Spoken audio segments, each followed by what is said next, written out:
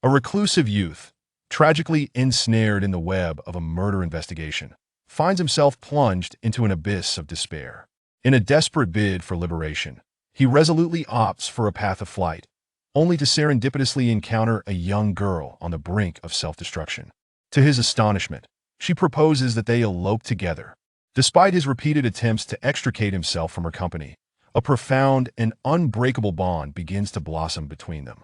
Ultimately, he is even willing to sacrifice his own life to safeguard her.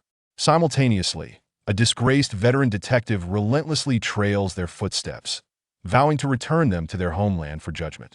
Amidst their flight, a series of gruesome incidents unfolds, eerily reminiscent of a case from 14 years prior. Will they succeed in escaping from this perilous game replete with bloodshed? Can they alter the trajectory of their fates? It is only when they arrive at the seaside, amidst a tapestry of tears and smiles, that they discover the path to redemption. Wu Qiuhua paced in his office, occasionally stealing glances through the curtain seams at the inky blackness outside.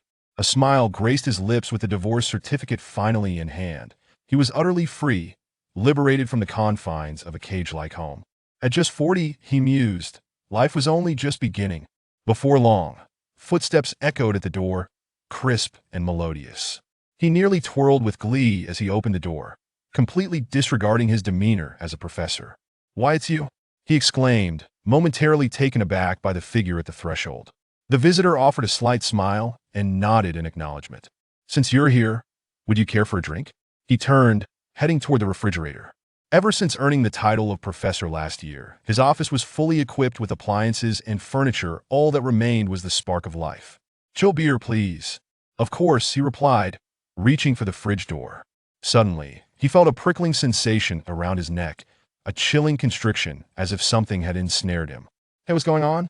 he murmured, tilting his head slightly, only to feel the binding tighten abruptly. Tightening, it constricted without relent. The immense pressure expelled the last breath of oxygen from his lungs, threatening to snap his neck. His mouth gaped open in a silent scream, arms flailing helplessly, legs thrashing in vain. In the end, he felt no pain. His body, like seaweed, drooped helplessly, a foul liquid pooling beneath him. At last, the grip loosened. He lay on the carpet, his vision fading into darkness. In that void, he heard the familiar voice whispering in his ear. "There is no salvation in this world." Zhang Yuyang stood beneath the physics building, smoking a cigarette, gazing up at the warm, orange glow emanating from the window on the easternmost side of the fourth floor Wu Kuo's office. He glanced at his watch. It was 9:20 p.m. Rubbing the knife in his pocket, he ascended the stairs. This blade was a talisman left to him by his mother before her passing, its bronze handle intricately carved with wheat and an eagle, symbolizing his hometown of Liangzhuang. Under normal circumstances, his disposition would never lead him to cross the threshold of the academic office building. However, burdened by a significant reprimand and facing the possibility of failing 3 mandatory courses, he realized that if he flunked university physics again, he might truly have to roll up his belongings and return home. Yet upon the release of the grades, he found himself teetering on the edge with a score of 59. Fortunately, today Wu Qiuhua had offered him a lifeline. If he was willing to come to the office for special tutoring that evening, he would amend his grade to 60. Naturally withdrawn and averse to intimacy, this time he wavered. Just a little more? Was he truly ready to surrender? He had already relinquished too much. Friends, opportunities for further study, his reputation. Could he bear to watch himself return to the village with nothing? With that thought, he inhaled deeply and knocked on the door. After waiting for more than a minute without a response, he contemplated calling Wu Qiuhua, only to realize he had forgotten his phone. This was to be expected. A person like him rarely received calls. "Professor Wu, it's Zhang Yuyang." He gently pushed the door open, peering inside, only to be met with a foul odor reminiscent of an uncleaned restroom on a weekend. The leather chair was empty, the printer still warm on the desk, while several blank physics exam papers lay strewn at the exit. "Professor Wu, are you there?" He hesitated, stepping further inside, but his toes brushed against something soft. He cautiously looked down, and with a jolt of electricity, he leapt back, feeling the contents of his stomach surge to his throat. A corpulent, middle-aged man lay sprawled on the floor, hands clawing at the ground like a bird's talons, his skin a ghastly blue, tongue lolling out from the corner of his mouth. Zhang Yuyang clamped his hand over his mouth, kneeling on the floor, summoning every ounce of willpower to suppress the urge to vomit. Taking a deep breath, he tentatively touched Wu Kuo's neck, finding it still warm, but noticed a pronounced mark encircling his throat. Perhaps there was still hope. He must call the police. He grabbed the phone from the desk, dialing frantically, only to find the receiver silent. Scanning the empty room, he flung the door open and dashed downstairs. Meanwhile, in the shadows, a pair of eyes watched his retreating figure, perhaps accompanied by a hint of a smirk. Upon returning to his dorm, he immediately called the police, only to hear a voice on the other end respond, "Understood. Classmate someone else just reported as well." He hung up, his heart racing, instinctively patting his pocket for the comforting presence of his talisman. Suddenly, his eyes widened in terror, his fist clenched tightly, his body trembling. The knife was gone. He retraced his steps, recalling every moment on his way to Wu Kuo's office. Remembering the blade had been in his pocket when he entered, meaning he must have lost it either inside the office or on his return journey. He plunged back into the night, using his phone to illuminate the ground as he searched, but he found nothing upon reaching the physics building. A distant wail of sirens pierced the air as he approached the entrance, where a cluster of anxious students and security personnel had gathered. Professor Wu is dead. He was murdered. He was stabbed multiple times. What a deep grudge. Zhang Yuyang stood frozen. Stabbed multiple times? He distinctly recalled Wu Qiuhua being strangled. Cold sweat trickled down his forehead as a sinister thought began to take shape in his mind. Could it be mere coincidence? He quietly slipped in through a side door, ascending to the 4th floor, where he spotted several students being escorted out by detectives. Just as the police tape was being stretched across the entrance, he rushed to the doorway, casting a glance inside, then trembled against the wall in shock. Wu Qiuhua lay in a grotesque position, a knife protruding from his chest. Even though the blade had sunk into flesh and blood stained the hilt, he could still recognize the vividly engraved Eagleus symbol of his judgment. "Student, is there something you wish to share with us?" A striking female detective scrutinized him. Zhang Yuyang's mind was a blank slate, his thoughts consumed by the image of the knife lodged in Wu Kuo's chest. "Yang, what are you doing here?" A familiar voice called from behind. Turning, he saw his roommate, Ran Tao, approaching him. "Do you know the informant?" The female detective raised an eyebrow. No. Zhang Yuyang struggled to control his facial muscles, and in an effort not to shout in the hallway, he spun around and bolted down the stairs. "Isn't that Zhang Yuyang?" "Oh, so this is the little delinquent you mentioned? A delinquent? He's a pervert. How can the school tolerate such scum? The thought of someone like him on campus makes me afraid to go out alone at night. My God, why is he running? Could it be that Professor Wu was?" A few female students hurried past him, their voices intentionally hushed, yet in the stillness of the night, their words detonated in his mind like a bomb. In truth, he had grown accustomed to such gossip, even apathetic to defending himself. Yet today's accusations were an unequivocal verdict of guilt, despite his never harboring any murderous intent. His legs transformed into a machine, propelling him forward. He ran incessantly, weaving through corridors, past the gathering crowd, through the thicket of trees, as the memories of the past relentlessly lashed at him. All misfortune began in the autumn of the previous year, when he was accused of molesting a female student, leading to her attempted suicide. From that moment on, he became the pariah of the entire academy. He had learned to keep his head down, naively believing that by living in indifference and avoiding entanglement with the world, he could navigate his university years in peace. Yet, he was wrong, horribly wrong. Once a rumor begins to ferment, it spreads like the insidious proliferation of cancer cells. One fateful day, he discovered that his bed had been branded with the label of perversion. And the blackboard in the study hall he frequented bore the words, "Protect the safety of girls. Zhang Yuyang is not allowed entry." His social media accounts were inundated with inexplicable hostile messages. And even some teachers, who previously had cordial relations with him, began to speak to him in a veiled, sarcastic manner. From that moment onward, whenever a malevolent incident occurred at the school, he became the first suspect. Exhausted to the brink of collapse, he realized he had nowhere else to turn and slowly made his way back to the dormitory. "Why did you return later than me?" Ran Tao, rubbing his eyes and lifting his head from a pile of books, inquired. "Oh, I just went for a walk," he mumbled as he hastily splashed water on his face and climbed to the upper bunk. "What were you running from back at the college?" "I had to stay behind to help you explain after I finished my report." Ran Tao's gaze lingered on him. "Nothing. Zhang Yuyang murmured, pulling the blanket over his head. After a prolonged silence, Ran Tao suddenly remarked, "The weapon was a knife, you saw that, didn't you?" A chill ran down Zhang Yuyang's spine as he curled deeper into the blanket, feigning sleep. "I found that knife somewhat familiar. I intended to ask you if you had seen it too. But perhaps I am worrying too much. In any case, the police have already taken the knife as the primary piece of evidence.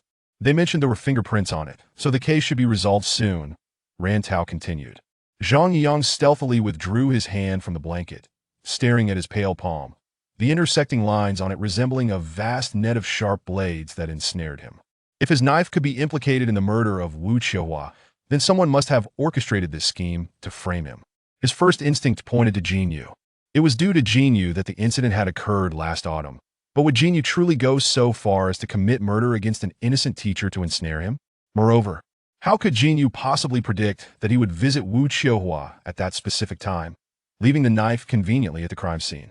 If it were not a deliberate setup, another possibility lingered. Perhaps the perpetrator had not yet departed when he entered Wu Kuo's office. It was conceivable that upon noticing the knife he had inadvertently left behind, the assailant conceived the idea of framing him. Despair enveloped him as he closed his eyes. In either scenario, he was the perfect scapegoat. This might very well be his last night here. Perhaps tomorrow the police would arrive at school to take him away. He would be compelled to endure baseless accusations in an interrogation room, ultimately concluding his brief 19 years amidst the sound of gunfire. As his consciousness began to blur, memories from years past surfaced in his mind. Did you steal it? His father stood before him, brandishing a belt. No. With a resounding crack, the belt struck his slender back, instantly raising a crimson mark. Is it true? Was it you? His father glared fiercely at him. Tears welled in his eyes, yet he shook his head. He knew he would never resort to theft, for he harbored no desire for anything he wished to acquire. He felt devoid of ambition, living as if he were but a plant. The belt fell upon him like a torrential downpour until he collapsed at his father's feet, the pain rendering him unconscious. Finally, he managed to lift his swollen eyelids, watching as his father staggered away, cursing while clutching a bottle of liquor. Such scenes had become the norm since his mother departed. Gradually, he learned how to survive in such an environment, to flee, to hide far away, until his father forgot the incident. He had grown accustomed to refraining from explanations, for he knew they bore no significance. In the future, did he even have a future? Chapter 2. Erupting from silence, sunlight streamed through the window at a slant, warmly illuminating Zhang Yuyang's furrowed brow. He awoke from a nightmare, the piercing scream of Wu Qiuhua still echoing in his ears, only to regain his composure and realize that the true source of the commotion was the ringing of his phone. "Hello? Yuyang, I urgently need to see you at the ramen shop," came the evasive voice of Qin Wan from the other end. Before he could decline, the line went dead with a busy signal. By the time Zhang Yuyang arrived at the designated eatery, it was already noon. He spotted Qin Wan seated in a secluded corner, 2 bowls of steaming ramen placed on the table. "You haven't eaten yet? Dig in while it's hot." Qin Wan smiled, a first-year graduate student from the physics department. He hailed from the same village as Zhang Yuyang and was also a high school alumnus. "Thank you," Zhang Yuyang replied, lowering his head to eat a few mouthfuls, feeling an unsettling tightness in his chest. In his heart, Qin Wan held a status that even surpassed that of family. When he had ventured from the impoverished Liangzhuang village to Songzhou City, facing numerous rejections and disdain, it was only Qin Wan who guided him through administrative processes, course selections, and purchasing electronic devices. "Why Yuyang, did you go to the academy last night?" Qin Wan inquired. Zhang Yuyang froze, eventually nodding after a prolonged silence. "Professor Wu is my mentor. Yesterday, Wang Do and I went to submit a paper to him, only to discover he had been murdered. Alas, this is a significant loss for the university," Qin Wan exclaimed, removing his glasses to wipe his eyes. The murder weapon was a knife.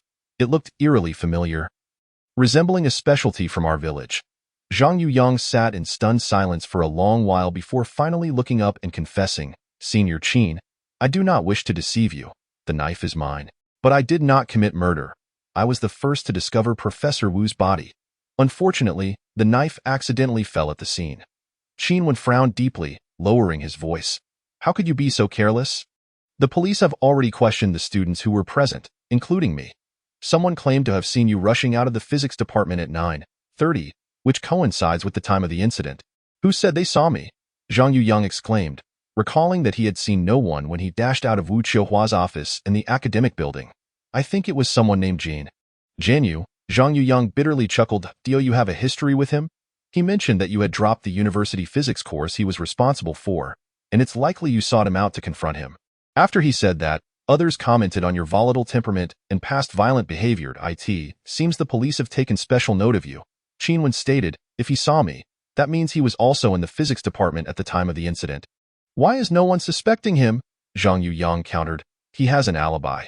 He was with friends who were dining nearby and passed by the building afterward. They can vouch that he never went upstairs. Qinwen replied. After Qinwen left, Zhang Yuyang remained seated, staring vacantly at the shimmering oil on the surface of his ramen. Several students who had stayed on campus during the winter break avoided him, whispering amongst themselves, yet he knew all too well what they were saying. That is Zhang Yuyang. He must be the murderer. Suddenly feeling nauseous, he stumbled out of the ramen shop, leaning against a large tree to expel the contents of his stomach.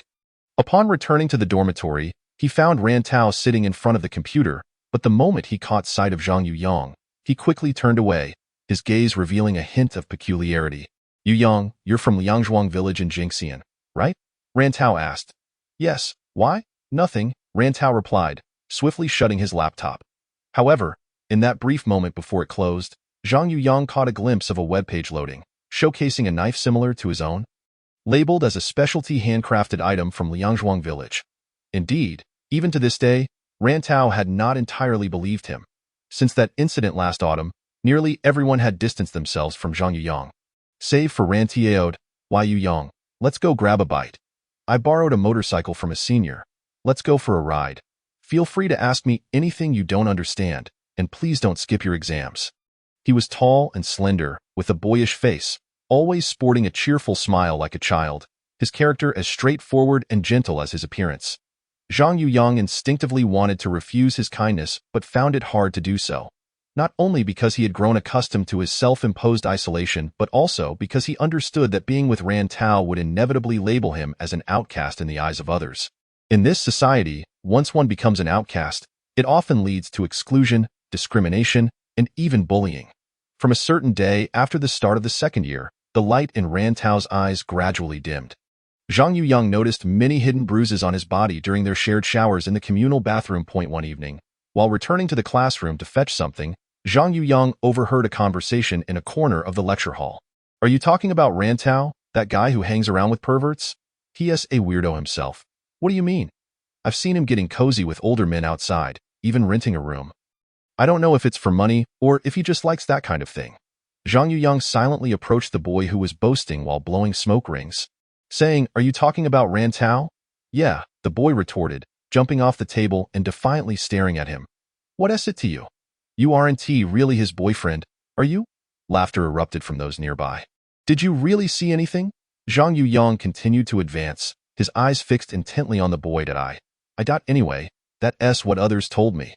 The boy began to slowly back away toward the wall. Retract those words and apologize to Ran Tao, Zhang Yuyang demanded. The boy clenched his fists, glancing over Zhang Yuyang's shoulder at his companions, saying, Who the hell do you think you are? Looking for trouble? Suddenly, another boy picked up a baseball bat leaning against the wall and struck Zhang Yuyang hard in the back. Pain coursed through him, causing him to sway before managing to brace himself against the wall. In that moment, several others swiftly surrounded him, delivering a barrage of punches and kicks. Blood rushed to his head as memories flooded in like a burst dam. Abandoned, beaten, wronged, and scorned. This had always been his reality. I am someone unworthy of love and fairness.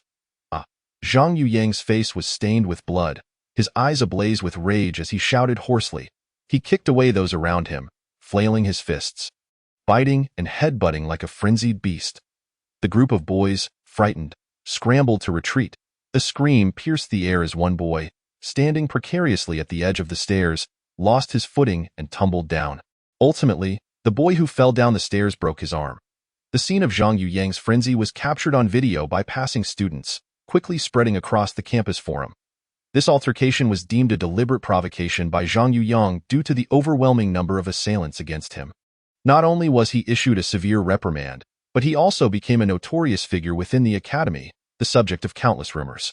Some claimed he was a notorious thug from Jinxian, responsible for countless injuries, while others asserted that he secretly abused drugs, explaining his gaunt physique and erratic behavior. The next day, as he returned from the campus hospital to his dormitory, his hair disheveled, his face swollen, and his clothes stained with blood, the dorm supervisor was so alarmed that she hesitated for a long time before finally hanging up the phone after calling the police. The once lively atmosphere of music and gaming in the dorm vanished the moment he opened the door. His two roommates immediately shut off their computers and left, leaving only Rantau sitting in a daze on a chair. "Why did you fight?" Rantau asked. "Because it's nothing." He could not bring himself to share the hurtful words spoken by others. "By doing this, others will only see you as a weirdo. They will never believe you again. They will never accept you," Rantau shouted, pointing at the video of the fight playing on his phone. "Is this how you want to live your life?" That statement struck Zhang Yuyang deeply, as Rantau seemed to transform into his mother from childhood. Back then, she would often wail hysterically after being beaten by his father, cursing the day he was born. My life should have ended long ago. I am a person who should not exist. I'm sorry." Zhang Yuyang wandered the dormitory hallway for a long time before finally deciding to dial that number. "Hello, Dad. No money," came the furious reply on the other end. "I might quit school," he stammered. "Good. Just like your mother, you're nothing but trash." The sound of a child crying echoed in the background before the call was abruptly ended. "Very well, splendid." Zhang Yuyang gripped his phone tightly, a twisted smile creeping across his lips, as if he were laughing without no one in this world ever needed him. If he were to disappear, perhaps everyone would be happier, including the person who unknowingly killed Wu Qiuhua for reasons unknown. With that thought, he returned to his dorm, pulling out his clothes and computer from the cupboard to stuff into his backpack. "What are you doing?" Rantau stood behind him. "Leaving school? It's winter break now." Rantau snatched the backpack from his grasp, saying, "That knife is yours, right? You killed Professor Wu and are planning to run away?" "The knife is mine, but I didn't kill anyone," Zhang Yuyang replied. "What on earth is going on? Go speak to the police and clarify everything. What good will running do? You said it yourself. No one will ever believe me. No matter what I do, others will always see me as a weirdo. That is my original sin as a human being."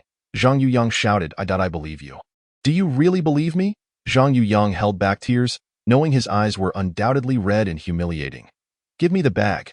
"No, I want tea," Rantau replied, enunciating each word. "Apologies for the inconvenience."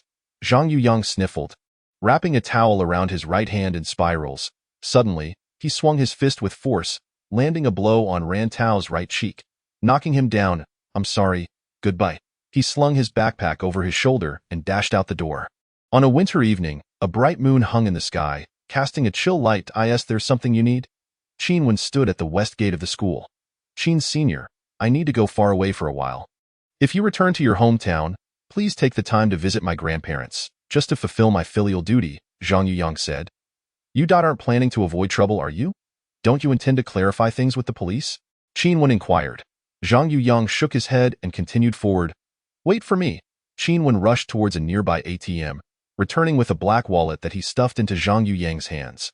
"You can't go without cash. Qin Sr., I can't accept this. What are you being polite for? After all, we are from the same village, and your father is like an elder to me. I should help you more. This money is what I earned from my part-time job, so take it." With that, Qinwen swiftly disappeared into the night. As Zhang Yuyang prepared to leave, he felt a sense of calm wash over him. In the past, he always thought of himself as a plague. Anyone who got close would suffer misfortune. Now, he was leaving, and surely everyone's lives would return to normal. However, after running 2 kilometers, he suddenly realized he had no destination. In this world, he was but an orphan, with neither a beginning nor an end. In the distance, he spotted an abandoned building, originally intended to house a 5-star hotel, but the owner had absconded with the funds mid-construction, leaving it to decay. This should be an excellent quiet corner for him to contemplate his next steps. His slender frame allowed him to slip through a hole in the railing. The yard was overgrown with weeds and littered with garbage, likely discarded by passers-by. Guided by the moonlight, he cautiously entered through the main door, ascending floor by floor, each level barren and cold, adorned only with unyielding gray concrete walls. The windows were yet to be fitted with glass, allowing the cold wind to whistle through. Suddenly, he heard a creaking noise from above, as if someone was stepping on broken glass. Could there be others in the building? He became alert, making his way up to the top floor along the wall. At that moment, he saw a figure standing by the edge of a broken floor-to-ceiling window, presumably a girl, her long hair whipping wildly in the wind. He stealthily approached a few steps, but soon found it uninteresting. Just as he decided to turn away, he noticed one of her feet dangling out of the window. His eyes widened as he saw her other foot about to follow suit, and he rushed behind her. Grabbing her wrist in that fleeting moment as she began to fall, he held onto her tightly, her body dangling in midair, swaying like a marionette. Finally, she slowly lifted her head to gaze up at him. To his astonishment, her face bore no sorrow, no tears, only a smile. That smile was exquisite, her eyes crescent-shaped like the moon, her nose slightly scrunched, and deep dimples forming in her cheeks. After considerable effort, Zhang Yuyang managed to pull the girl up onto the windowsill. Watching her crouched on the ground, gasping for breath, he asked with irritation, "What on earth are you doing?" "I was trying to commit suicide," the girl replied innocently, smiling. "Well, I'm sorry that I disrupted your plan," Zhang Yuyang said. "You should thank me, for in that moment before jumping, I regretted it," the girl blinked. "But why choose such a foolish way to die?" Zhang Yuyang questioned. "No, I regretted it because I suddenly realized I had never seen the ocean. Dying like that would leave me with some regrets." The girl stood up, tucking her messy hair behind her ear. "I plan to die in the sea. Dying in the sea is the most painful way. Water, both salty and foul, fills your mouth and nose, eventually even your lungs, leaving you gasping for breath until you suffocate. You seem to be living quite happily. Why even consider it?" Zhang Yuyang squatted a short distance away, pulling out a cigarette to ponder, thinking this must be just another high school girl going through a phase, mistaking death for something grand. "You don't understand me at all. Why do you say I'm happy?" The girl raised her voice, yet her polite smile remained. "You're smiling." "Ha." The girl threw her head back in laughter. "I don't know why I've become like this. Perhaps wearing a mask for too long has made it grow onto my face? Yet that I feel utterly miserable, but I just can't cry. I don't understand why. Have you heard of smiling depression? No, on the day of winter break, I was raped by someone I knew. He has been tormenting me for 10 years. I didn't even have the courage to report it because, well, perhaps only death can free me from him. Don't you agree, Zhang Yuyang?" the girl queried.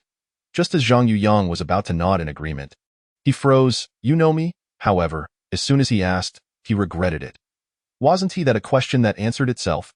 In a college full of notorious violent offenders, who wouldn't recognize him? Right? We've been in the same English class for a year and a half now. "You haven't even bothered to learn my name, have you?" the girl remarked. "Fine. I'm Lin Miao, from class 3. Let us consider it our first meeting. Nice to meet you." Lin Miao moved closer to him. "I've never seen you talk to anyone at school. You always sit in the corner, buried behind your laptop. What are you doing?" "Working on my career," Zhang Yuyang replied nonchalantly. "Oh," Lin Miao stretched. "Then why are you carrying such a big bag to a place like this? You're not planning to commit suicide too, are you? Dying here just adds trouble for others. This building is already in ruins. I plan to leave this city, I haven't figured it out yet," Zhang Yuyang stated. At that moment, both their phones chimed with incoming messages. "What is the counselor stirring up now?" Lin Miao swiped open the WeChat app, suddenly exclaiming, "Teacher Wu has passed away, murdered. Oh my god." Zhang Yuyang also opened his phone and read the counselor's message. "Students who have not returned for the holiday must come to the Academic Affairs office tomorrow to register and face police questioning." "What? Are they suspecting students as the culprits? Are you going?" Lin Miao asked. "No, because the police will take me away," Zhang Yuyang replied. What? Zhang Yuyang slumped down to the ground, smoking, casually recounting his experience of being wrongfully accused of murder. "You really are incredibly unlucky," Lin Miao cracked her knuckles. "There are too many beasts at this school. Are you planning to run?" Zhang Yuyang nodded, saying, "I haven't decided where to go. Come with me to the seaside. After that, I'll die, and you can do as you wish. The seaside is a perfect place to hide away. Maybe you can find a boat to smuggle yourself," Lin Miao suggested. The sea. Zhang Yuyang's thoughts abruptly stirred, memories flashing before him. Where did my mother go? The young boy would always pester his family. To Summer Island. What is that place? I want to find her. You can't go there. It's by the sea. Far away. You'll never be able to go in your lifetime.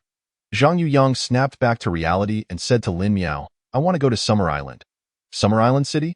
That's the southernmost part of our country. Right? Sounds nice. Should I bring a swimsuit? How do we get there? Lin Miao asked. I want to be going with you. Zhang Yuyang said, lowering his eyelids. I'm used to being alone. Just think of me as your travel bag. I'll soon be a corpse there anyway. Lin Miao shook his arm. Let us go together. I don't know if I can reach such a far place alone. How about we partner up? I brought a lot of money. No, I've already told you. Dying in the sea is painful. Stop daydreaming, go home and get some sleep. Zhang Yuyang replied coldly, I'm not afraid. Then are you not afraid of me?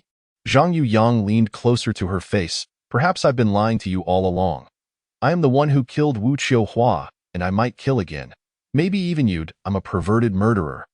Lin Miao was stunned, and after a long pause, she uttered, I don't believe you. Zhang Yuyang cradled his head, nearly shouting out loud. Wasn't he the very person all the girls in the academy avoided like the plague? How could any girl be foolish enough to want to escape with a man who had a history of perversion, violence, and murder accusations? Zhang Yuyang chose to ignore her, opening his phone's map to check the route from Songzhou City to Summer Island City. Distance, 2,072 kilometers. Estimated driving time, 23 hours and 37 minutes. If he were to walk there, who knows how long it would take. Such a journey would undoubtedly be lonely. You still dare to use your phone? My dad is a police officer. He told me phones can be tracked, and the police can know your whereabouts. Lin Miao inched closer, placing her phone in his hands. You can use my phone on the way? No one is tracking me. Why Dad never cares about me. This statement reminded Zhang Yuyang, prompting him to immediately turn off his phone. However, in this modern society so heavily reliant on electronic devices, it wasn't long before he began to feel uncomfortable. Take me with you. I promise I'll leave you once we reach Summer Island City. Lin Miao tugged at the corner of his shirt. All right. Zhang Yuyang moved his arm away, thinking it best to plan the route before finding an opportunity to shake her off. On the map, a blue line connected Songzhou City to Summer Island City, spanning 4 provinces and crossing half the country. Concealing one's whereabouts implies the inability to utilize identification cards, thereby rendering travel by train or airplane impossible. One can only traverse from one city to another through the most covert means. The initial step is to journey to Jintian City, where a temporary refuge awaits me, Zhang Yuyang declared. Very well, how shall we proceed? The bus station does not require identification for ticket purchase. The last bus departs at 11:30.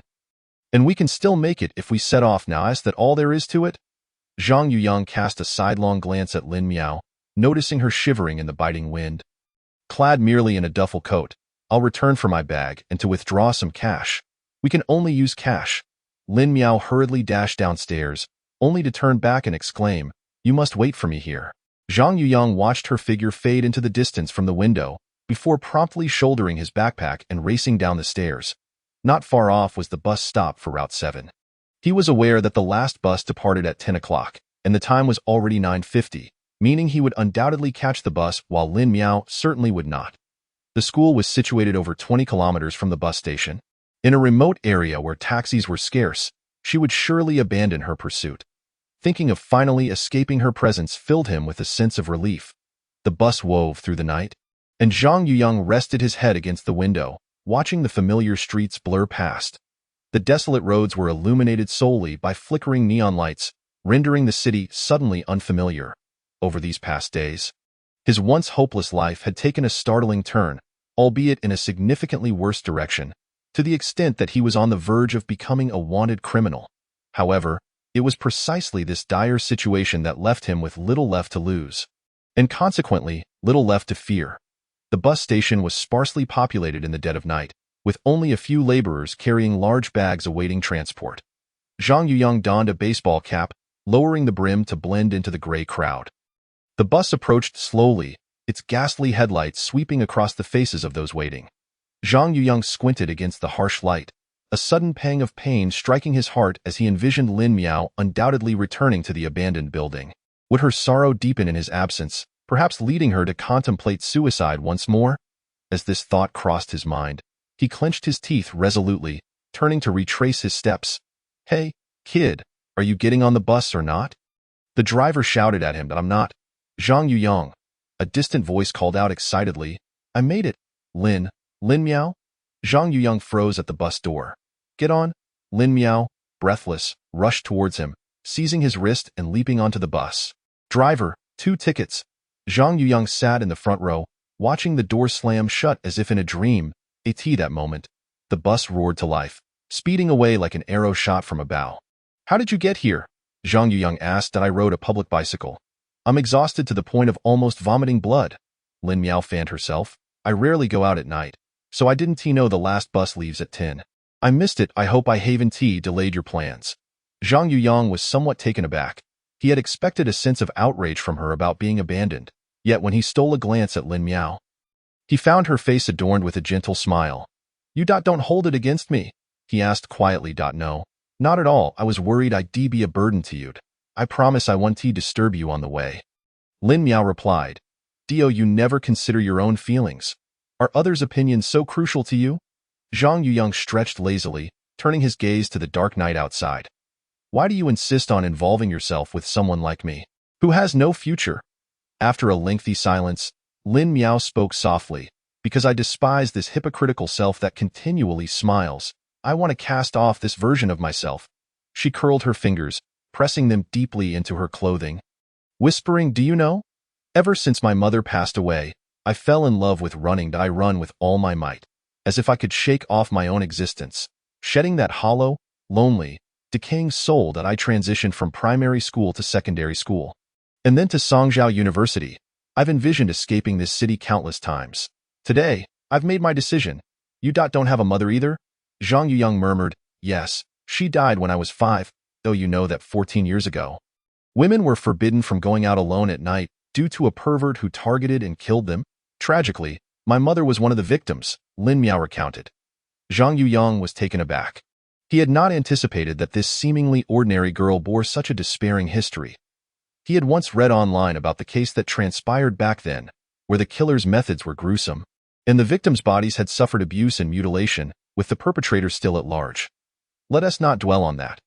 Lin Miao smiled at him. "Do you think if we both went missing, our classmates would assume we eloped?" "Not at all. They would likely believe I abducted or murdered you," Zhang Yuyang replied. "Why would that be? If you're pretending to be oblivious for my sake, there's truly no need." Zhang Yuyang turned his head to gaze at the pitch-black window. "I've already been branded as a criminal. No matter what I do, it's considered a crime. I don't believe what they say about you," Lin Miao muttered. Zhang Yuyang ignored her, closing his eyes against the window. The bus did not take the highway, instead traversing along dirt roads through various villages. After some time, Zhang Yuyang was jolted awake by a violent bump, feeling a weight on his shoulder. It was Lin Miao. Sound asleep with her head resting against him, he gently shifted her head away, glanced at his watch, and noted that it was already 5 in the morning. "We're almost there. Everyone wake up." The driver called out. Lin Miao rubbed her eyes, exclaiming, "It's so beautiful." Zhang Yuyang looked out the window and could faintly discern Jintian City's iconic structure, a massive, shimmering Ferris wheel, known as the Eye of Jintian. "Let us go ride the Ferris wheel," Lin Miao suggested. "No, we don't have time," Zhang Yuyang replied. "It only takes half an hour for a single rotation, and there's no queue this early." Lin Miao gazed at him eagerly. "You go ahead. I'll wait for you down below," Zhang Yuyang stated.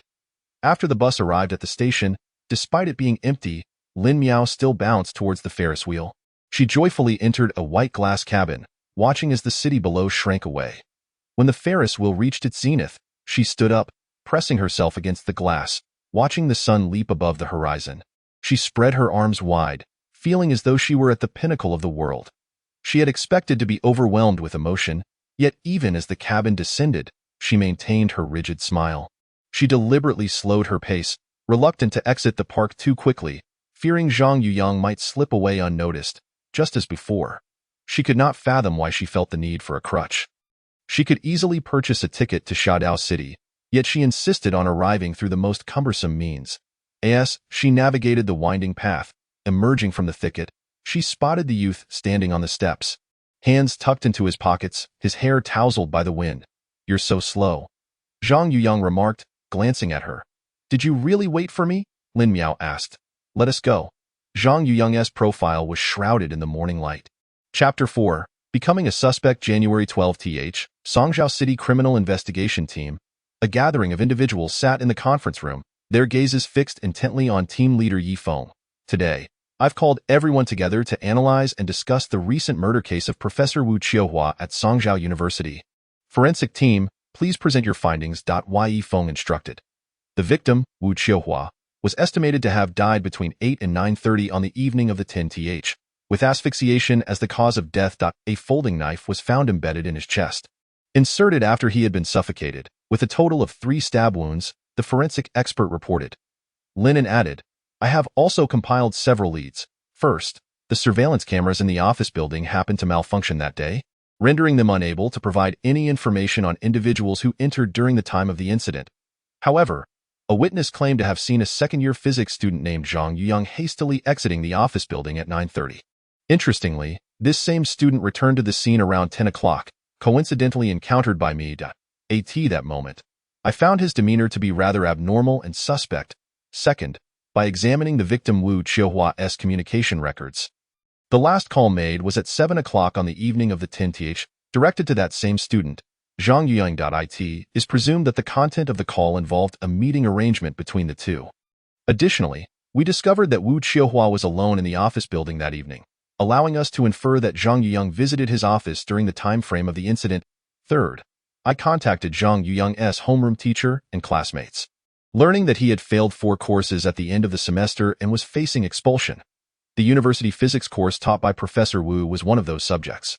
Furthermore, students reported that he had a history of molesting female classmates and intentionally inflicting harm, displaying a reclusive and volatile personality. If he is indeed the perpetrator, the motive aligns as well. It is highly plausible that he confronted Professor Wu regarding grade alterations or exam questions, leading to a fatal confrontation. Therefore, that you believe the suspect is this student named Zhang Yuyang?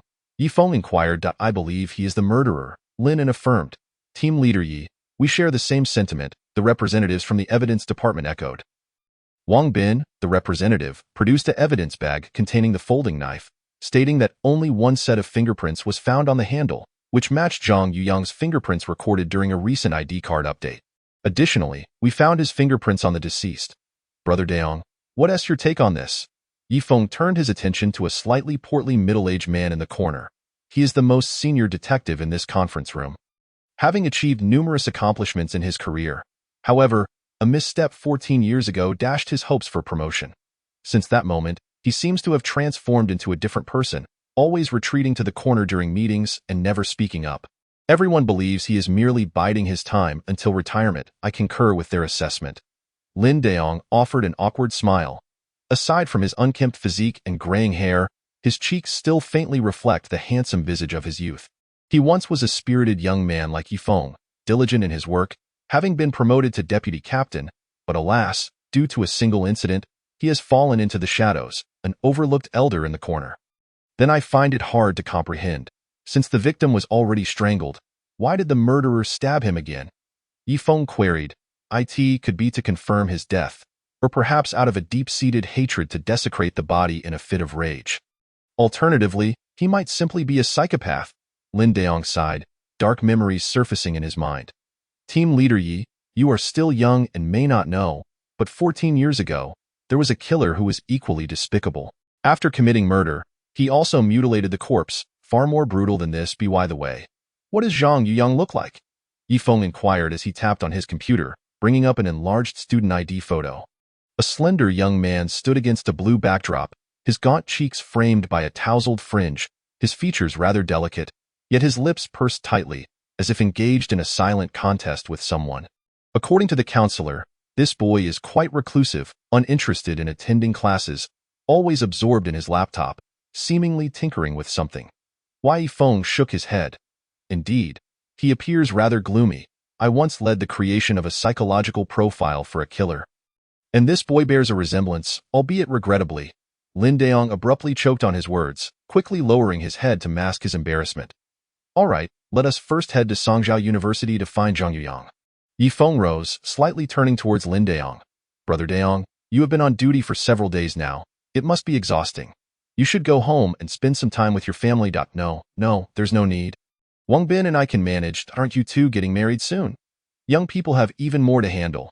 Lin Daong hastily packed his belongings and hurried out the door. How did Brother Daong even know about the wedding? Lin blushed as she watched his departing figure. Everyone knows. Why can't he? I've already distributed the wedding candies. Wai Yifeng made a silly face at her, placing a hand on her shoulder. Anan, please do not always look down upon the elderly. One day, I too shall become an old man. I'm not looking down on him. I just got him unaccustomed to his disheartened demeanor, as if he can never escape his nightmares. Is it really necessary for a man to languish for a lifetime due to a single setback? Lin encountered. Was it merely a setback? An innocent person perished, while the guilty roam free. And he lost a loved one. Yifeng murmured, a loved one? Indeed, the last victim of that serial murder case years ago was Brother Daong's wife, who was only 29 at the time, Yifeng noted. Standing on the campus of Songzhou University, Lin Daong felt a wave of disorientation wash over him. He suddenly recalled that his children were studying here, yet he had never set foot on this campus. Why are there so few people? Lin Daong surveyed the surroundings that it's winter break. The students have all gone home for the new year, Yifeng explained. Winter break? Lin Daong frowned slightly, recalling that he hadn't seen his son and daughter during his recent visit home. As they approached the boys' dormitory, he immediately seized the counselor's arm. Excuse me, when did the school break for vacation? January 17th, the homeroom teacher replied. Has the break been 3 days already? Why haven't my children returned? Lin Daong suddenly recalled something, gripping the counselor's arm. You are a professor in the physics department, correct? My children are in that department. Point one is named Jinyu, and the other is Lin Miao. Do you remember them? Where are they? Jinyu. The counselor looked Lin Daong up and down. You are his father? Yes, he is my stepson. That boy is quite remarkable, isn't he? Lin Daong scratched his head. Yes, very talented. However, I do not know where they have gone.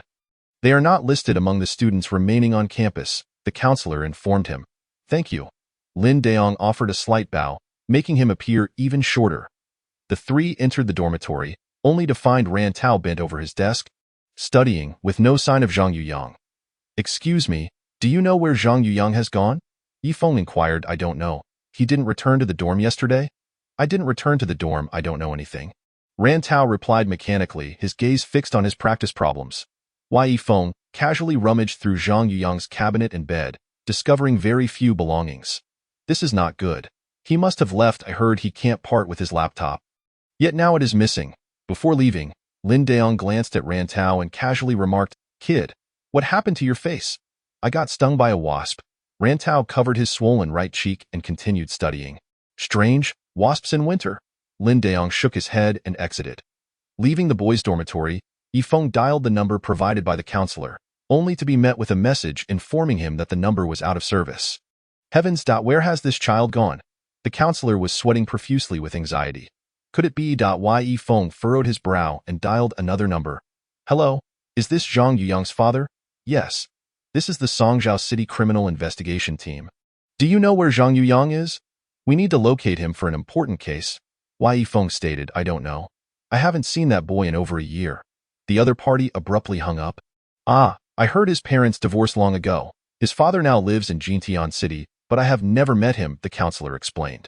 Does Zhang Yuyang have any other relatives? Yifeng asked. His mother is a mystery. No one knows her whereabouts. His grandparents live in his hometown in Jingxian, but he rarely returns there. We do not have any contact information, the counselor replied.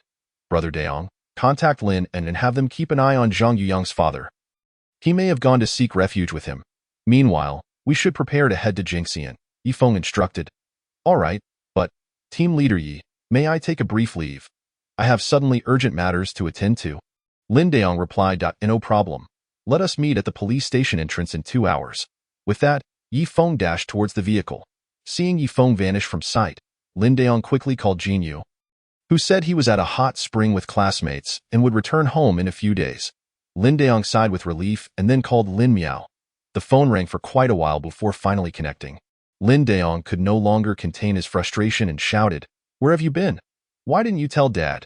You didn't come home for vacation? There was silence on the other end of the line.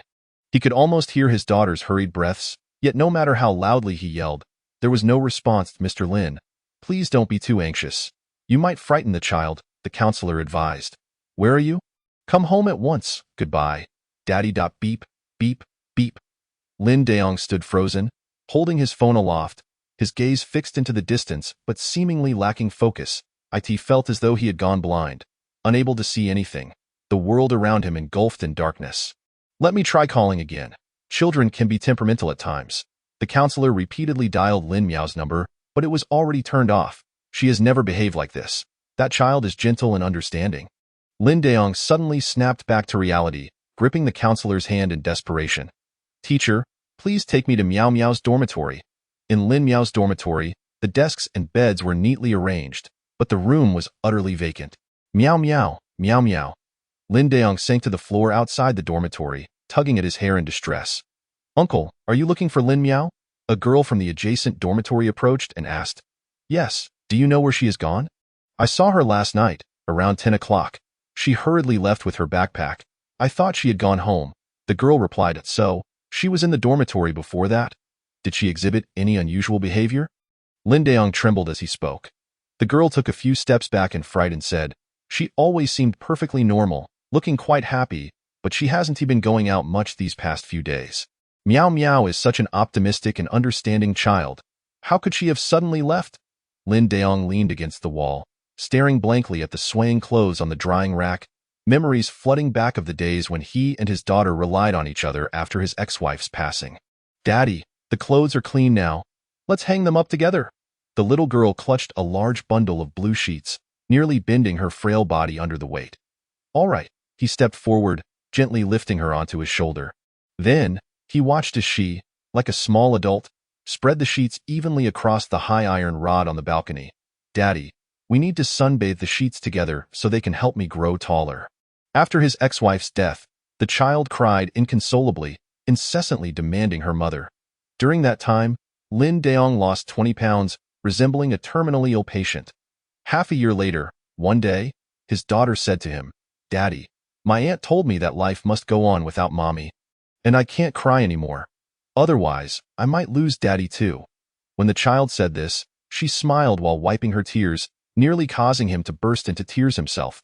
However, the daughter truly kept her word. Thereafter, she never mentioned her mother again, nor did she shed a tear. Even when her father later remarried and brought home a boy of similar age to her, she remained cheerful and smiling. Lin Daong felt a sense of relief. His daughter was a happy and gentle child, truly a blessing amidst misfortune. Chapter 5. Lin Miao's secret. My phone was rendered useless.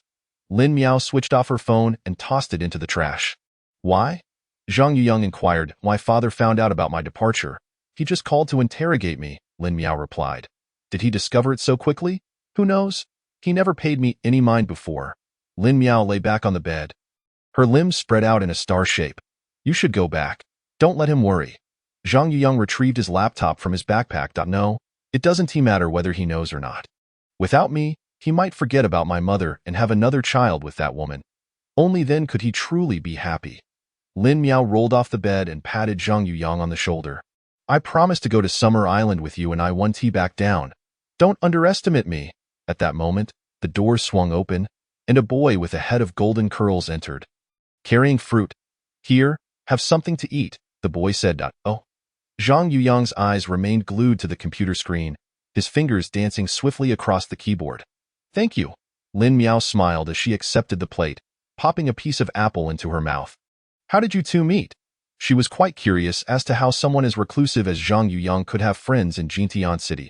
Online. Byron is my idol. The boy gazed at Zhang Yuyang with admiration. Byron? That is, you don't know? The boy's eyes widened as he pointed at Zhang Yuyang. Byron is his online name and pen name. Byron is my favorite online novel author. Is your career writing novels? Lin Miao leaned in, observing Zhang Yuyang type with astonishing speed. Can you make money from it? Not much, just enough for tuition and living expenses, Zhang Yuyang replied. That's impressive. Lin Miao exclaimed. Byron, you aren't writing the cross-murder case right now, are you? Is it finally going to be updated? The boy asked eagerly. This is the final chapter. Once I finish, I'll send it to you. But I won't publish it anymore. I won't use the name Byron ever again, Zhang Yuyang stated. Why? My daily motivation is waiting for your updates. The boy protested. If fate allows, we shall meet again. Thank you for your hospitality. Zhang Yuyang closed his laptop and pulled out a USB drive engraved with Byron's initials. I don't need this anymore. Keep it as a memento. All gatherings must eventually part. Lin Daong forced himself to gather his spirits, glancing at his watch. There were still 30 minutes until the agreed departure time with Yifeng. He took out his phone and dialed his wife. Jane Xian, Miao Miao hasn't been seen since she left school last night. She has likely run away. Do you know where she might have gone? Lin Daong asked. Oh my goodness. Honey, I have no idea. Jane Xian exclaimed, lying on a beauty salon bed, pinching her phone with 2 fingers in a gasp. Don't worry. She'll be fine. I've told you before. That child is blessed. All right, you look for her. Our team leader asked me to go to Jingxian, but I'll be back soon. With that, Lin Daong hung up the phone. Okay. Jane Xian ended the call and promptly settled back, beckoning the beautician to continue the massage. Sister, do you have something going on at home? Shall we postpone the shoulder and neck treatment? The beautician asked. No, keep going. My husband's daughter from his previous marriage is missing. It's no big deal. She is already a 19-year-old adult. I suspect she has probably run off with some wild man. That girl has always had a rather shameless demeanor. Jan Xine frowned. As the car neared the police station, Lin Daong called Jin Yu again. Hello, Xiao Yu, are you free now? Can you help look for your sister? I'm not in Songjiao City. I can't get back. Jin Yu immediately hung up. What is going on? The girl who had just changed into a swimsuit sat beside Jin Yu, wrapping her arms around his neck. Nothing, just a delivery, Jin Yu said, lowering his head to kiss the girl's wrist. I told him to leave it with the property management. Lin Daong climbed into Yifeng's car, his hands continuously rubbing his phone, his ears clearly hearing Yifeng's ramblings about the case. Yet he grasped not a single word. Daong-gu Lin Daong. Yifeng couldn't help but call out, what is it? Lin Daong snapped back to reality. Are you all right?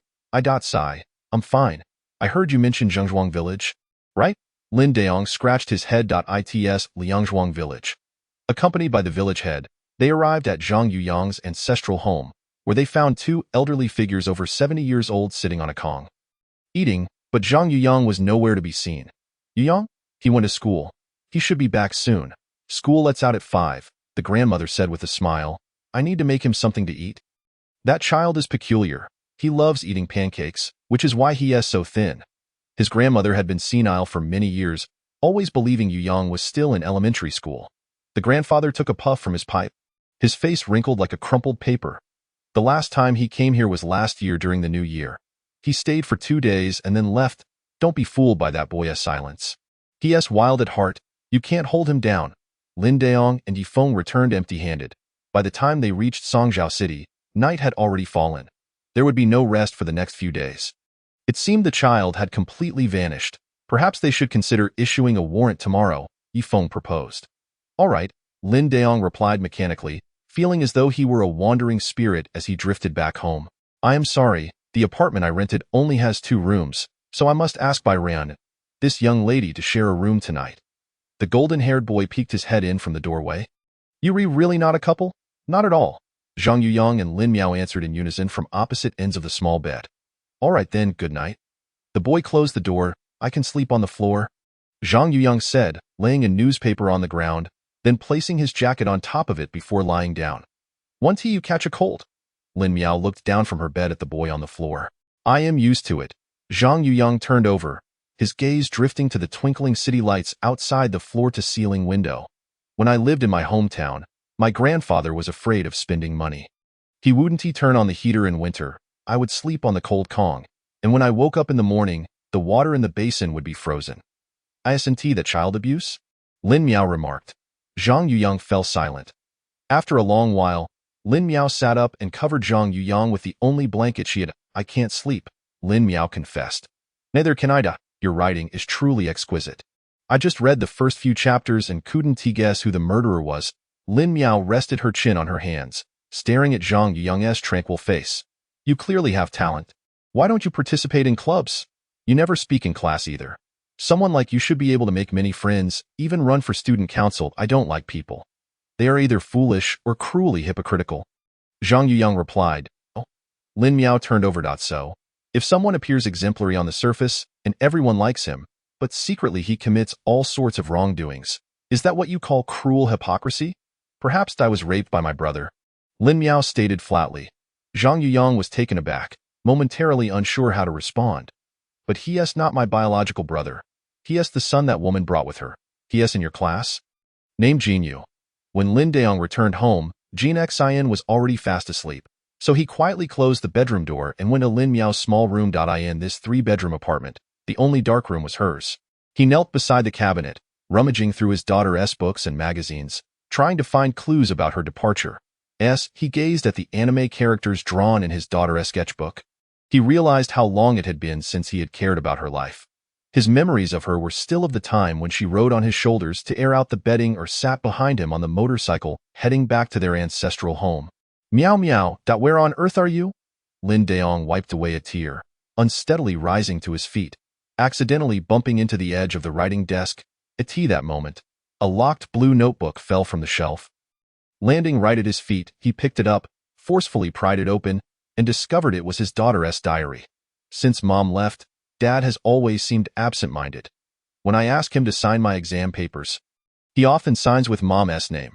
When I ask him to attend parent-teacher meetings, he always has Aunt Jean go instead. Doesn't he realize how much I wish he could accompany me seriously just once like he did when I was little? Perhaps to him, nothing is important anymore. Today, Jean Yu touched me again. While I was dodging, I broke a vase, and Aunt Jean saw it.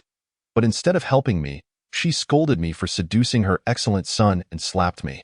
I hate them both, yet when I'm in front of them, I can only force a smile.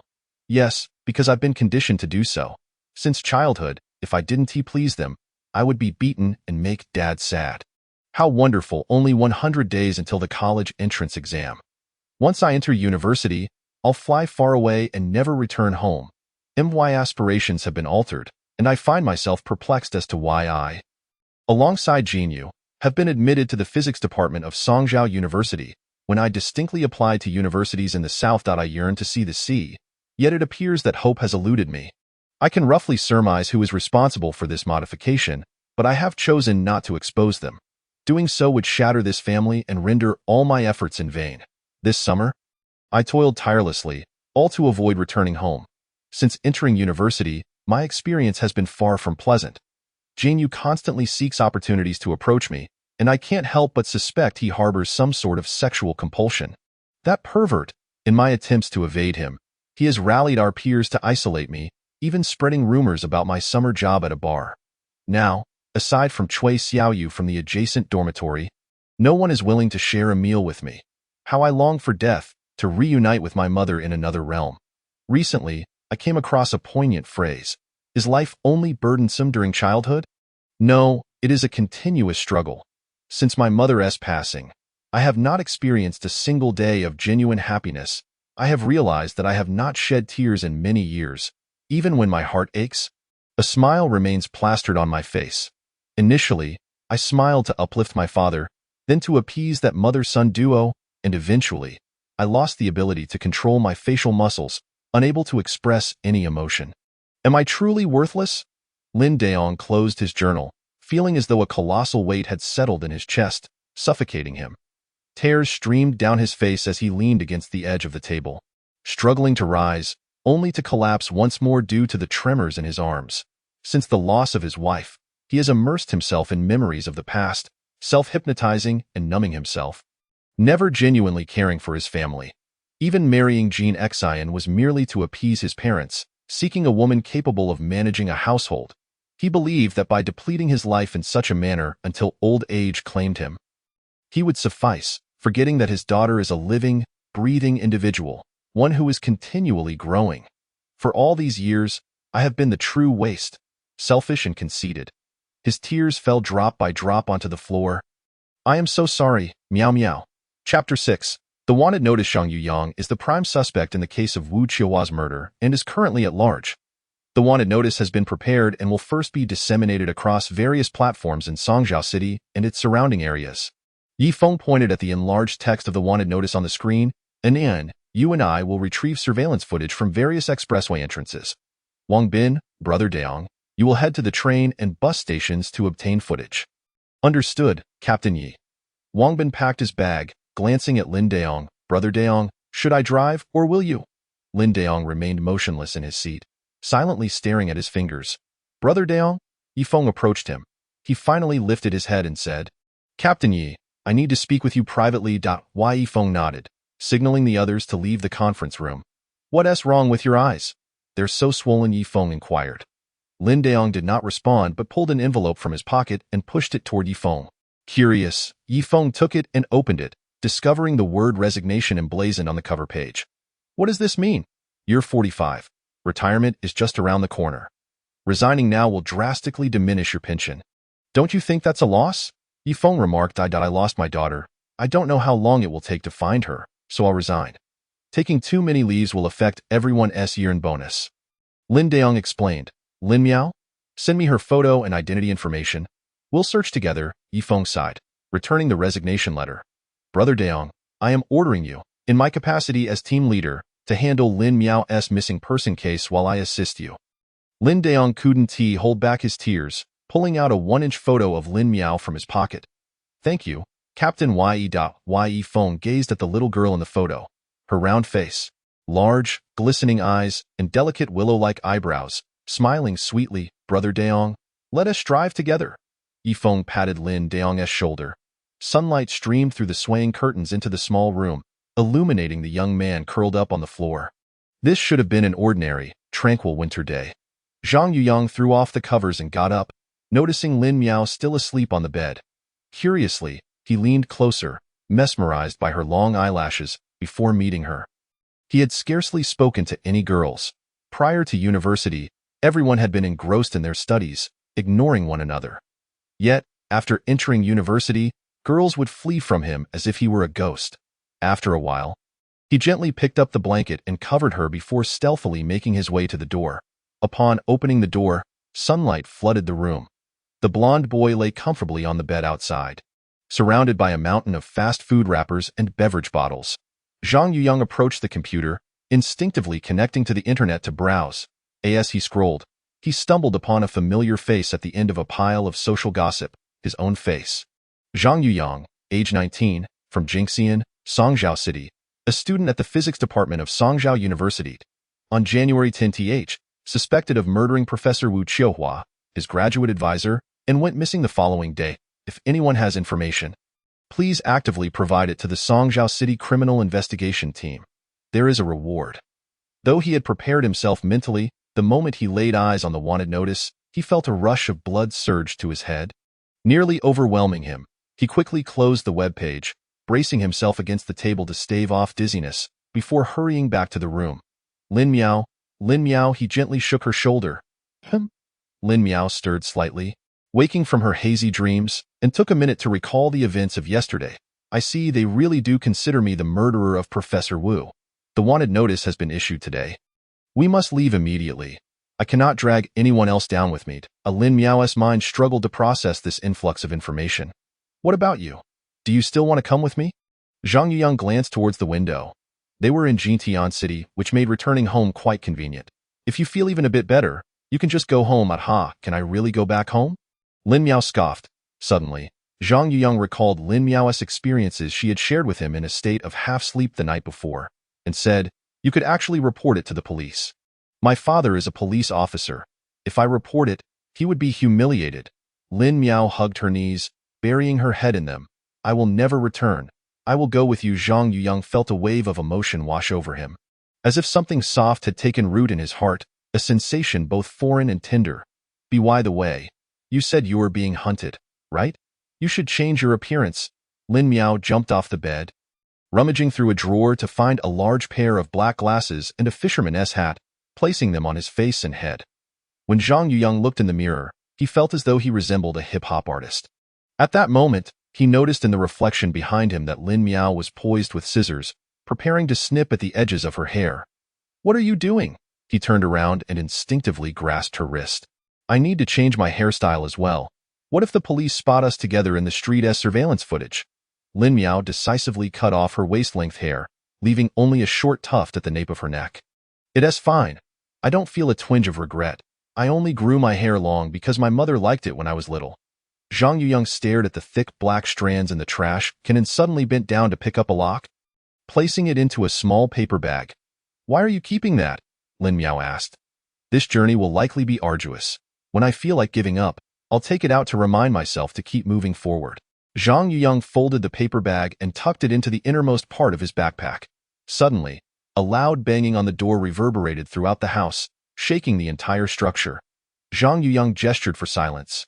Pulling Lin Miao behind the door, through the crack, he saw the blond boy groggily rise from his bed and yell, "Who's there? Are you still paying the rent?" Yu Haven T replied on WeChat. "Are you dead in there?" A rough female voice called from outside. The blond boy sighed and opened the door. Instantly, a middle-aged woman with thick black braids burst into the room. "Aunt Wong, I Haven T found a job yet. Could you please give me another month?" The boy pleaded.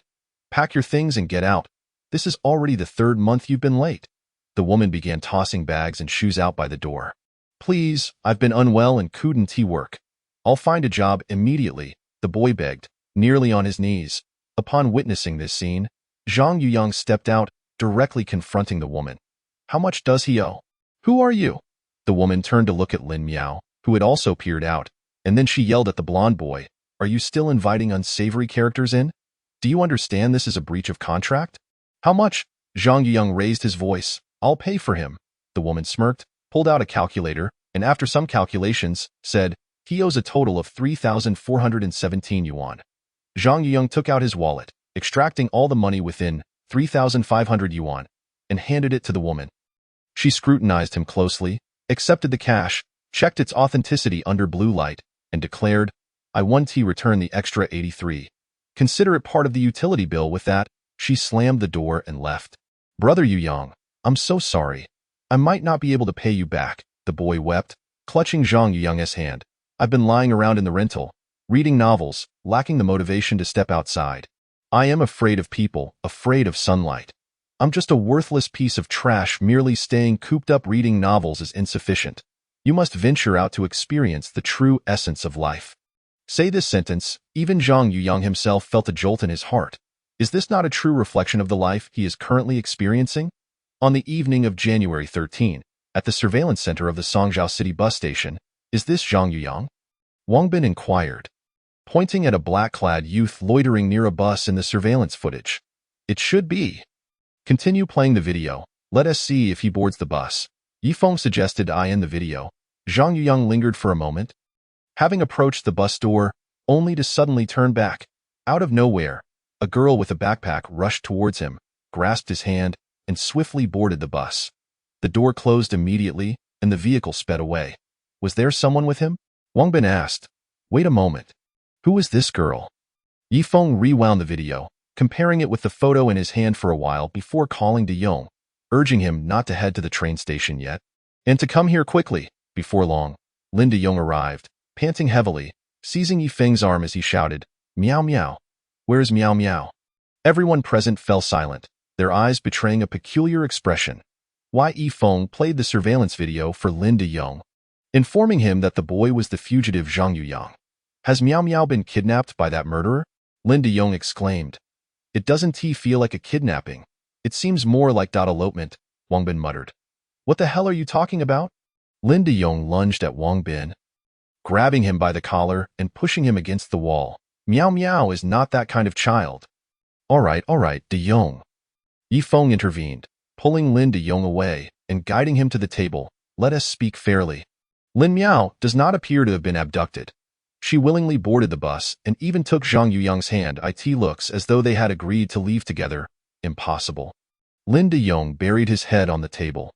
Lin quietly tugged at Yifeng's sleeve, saying, "Could it be that Lin Miao is also a suspect in this case? Currently, there is no evidence implicating Lin Miao, but she may be aware of the situation," Yifeng replied. "She must have been threatened?" "Right." Lin De Yong lifted his head, glaring at Yifeng, his eyes reddened. "This De Yong, stop deceiving yourself." Lin unclenched his fist and slammed it on the table. "Why can't you accept the truth? Has the training you received as a police officer over the years been in vain? Why must you flounder about like the families of ordinary victims? First, you should consider what unusual behavior Lin Miao has exhibited in recent days." Lin De Yong took a deep breath, closing his eyes, recalling the despairing contents of that diary, as well as the evasive responses of Jin Yu and Jin Xian when he questioned them today. "Perhaps it was during the class gathering on the holiday that I drank too much and did something inappropriate to my sister. But it's not entirely my fault. She was half-hearted about it. I thought she was willing." After Jin Yu finished speaking, he hung up, De Yong, how can you not trust what my son and I say? We treated her with 100% kindness. Jian Xine wailed incessantly. Have I not struggled for years to raise 2 children? When she first came to your home, she was barely 10, and you were always working night shifts, neglecting everything. I owe you both from my past life. Dad, I have never truly been happy for a single day. The 3 voices intertwined in Lin De Yong's mind as he sat there, staring at the faces of those around him, which were filled with both sympathy and disdain.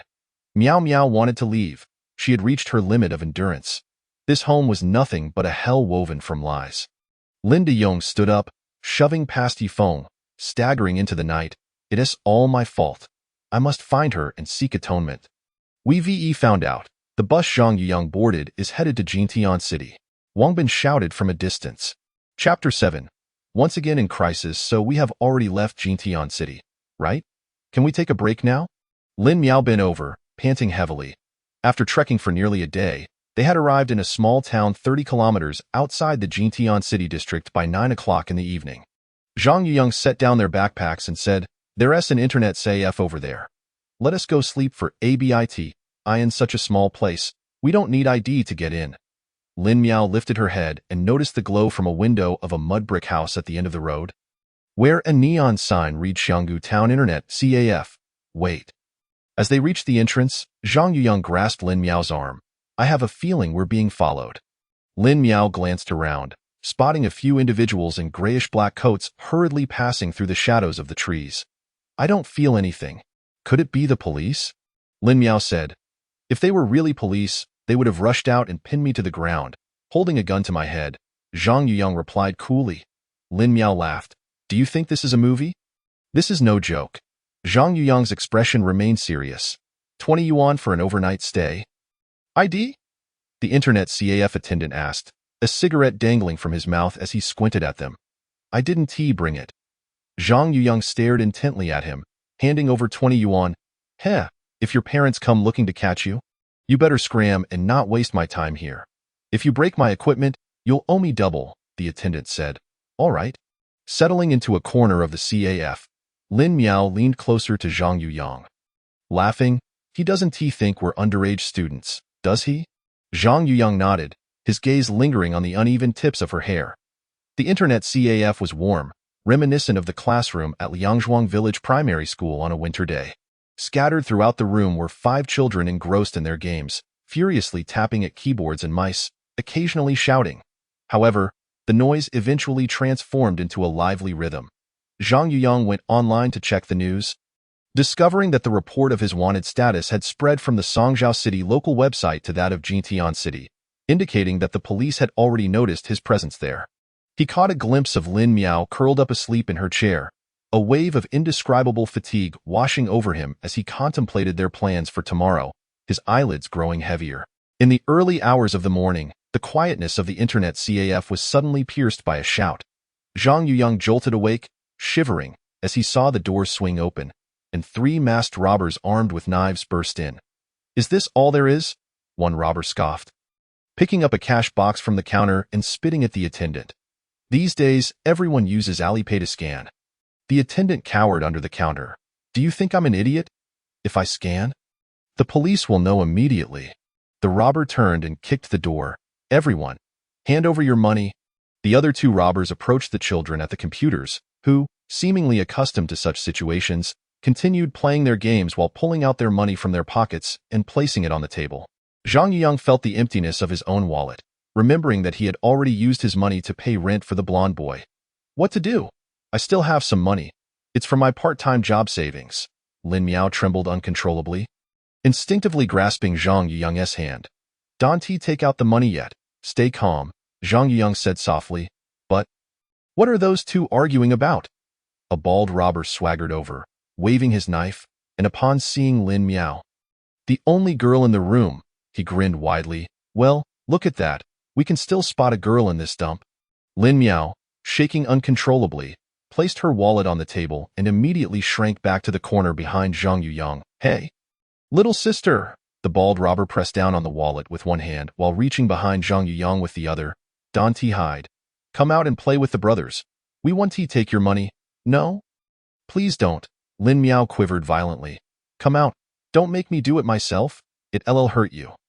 The other two robbers laughed as they approached the corner. Get lost.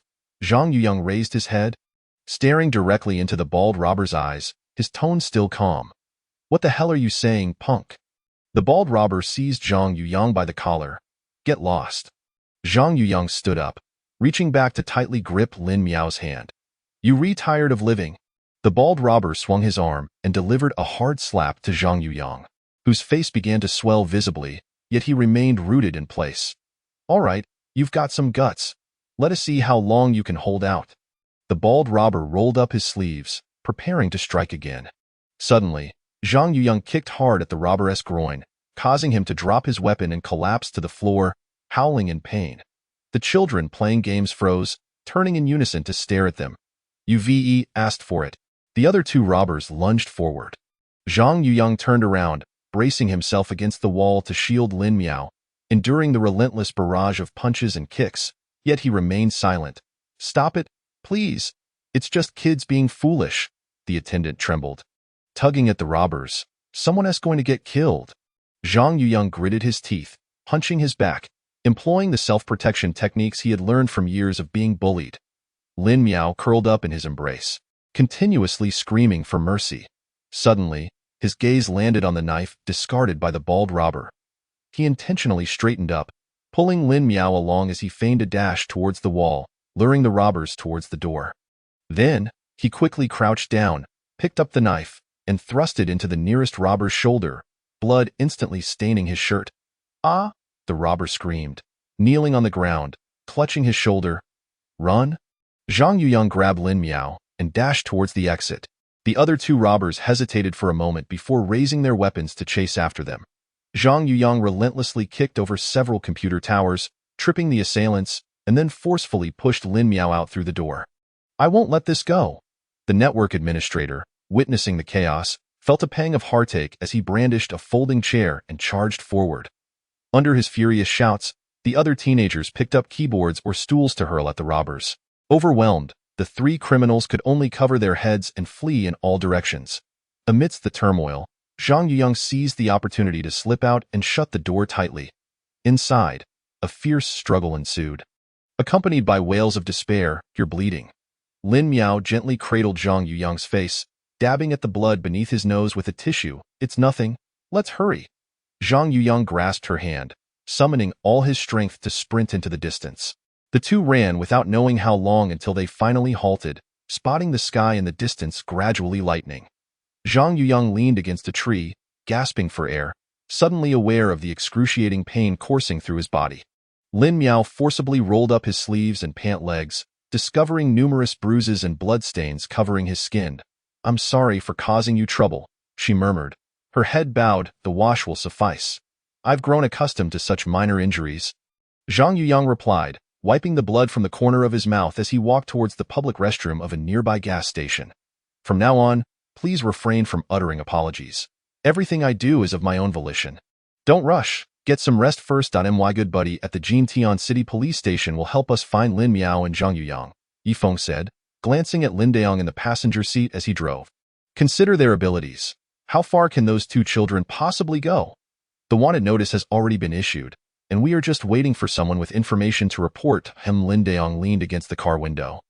His eyes bloodshot, his face weary yet filled with a fervent spirit. It had been 2 days since Lin Miao had run away, and he had barely managed to sleep for even an hour. As the car entered the urban area of Jintian City, dawn was breaking. The distant eastern sky blazed with brilliant hues, reflecting the iconic Jintian Ferris wheel, reminiscent of a scene from his memories. Suddenly, Lin Deong recalled a visit to the Jintian amusement park with Lin Miao, who had been in elementary school over a decade ago. At that time, his ex-wife Yin Ying had just passed away a little over a year prior, and life for father and daughter was just beginning to stabilize. He remembered standing at the top of the Ferris wheel with his daughter, looking down at the familiar yet strange city. Recounting the story of how he met Yin Ying, they were both students at Jintian University, falling in love on campus, traversing the streets and alleys, and savoring every roadside delicacy. He recalled shedding tears, and his daughter gently wiping them away. Dad, my aunt says that even though Mom is gone, We still have to carry on with our lives. Lin Daong took a deep breath, turning his head swiftly to wipe away the tears forming at the corners of his eyes. We're here. Ye Feng parked the car in front of the Jintian City Police Station. The Criminal Investigation Division of Jintian City had already received a report from the Songzhou City Criminal Investigation Team and dispatched personnel to monitor the bus station and train station while reviewing surveillance footage. However, they had yet to uncover any leads on the two. Xiaoyi. It's been a while. Captain Xing Muyang gripped Yifeng's hand warmly. Lin Daong walked alone towards the north wall, staring blankly at the administrative map of Jintian City. Suddenly, a police officer hurriedly entered the room, exclaiming, "Captain Xing, we've received a report. Someone saw Zhang Yuyang and Lin Miao yesterday morning." "Where?" Lin Daong grasped the officer's shoulder tightly. "Happiness Community." The officer was startled by his intensity. Yifeng, Lin Daong, and the others swiftly made their way to the eyewitness's location, where they encountered a middle-aged woman and a frail, disheveled blonde boy in a shabby two-bedroom apartment. "That kid is a fugitive. How could he have that much cash? He looks like a little hoodlum with his long hair." The woman babbled as she clutched Yifeng's hand. "Ma'am, could you recall if those two mentioned where they were heading next?" Yifeng inquired. "No, what about my daughter? Is she hurt? How is she emotionally?" Lin Daong pressed. "That girl, she seemed quite spirited," the woman replied, pulling the blonde boy closer. "I took the money and left. They were brought here by my tenant. You can ask him. This house is no longer for rent. I plan to sell it after the new year. I've had enough bad luck. Then refund me half a month's rent," the boy shouted at the landlord. "I haven't even settled the score with you, you little brat." The woman cursed as she stormed out of the apartment. Yifeng and Lin Daong asked the boy once more if he had any clues about the two. But he simply shook his head, staring at the ground. "How did you meet them?" Yifeng asked. "I chatted with him on a reading website a long time ago, shared my address, and invited him to visit. He suddenly showed up at my place the day before yesterday," the boy explained. "I checked. Zhang Yuyang's pen name is Byran, and he writes novels online, but he hasn't posted anything in a month." Yifeng pulled out his phone and pointed to an app on the screen. "We might find something he wrote that could be useful for psychological profiling," a female criminal psychology researcher accompanying Xing Muyang added. Psychological profiling. The mention of this term, Lin Daong felt a jolt of unease. He was reluctant to believe in such seemingly sophisticated yet nebulous academic concepts. He had once been among the pioneers in this field in the country, but had suffered a significant setback 14 years ago. Losing his wife in the process. "Is Lin Miao your daughter?" the boy asked Lin Daong. "Yes, this is her thing." The boy handed Lin Daong a phone he had retrieved from the trash. Trembling, Lin Daong powered it on, revealing a blurry background photo of their family, though he could still discern the adorable visage of 5-year-old Lin Miao. He remembered that autumn day when Lin Miao insisted on wearing a swimsuit her aunt had bought for her, yearning to go to the seaside. That year, Lin Daong had promised her that they would vacation at the beach in Shadao City once summer break began, but shortly after taking that photo, Yanning tragically lost her life. The beach had since become a word Lin Daong dreaded to utter. "We'll take our leave now." Yifeng gently pulled the dazed Lin Daong out the door. The blonde boy lingered by the entrance for a while before finally retrieving a USB drive engraved with the initials BR from his pocket. He caressed the drive, murmuring, "Byran, I believe you are not a murderer." Safe Travels, Chapter 8.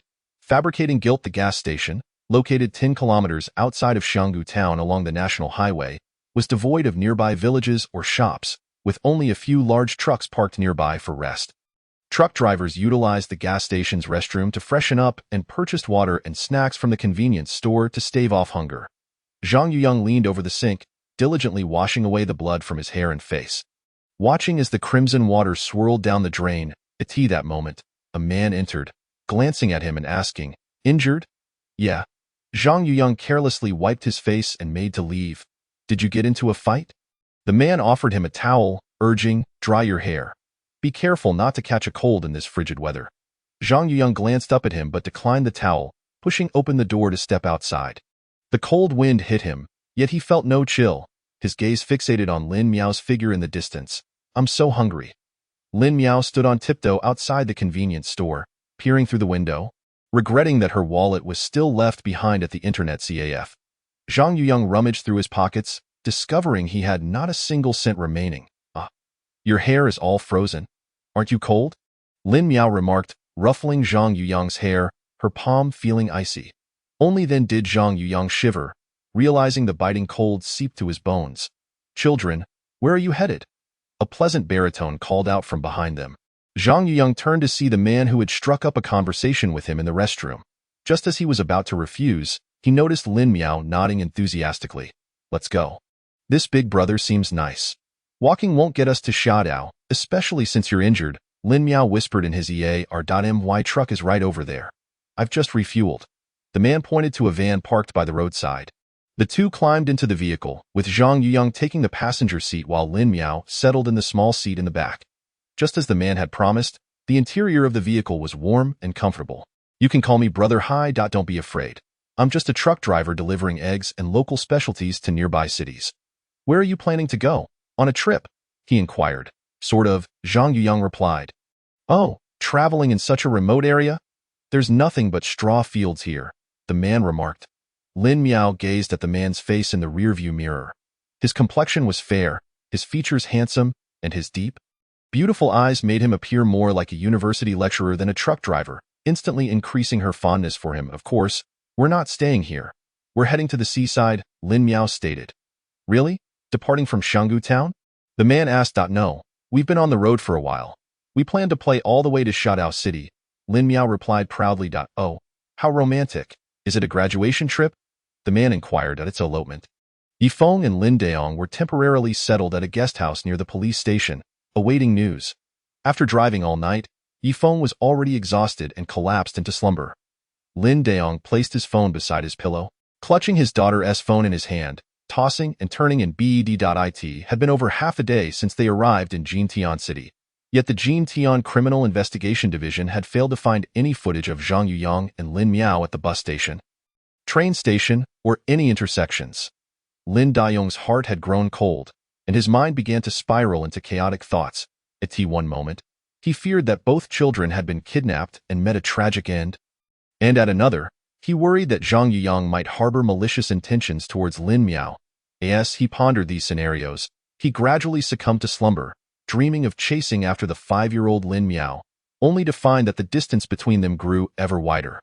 Suddenly, his phone vibrated beside him. Lin Daong jolted upright, seizing the phone and asking, "Hello? Is there a lead?" "Yes, this morning at a cyber CAF in Xianggu town. A report was made regarding a robbery and assault." While taking the statement, the reporter saw a wanted notice and claimed that those 2 children were involved in the robbery. Xingmu Yang informed him. "Involved in a robbery? Are you certain?" Lin Daong exclaimed as he slipped on his shoes. "Yes, that's what he said. A gang of robbers stormed in, demanding money and causing injuries, and they even smashed several computers and tables. Those 2 children were among the robbers," Xingmu Yang explained. "Were there any signs of the crime scene being tampered with?" Lin Daong inquired. "No. The shop owner had just returned from the hospital and hadn't cleared up anything yet," Xingmu Yang responded. "Good. I'm heading there immediately." Without waiting for Yifeng to fully awaken, Lin Daong dashed out the door. Inside the cyber CAF in Xianggu town, the concrete floor was marred with bloodstains, and toppled computer cases and monitors were strewn about, with tangled power cords ensnaring the chairs and tables. The shop owner's arms and head were heavily bandaged as he sobbed uncontrollably, recounting the chaos of the early morning. 3 men kicked in the door and made off with all the money from the register. "That boy, yes, he's the one from your wanted notice. He wielded a knife, stabbing people and smashing computers. No one dared to intervene. Eventually, the shop descended into chaos, and everyone began to fight back against the 3 of them.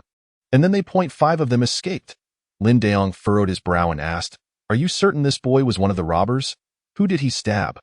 I forgot who he stabbed. If you catch him, make sure he compensates me for my computers. I had several new ones last year," the shop owner lamented. "Wait a moment, you initially said 3 robbers entered, but then you mentioned 5 escaped. How many robbers were there in total?" Lin Daong pressed. "I forgot."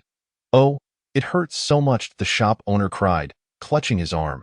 "Can the surveillance footage be retrieved?" Lin Daong asked. The surveillance system was broken long ago. It was merely a decoy to deter thieves. The shop owner replied. "Old Lin, is this your daughter's wallet?"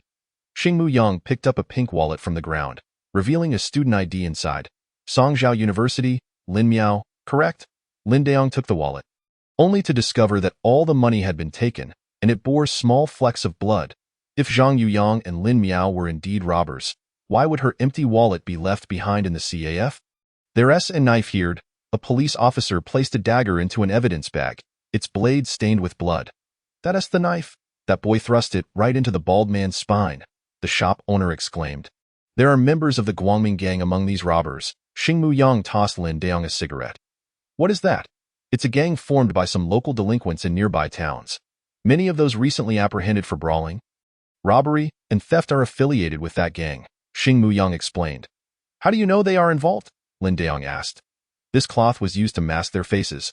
Xing Muyang picked up 2 blood-stained black scarves adorned with dragons and a red sun. That suggests Zhang Yuyang and Lin Miao may not be robbers. They could very well be victims, Lin Daong said. Not necessarily. They have been missing for several days, and their funds might be running low. If they were cornered, they might resort to theft amidst the chaos. Of course, I suspect Zhang Yuyang has kidnapped Lin Miao. After all, he dared to kill his own teacher. Robbing for a bit of money would be trivial for him. Xing Muyang exhaled a slow puff of smoke. Old Lin, the owner of this cyber CAF, has been causing a ruckus at our precinct, demanding compensation. As of now, we only know that Zhang Yuyang participated in the robbery, with no knowledge of the identities of the others. Can you contact Zhang Yuyang's family to provide some immediate funds? But what if Zhang Yuyang isn't a robber? That's unlikely. A person like him, as our team's psychological researcher has pointed out, displays antisocial personality traits, capable of murder, thus capable of theft, devoid of any moral compass. You must expedite his capture. Who knows what trouble he may cause next? Xing Muyang insisted. Antisocial personality? This term exploded in Lin Daong's mind, dragging him back to memories from 14 years ago. The serial killer who had murdered 4 young girls, and Yin Ying was also labeled with that very descriptor. In that moment, he clutched his head in agony, envisioning his Lin Miao drifting alongside such a devil in unknown places. Upon returning to the hotel, night had fallen. Yi Feng was busy packing his belongings. Brother Daong, I heard from Team Leader Xing that there aren't any leads, and it's likely those 2 children have left Jintian City. Now, Team Leader Xing has notified the surrounding counties and cities to enhance surveillance. We should head back to Songzhou City tomorrow morning, Yi Feng suggested. Lin Daong lay on his back on the bed, resolutely declaring, No, Brother Daong. I understand your concern for Lin Miao, but we are of no use here. Yi Feng urged. Return if you must. I'll stay and search for clues before moving on to the next location, Lin Daong asserted. But Lin Daong suddenly flipped over, sitting upright and shouting, My daughter is missing alongside a murderer. Now she's being falsely accused of robbing a cyber CAF. I owe her this. I will never return to Songzhou until I find her, even if it means going underground. I cannot face her mother. Please stop the car, Zhang Yuyang said. Huh? Are you sure? A place like this. The truck driver turned on the high beams, revealing the undulating uphill road and scattered low houses ahead. They had arrived at Honghua Valley. With Yunshan looming in the distance, in this desolate wilderness. Stop the car. Yuyang, perhaps we should stay a while longer. Lin Miao suggested. Zhang Yuyang ignored her and reached for the door handle. Fine. The driver parked by the roadside, and the 2 stepped out, standing on the dark, deserted rural road. Something feels off about that person. Zhang Yuyang finally spoke after a long silence. I think he seemed quite nice. He even said he'd invite us to his house for a meal once we reach Kaiyuan County. Right now, I feel like I'm starving, Lin Miao replied. There is no such thing as free kindness in this world. The nature of man is inherently wicked, Zhang Yuyang countered. But he hasn't asked anything of us. Precisely for that reason. Night has fallen. We can't linger in that vehicle any longer, Zhang Yuyang asserted as he began walking toward a distant light. The 2 trudged in silence for several miles until they arrived at a village marked by a sign reading Honghua Valley. This place lay at the foot of Yunshan, with muddy paths and crude houses, indicating a dire economic condition. I hope the internet isn't widespread here, Zhang Yuyang mused, stopping in front of a building labeled as a snack shop. But we have no money left, Lin Miao protested. Yet you are hungry, Zhang Yuyang replied, holding the door open for her. As they entered, they found the shop nearly closing, with no customers inside, only a woman clad in a bulky, colorful apron resting at the counter. The 2 took a seat by the door, and Zhang Yuyang perused the handwritten menu, ordering wild vegetable dumplings, flatbreads, and stir-fried mixed vegetables. Before long, a generous portion of steaming hot food was served. Lin Miao gulped, yet her anxiety grew as she whispered, You ordered so much. How will we pay for it? Just eat? Zhang Yuyang urged, pushing the dumplings toward her. After a moment's hesitation, Lin Miao could no longer bear her hunger and wolfed down the food. Zhang Yuyang rested his chin on his hand, quietly observing her eat. "I'm full, but what do we do now?" Lin Miao nervously clutched the hem of her clothing beneath the table. Zhang Yuyang nodded and stood up, striding toward the counter. Chapter 9. If time could stand still, that will be 42 yuan. "I'll give you a discount and make it 40, the woman said as she wiped her hands on her apron, tucking a few strands of hair behind her ear, revealing a pair of youthful, gentle eyes that momentarily left Zhang Yuyang at a loss for words. "Auntie, sister, we were robbed of our money," Zhang Yuyang stammered, trembling as he removed a jade guanyin pendant from around his neck and placed it on the counter. "This was left to me by my mother. It is worth far more than the meal." "Child, did they hit your face while robbing you?" the woman asked, not taking the pendant but reaching out to gently touch Zhang Yuyang's swollen cheek. Zhang Yuyang instinctively stepped back, lowering his head and saying, "It's nothing." The woman fetched iodine and antiseptic, saying, "If this was given to you by your mother, you should cherish it. Money is not urgent. You two should hurry home, and you can pay us back when you visit our village again." "We can't go back," Zhang Yuyang replied. The woman quickly pulled out her phone, saying, "Did you lose your phone too? You can use mine." Zhang Yuyang glanced at the phone, an outdated Nokia from over a decade ago, likely incapable of connecting to the internet, and replied, "We have no home left. We don't even know where to go." "Then where will you stay this late?" the woman asked. Zhang Yuyang's gaze drifted outside, where he spotted a flyer on the glass advertising a job that included meals and accommodation. "Can I work here as a kitchen helper for a while? I'll pay you back with the money I earn." "Ha, child, do you know how to work in the kitchen? Chopping wood, lighting fires, feeding pigs?" The woman chuckled at "I can." Zhang Yuyang spread his hands, revealing the rough, calloused palms of his hands. "I did it when I was young." "Well then," the woman said, visibly taken aback. That night, Zhang Yuyang and Lin Miao were settled in the storeroom of the kitchen. In that cramped little room, there was a small stove, an old sofa, and a military cot, which appeared adequately cozy and comfortable to the two individuals. They soon learned that the woman was named Yuding, who was, in fact, only 28 years old. However, the burdensome labor of farming had rendered her skin as rough as that of a middle-aged woman. She managed a small eatery at home, rejecting opportunities to work alongside her peers, and as a result, remained single.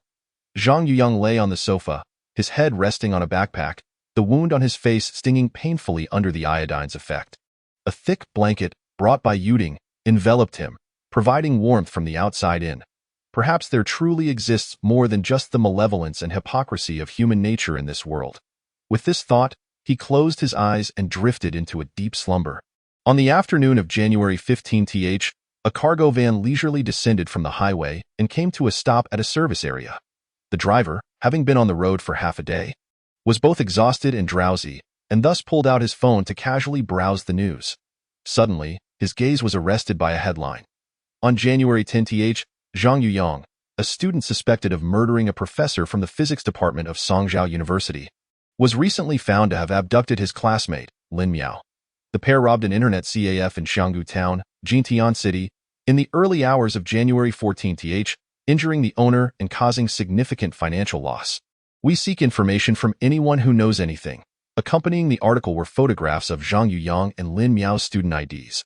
This was, the driver, suddenly alert, exclaimed, those two children from yesterday. Their names were Zhang Yuyang and Lin Miao. Meanwhile, Lin Daong was reading the same report at a guest house. Who authorized them to publish such information? Lin Daong shouted into the phone, demanding to know why Lin Miao's name and photograph were released. Please remain calm. This information was not disclosed by me. Yi Feng responded, I understand now. It must be that gang of scoundrels in Jintian City, Lin Daong declared, seizing his clothes and charging out into the biting wind. The sky suddenly darkened, the air turned damp and cold, and a gusty wind swept through, hinting at impending snow. Lin Daong recalled the surveillance footage of his daughter boarding the bus, clad only in a woolen coat, and shuddered at how cold she must be now. Xing Muyang observed Lin Daong storming into the office and remarked, Oh, you're still here? Lin Daong thrust the article featuring Lin Miao's close-up photograph before him, demanding, on what grounds do you label them as robbers? How will Lin Miao face her teachers and classmates upon her return? But the evidence is compelling, Xing Muyang replied coldly, producing a stack of forensic materials from his drawer. The murder weapon, a dagger, bore Zhang Yuyang's fingerprints, and you can examine this screenshot from the surveillance footage.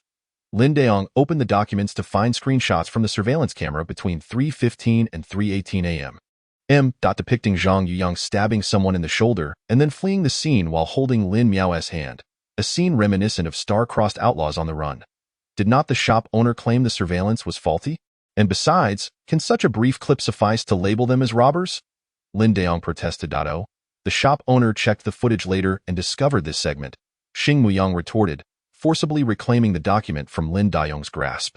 I hear that the Jintian Municipal Police are considering placing you on mandatory leave, given your relation to Lin Miao. It's a matter of avoiding conflicts of interest, and my friend, I advise you to return home. We suspect Lin Miao may be experiencing Stockholm Syndrome. Do you know of this psychological condition? It describes a situation where captives develop affection for their captors. That footage hasn't been broadcasted on the news. Has it? Lin Daong interrupted, disregarding Xing Muyang's ramblings. It likely has, Xing Muyang replied. Just such a fragment, taken out of context? I refuse to believe it, Lin Daong exclaimed. Alas, you must accept reality. He shook his head, feigning departure. And while Xing Muyang was distracted, he swiftly snatched the forensic materials from the drawer. When Lin Miao awoke, she found only the neatly folded blankets and the backpack remaining on the sofa. In a flurry, she exited the room to discover Zhang Yuyang skillfully chopping wood in the backyard. The pig trough nearby was already filled with fresh feed, and 2 pigs were happily feeding. Breakfast was set on the stove. Zhang Yuyang lifted his head, wiping away sweat. Upon returning to the kitchen, Lin Miao saw that Yuding had prepared the meal. Although it was merely plain porridge and salted duck eggs, it filled her with a sense of happiness. That boy is truly capable. I wish he were my younger brother, Yuding remarked with a smile. Indeed, Lin Miao replied, stirring her porridge with a smile that crinkled her eyes. For the first time, she noticed this charming side of Zhang Yuyang, which was previously unknown to her. From morning until afternoon, the two busied themselves in the kitchen. Zhang Yuyang chopped vegetables, stoked the fire, and stir-fried dishes, while Lin Miao served the customers, their cooperation seamless. Amidst the bustle, they momentarily forgot they were on a tense flight from danger, lost in the aromas of firewood and cooking. Watching Zhang Yuyang busy in the swirling steam, Lin Miao suddenly thought that living like this for a lifetime would not be so bad. He was a taciturn yet diligent youth, destined to manage life well, regardless of his circumstances. This is your pay for today. Deducting the 40 yuan, I still owe you 20 yuan, Yuding said, wiping her hands on her apron, solemnly handing the money to Zhang Yuyang. Thank you, he stammered, taking it into his grasp, only to find himself meeting Yuding's gentle gaze. In that moment, memories of his grandmother flooded back, recalling the days of his childhood in Liangzhuang village, Jingxian County.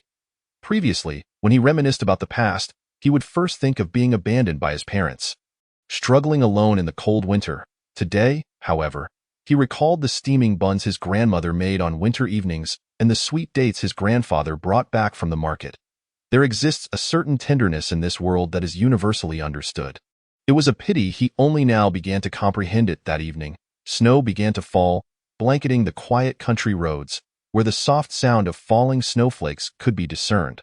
Look how beautiful it is, Lin Miao exclaimed, donning the maroon scarf knitted by Yuding, and dashed into the snow.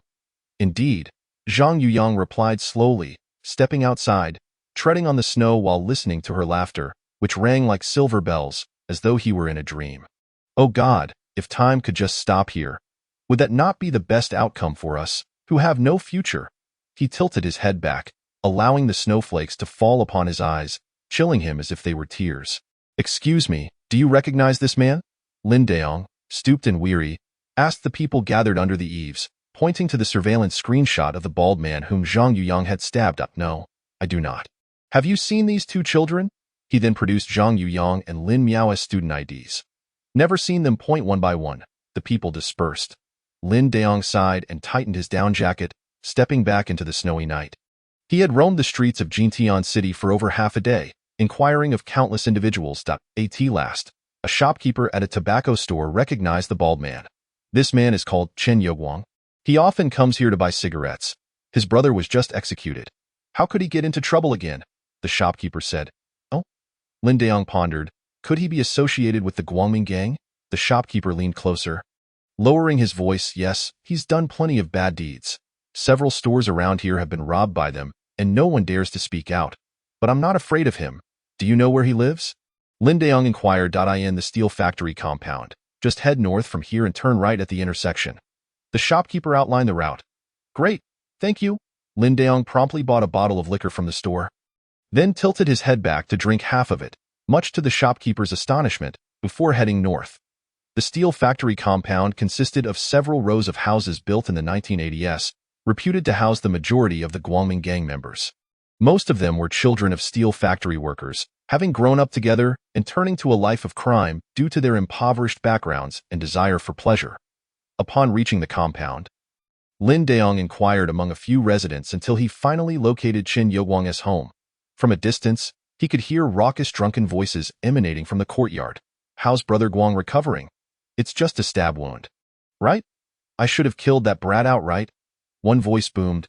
Hey, stop mentioning him. We got the money anyway. That girl had quite a bit on her, almost 10,000 yuan. What a haul. Another voice chimed in. Such a pity.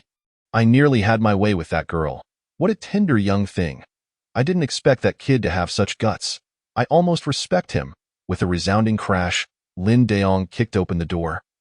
His face flushed with rage. Hands behind your backs, stand against the wall. You are under arrest for robbery and assault, he shouted, brandishing his service weapon at the table. The three men froze in shock. After a long silence, Chen Youguang chuckled. Old man, who do you think you're fooling? Watching too many cop movies. That's a toy gun. Isn't it? Are you out of a mental institution? Laughter erupted among the others. Lin Daong felt his fury bubble over, transforming into steam that erupted from his head as he raised his gun and fired into the AI. Do you understand me now? He bellowed.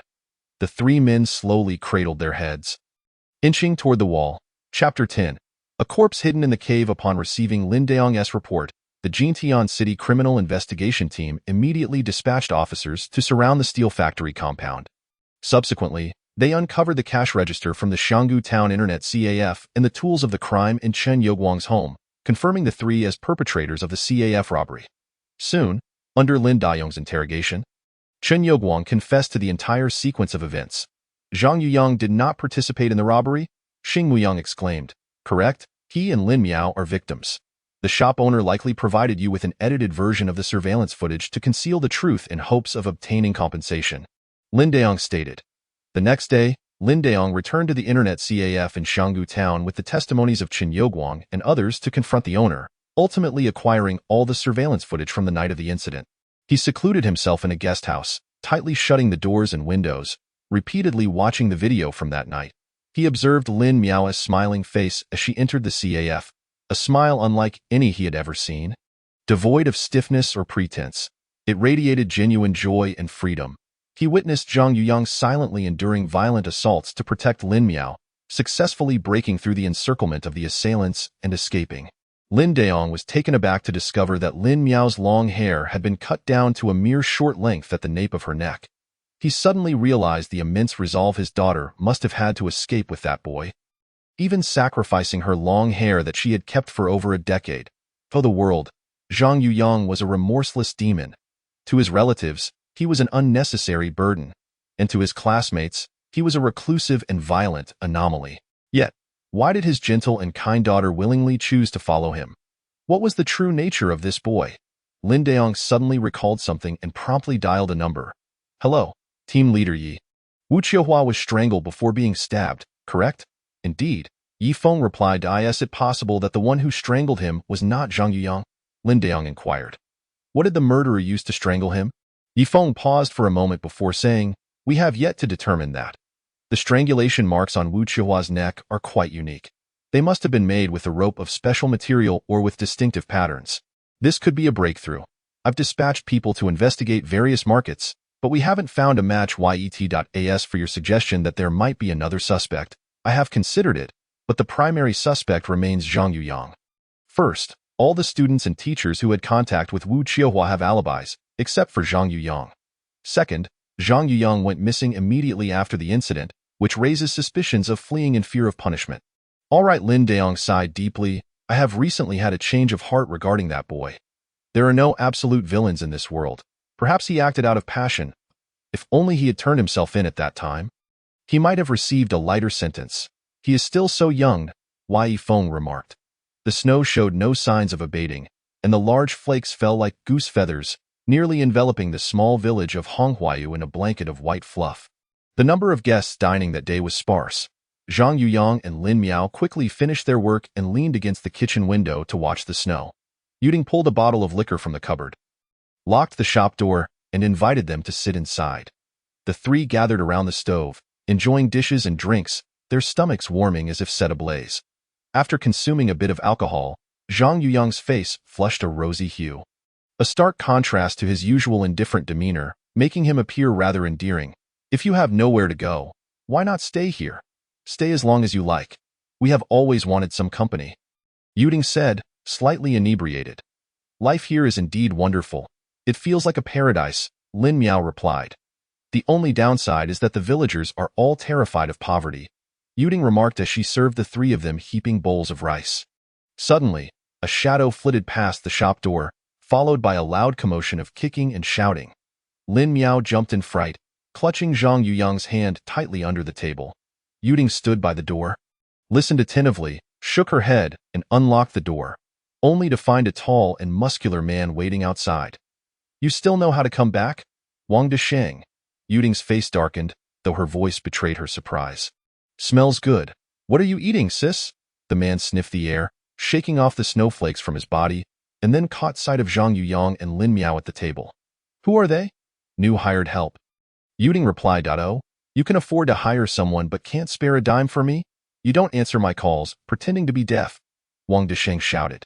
Come on, sit down and eat first. Yuding took his snow-covered coat. I told you long ago not to gamble again. That wasn't gambling. It was making money. One day I will earn enough for a whole building, Wang Desheng retorted. You should just stay home from now on. I don't expect you to earn money. Just find a wife and don't cause trouble. Yuding rambled on as she sat beside him. Wang Desheng quickly polished off the food in his bowl and said, Stop yapping. Give me the money. I have a gathering this afternoon. I have to leave soon. Yuding paused for a moment, biting her lip, holding back tears. You can go, but don't come back.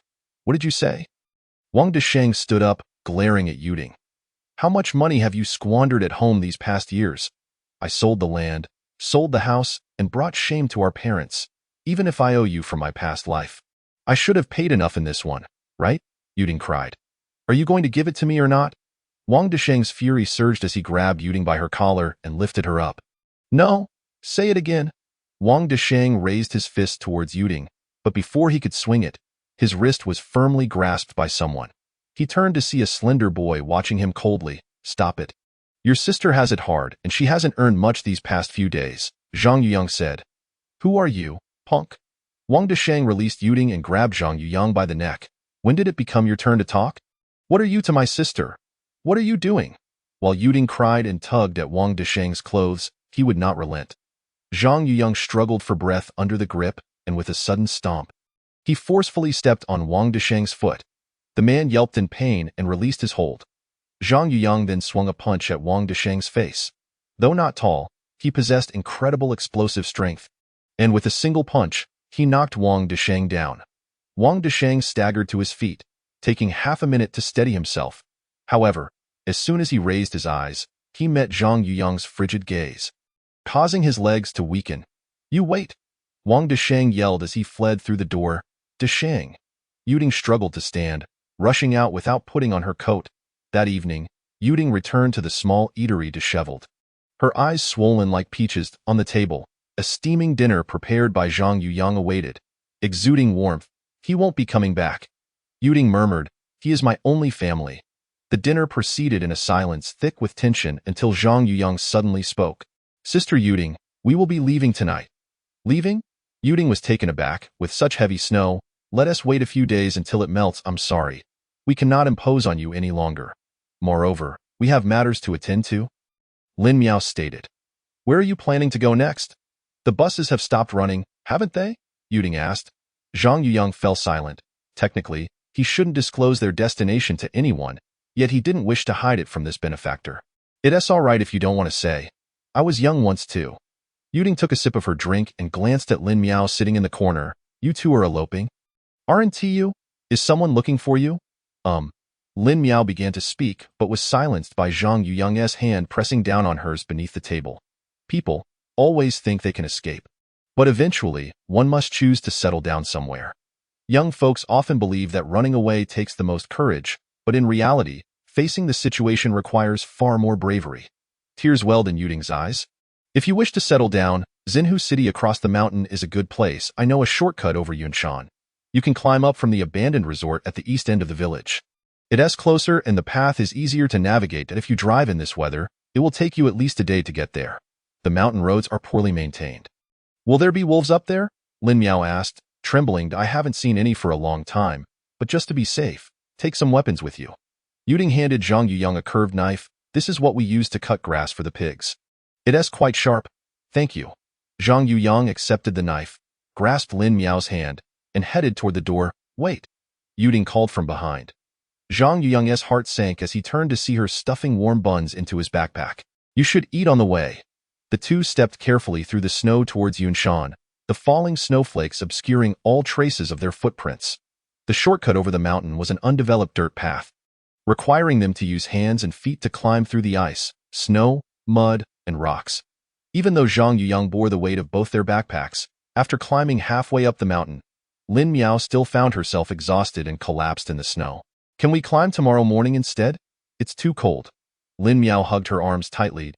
We need to push a bit further. Even resting requires finding a suitable place. Though you may not feel cold now, falling asleep here could be fatal. Zhang Yuyang extended his hand to her. Do you trust me? All right. The snow illuminated the night as brightly as day, and all was silent, as if only the two of them remained in the world. Lin Miao tilted her head up, gazing into Zhang Yuyang's eyes, which held neither mirth nor sorrow. Even now, she could not fully comprehend this boy, who always appeared so indifferent and dull, but would rise to the occasion at critical moments. What was his true nature? She hesitated for a moment, but ultimately grasped his hand. Even in such frigid weather, his outstretched hand remained warm, albeit rough. Try to walk slightly upward. Otherwise, you might slip easily. Zhang Yuyang said, forging a path ahead. Okay, choosing to embark on this perilous journey with him. Lin Miao had steeled herself for the long trek through the night and cold. Yet deep within, she felt that such a night was gentler than the day. After a long trek, Zhang Yuyang halted before a dark entrance. It's a bomb shelter. We can rest here.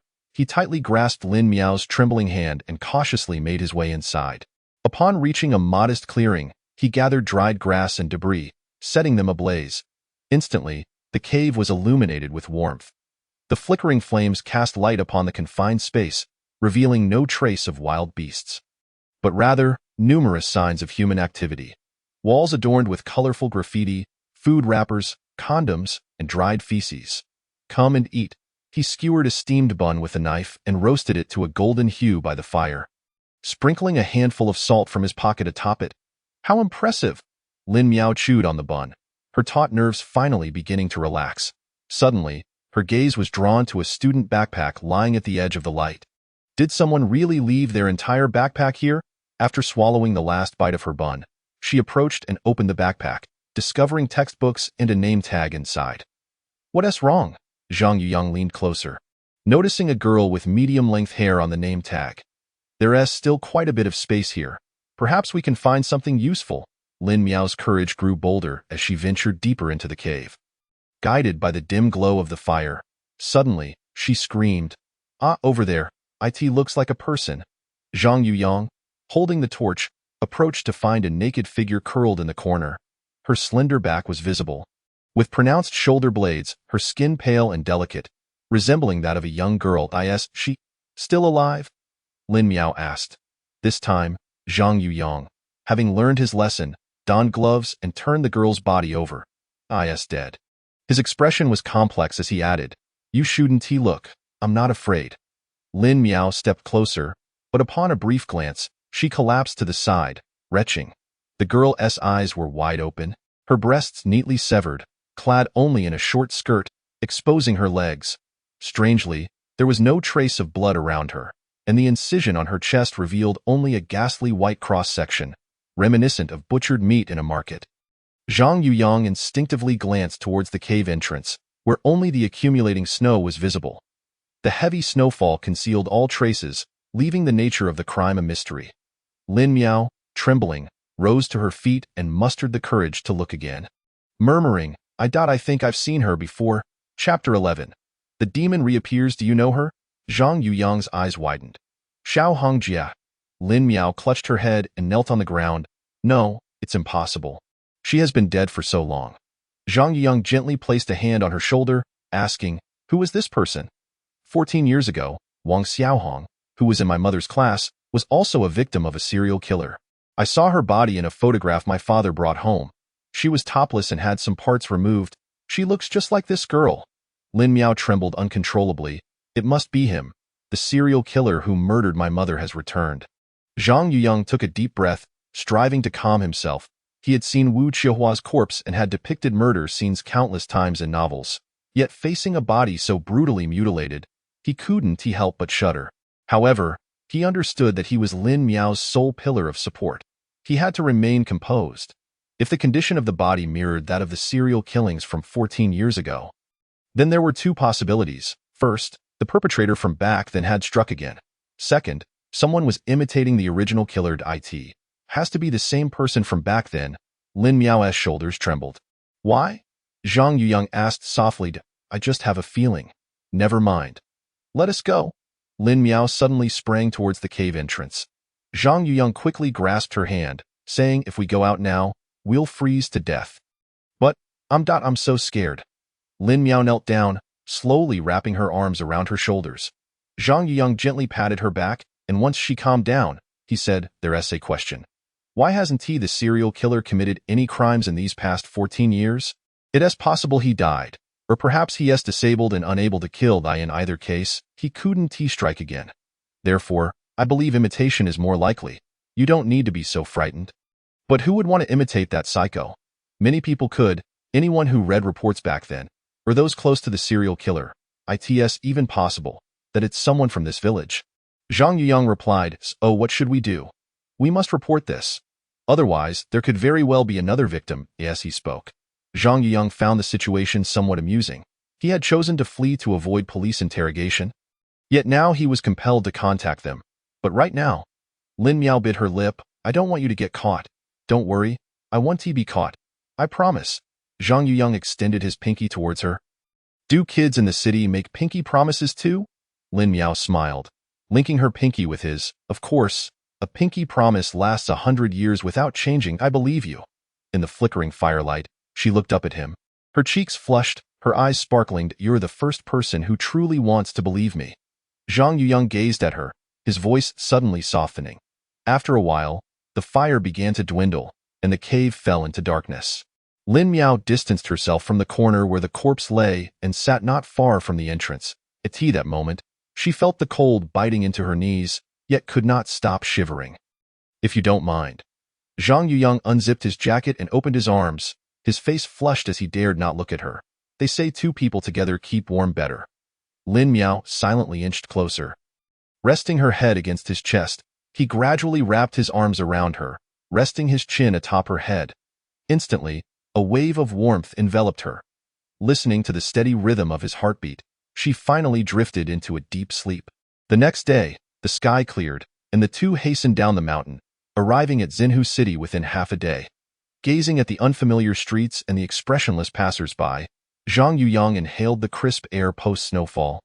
Feeling remarkably refreshed. Wonderful, there is no news of us here. Lin Miao stood by the information bulletin board, scrutinizing it again.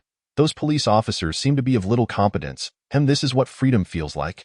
Lin Miao sang as she twirled, almost completely casting aside the events of the previous night in the cave. Brother Lin, I am extremely grateful for your help in solving the robbery case. But, Xing Muyang watched Lin Deong pacing back and forth in the office. You should return and wait for news. Standing here won't he help you find your daughter? They couldn't have gone far in this heavy snow. Please lead us. Let us search the nearby villages. Lin Deong pleaded. Sigh. Our team has its own tasks. The assessments for this year are still pending. Before he could finish, the phone rang incessantly. Annoyed, Xing Muyang picked up the receiver, and after a few perfunctory words, his expression turned grave. He hung up and fixed his gaze on Lin Daong. Something has happened. A serious incident. A murder occurred in Honghua Valley. A woman is dead. Let us go. Lin Daong seized his collar, yanking him from his seat. Xing Muyang drove furiously down the snow-covered road, nearly losing control several times on the icy surface. Anxiety gnawed at him. If the deceased was Lin Miao, he feared Lin Daong would devour him alive. Honghua Valley was the most remote mountain town in the southwest of Jintian City, nestled at the foot of Yun Mountain, with poor transportation and now snowbound, rarely visited by people. Experts have arrived. Everyone, make way. The local police officer excitedly shook Xing Muyang's hand, leading their group towards a narrow and secluded part of the town. Lin Daong dashed ahead through the snow, which barely reached his ankles. In the distance, he spotted several villagers gathered around a dilapidated shopfront. Raising his head, he saw the glass door adorned with crooked letters. Yuding Snack Shop, where is it? He squeezed through the crowd, rushing into the shop. Why, sister, how terribly you've died. A burly man was seated on the floor, wailing at the counter. Before him lay a woman of similar height to Lin Miao. Sprawled on the ground, covered by a large green blanket, her disheveled hair exposed.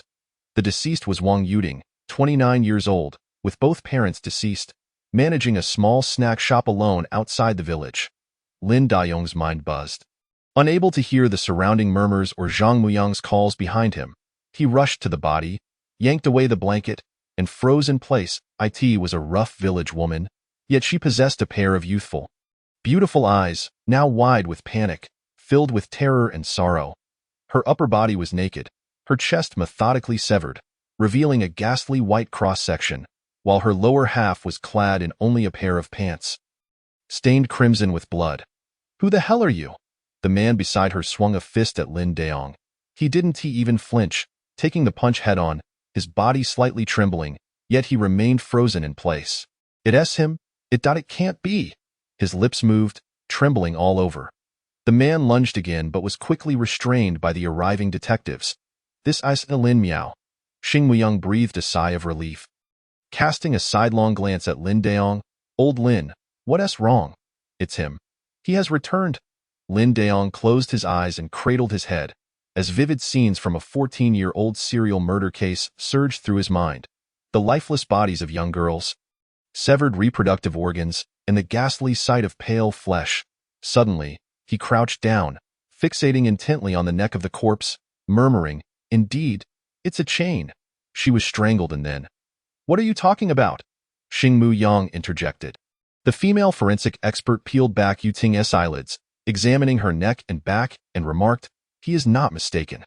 The complexion is ashen, the conjunctiva shows petechial hemorrhaging, and the livor mortis is a dark purplish red, which indeed suggests death by asphyxiation. As for the weapon being a chain. It is highly plausible based on the marks."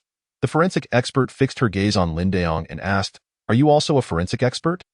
"No, I have merely handled similar cases before. 14 years ago, there was a series of murders targeting women in Songzhou City, and the manner of mutilation of 4 of the 5 victims bears a striking resemblance to today's victim. That case remains unsolved, and I suspect the perpetrator from back then has struck again. It is highly likely that more bodies will be discovered," Lin Daong asserted. "Pa, don't spout nonsense. What would compel the killer to remain silent for 14 years only to act again?" Xing Muyang wiped his face, exasperated. "Is this year ever going to let us be at peace?" At that moment, a police officer approached, saying, "Team Leader Xing, the deceased's brother claims he saw the murderer last night." "Excellent! Bring him here immediately and have someone sketch a portrait." Xing Muyang's eyes lit up. Lin Daong looked up to see the tall man who had nearly struck him earlier coming over and sitting at the table. "Yesterday, when I returned home, something felt off. My sister was having dinner with some guy in an overly friendly manner. So I asked a few questions, and that guy hit me. I was so angry that I left. And then the incident happened that night."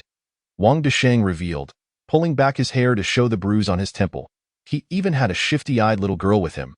I suspect they conspired to steal my sister's money and, fearing she would report them, killed her. But tell me, why would they mutilate her body like this?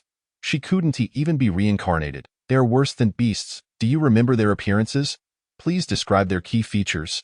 The officer inquired. That guy is half a head shorter than me, quite thin, with somewhat long hair, especially messy bangs, and he was dressed in black. As for the girl, I didn't get a clear look, but she seemed to have a round face. Wang Desheng described. Wait, did I ask this how they looked? Lin Daong trembled as he revealed the photographs of Zhang Yuyang and Lin Miao. Yes, that's them. Wang Desheng exclaimed. The surrounding criminal investigators were taken aback, but only Xing Muyang clapped his hands, stating, "This is a crucial lead. Everyone, make sure to remember it well. That Zhang Yuyang indeed looks like someone capable of such deeds." Why? Lin Daong interjected. I have reviewed the materials provided by Yi Feng. He killed that teacher using a similar method, strangling first, then stabbing. Now, with eyewitnesses, I believe he is the prime suspect, he elaborated. What eyewitness? He only saw them in the shop during the day. Everything else is mere speculation, Xing Muyang retorted. Lin Daong gripped the edge of the table, his nails digging into the wood.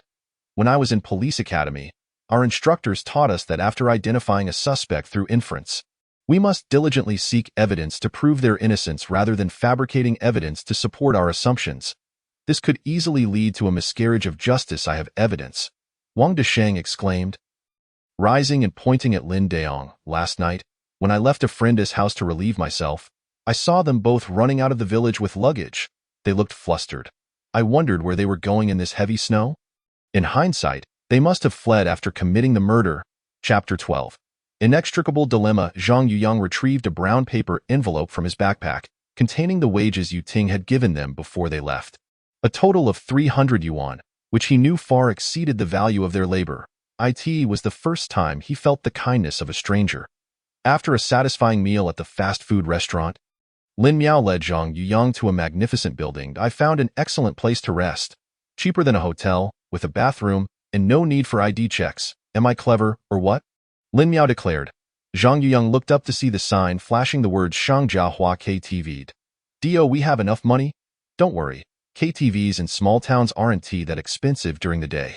Lin Miao pulled out a lipstick and applied it to her lips, instantly adding color to her pale face.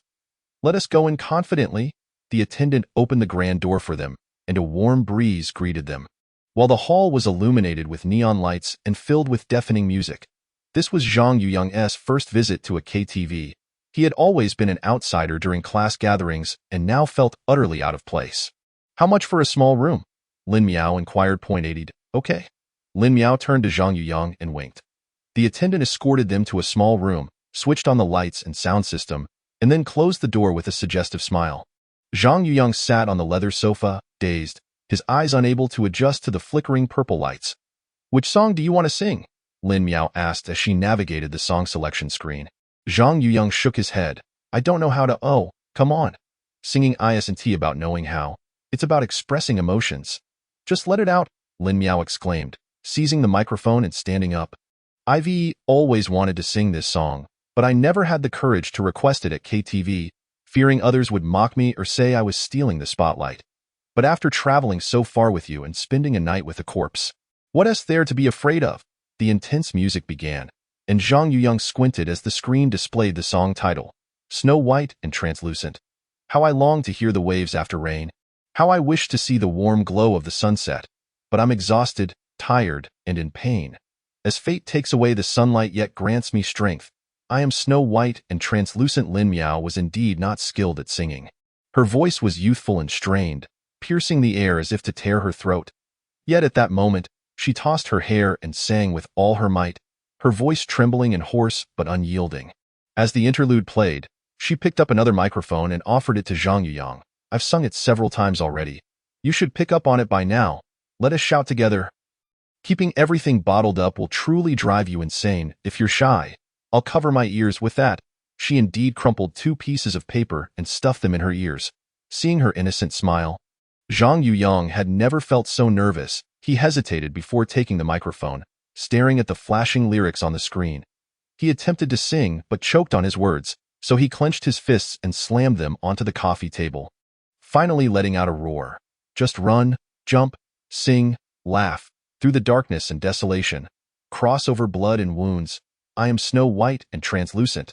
He felt his voice was even rougher and more unpleasant than he had imagined. And when he turned to look at Lin Miao, he found her sincerely swaying her head and humming along, showing no signs of mocking him. Taking a deep breath, he immersed himself in the song, channeling all his pain and grievances into a cathartic scream. By the end of the song, he surprisingly felt a sense of relief wash over him, even a slight upward curl at the corners of his mouth. But the thought of the female corpse in that cave made him tighten his lips again.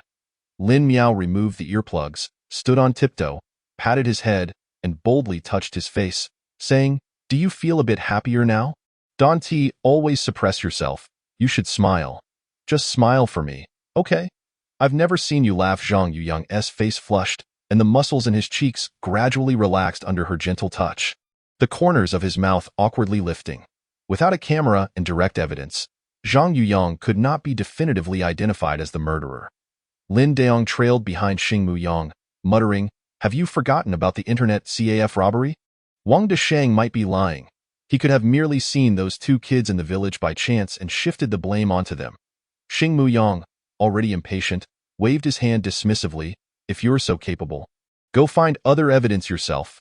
After transporting Yu Ting's body to the forensic team at the police station for an autopsy, the criminal investigation team began a detailed inquiry at the small eatery. The area where Yu Ting collapsed had been marked, with several chairs scattered around and signs of frantic shoes scuffing on the floor.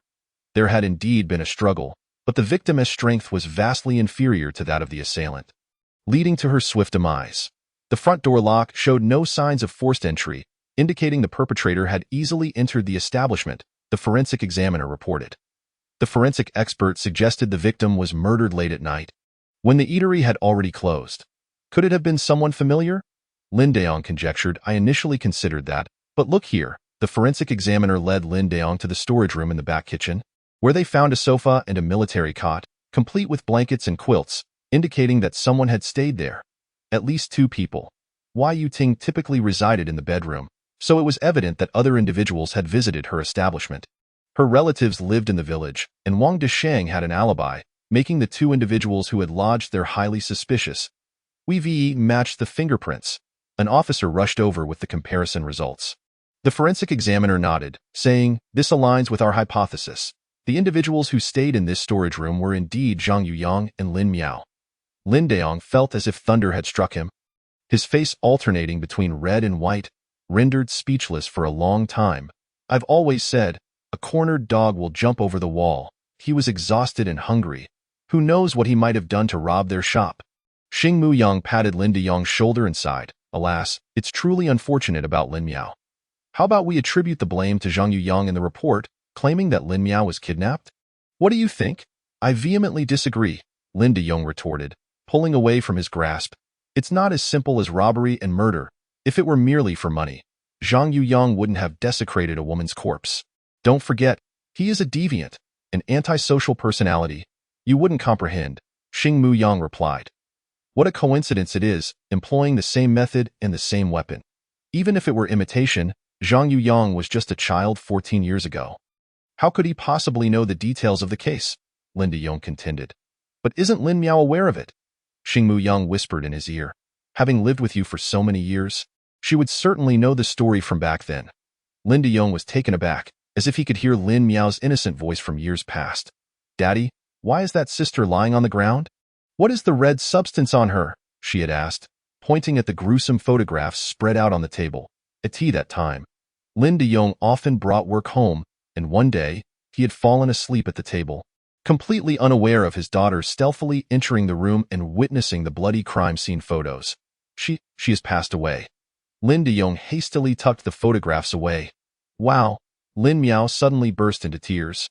Yanning rushed in, scooping her daughter into her arms. As they left, a photograph floated down from Lin Miao's hand, revealing a close-up of the fourth victim, Wang Xiaohong. Indeed, those confidential crime scene photographs had been leaked to Lin Miao. Suddenly, a young man rushed into the room, interrupting Lin Deong's thoughts. "We found this in the nearby garbage heap." He opened his hands to reveal a black plastic bag containing decomposing human genitalia, presumably a part of the deceased woman's body. Lin Deong couldn't bear to look for long. He rushed out of the snack shop and vomited in the snow. Tears and snot streamed down his face, and the cold wind crystallized them into ice. After the scene investigation was concluded, Lin Deong returned to the Jintian City police station with the criminal investigation team. Despite the late hour, He insisted on meeting with the forensic team to hear the autopsy results. The time of death was between 9 p.m. and 11 p.m. on January 17, confirmed to be asphyxiation by strangulation. The breasts and external genitalia were mutilated, but there was no sexual assault, the female forensic expert stated. No sexual assault, just as I suspected. Lin De-yong slammed his fist against the door. That's so surprising? If the suspect is indeed Zhang Yuyang, it makes sense. He might not have had that kind of need while with his girlfriend. The female forensic expert, unaware that Lin Miao was Lin De-yong's daughter, looked around, noticing the awkward expressions on everyone's faces. Did I say something wrong? Zhang Yuyang's biological needs could easily be satisfied by that young girlfriend. First of all, they are not in a romantic relationship. Lin De-yong forced himself to suppress his emotions. Secondly, my agitation stems from the discovery of yet another similarity to the serial murder case from 14 years ago. In that case, all the victims were women who were brutally harmed but not sexually assaulted. This detail was absolutely not made public. The real culprit may still be that person. We must connect it with the events from 14 years ago. Before Lin De-yong could finish his sentence, Xing Muyang brushed past him with the other detectives. They murmured to each other, "That guy keeps talking about 14 years ago, 14 years ago. It's such an old, tired story." Exactly. It's so disgraceful. If my child were involved in something like this, I would have severed ties with her long ago. Who cares if she lives or dies? Disgusting, utterly revolting. In the end, the empty meeting room was left with only Lin De-yong, who once again felt the profound loneliness akin to standing on the edge of an abyss.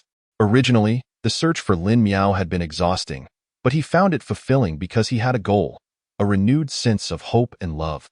Since Yin Ying's passing, he had not experienced joy, warmth, or love. Those beautiful words.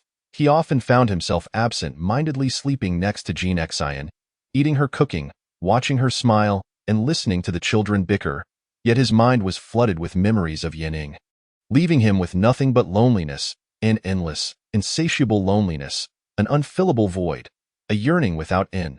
He pulled out Lin Miao's phone, gazing at the screen for a moment, then rushed to the restroom to splash cold water on his face. Forcing himself to dispel the despair that moment, his phone rang. Upon answering, he heard Yifeng's voice. "De-yong, how are things on your end? I heard from Director Liu that something has happened again in Jintian. Suspecting the two kids have gotten into trouble again? Alas, it's more serious than that."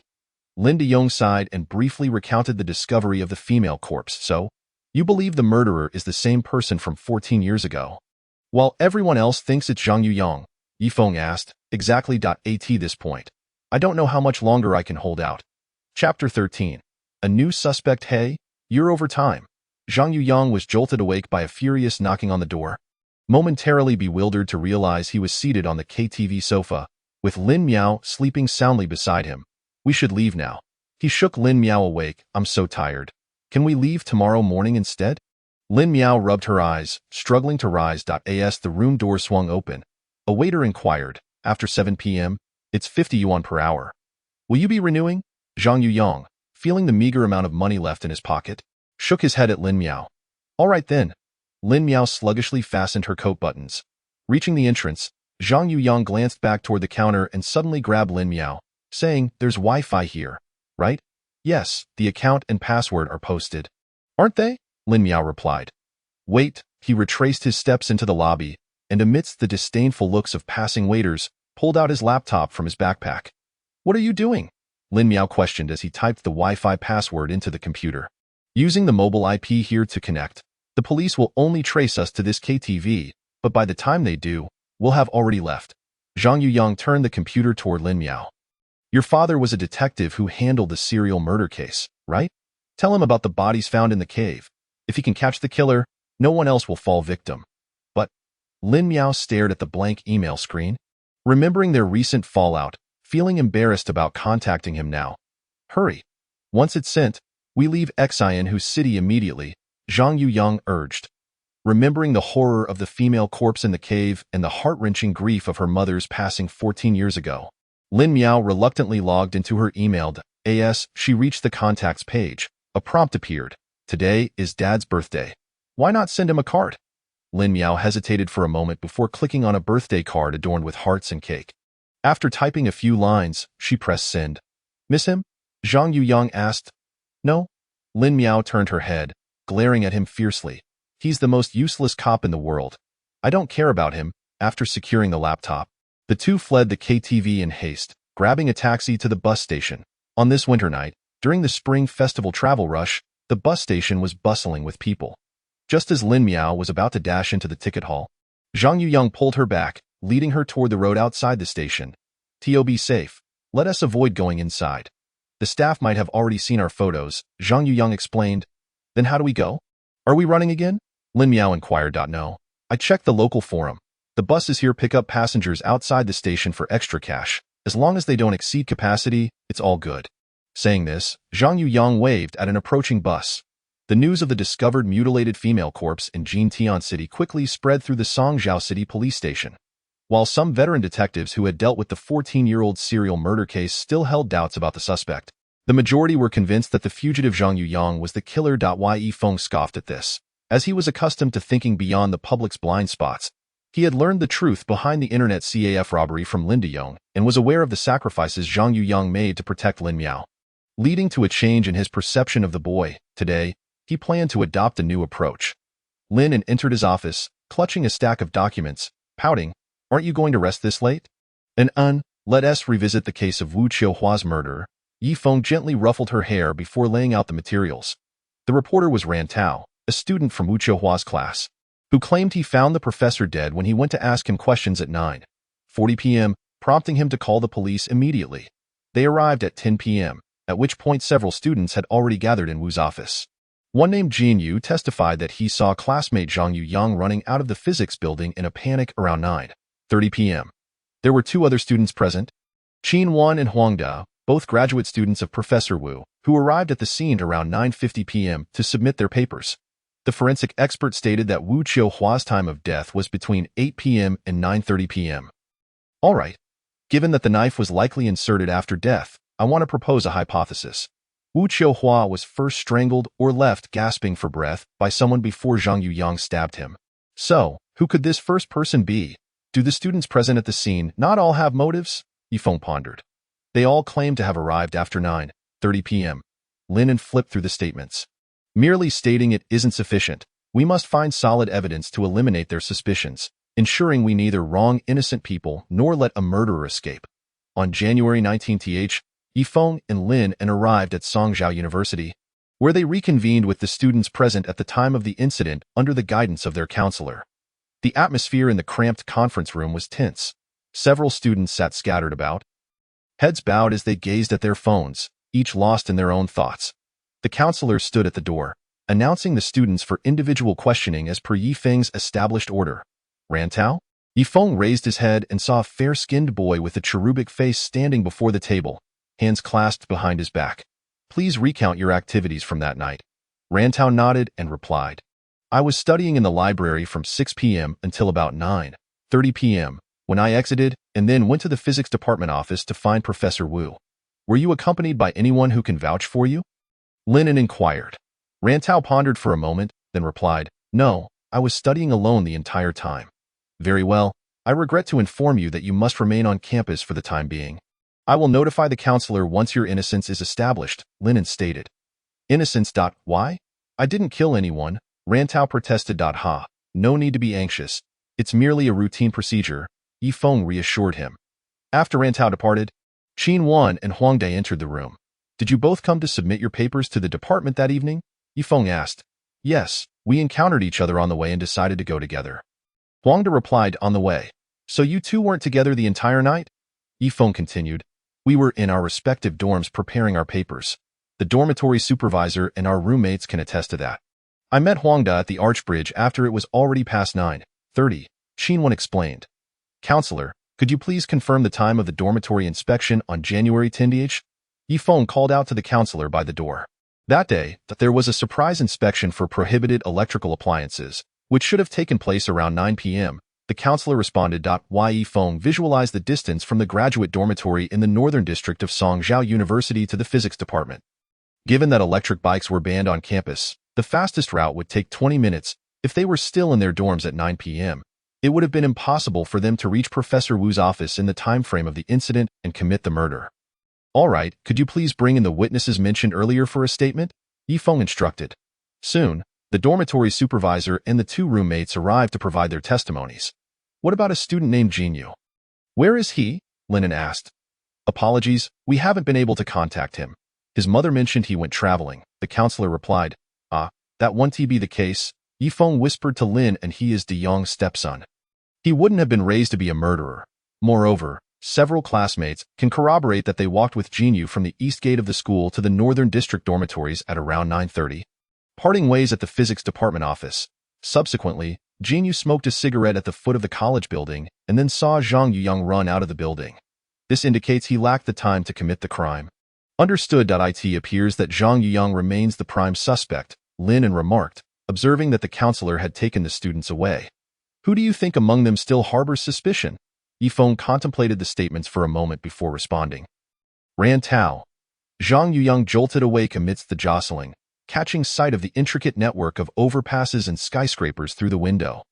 The roadside was lush and verdant, with passers-by clad in light attire.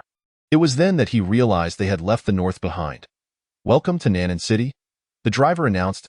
As the bus rolled into the parking lot of the station, it did not come to a halt, but continued along the road bordered by iron railings. Eventually stopping at the exit, Zhang Yuyang and Lin Miao disembarked with the throng, only to find a queue forming at the exit. The exit connected to the subway station and the bus hub, separated by security screening machines. Everyone, please have your identification ready. Bags must go through security. The security officer held a device for scanning IDs. What do we do? Lin Miao turned back to see the parking lot surrounded by iron railings. With no apparent exit, stay calm, follow my lead, Zhang Yuyang whispered in her ear. As the line of people ahead gradually diminished, he feigned rummaging through his backpack, then quietly pulled Lin Miao to the back of the queue. Run! Suddenly, Zhang Yuyang tightened his grip on Lin Miao's hand and sprinted towards the parking lot entrance. Hey, what are you two doing? Stop! The security guard shouted as he chased after them. Don't look back, Zhang Yuyang urged. They reached the end of the parking lot, only to find the entrance was an electric door that had already closed. We can't get out. Lin Miao trembled, her voice quaking. Zhang Yuyang could feel her icy temperature through his palm. He took a deep breath, surveying their surroundings before abruptly changing direction and racing towards the fence. I'll climb over first. Then, he spotted several stone pillars beyond the railing. I'll stand on them to help you over. With that, he stepped onto the ornate railing and leaped over, landing securely atop one of the stone pillars. Hurry! Just get over here, and I'll catch you. Zhang Yuyang gritted his teeth, extending his arms. Lin Miao fixed her gaze on the sharp, sword-like tips of the railing, envisioning her body being impaled, her legs turning to jelly as she glanced back to see the guard drawing nearer. Do you trust me? Zhang Yuyang grasped her hand through the railing. Lin Miao clutched the railing tightly, shutting her eyes, her face pale. You promised to believe in me. Come on. Chapter 14. The refuge of drifters. Lin Miao screamed, using her hands to propel herself upward as she leaped over the railing's sharp tips. Zhang Yuyang stood ready on the stone pillar, catching her firmly in his embrace. Feeling her weight and warmth, he experienced a profound sense of comfort and security. He buried his face in the crook of her neck, inhaling the faint scent of her collar, and whispered, "Let's go." The moment they left the parking lot, Zhang Yuyang slightly turned his head to glance back at the railing, where a figure had emerged to block the security guard's path. It seemed the individual exchanged a few words with the guard before they both turned to leave. Who could that be? Though questions swirled in his mind, there was no time to ponder. He simply took Lin Miao's hand and dashed across the road. Once again, they were running, the only sounds being their heartbeats and labored breaths. Their feet pounded against the unfamiliar pavement, watching the strange scenery rush by. The warmth of each other's hands was palpable. Did they catch up? Lin Miao halted, gasping for air. No, Zhang Yuyang replied, gazing back at the silent road behind them. Perhaps they had not pursued them at all. Where is this? Lin Miao looked around, completely devoid of the urban landscape they had seen upon disembarking.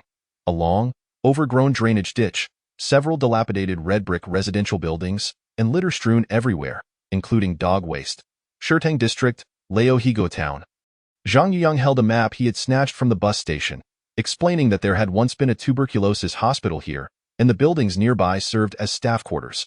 After the hospital was abandoned in the 1990s, The area became increasingly chaotic as the sky darkened. A light drizzle began to fall, and the temperature dropped sharply. Where do we go tonight? KTV, perhaps? Lin Miao tightened her coat around her. No, we can't head to the commercial district. We might have to camp out in the wild tonight. My apologies, Zhang Yuyang replied. Why? Lin Miao exhaled warm air into her hands. Even though the station's security didn't pursue us, it doesn't mean they let their guard down. The bus had security cameras, which surely captured our appearances. Are you familiar with big data comparisons?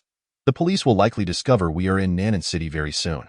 Unfortunately, we may have to endure this night, and then figure out a plan tomorrow, Zhang Yuyang explained. All right, but Lin Miao shielded herself from the rain with her hand.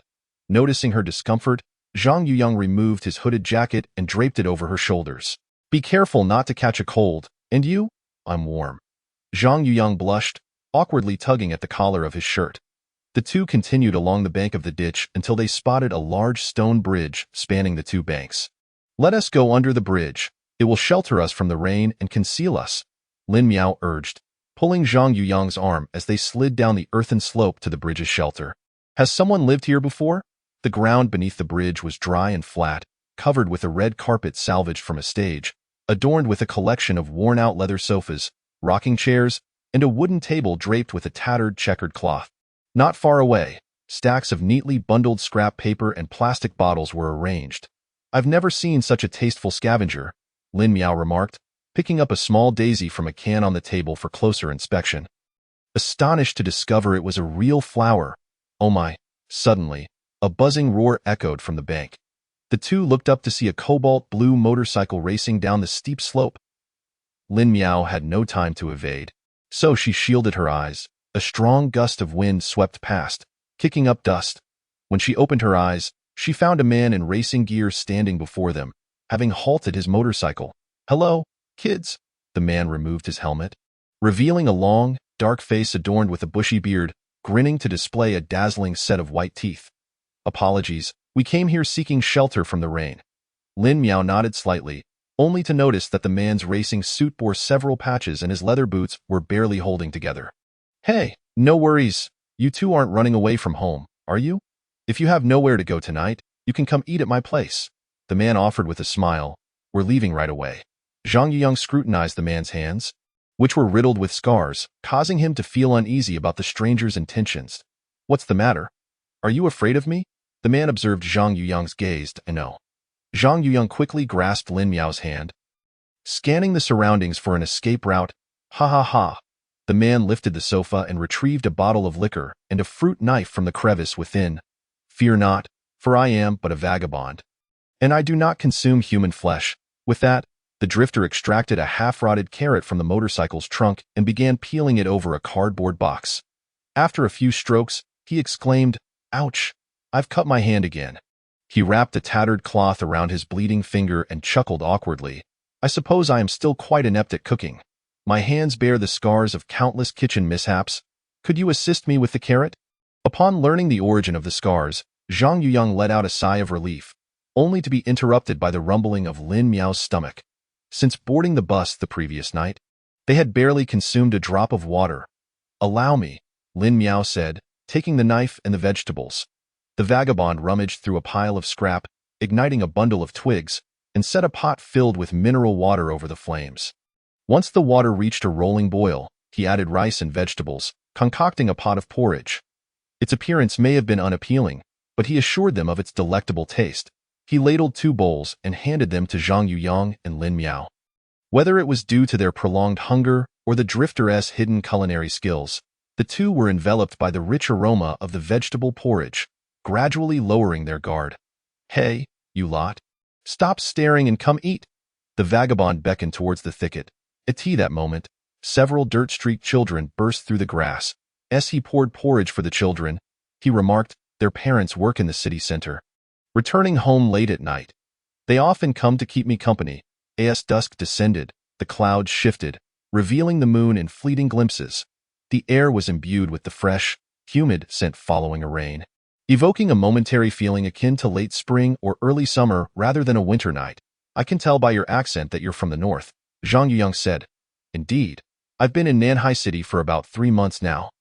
The vagabond replied, twisting the cap off the bottle and pouring a drink for Zhang Yuyang.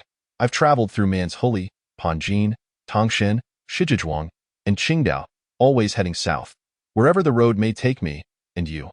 We are also traveling south. Aiming for the seaside, Zhang Yuyang explained. Summer Island? How did you know? Who doesn't yearn for that? Perhaps we shall meet there one day. The vagabond gazed intently at Zhang Yuyang, his eyes sparkling. I truly envy you. Young man, me? Zhang Yuyang replied with a wry smile, glancing at his own grimy clothes and shoes. I am at my wit's end, utterly clueless about what the future holds. Ha ha.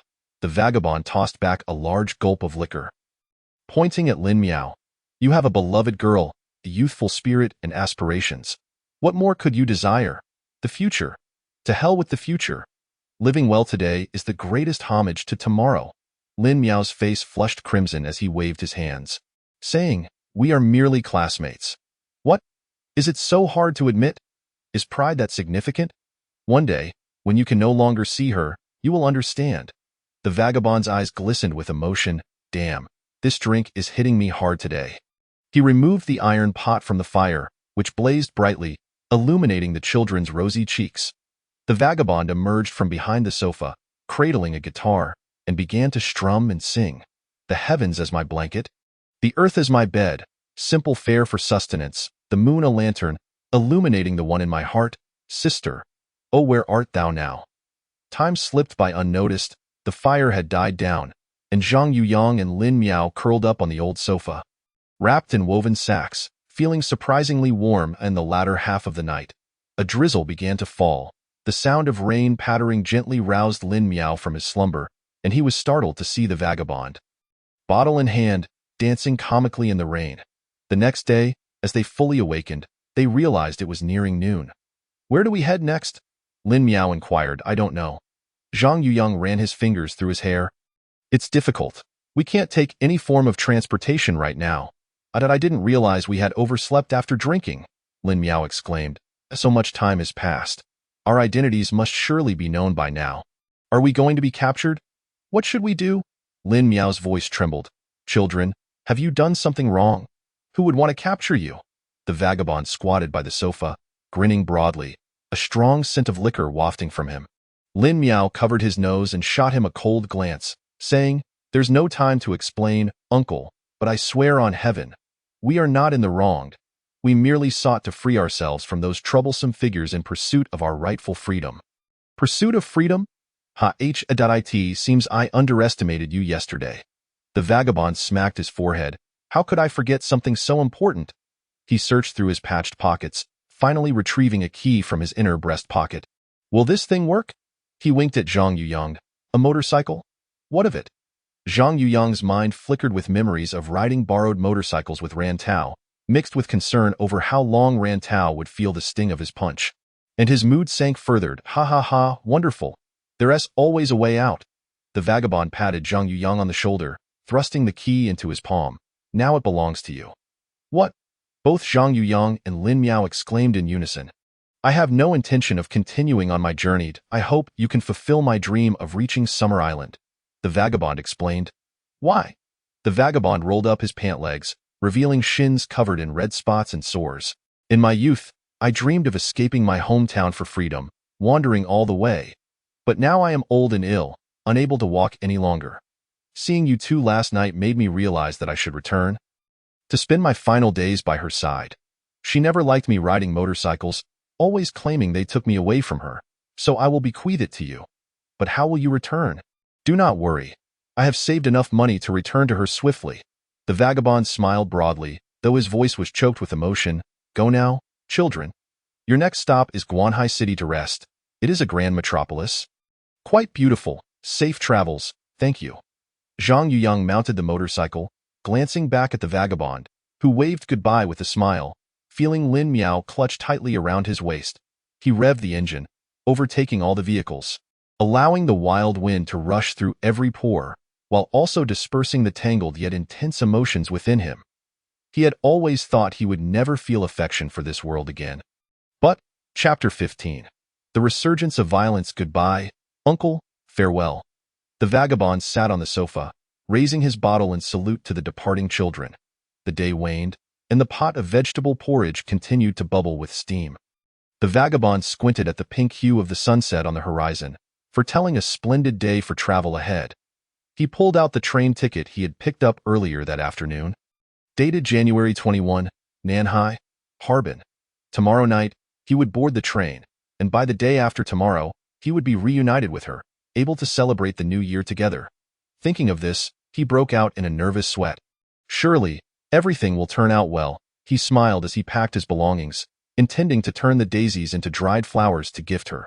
Suddenly, a chilling wail echoed from a distance. He halted his task and followed the sound, only to witness a masked figure in black dragging a girl into the shadows, covering her mouth. "Hey, what are you doing?" The vagabond assumed the man was merely a local thug, intending to scare him off. However, the assailant showed no sign of stopping, pushing the girl to the ground and stepping on her face. "Get lost?" The vagabond rushed forward, swinging the bottle at the black-clad figure. The man dodged swiftly, lunging at him with a chain drawn from his pocket, tightening it around the vagabond's throat. The vagabond clutched desperately at the assailant's arm, trying to pry it away, but his frail body lacked strength, and he was on the verge of losing consciousness from the choking grip. Suddenly, he withdrew a hand, reaching into his inner pocket to produce a fruit knife, stabbing fiercely at the man's arm. "Ah!" the assailant shrieked, releasing his grip. Coughing, the vagabond knelt on the ground, gasping for air, and waved a hand at the man. "Kid, you are still too green. You should know that the scars on my hands are from years of fighting. I have endured more blades than you have consumed salt." Enraged, the assailant withdrew a machete from his backpack and swung it at the vagabond. The vagabond struggled to rise, meeting the attack with his fruit knife. However, in the end, his frailty proved to be his undoing, and he soon found himself at a disadvantage. The vagabond collapsed in a pool of blood, gripping the assailant's leg tightly until he witnessed the girl escape unharmed. A faint smile gracing his lips. 50 kilometers remained to Guanhai City. Lin Miao pointed at the blue sign. "Let us take a break. My backside is killing me." "All right." Zhang Yuyang pulled the motorcycle over to the side of the road. They entered a fast food restaurant, pooling all their money to order a single cup of cola and a hamburger. Lin Miao unwrapped the burger, swallowing hard. Zhang Yuyang rose and headed toward the restroom, saying, "I need to use the toilet. You go ahead and eat." He deliberately took his time in the restroom, washing his hands and face slowly, only emerging when he estimated Lin Miao had nearly finished. To his surprise, the hamburger remained untouched on the table, while an additional 2 packets of fries and a taro pie had appeared. Lin Miao cradled a 3- or 4-year-old child in his arms, intently focused on a tablet in his hands. "Brother, eat up." A child stuffed French fries into Zhang Yuyang's mouth. "There has been no news about us in Nanshan City." Lin Miao couldn't help but break into a radiant smile, exclaiming, "The police are so foolish. Didn't you mention something about facial recognition and big data? Yet, it seems that no one has noticed at all." Zhang Yuyang chewed a few times, furrowing his brow, and remarked, "But there were indeed cameras on the bus. Our seats must have been captured. When we ran away from the parking lot, we did encounter the security guard. Did the guard not call the police? Or was it because of that person?" "What person?" As we climbed over the railing, the guard was almost upon us, but suddenly someone appeared and blocked their path. I was so focused on escaping with you that I only caught a glimpse of a shadow. Perhaps it was a man. Could he have helped us out? Zhang Yuyang speculated that a man, helping us out? It couldn't possibly be my father, could it? Ever since I emailed him, has he been tracking our location? But if he found us, he would surely capture me at the first opportunity. Lin Miao exclaimed. "Perhaps he respects your choice and intends to protect you silently," Zhang Yuyang suggested. Lin Miao suddenly lowered her head, taking large bites of her hamburger in silence. "Actually, I envy your father for still looking for you. It shows he cares about you," Zhang Yuyang said. "Mom!" The child suddenly broke free from Lin Miao's embrace, rushing towards a hurriedly approaching woman. "Oh dear. I'm sorry for the trouble, miss," the woman said. "It's no problem. Everyone has their unexpected moments," Lin Miao replied with a sweet smile. "The little one is so well behaved and has played wonderfully with me." The woman, holding her child, sat down beside them and added, "You must be careful when out and about. There's just been news. A woman was murdered in Yunshan. It's tragic. They say a certain part of her body was cut off. There are so many perverts nowadays." "Yunshan?" Lin Miao perked up, thinking that surely it must be the corpse in the cave that her father discovered. Could I see that news? The woman pulled out her phone, opened the trending news, and read. On January 18, a female corpse was discovered in the Yuding snack shop at Honghuayu village at the foot of Yunshan, confirmed by police to be the owner, Wang Yuding, with the time of death on the evening of January 17th. The murderer's method was brutal, with ligature marks and multiple cutting wounds found on the deceased. According to police investigations, a pair of male and female students who stayed at the Yuding snack shop are major suspects, among whom the male is Zhang Yuyang, the primary suspect in the case of Professor Song Zhao University. Oh dear, the internet connection is poor here. The photos aren't loading. The woman looked up, only to find that the seat beside her was empty. Zhang Yuyang had twisted the throttle of his motorcycle to the max, and instantly, a fierce wind howled against him, making it nearly impossible to breathe. Lin Miao's head pressed tightly against his back. Her arms wrapped around his waist, emitting a fearful whimper from deep within her throat. She's dead. Sister Yuding is dead. The suspects are us. Finally, the motorcycle came to a slow stop in a desolate suburb, where towering buildings and a giant tower adorned with purple neon lights could be seen in the distance. Guanhai City was just within reach. We're out of gas. Zhang Yuyang stumbled off the motorcycle, collapsing onto the ground, gasping for breath. Why? How did it come to this? Lin Miao grasped his shoulders. Sister Yuding was such a good person. Why did this happen? Could it be that her scoundrel brother did it and framed us? Zhang Yuyang clenched his fists tightly, struggling to remain calm. Yet the memories of the 2 days spent with Yuding flooded back to him. Gentle and pure Sister Yuding holding warm wine. Sister Yuding steaming buns for them. No? Rage threatened to burst from his eyes. He bit down hard on his lip, fighting against the tremors shaking his body. The same methods its him, the serial killer from 14 years ago. Lin Miao cradled her head in her hands, her mind racing back to Wang Xiaohong from 14 years ago. The girl found in the cave days earlier, and Sister Yuding. She closed her eyes, unable to fathom the horrific image of Sister Yuding, who had lived with them just days before, being brutally slain, parts of her body severed. He has returned. Slowly, she hunched over, purging the meal she had just consumed. Zhang Yuyang helped her up, his voice trembling. We may truly be unable to turn back. I'm sorry. What are you apologizing for now? Our suspicions cannot be cleared. That remote village has no outsiders, and the snack shop is filled with traces of our stay, including fingerprints. I originally thought that if I took the fall alone, it would suffice, that once we reached Shi Island, we would be safe, and you could return to school, back to your father. Zhang Yuyang lamented. I never intended to turn back. Lin Miao pressed her finger against Zhang Yuyang's lips, resolute. No matter what happens, we face it together. You made a promise to me. Gradually, Zhang Yuyang calmed down, grasping her wrist. We must prepare for a prolonged struggle. All our money is spent. The first step is to find shelter, and the second is to secure a job. Free accommodation? A job? Is that even possible? Let us go. Trust me. Zhang Yuyang and Lin Miao pushed the motorcycle across the overgrown grasslands, heading deeper into Guanhai City. Officer, you've arrived rather early. The librarian yawned. I despise work. I can't sleep when I'm anxious. Yifeng scratched his head, glancing out the window at the still dark night. The librarian opened the door to the monitoring room, saying, Are you here to check the records of the entry and exit times on January 10th? From 6 p.m. to 10 p.m., Yifeng replied. The video was quickly pulled up, and Yifeng stared at the screen, indeed spotting Ran Tao entering the library at 6:30. He had prepared for a prolonged battle, even bringing a large cup of goji berry water brewed by Lin Un, but after a short while, he saw Ran Tao leaving the library again. Entered at 6:30, left at 7. Yifeng furrowed his brow and sped up the video. Realizing that Ran Tao did not return until 9 p.m., he recalled Ran Tao's testimony that he had been studying in the library all evening. Thus, it was clear he was lying about those 2 hours. What had he been doing during that time? Thank you very much. Yifeng copied the video and hurriedly left the library. An hour later, he arrived at Ran Tao's dormitory and played the monitoring records for him. How do you explain those 2 hours? Ran Tao wiped his face and said, I'm sorry, I wasn't in the library the whole time. I was too tired and went for a walk outside. A walk? Where? Just up by the lake behind the library, Ran Tao replied. Did you go anywhere else? No, Yifeng scoffed. Then why did someone see you at the Physics Institute? Ran Tao's eyelids flickered. his body twitching as if struck by lightning. Yifeng smiled slightly, believing his fabricated witness lie had worked.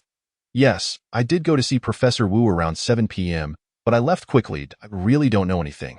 Do you believe your own words? Actually, Professor Wu is my advisor. Although I'm an undergraduate, the college assigns advising professors to a portion of students with high GPAs who plan to pursue graduate studies. I went to seek his signature to terminate the advisor relationship. And I left right after signing, Ran Tao explained. Why terminate the relationship? Because he is not a good teacher. Ran Tao's fists tightened, veins bulging on his forehead. Chapter 16 To survive the sound of high heels clicking against the floor echoed. Zhang Yuyang abruptly opened his eyes, leaping off the chaise and dropping to the floor. Through the gap at the bottom of the door, he glimpsed several feet moving in the hallway. He quickly shook Lin Miao awake. And as she opened her eyes, he covered her mouth. He made a shushing gesture, tidied the bedding, and then pulled her under the bed with him. They lay flat on the floor, faces pressed against the dusty floorboards. The scent of earth and paint filling their nostrils. We might as well have hidden in the wardrobe. Lin Miao's face turned nearly crimson. Zhang Yuyang quietly pressed down on her hand. Soon, the bedroom door swung open, and a series of footsteps approached. He estimated there were at least 4 or 5 people. Mr. Wang, Mrs. Wang, this is the master bedroom. Our company specializes in modern minimalist designs, spacious, clean, and easy to maintain. The room is large enough to fit a 2-meter double bed, along with a chaise lounge. A sweet voice accompanied the sound of high heels, the wardrobe included. Yes, it's specially designed by our designer for perfect storage. Take a look. As soon as the words left her mouth, the creaking sound of the wardrobe opening startled Lin Miao, causing a cold sweat to form on her back.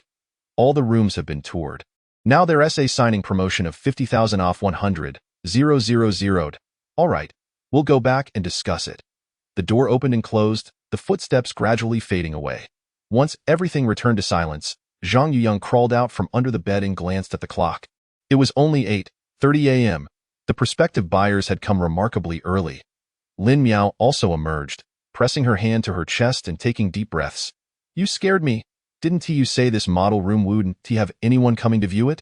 Based on the information I gathered, this location and price would indeed lead to poor sales. But who knew the sales office would start offering discounts today?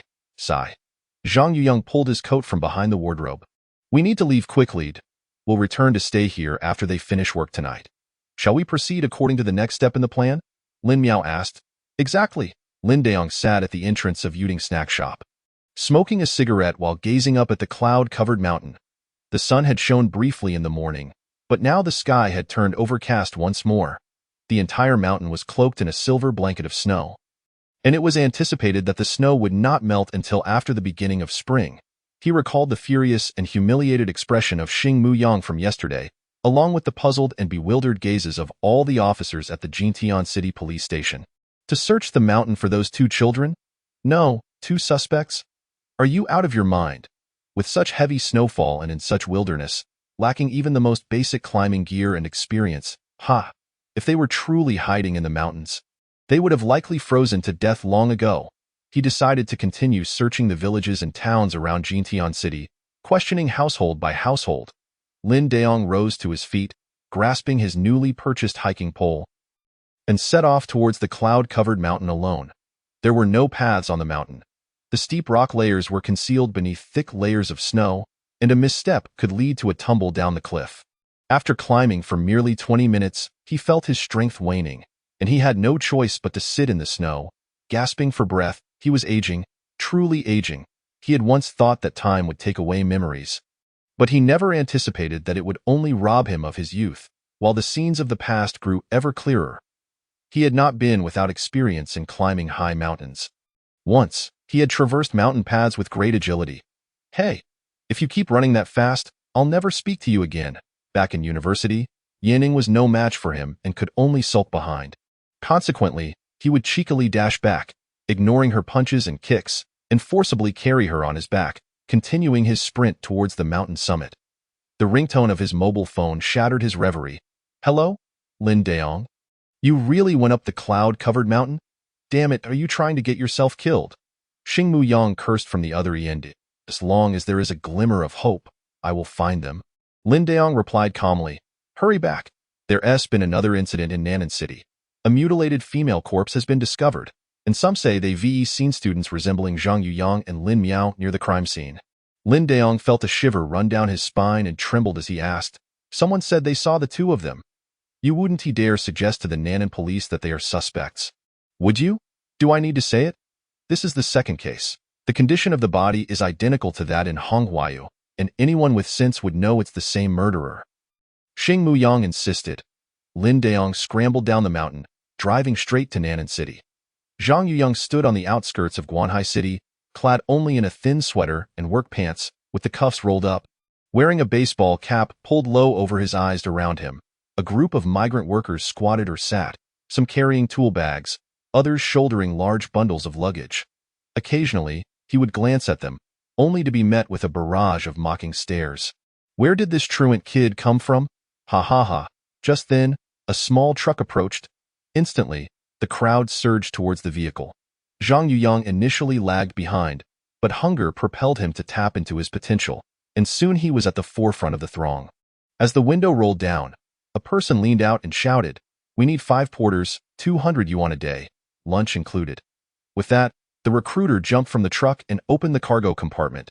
Immediately, the workers swarmed in. "We only need 5. The recruiter was about to close the compartment.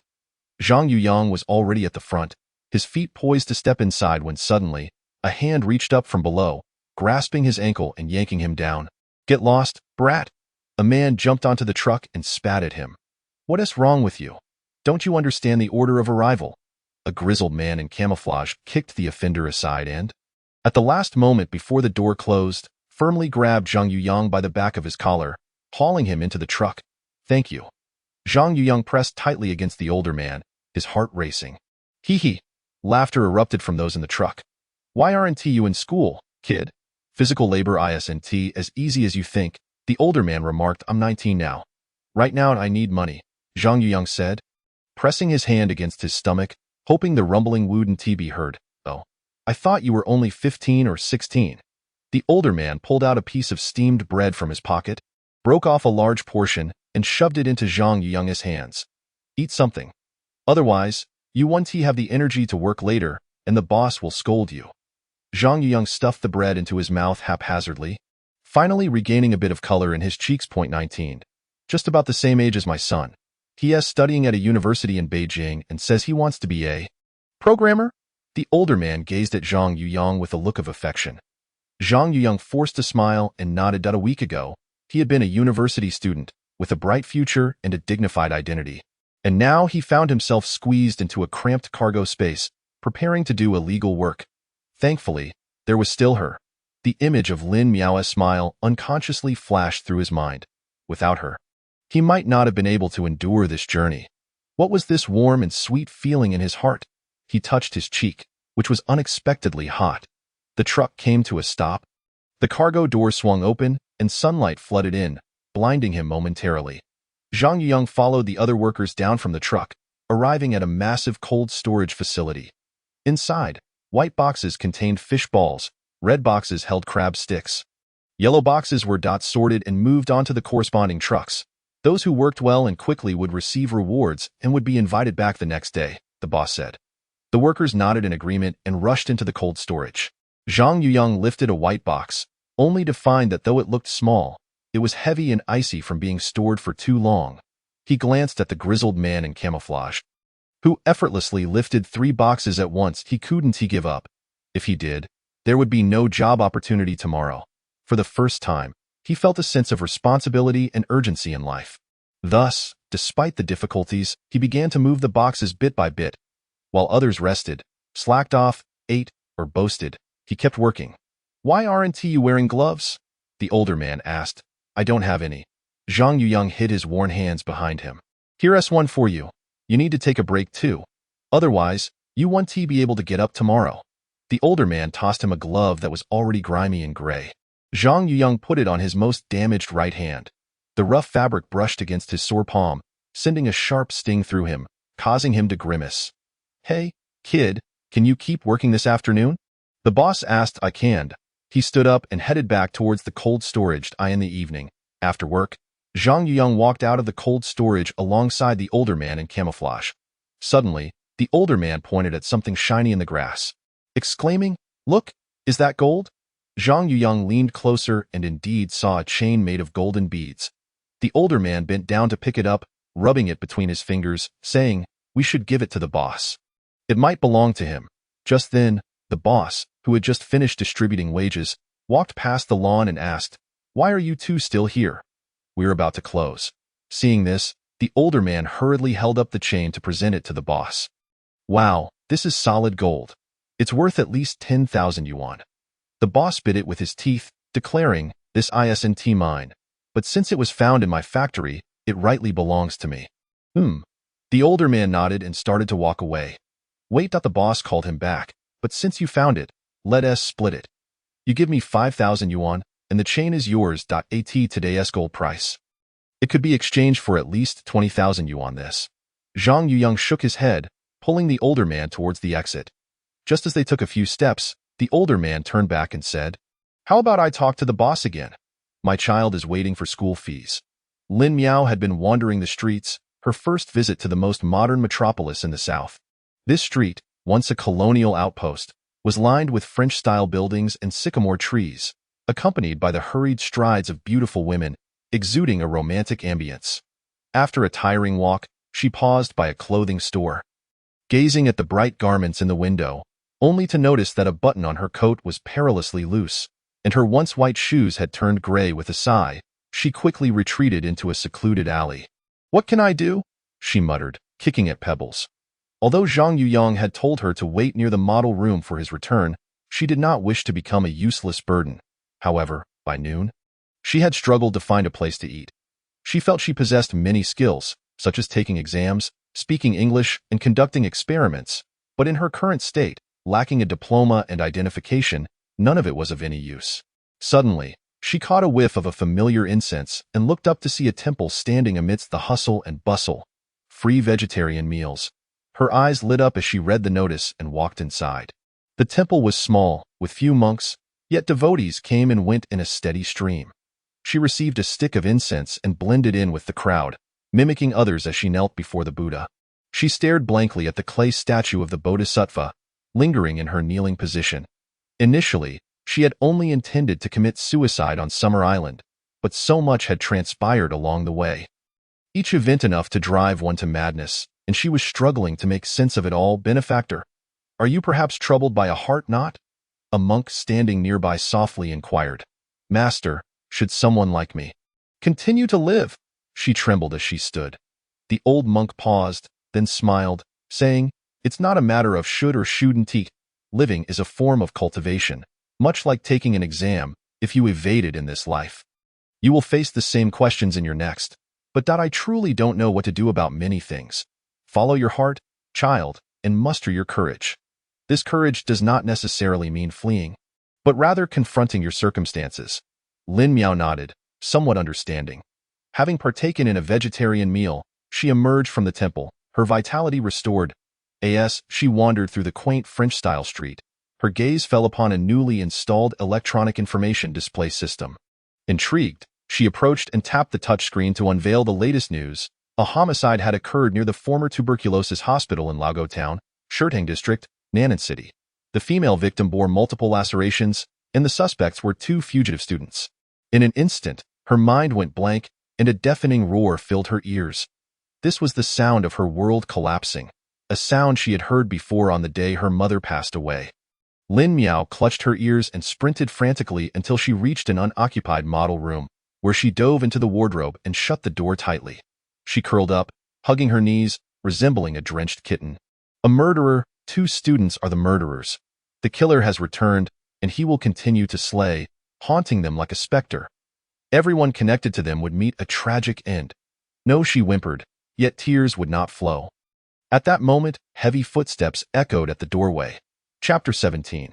I no longer wish to live. Upon seeing the bold characters spelling out Nan'an City, Lin Daong leaned back in his seat, exhaling deeply, rubbing his dry eyes. Ignoring Xing Mu Yang's orders to return to the police station in Jintian City, he had driven recklessly for 7 hours straight, arriving directly in Nan'an City. Outside the car window, the sun was setting. He headed straight to the police station, presenting his identification and demanding to see the corpse. The young female team leader, Ouyang Jing, attended to him and, despite the objections of her subordinates, conceded to his request. My father was a veteran police officer. If I were to go missing, he would spare no effort to find me. Yet if I were to err, he would never shield me from the consequences. This embodies the integrity of police officers from that era. Thus, I trust Lin Gu. Ouyang Jing escorted Lin Daong to the forensic lab. There, on the examination table, he beheld the body, a similarly young woman, no older than 25, strangled in the same manner, untouched by sexual assault, and with her breasts and other body parts severed. He leaned closer, peering at the face of the deceased, and once again observed the identical ligature marks. It was him, it was his doing. He clenched his fists. Excuse me, what do you mean? Ouyang Jing inquired. The perpetrator of the infamous serial killings in Songzhou City 14 years ago. This is undoubtedly his modus operandi, Lin Daong stated. But I heard from the Jintian City Police that the suspects are 2 students, claiming they were imitating the crimes. Ouyang Jing countered. No, even Miao Miao could not possibly know this detail. Lin Daong pointed at the ligature marks on the neck of the female corpse. The photograph I leaked to my daughter did not include a close-up of the neck. The photos of the ligature marks are classified documents, not made public. Only the special task force handling the case at that time would know. They could not possess similar weapons, nor could they imitate this. Ouyang Jing pondered for a moment, frowning as she nodded. Unable to fully accept his claim but lacking a rebuttal. By the way, some people mentioned seeing those 2 children at the crime scene. Could it be mere coincidence? Ouyang Jing remarked. Please provide me with the address. I will verify it personally, Lin Daong replied. The crime scene is located behind the abandoned tuberculosis hospital, in the family quarters. Though referred to as family quarters, very few families of hospital staff actually reside there now. Most occupants are young individuals and workers who cannot afford housing in the city center. The victim worked as a sales assistant in a mall and met her fate after a late shift. Right here, the man pointed at the pile of garbage cordoned off by police tape at the entrance of the abandoned hospital. Each morning, I have to dispose of the trash, and that's when I saw someone sprawled among the refuse. It's south, quite close to your community. Did you hear anything unusual last night? Lin Daong inquired. No. Although it appears close, there's actually a hospital in between. So we really heard nothing, the man replied. Are you an eyewitness to the suspects? Lin Daong turned to a middle-aged woman nearby. I suppose so. Actually, it was my child who saw them. Our entire community has been discussing this matter today. As the police mentioned that a similar case occurred in Jintian City and even presented photos of the suspects, which Xiao Liang recognized, saying he had seen those 2 individuals, the woman explained. Lin Daong's gaze shifted downward, focusing on the young boy, around 10 years old, standing before the woman. He produced photographs of Zhang Yuyang and Lin Miao, asking, Little friend, are you certain you've seen these 2 individuals nearby? They are the older brother and sister with whom we played together, the boy replied. Last night? No, it was the night before. My mom didn't let me go play with the uncle yesterday and even scolded me. The boy sniffled, casting a timid glance at the woman. Uncle? Ha, he's just a beggar, a scavenger. The woman chuckled awkwardly. Our community has been gossiping that he might be involved in child trafficking, which is why I don't let him play under the bridge. Is the place where you played with those older siblings also near the uncle's spot? Under the bridge. Lin Daong grasped the boy's shoulder, leaning down to inquire. The boy nodded and retreated behind the woman. Where is the bridge? Lin Daong asked. Exit the hospital. Follow the riverside southward for about 1 kilometer, the woman answered. Thank you. Lin Daong drove slowly along the riverbank and indeed spotted an ancient stone bridge, beneath which lay a disheveled sofa and table. Excuse me. Lin Daong approached the man lounging on the sofa. The homeless man lifted his gaze, one hand clutching his abdomen while the other struggled to prop himself up. You re-injured? As Lin Daong helped him sit up, he noticed blood dripping from the man's abdomen. Lowering his gaze, he discovered a dark pool of blood seeping from beneath the table to the edge of the sofa. I'll take you to the hospital. Lin Daong pulled out his car keys. No, I'm fine. What's with all this fuss? Hey, aren't you supposed to be asking questions? What do you want to know? The homeless man brushed him off. Have you seen these 2 children? Lin Daong produced the photographs. The homeless man's eyes lit up, and after a moment of contemplation, he asked, Why do you want to know? This is my daughter and her classmate. They are currently missing. If you know anything, you must inform me. Lin Daong knelt beside the sofa, hands clasped in prayer, pleading, Brother, I implore you. A homicide has occurred nearby, and people suspect they are involved, but I know my daughter wouldn't do something like that. I'm worried she may also be threatened by the murderer. Have they caught up with us? Was the victim a young woman with short hair, dressed in a rose-colored outfit? The homeless man queried. Yes. How do you know so much? Lin Daong rose, casting a suspicious glance at the homeless man, particularly at his wounds. Rest assured, your child is safe. They are not the killers. The homeless man detected the caution in Lin Daong's gaze and insisted, I'm not the murderer. Could a killer be so incompetent? He then recounted the events of the previous night, when he had encountered the perpetrator and intervened. The killer is a man dressed in black, wearing a mask, about my height? Lin Daong asked. Roughly, the homeless man replied. You mentioned he strangled your neck, may I see? Lin Daong inquired. Reluctantly, the homeless man revealed his neck, where a faint chain-like bruise was visible, indeed. Adios him, Lin Daong exclaimed. I must hurry and take you to the hospital. You must testify for me. I knew those two children couldn't be the killers. I'm not going. It's pointless. Just go, you fool, the homeless man shouted. Why not? I don't want treatment. I doubt I'm already ill. There's no need to spend money. The homeless man pulled a knife from his pocket, pressing it against his neck. You must leave quickly. Otherwise, I'll commit suicide. Lin Daong had no choice but to raise his hands and step back slowly. Hey, I stabbed the killer last night, in the arm, the right side. With his last ounce of strength, the homeless man spoke, then smiled and collapsed onto the sofa, unconscious. Lin Daong dashed back, lifting him and sprinting toward the car. Unbeknownst to him, a blood-stained train ticket had fallen from the homeless man's hand, with only 2 hours left until departure. Who is the patient to you? A doctor asked, closing the door to the emergency room with a serious expression. I doubt I'm his friend. Lin Daong scratched his head. Is he okay? The patient has a severe blood disorder, critically low platelet levels, and has sustained serious abdominal injuries, the doctor explained. Just tell me straight. The situation is dire and requires immediate intervention. The doctor handed him a consent form. This is the emergency consent form. Can you locate his relatives for a signature? Lin Daong snatched the form, glancing at the lengthy liability clauses. Can I sign it?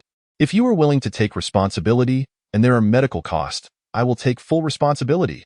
Lin Daong pulled out a pen and signed the document, then produced a credit card. I'm a police officer. He is a crucial witness in my case. I implore you to save him. It's not just his life. It may involve many others. A police officer? How wonderful. The doctor pulled out an identification card. This was discovered in his pocket. You officers can use it to contact his family. Lin Daong accepted the ID, noting the photo of a man with neat hair, a healthy complexion, and a spirited demeanor. Starkly contrasting with the current frail and despondent appearance, as evening fell, Zhang Yuyang emerged from the bushes near the housing complex, pushing his motorcycle, wiping it down before heading to a nearby gas station to fill it up. Upon his return, he strode into the model room, clutching the remaining 100 yuan with palpable excitement. Yet, as he traversed through each chamber, he found no trace of Lin Miao. Fearing to attract attention, the model room remained shrouded in darkness. The desolate silence was pierced only by the sound of his solitary footsteps. He swallowed hard, haunted by the memory of that ghostly serial killer, the one who preyed upon young girls, Lin Miao. He dashed into the bedroom, calling out loudly. Suddenly, the wardrobe door creaked open from within, and Lin Miao slowly emerged. Zhang Yuyang let out a long breath, collapsing onto the bed, wiping the cold sweat from his brow. When are we leaving? Lin Miao inquired. The boss wants me to continue working tomorrow. At this rate, I will soon have enough money for our next destination, Zhang Yuyang replied. But it won't get any better. No matter where we go, will it? Lin Miao murmured, kneeling on the floor, her fingers digging into the carpet. Zhang Yuyang paused, rising from the bed, asking, What's wrong? Did something happen today? The tuberculosis hospital we visited in Nan'an City also experienced a murder. Employing the same method, I realized that wherever I go, death follows. It has been this way since childhood. It is because of me that my mother died. Lin Miao's voice trembled. How could that be? Zhang Yuyang slid off the bed, stammering, even if it happened. It is not your fault. Lin Miao cradled her head, her voice hoarse as she cried out, Perhaps my relatives are right. I am indeed a harbinger of misfortune. We cannot escape this curse. Perhaps we will be the next victims. Zhang Yuyang cautiously moved toward her, hesitantly wrapping his arm around her shoulder, saying, Lin Miao, do you plan to end your life even when we reach Summer Island? Lin Miao nodded gently. All right. Zhang Yuyang stood and walked to the kitchen of the model room, prying open the knife cabinet lock, retrieving a kitchen knife, and returning to Lin Miao. Neither of us will die, I promise you. He concealed the knife within his clothing, asserting, if that killer appears, I will slay him. Lin Miao looked up, her tense expression finally softening into a smile. You know, actually, from the moment you saved me from suicide, I no longer wish to die. Not only because I have yet to witness the ocean. Lin Miao's cheeks flushed slightly. It is because of you. In truth, that was your second time saving me. Do you remember the autumn of our freshman year? Chapter 18. Confession. Not long after the start of the freshman year, on an autumn evening, Zhang Yuyang strolled through a secluded part of the campus, a book in hand, as was his custom. Suddenly, he heard rustling from the bushes beneath the bridge, followed by the plaintive cries of a girl. Please, don't. He immediately slid down the earthen path to the bridge's underbelly, where he spotted a petite girl pinned beneath a tall boy. The boy had one hand clamped over her mouth while the other tugged at her clothing. In the dim light, he caught a glimpse of the girl's pleading eyes fixed upon him. Without a moment's hesitation, he lunged forward, seizing the boy's shoulder and yanking him away. The boy recoiled in fear, slowly turning to face him. Jianyu, he froze in place. Jianyu lived in the adjacent dormitory and had shared snacks with the boys of 5 dorms on the day of his arrival. He was the antithesis of Zhang Yuyang. Tall, handsome, and effervescent, he mingled in various clubs and socialized with seniors, surrounded by a throng of friends wherever he went. Seeing Zhang Yuyang, Jianyu exhaled in relief. Grinning, what's up? Want to join in? You're not still a virgin, are you? Let her go. Zhang Yuyang averted his gaze, striving to ignore the girl who was adjusting her clothing. Get lost. If you don't want to drink, then take the punishment. Jianyu swung his arm and struck him. Zhang Yuyang wiped away the blood from his nose, maintaining an indifferent stare, neither retreating nor speaking. I absolutely despise people like you. Pretending to be a righteous person, Jianyu cursed, lunging at him, and they began to grapple on the grass. Suddenly, Zhang Yuyang caught a glimpse of the girl staggering toward the riverbank, prompting him to kick Jianyu aside and rush after her. Yet, he was too late. They both plunged into the river. The frigid water enveloped him, and for a moment, he felt as if he might drown. However, sheer willpower compelled him to dive deeper until he grasped her soft form. Using every ounce of strength to push her onto the shore, surfacing from the water, he noticed a crowd had gathered on the bank. Several campus medics hurriedly assisted the girl onto a stretcher, while Jianyu appeared panicked, gesturing animatedly with the security captain. That's him, Jianyu shouted, pointing at Zhang Yuyang, who was struggling to climb onto the bank. Thus began Zhang Yuyang's transformation from a diligent student hailing from a poverty-stricken village in Jingxian County into a pariah in the eyes of most students. That day, he saved a girl, yet was escorted to the campus police office by security. Although the girl later testified that Zhang Yuyang had merely jumped into the river to rescue her. Rumors had already spread among the students that he had attempted to molest her, causing her to leap into the river.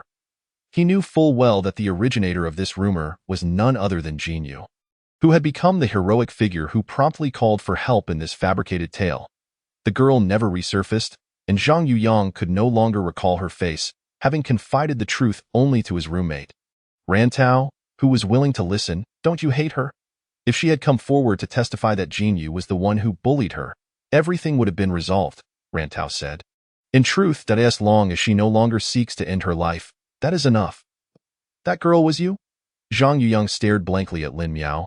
I actually explained everything to those around me. You are not a bad person, yet no one paid me any mind, even accusing me of Stockholm Syndrome, simply because I refused to disclose the true culprit, Lin Miao replied. That is of no consequence. Zhang Yuyang raked his fingers through his hair, gritting his teeth. But Jianyu, he ultimately harmed you, didn't he? Yes, I lacked the courage to speak about what he did to me. I feared humiliation, feared his wrath, and feared my family would fall apart once more. My father could not bear the blow.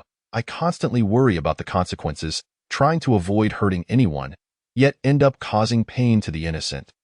Lin Miao bowed her head, kneeling before Zhang Yuyang. I am so sorry, truly, I apologize. You need not apologize. The one who should be apologizing is undoubtedly living quite happily now, Zhang Yuyang said, a twisted smile forming on his lips. His fists clenched tightly, whether it be Jin Yu or the person who murdered Professor Wu. Lin Miao crawled toward him, gently grasping his fist, saying, "Because of you, I wish to live. Initially, I sought the right opportunity to apologize to you. But now it is because I want to be with you, forever." "Is this a confession?" Zhang Yuyang stood frozen, slowly loosening his fist, hesitating to raise his gaze to meet hers. However, her presence lingered everywhere. He could see her smile with his eyes closed. "If you do not wish for this, I will walk away, no longer burdening you." Lin Miao tilted her head, fixating on his flushed face. The fringe obscured his eyes, rendering his expression unreadable. Thump, thump, thump. The sound of his heart raced violently. He tugged at his sweat-soaked sweater, his atoms apple bobbing, slowly extending his arm toward her until he grasped her hand. "Don't go." By the time they returned to the Nan'an City police station, it was already late at night. Lin Daong curled up in the duty room, asleep. Perhaps the long drive had exhausted him, compounded by the emotional toll of encountering a witness. When he finally opened his eyes, the day was bright. He hastily donned his clothes, stumbling out of the room, and pushed open the door to the criminal investigation team's office. "Morning, Brother Lin. The information you requested about that person has been gathered," Ouyang Jing said. "Quick, summon him." "I have contacted him. His brother stated not to save him, allowing us to handle it as we see fit." She continued, "I reviewed the records. This individual has a criminal history. In his youth, he was a small-time thug, engaged in violent brawls. Perhaps he got what he deserved," Ouyang Jing remarked. But he is my witness," Lin Daong shouted. "What do you mean?" Lin Daong offered no response, leaving the police station and driving straight to the hospital. However, he searched through every ward only to find no sign of Zheng Wanbing. "I'm sorry.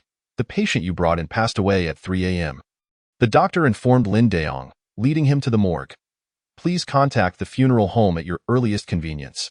Lin Daong swayed slightly, leaning against the wall, as if he had aged 10 years in an instant. Are you listening to me?" The doctor waved the death registration form in front of him. "Ha ha. This must be a joke, right?"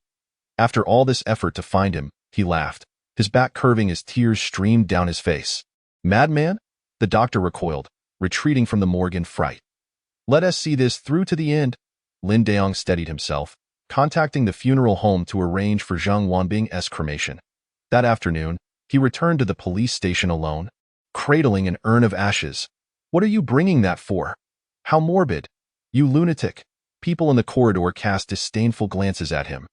"Yet I must thank you, dear brother," Lin Daong muttered to himself.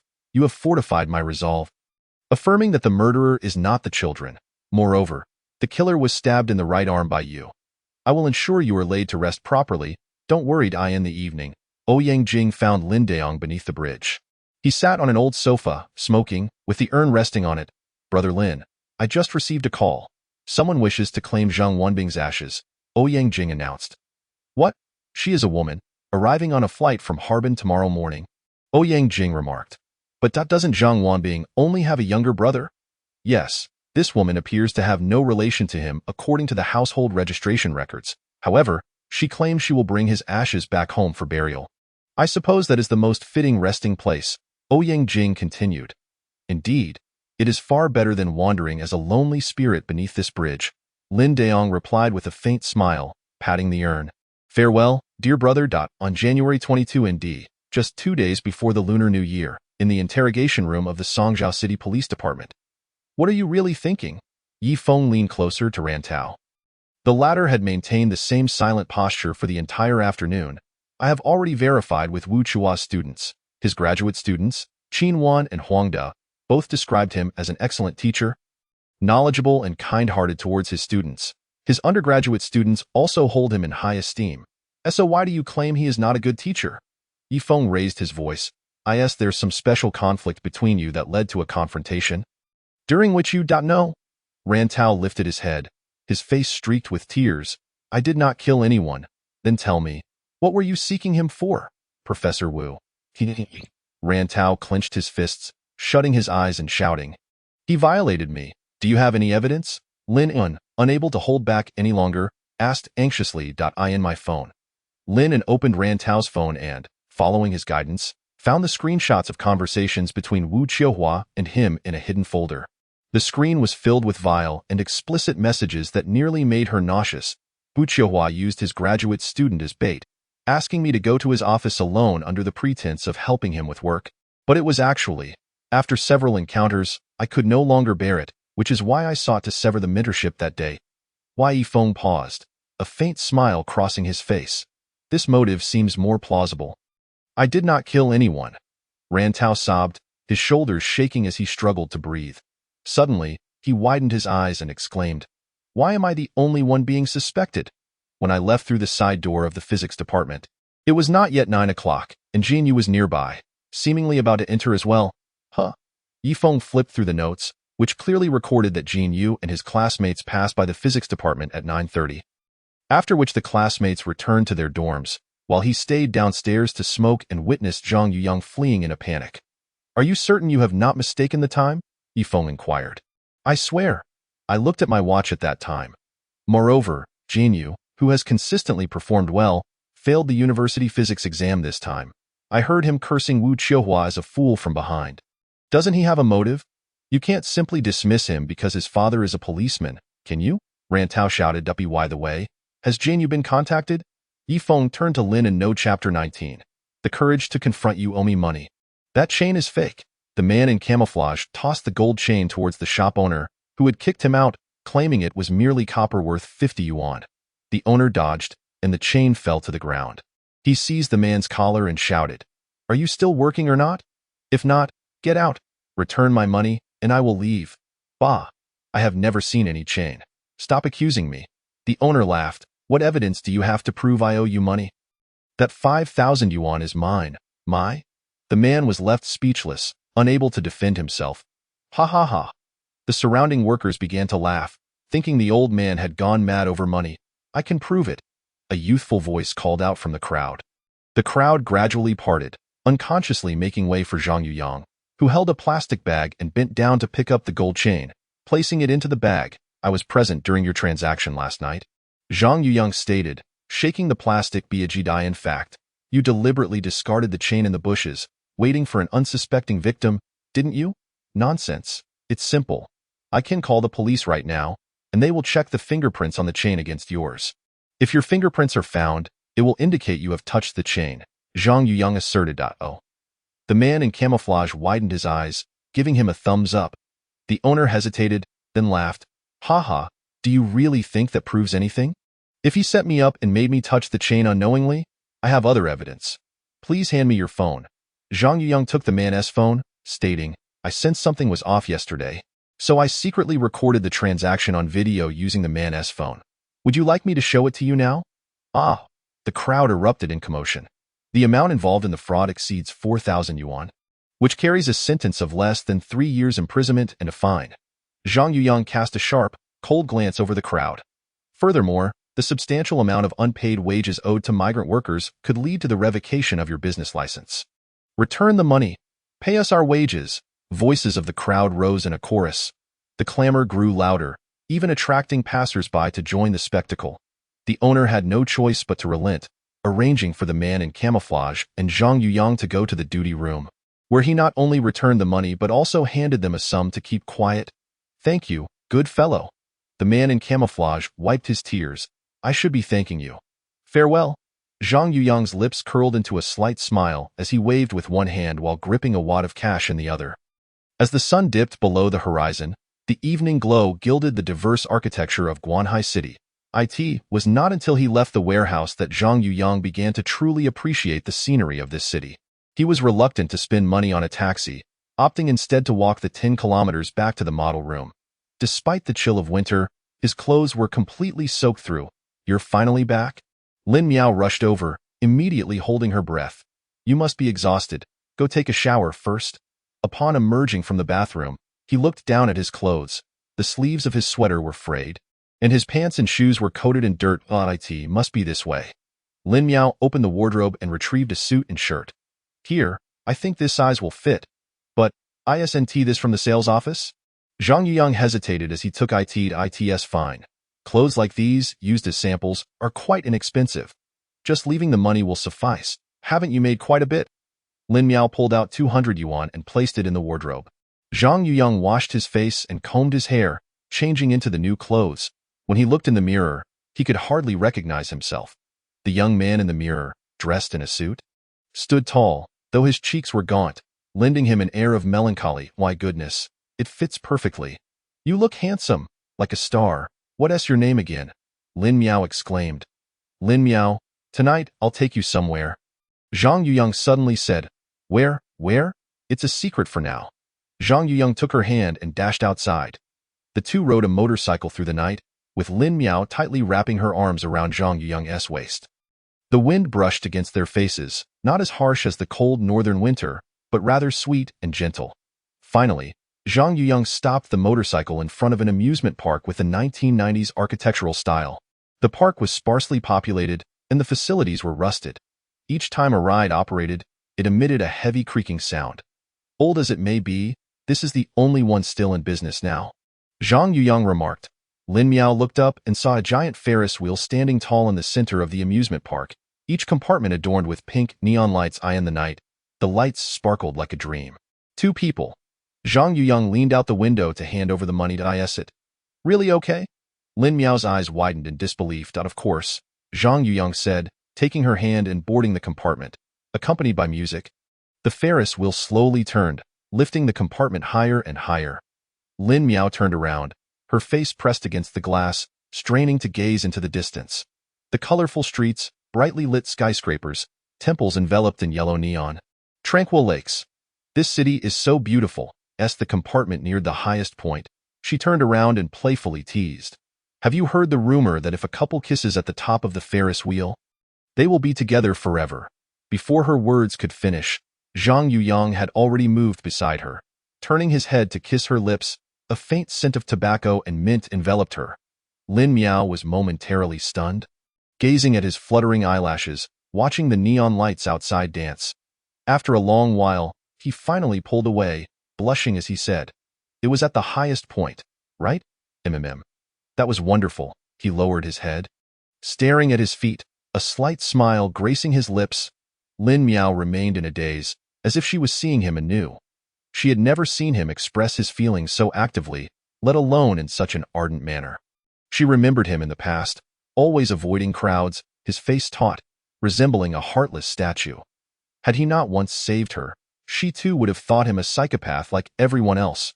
But now things are different. Everything has changed in this world. We lonely souls have found each other. Lin Miao knelt on the compartment seat, grasping his shoulders, responding to his bewildered gaze with an even more passionate and profound kiss. She felt him slowly extend his arm, tightly embracing her waist. His hands were large and warm, and even through the sweater, she could feel the coarse warmth. By the time they returned, it was already midnight. They no longer held back, entwining their fingers as they stepped into the pitch-black house. You shouldn't sleep on the floor tonight. You might catch a cold, Lin Miao said with a smile as she pushed open the bedroom door. Suddenly, she froze, acutely aware that this room seemed different from how she remembered it. She sniffed the air and finally understood the distinction. It was the scent, the smell of blood. It was akin to the metallic taste of blood that floods the throat during a nosebleed. Utterly nauseating, Zhang Yuyang swiftly pulled her behind him, fumbling as he stepped forward to draw back the curtains.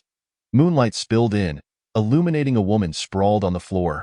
Her upper body was bare, a dark mark visible on her neck, while her black skirt had been hiked up and her stockings were torn to shreds. Blood pooled on the ground, and severed human tissue lay piled nearby. Lin Miao clamped her mouth shut and fled from the room, her legs giving way as she collapsed at the entrance. She did not stop, slowly crawling toward the door. Where are you going? Zhang Yuyang called, chasing after her. Let's go. Let us leave. Lin Miao gasped, her shoulders trembling. Wait. Zhang Yuyang pulled out a kitchen knife, scanning the corners of the room, only to find no one else present. He returned to Lin Miao's side, grasping her hand, and said, It's futile. We cannot just walk away this time. You must have noticed, every place we visit becomes the scene of a crime. Lin Miao nodded. This is no coincidence. I don't understand the killer's motives. Are they intent on killing us? They had ample opportunities to strike. Yet they spared it to evade responsibility by framing us. But they have already committed the crime without leaving a trace. Following us would only expose them, posing a threat to themselves? Zhang Yuyang pondered. Then what could it be? Could it truly be a curse? Because I am an ominous person. Fool, she retorted. There are no such things as curses in this world, and you are my lucky star. Had I not been with you, I might have given up long ago in Yunshan. Zhang Yuyang knelt beside her, wrapping his arms around her shoulders. It's not over yet. Don't speak despairingly. The best course of action now is to identify the murderer, whether we eliminate them ourselves or hint to the police to apprehend them. Once that person is dealt with, everything will improve. The women they harmed will find peace, and we will no longer be threatened. Courage isn't merely about fleeing. It is about facing challenges. Lin Miao recalled the wise words of an old monk from the temple. Reflecting on her life, she recognized that every time she encountered pain and setbacks, she sought excuses to escape, believing that time would resolve her issues, only to find that matters spiraled out of control. Relying on the police to rescue them seemed futile now. If the killer dared to commit murder openly in their vicinity, then they would confront him head-on. Zhang Yuyang returned to the bedroom, slipping a thin plastic bag over his hand, then repeatedly touched the woman's body, timing his pressure against her skin. The time of death should be around 3 to 4 hours ago, likely between 9 and 10 in the evening.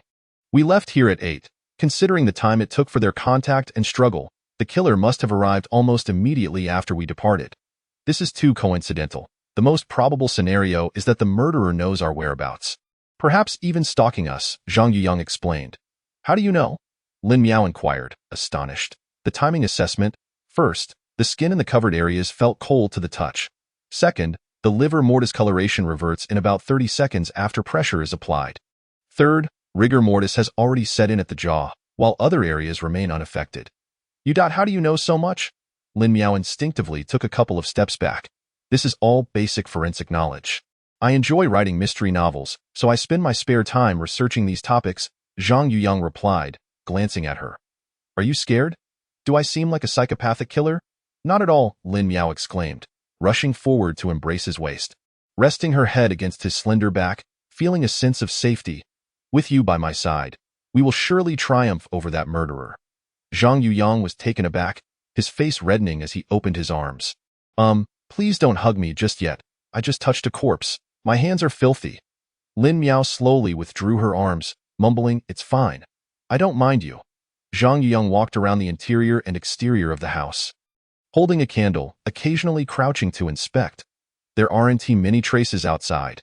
Inside, there are scratch marks on the wardrobe door, the bed sheets are wrinkled, and the bloodstains are concentrated in one area beneath the bed. The crime scene must be within the bedroom, suggesting a brief struggle. It seems unlikely that the murderer strangled the victim and then brought her to the bedroom for a twisted dissection. It appears more likely that they naturally entered the house and then launched a sudden attack. At this hour, how could anyone come to the model home with a psychopath? Lin Miao exclaimed. Unless, Zhang Yuyang pulled out a crumpled women's blazer from under the bed. The victim was a sales representative. The murderer disguised themselves as a potential buyer. Does that mean the killer must appear wealthy or handsome? Otherwise, why would a sales representative bring them to view the model home after hours? Lin Miao pondered at him. That's an excellent deduction. Quite clever. Zhang Yuyang applauded. This can serve as part of the killer's profile. What is profiling? It's the process of outlining a person's characteristics through details, gradually reconstructing their likeness in order to identify suspect. That's how it's done in novels, Zhang Yuyang explained. Impressive. But knowing just this information isn't enough. There's a crucial question. Why must the killer follow us to commit their crimes? This indicates a connection to us. Zhang Yuyang continued, this person must have had contact with us. They committed their first crime 14 years ago. They must be around 40 now. I don't know any creepy uncles of that age, Lin Miao remarked. What do you know about the serial killings from 14 years ago? Zhang Yuyang asked. Lin Miao stifled a yawn, her eyelids growing heavy. She curled up on the sofa in the living room, saying, Let me think. It's been too long. Zhang Yuyang sat beside her, waiting for a response. And as he did, his own consciousness began to fade. After an indeterminate amount of time, a beam of flickering white light illuminated Zhang Yuyang's face. He jolted awake, frowning as he opened his eyes. Instantly drenched in cold sweat. Who are you? A security guard in a sales uniform, his expression stern, questioned. How did they end up here? Zhang Yuyang glanced behind him, noticing more people entering the room. Chapter 20. the hardcore bride.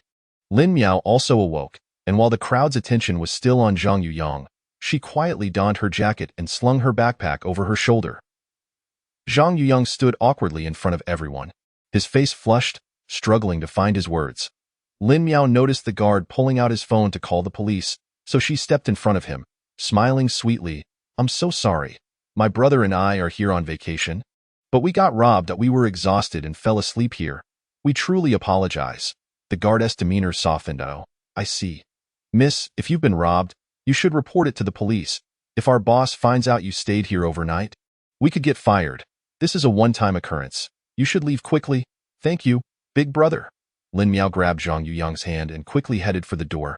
"Wait," a man shouted from behind them. "Huh?" Lin Miao replied dismissively as she walked. "Have you seen this girl nearby? She's a sales representative who didn't return home last night, and we are looking for her." The man raised his phone. Both turned to see a familiar face illuminated on the screen. It was the face of the woman who lay dead in the bedroom. Lin Miao swallowed hard, glancing at Zhang Yuyang. He yanked open the door. Just as they stepped outside, a piercing scream erupted from within the house. "Xiao Yun!" a woman cried, kneeling at the bedroom door. The guards rushed into the bedroom, staring in shock at the gruesome scene for several seconds before turning back, only to find that Zhang Yuyang and Lin Miao had vanished. "Quick, pursue them." "It was those two," the man shouted furiously. "Hurry!" Zhang Yuyang yelled, and immediately, the motorcycle sped off like an arrow released from a bow. "They are coming after us." Lin Miao glanced back and saw a car emblazoned with the sales office's logo tailing them. Zhang Yuyang gripped the handlebars tightly, twisting the throttle to its maximum. At 6 in the morning, the suburban road was not overly crowded, yet cars flowed continuously. He deftly maneuvered through traffic, gradually creating distance between them and the security vehicle. "Hey, shouldn't we explain ourselves to them?" The wind howled in her ears, forcing Lin Miao to shout with all her strength just to hear her own voice. "It's pointless," Zhang Yuyang replied, fully aware that no matter how they explained, they would first be taken to the police station, and then all their past cases would be scrutinized. Suddenly, a procession of wedding cars blocked their path at the intersection. Zhang Yuyang slammed on the brakes, skidding sideways for half a meter, thankfully without anyone being thrown off. The motorcycle emitted dull roars but could not advance. Zhang Yuyang gripped the handlebars tightly, the veins in his hands bulging. "What do we do?" Lin Miao looked back, seeing the sales office's car drawing closer. 40 meters, 30 meters, 20 meters. Suddenly, a deafening crash echoed through the air. Lin Miao, trembling with trepidation, turned around to see a vehicle in front of the sales office. Halted in its tracks, its rear emitting a plume of white smoke. It had been rear-ended by a large truck. A crowd of pedestrians swiftly gathered around. At that moment, a procession of wedding cars happened to pass by. Zhang Yuyang revved the throttle and sped away. After riding for a while, the day had brightened considerably, and Zhang Yuyang parked the motorcycle near a hotel. "Why aren't we moving?" Lin Miao inquired. "They must have called the police and taken pictures of us riding the motorcycle. We are most at risk on the road. We can only wait for the right moment to leave," Zhang Yuyang replied, pushing the motorcycle into a dense thicket and covering it with dry grass. From a distance, the wedding procession was halted at the entrance of the hotel. Soon, a cacophony of firecrackers erupted from within the hotel grounds. The groom carried the bride into the hotel, followed by a throng of friends and relatives. "Let us sneak in amidst the chaos and pretend to attend the wedding," Zhang Yuyang suggested, brushing off the dust from his suit. "All right," Lin Miao said, removing her coat and stuffing it into her backpack, from which she pulled out a woolen dress to wear over her sweater. The two of them, having tidied their appearance, linked arms and blended into the crowd, entering the hotel lobby. However, they were unaware that the wedding had hired dedicated staff to manage the guest list and seating arrangements. "Excuse me, may I ask who you two are?" the administrator inquired. Lin Miao glanced at the life-sized cardboard cutout of the bride and groom nearby. "We are friends of Shuang, the bride." The administrator chuckled as he flipped through the seating chart. "What are your names?" Zhang Miao and Lin Yu," came the hesitant response. "I don't see those names listed," the administrator said, flipping through the pages again. "We initially told Shuang we wouldn't come, but we decided to surprise her," Lin Miao explained. "Oh, I see. The bride is currently in her dressing room. Let me take you to her. She will be thrilled to see you," the administrator said with a smile. Caught in a dilemma, Lin Miao reluctantly grasped Zhang Yuyang's hand and followed the administrator upstairs, murmuring, "That would be wonderful. Thank you." As the door swung open, the dimly lit room revealed a bride in a wedding gown. Gazing out the window, "Hey, didn't I say I wanted to be alone for a while?" the bride snapped, turning her head. Miss Shui, your classmates have come to see you," the administrator said, pushing Lin Miao and Zhang Yuyang into the room before awkwardly closing the door behind them. "You should be happy. After all, a wedding is a significant event in life." "Get lost," the bride shouted. With a click, the door shut tightly, leaving the three of them in the room. "You two," the bride approached with a frown, scrutinizing them. "I don't think I have any classmates this young. Actually, we're looking for a place to hide, but please rest assured, we are not bad people," Zhang Yuyang explained. "What do you mean?" The bride lit a cigarette, a smirk playing on her lips as she gazed at them. "We are a runaway couple, being pursued by our families, which is why we sought refuge in this hotel. We didn't intend to intrude." Lin Miao bowed deeply. "Youth is truly wonderful." The bride exhaled a plume of smoke slowly. Lin Miao, stifling a cough, felt her face flush with embarrassment. "Can we stay here?" Zhang Yuyang asked. "Sure. However, I have one condition." The bride placed a hand on his shoulder, tilting his chin, her eyes sparkling. "Tell me your story if it amuses me. I want to expose you," the bride proposed. Zhang Yuyang took a deep breath and recounted their journey from school to their escape to Guanhai City, deliberately omitting any details related to the police or the case. The bride listened intently, chain-smoking as she did so. Soon, the ashtray was piled high with cigarette butts. Lin Miao noticed tears glistening in the bride's heavily made-up eyes and timidly asked, "Sister, are you feeling any better?" Not really." The bride scoffed. "So, you wish to continue south but have become trapped in Guanhai City?" "Yeah."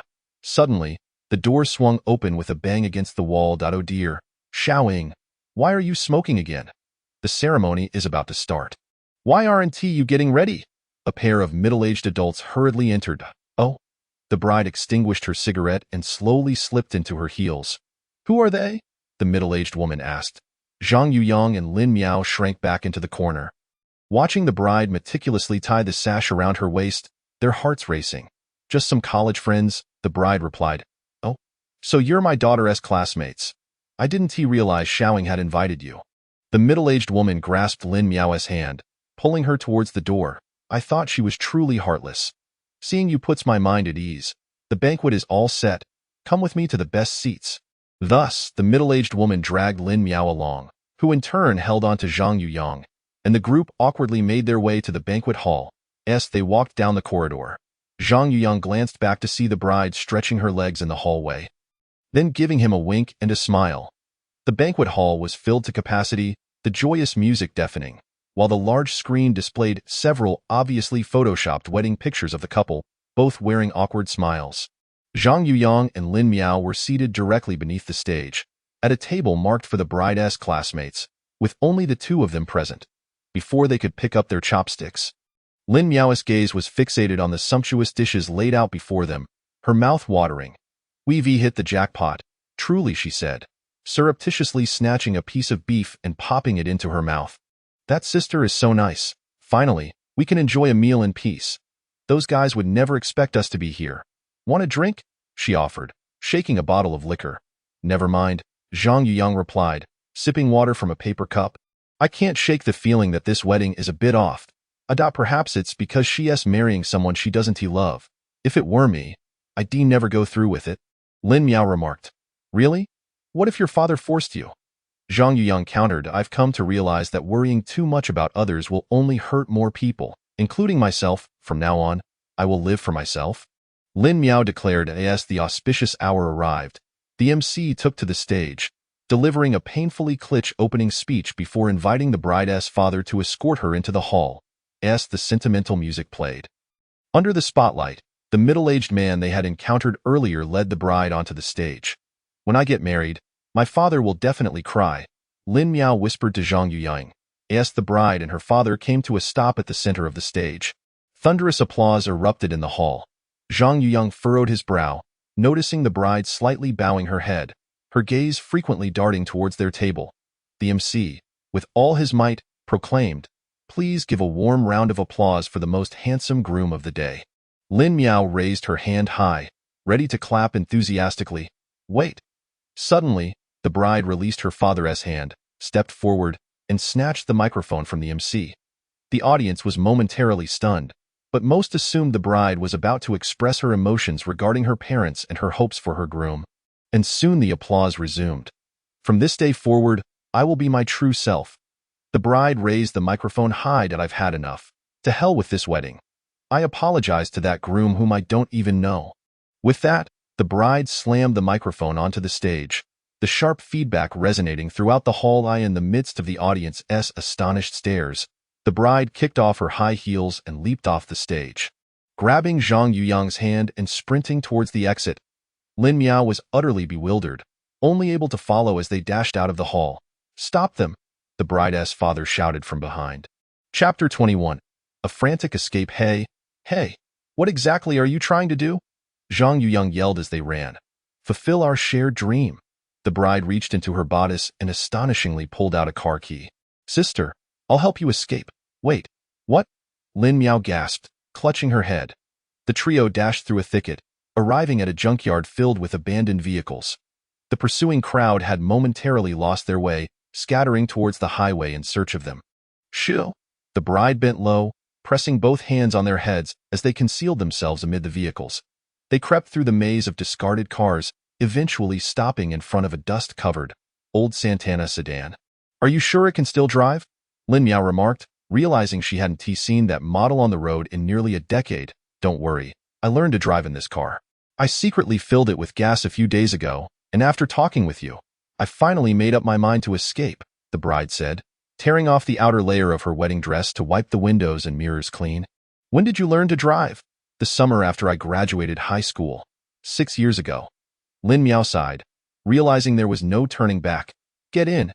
As she opened the back door, she discovered it was already half filled with a large suitcase. Reluctantly, Zhang Yuyang took the passenger seat. "That's my luggage. I put it there in advance," the bride explained, slipping into her flats and turning the key. The car roared to life, shaking violently. "Is it really going to work?" Lin Miao covered her eyes. Vroom, bang. With a loud crash, the car smashed through a wrecked vehicle and sped out of the junkyard. "Hold on tight." The bride caught sight of her relatives' cars catching up in the rearview mirror. Without hesitation, she swerved the vehicle and pressed the accelerator with force. In the jarring impact, Lin Miao was violently thrown against the front seat's backrest, then bounced into the rear. The bride continued to speed down the country road until she turned onto the highway, confident she had shaken off her relatives before finally easing into a normal pace. "Sister, where are we headed?" Lin Miao inquired. "Guangmen Airport. I need to catch a flight at 5 p.m., the bride replied, turning her head. "What is your destination?" "Is it on my way?" Upon learning that she did not intend to linger as a third wheel, Zhang Yuyang sighed with relief and said, "Close enough, just drop us off near the airport." "Okay." The bride snapped her fingers, "but that area is just a large rural expanse, with no train station or anything. That's even better," Lin Miao responded. As the atmosphere grew increasingly tense, Lin Miao turned to gaze out at the lush green fields rushing by. "Sister, are you flying to see your lover?" she asked. "Ha ha ha, of course not. Do you think everyone only has love on their minds? I'm headed to the UK for graduate studies. I worked tirelessly for 2 years to save enough for studying abroad. Took the IELTS, applied to schools, and got my visa sorted. My flight leaves this evening. But my parents are forbidding me to go, using the excuse of a life-threatening illness to trick me into returning home to marry a man I've only met 3 times. If I don't escape, my life will be ruined. Graduate studies. How impressive. But don't parents usually support their children's education?" Lin Miao remarked. "Hee, you are too naive. You must come from a very happy background. My parents not only do not support my education, they stopped funding me since my undergraduate years. They believe that no matter how well a girl studies or works, it's better for her to stay in her hometown, marry early, bear children, and take care of the family. But I will never live such a life against my will." The bride took a swig of Red Bull while steering the car. After 5 hours, they successfully parked in the wilderness near Guangmen Airport, stirring up a cloud of dust. The two, just awakened, stepped out of the vehicle, unbuttoning their clothes and greedily inhaling the fresh air. "Wow, it's so warm. The scent of spring." Lin Miao stretched. "Goodbye, Miss Shuang. Zhang Yuyang turned to wave at the car. Thank you. No, thank you for giving me the courage, Shuang said as she tore open her wedding dress, revealing a rainbow-colored t-shirt and jeans underneath, then leaned out to wave at them. You too must keep fighting. Do not compromise in this chaotic world, as they watched the car fade into the distance. Zhang Yuyang recalled another face, a vagabond uncle, wondering if he had returned to his hometown. Fate always seems to play tricks on people. In this world, some dream of returning home, while others strive desperately to break free. The only commonality is that everyone struggles to survive, and nothing comes easily. Yet, the process of resisting fate is not devoid of joy nor solely bitter. Come on, Lin Miao smiled as she grasped his hand. He hesitated for a moment but soon tightened his grip around hers. Together, they walked across the fields towards the village. This was a small town in the south, once primarily focused on growing sugarcane and rice. In recent years, the establishment of a new airport sparked a tourism boom, leading to the opening of numerous inns. However, as the excitement waned, fewer visitors came, causing many inns to shut down, resulting in a rather dismal state. Looking for accommodations? It's 150 yuan a night, with internet and hot water, the owner said, standing at the entrance, munching on sunflower seeds. He glanced at Zhang Yuyang and Lin Miao, smirking, no ID required. We're a family-run guest house. Zhang Yuyang looked towards the horizon, where the sun was setting, and pulled Lin Miao inside. Although it was called a guest house, it was merely a 3-bedroom home, and they were assigned to the West Side room. With the New Year's Eve approaching, they were the only guests. Upon opening the door, they were taken aback to find the walls adorned with suggestive posters, the bed draped in a red heart-patterned duvet, and a bouquet of dried roses alongside a card on the bedside table. Honeymoon Suite. Lin Miao read the card aloud, her face turning crimson. Zhang Yuyang locked the door, drew the curtains, and switched on the lights, which surprisingly cast a soft pink glow. The atmosphere was charged with an unmistakable intimacy. The bathroom was separated from the room by a frosted glass door, and soon the sound of water could be heard, allowing glimpses of Lin Miao's silhouette. Zhang Yuyang took a deep gulp of strong coffee, opened the window for fresh air, and managed to calm himself down. I've gone to sleep. Lin Miao emerged from the bathroom in her pajamas, quickly diving under the covers, curling up on the far right side of the bed. You don't have to sleep on the floor with that. She hastily covered her face with the blanket. All right. Zhang Yuyang turned off the light and lay on the far left side of the bed. They lay back to back, clearly hearing each other's breaths and even heartbeats. After a long while, the sounds of firecrackers and children's laughter outside finally shattered the awkward silence. Are you asleep? Lin Miao whispered. Not yet. What are you thinking about? I'm wondering why we always manage to escape danger. Zhang Yuyang replied. Some things are truly baffling. Like what? Lin Miao sighed in disappointment. The first time was at the South Bank City bus station parking lot, when someone stopped the security guard chasing us, granting us time to escape. That person likely convinced the guard not to report us or check the surveillance footage.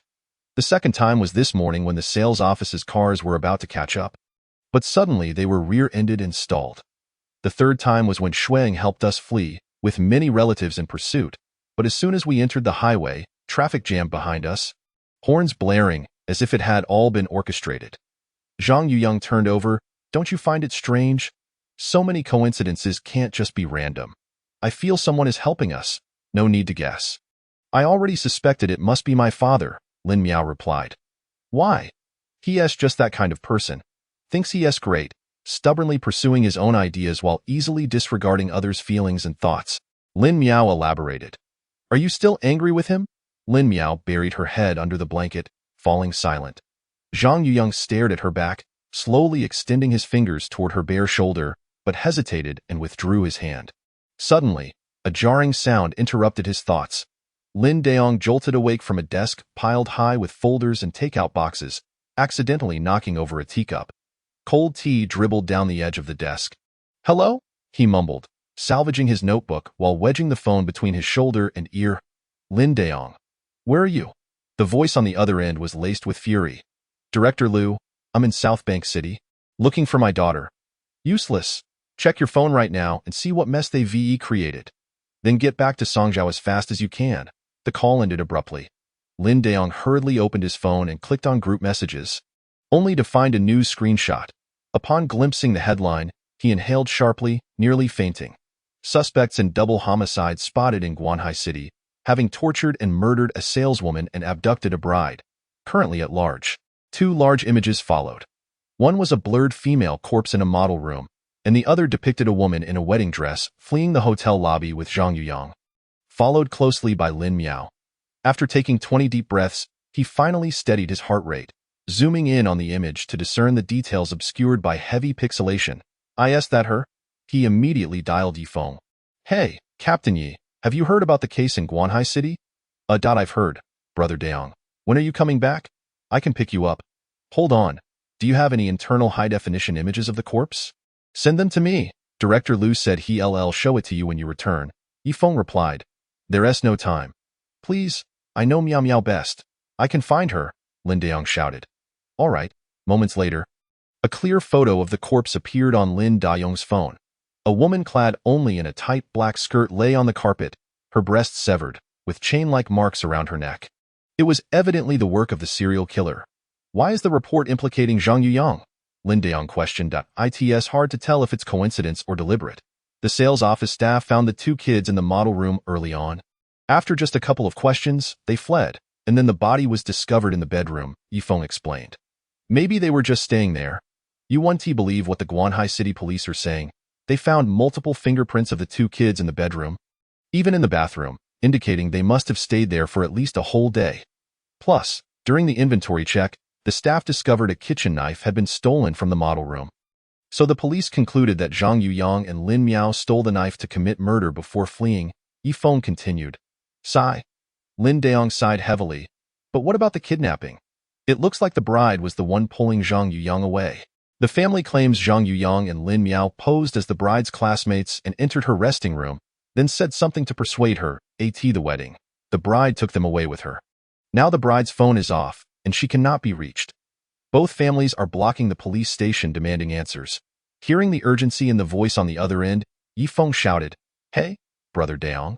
You can't go there, damn it. Lin Deong had already hung up, shouldering his bag and rushing out. However, just as he rounded the corner, he found Ouying Jing standing at the stairway, arms crossed. Lin Gu, I have been ordered by the leadership to escort you back to Songzhou City. We must depart immediately. Chapter 22. Astonishing discovery. When Lin Miao awoke, she discovered that breakfast had been laid out on the table. Yet Zhang Yuyang was nowhere to be seen. She hurriedly washed up, a piece of bread clenched between her teeth as she stepped outside, only to find him sitting at the computer in the foyer, scrolling the mouse. What are you doing? There is too little information regarding the case from 14 years ago. All it states is that 5 people perished, their bodies brutally mutilated. This is exceedingly perfunctory. Zhang Yuyang replied. Why are you investigating that matter? Zhang Yuyang turned, grasped her hand, and shook it gently. To unearth the murderer. Of course, if it is the same individual, he must possess many characteristics reminiscent of those from 14 years ago. Examining the prior investigations conducted by professionals will greatly aid our analysis. By the way, do you recall anything from the events that transpired 14 years ago? It was autumn, in October. Lin Miao lowered her head, her voice growing increasingly sombered. I remember that day. All the classmates were taken home, and I was the only one left at the kindergarten. I cried incessantly, resentful that my mother had not yet arrived. Eventually, it was very late when my aunt came to take me to her home. The next time I saw my father was at my mother's funeral. After that, I lived with my father and never heard of any new victims again. Was your aunt the last victim? Yes. The only consolation I have is that my mother's body was intact. Lin Miao lifted her head. What do you mean? Lin Miao bit her lip and finally spoke. She was strangled but not mutilated. Then, it stands to reason that she must have been someone particularly significant to the murderer. Such a crucial detail. How could the police have failed to identify a suspect? Zhang Yuyang remarked. My mother was a high school teacher, surrounded by many boys. But I don't understand why they couldn't catch the murderer and why father had received commendations multiple times. So why did this case become so arduous? Lin Miao's fists tightened. All right, just relax. Zhang Yuyang turned off the monitor, stood up, and patted her head. From here on out, leave it to me. Lin Deong, having served as a criminal investigator for 23 years, found himself seated in a police car, being escorted back to the precinct like a criminal for the first time. Throughout the day, the vehicle sped along the highway in the silence, He stared blankly out the window at the gray sky, oblivious to the passage of time. Lin Gu, what kind of girl is your daughter? Ouyang Jing glanced at Lin Daong, who sat motionless in the rearview mirror. Innocent and kind, obedient and docile, which is why she was so easily deceived. Lin Daong murmured that I beg to differ. She is not the way you describe her. Ouyang Jing replied with a faint smile. She is a rebellious child, has her own ideas and personality. From the news, it seems her actions do not solely depend on Zhang Yuyang. She has her own motives. Lin Daong was taken aback. Do you truly know her? Until the car halted in front of the Songzhou City Police Station. Lin Daong remained silent, offering no response. Suspended from duty, you should go home.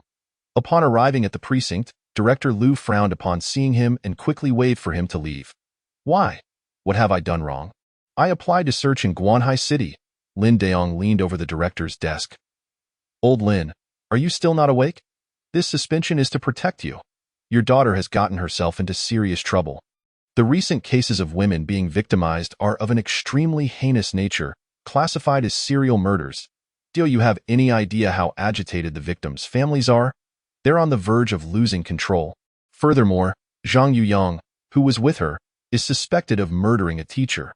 It is utterly abhorrent. Provincial leaders have already called me to berate me. Director Liu slammed his hand on the table. I dare not assert that those two children are responsible. But evidence linking them to each incident is consistently found. How can this be mere coincidence? Lin Daong lowered his head. From the perspective of the investigation, you, as a relative of a suspect, must be isolated for the sake of fairness and justice. We are old colleagues who arrived at the precinct together. You should understand these protocols better than I do, Director Liu stated. Returning home, the sky had darkened. Upon opening the door, everything appeared as it always had. An immaculate cover on the sofa, floors gleaming from being mopped, and the table and chairs arranged in perfect order, resembling a model home. You're back. Jean Xian stood in the dining room wearing an apron. I heard from your colleagues. So I prepared your favorite dishes in advance. Lin Daong glanced at the dining table, where a plate of steamed fish with black bean sauce, ribs, and 2 plates of dumplings awaited him. He shed his clothes and walked directly into Lin Miao's bedroom. Locking the door behind him, soon, voices called from the doorway. Just eat first. The dishes are going to get cold. Lin Daong lay back on his daughter's small bed and said faintly, You can eat by yourself. He struggled to suppress his anger, forcing himself not to confront his wife about what he had read in their daughter's diary during this critical period.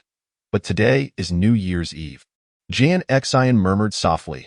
Lin Daong was taken aback, finally realizing that the loud music from the television was the opening theme of the Spring Festival Gala at IT. Seemed this year was destined to be a disappointing one. For the past 14 years, he had spent every New Year's Eve on duty. IT was not intentionally arranged to burden him. Rather, he had proactively swapped shifts with a colleague after the schedule was released. Everyone wished to stay home with their families on New Year's Eve. Yet Lin Daong harbored a deep disdain for this family reunion day. Each year, on this night, he would think of Yanning, recalling her in a red sweater pasting Spring Festival couplets, remembering the 3-flavored dumplings she had made. Daong, do not fret. Miao Miao is a blessed child and will surely return safely. Just think of it as a holiday. Jean Xian chattered at the door. Be quiet, Lin Daong shouted. Outside the door, silence fell for a moment before a series of sobs broke the stillness. Lin Daong, I know you hate me. You must have read Miao Miao's diary, right?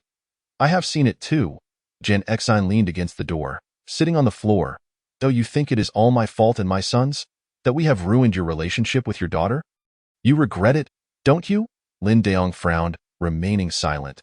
But have you ever considered the reasons within yourself? At first, I also tried my hardest to be a gentle, good mother, but what about you? I have been married to you for 10 years. Have you ever shown me a kind face? Have you ever done housework? Have you ever attended a parent-teacher meeting? Have you ever taken the family on vacation? I do not expect you to be overly romantic or deeply in love with me. But at the very least, you should fulfill your responsibilities as a husband. Jean Xian wiped her tears.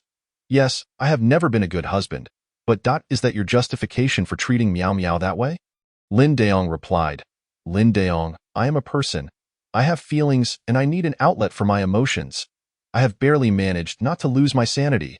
Jean Xian cried as she rushed back to her room and slammed the door. Lin Daong stood frozen, her words piercing his heart. He finally understood why their family had become so fractured. It was because he had viewed his wife as a housekeeper, his son as an accessory brought by his wife, and his daughter as a continuation of Yin Ying. He had never regarded his family as emotional beings. He collapsed onto the bed, listening to Jean Xian's sobs from the next room, tossing and turning for an hour before finally getting up. Regret, resentment, and curses were of no use now. The only thing he could do was to find the true culprit and restore his daughter's innocence. However, the sole witness had passed away, and he had not recorded any statements, meaning all investigative work would have to start anew. Lin Daong entered his study, opened his computer, and located the hidden folder named X.14 years ago. 5 cases of female victims flashed gruesomely before his eyes. The first victim was a 19-year-old convenience store clerk. The second was a 15-year-old freshman whose body had not fully developed before being ravaged. The third was an 18-year-old intern nurse. The fourth was a 17-year-old senior high school girl named Wang Xiaohong. And the fifth victim was Yanning.at. The moment the screen displayed Yin Ying's photograph, he instinctively turned his head away. He pinched the flesh on his thigh, took several deep breaths, and finally gathered the courage to turn back and confront the crime scene. Yanning lay in a deserted alley near the school, clad in a white blouse and narrow skirt. Her complexion was pale, mouth slightly agape, with no visible wounds. The only information identifying her as a victim of a serial killer was the chain-like strangulation mark around her neck. It appeared she had been strangled at a rapid pace, and Lin Daong clung to a sliver of hope. Perhaps she hadn't suffered too much in her final moments. When he had first seen Yin Ying's body, Lin Daong had pondered why she alone had not been mutilated. However, at that time, the street had no surveillance cameras, nor were there any witnesses to identify suspects. Later, it was discovered that half of Yin Ying's white blouse had been torn, leading the police to conclude that the murderer had acted hurriedly, encountering an unforeseen circumstance that prevented the destruction of the body. Since Yin Ying's death, no new victims had emerged, nor had any new leads appeared, causing the case to be shelved. As he gazed at the familiar notes, memories flooded his mind like a torrent, and he pressed his hand against his chest, still feeling a sharp pain. Suddenly, his attention was drawn to a greeting card affixed to the glass door of the bookshelf. The card had yellowed with age, containing a birthday cake drawn by little Lin Miao. From the moment Lin Miao entered kindergarten, Yanning had taught her how to create greeting cards. Each year, on Lin Daong's birthday, she would present him with a handmade card as a gift. As she grew older, the cards transitioned from handmade creations to electronic versions sent via email, yet the tradition had never ceased. This year, she would surely not send him a card, for he had disappointed her beyond measure. Clinging to a glimmer of hope, Lin Daong opened his email, only to be astonished to discover a birthday card dated January 18th, the very day of his birthday, sent by none other than Lin Miao.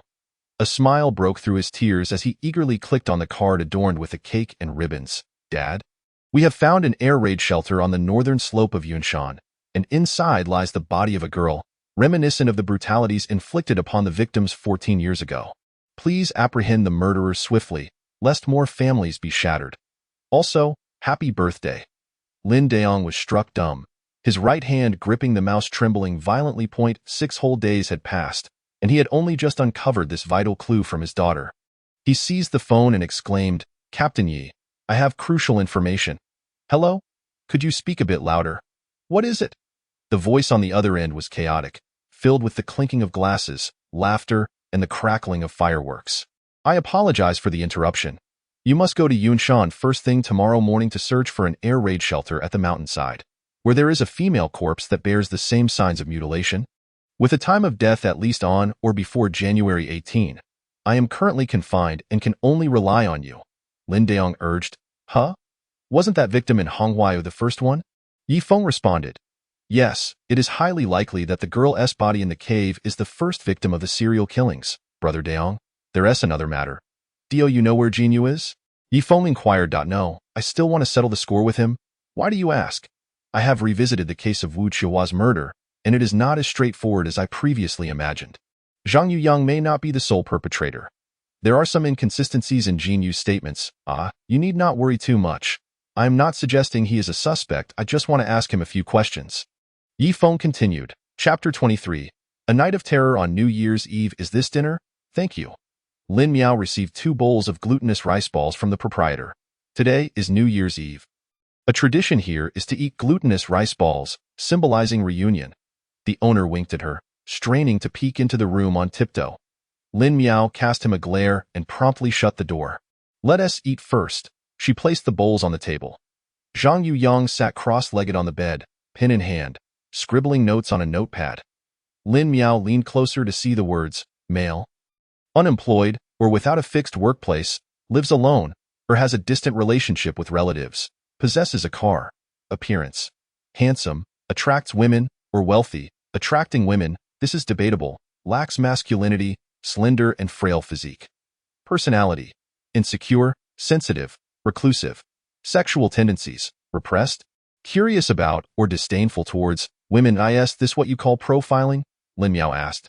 Yes, Why is the personality described as insecure and sensitive? I think the murderer is quite confident. He strikes so ruthlessly.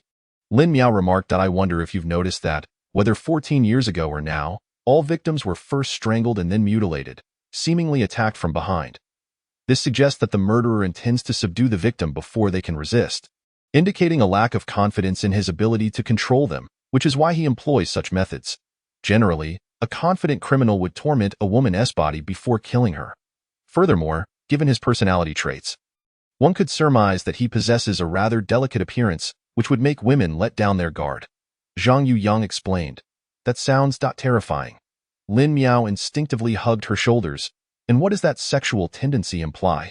He removes the external genitalia post-mortem. I believe there are two possibilities. First, he has issues with sexual function, is curious about female anatomy, but lacks the opportunity to engage in sexual relations, leading to severe sexual repression.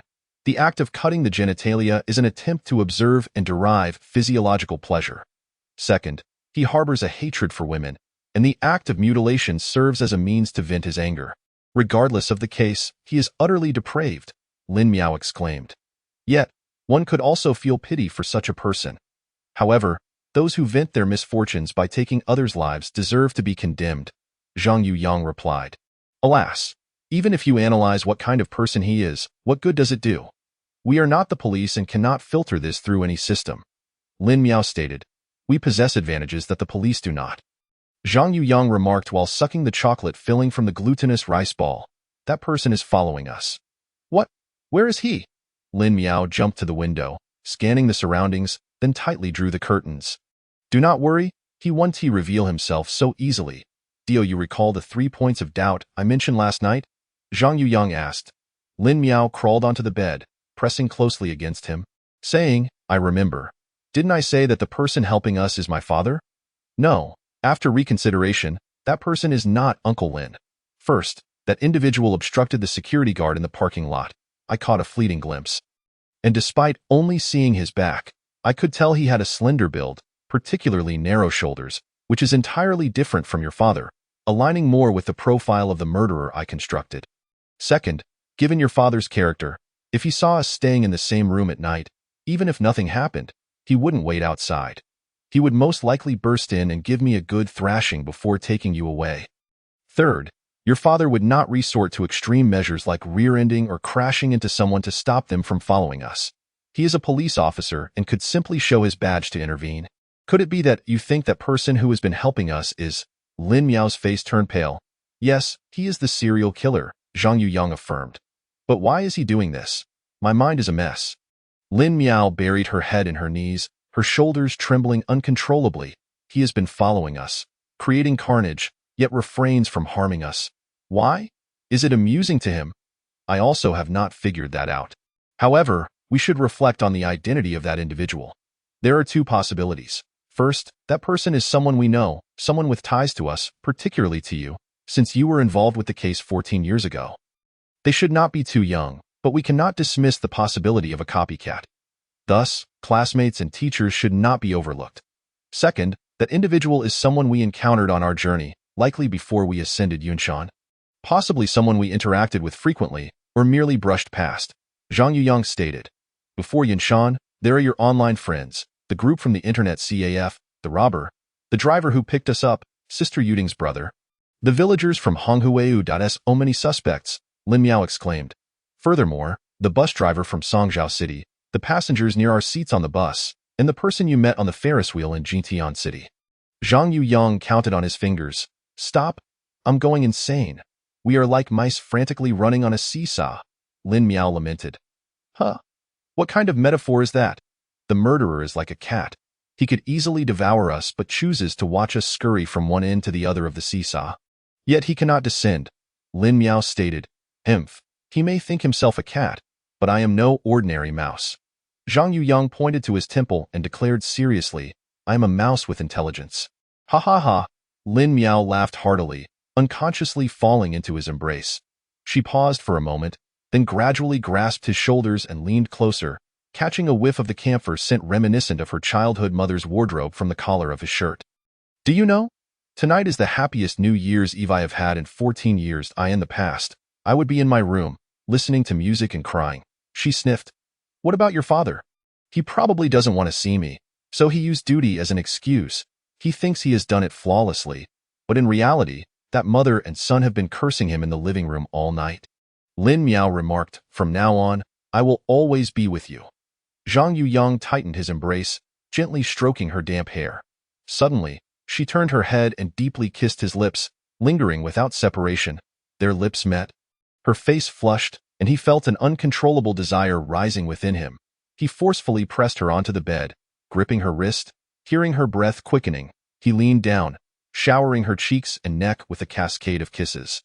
Could you wait a moment, she said, slightly furrowing her brow, her lips trembling. I am a bit scared. Only then did he recall the torment she had endured a fortnight ago, and he quickly pressed a kiss to her forehead before propping himself up and dashing into the bathroom. Listening to the sound of running water, Lin Miao turned over and lay on the bed, aimlessly scanning the modest room. Suddenly, her eyes widened as she focused on the socket across from the bed. Ah, what's wrong? Zhang Yuyang, clad only in shorts, rushed out. Lin Miao crouched by the socket, trembling as she whispered, Look, this can't be. Zhang Yuyang threw on his shirt and approached, discovering a tiny round lens stuffed into the top socket of the three-prong outlet. He pressed it hard but could not remove it. A pinhole camera. Does that mean everything we said and did has been recorded? Lin Miao shivered. The camera may not necessarily have audio, and besides, we didn't do anything inappropriate. However, this is a honeymoon suite, and if the owner installed this camera himself, he is truly scum. We should do something to punish him, and no need. Just blocking the camera will suffice. We've already stirred up enough trouble along the way. Lin Miao grasped his hand. If we don't punish him, he will continue to spy on us. Do you know?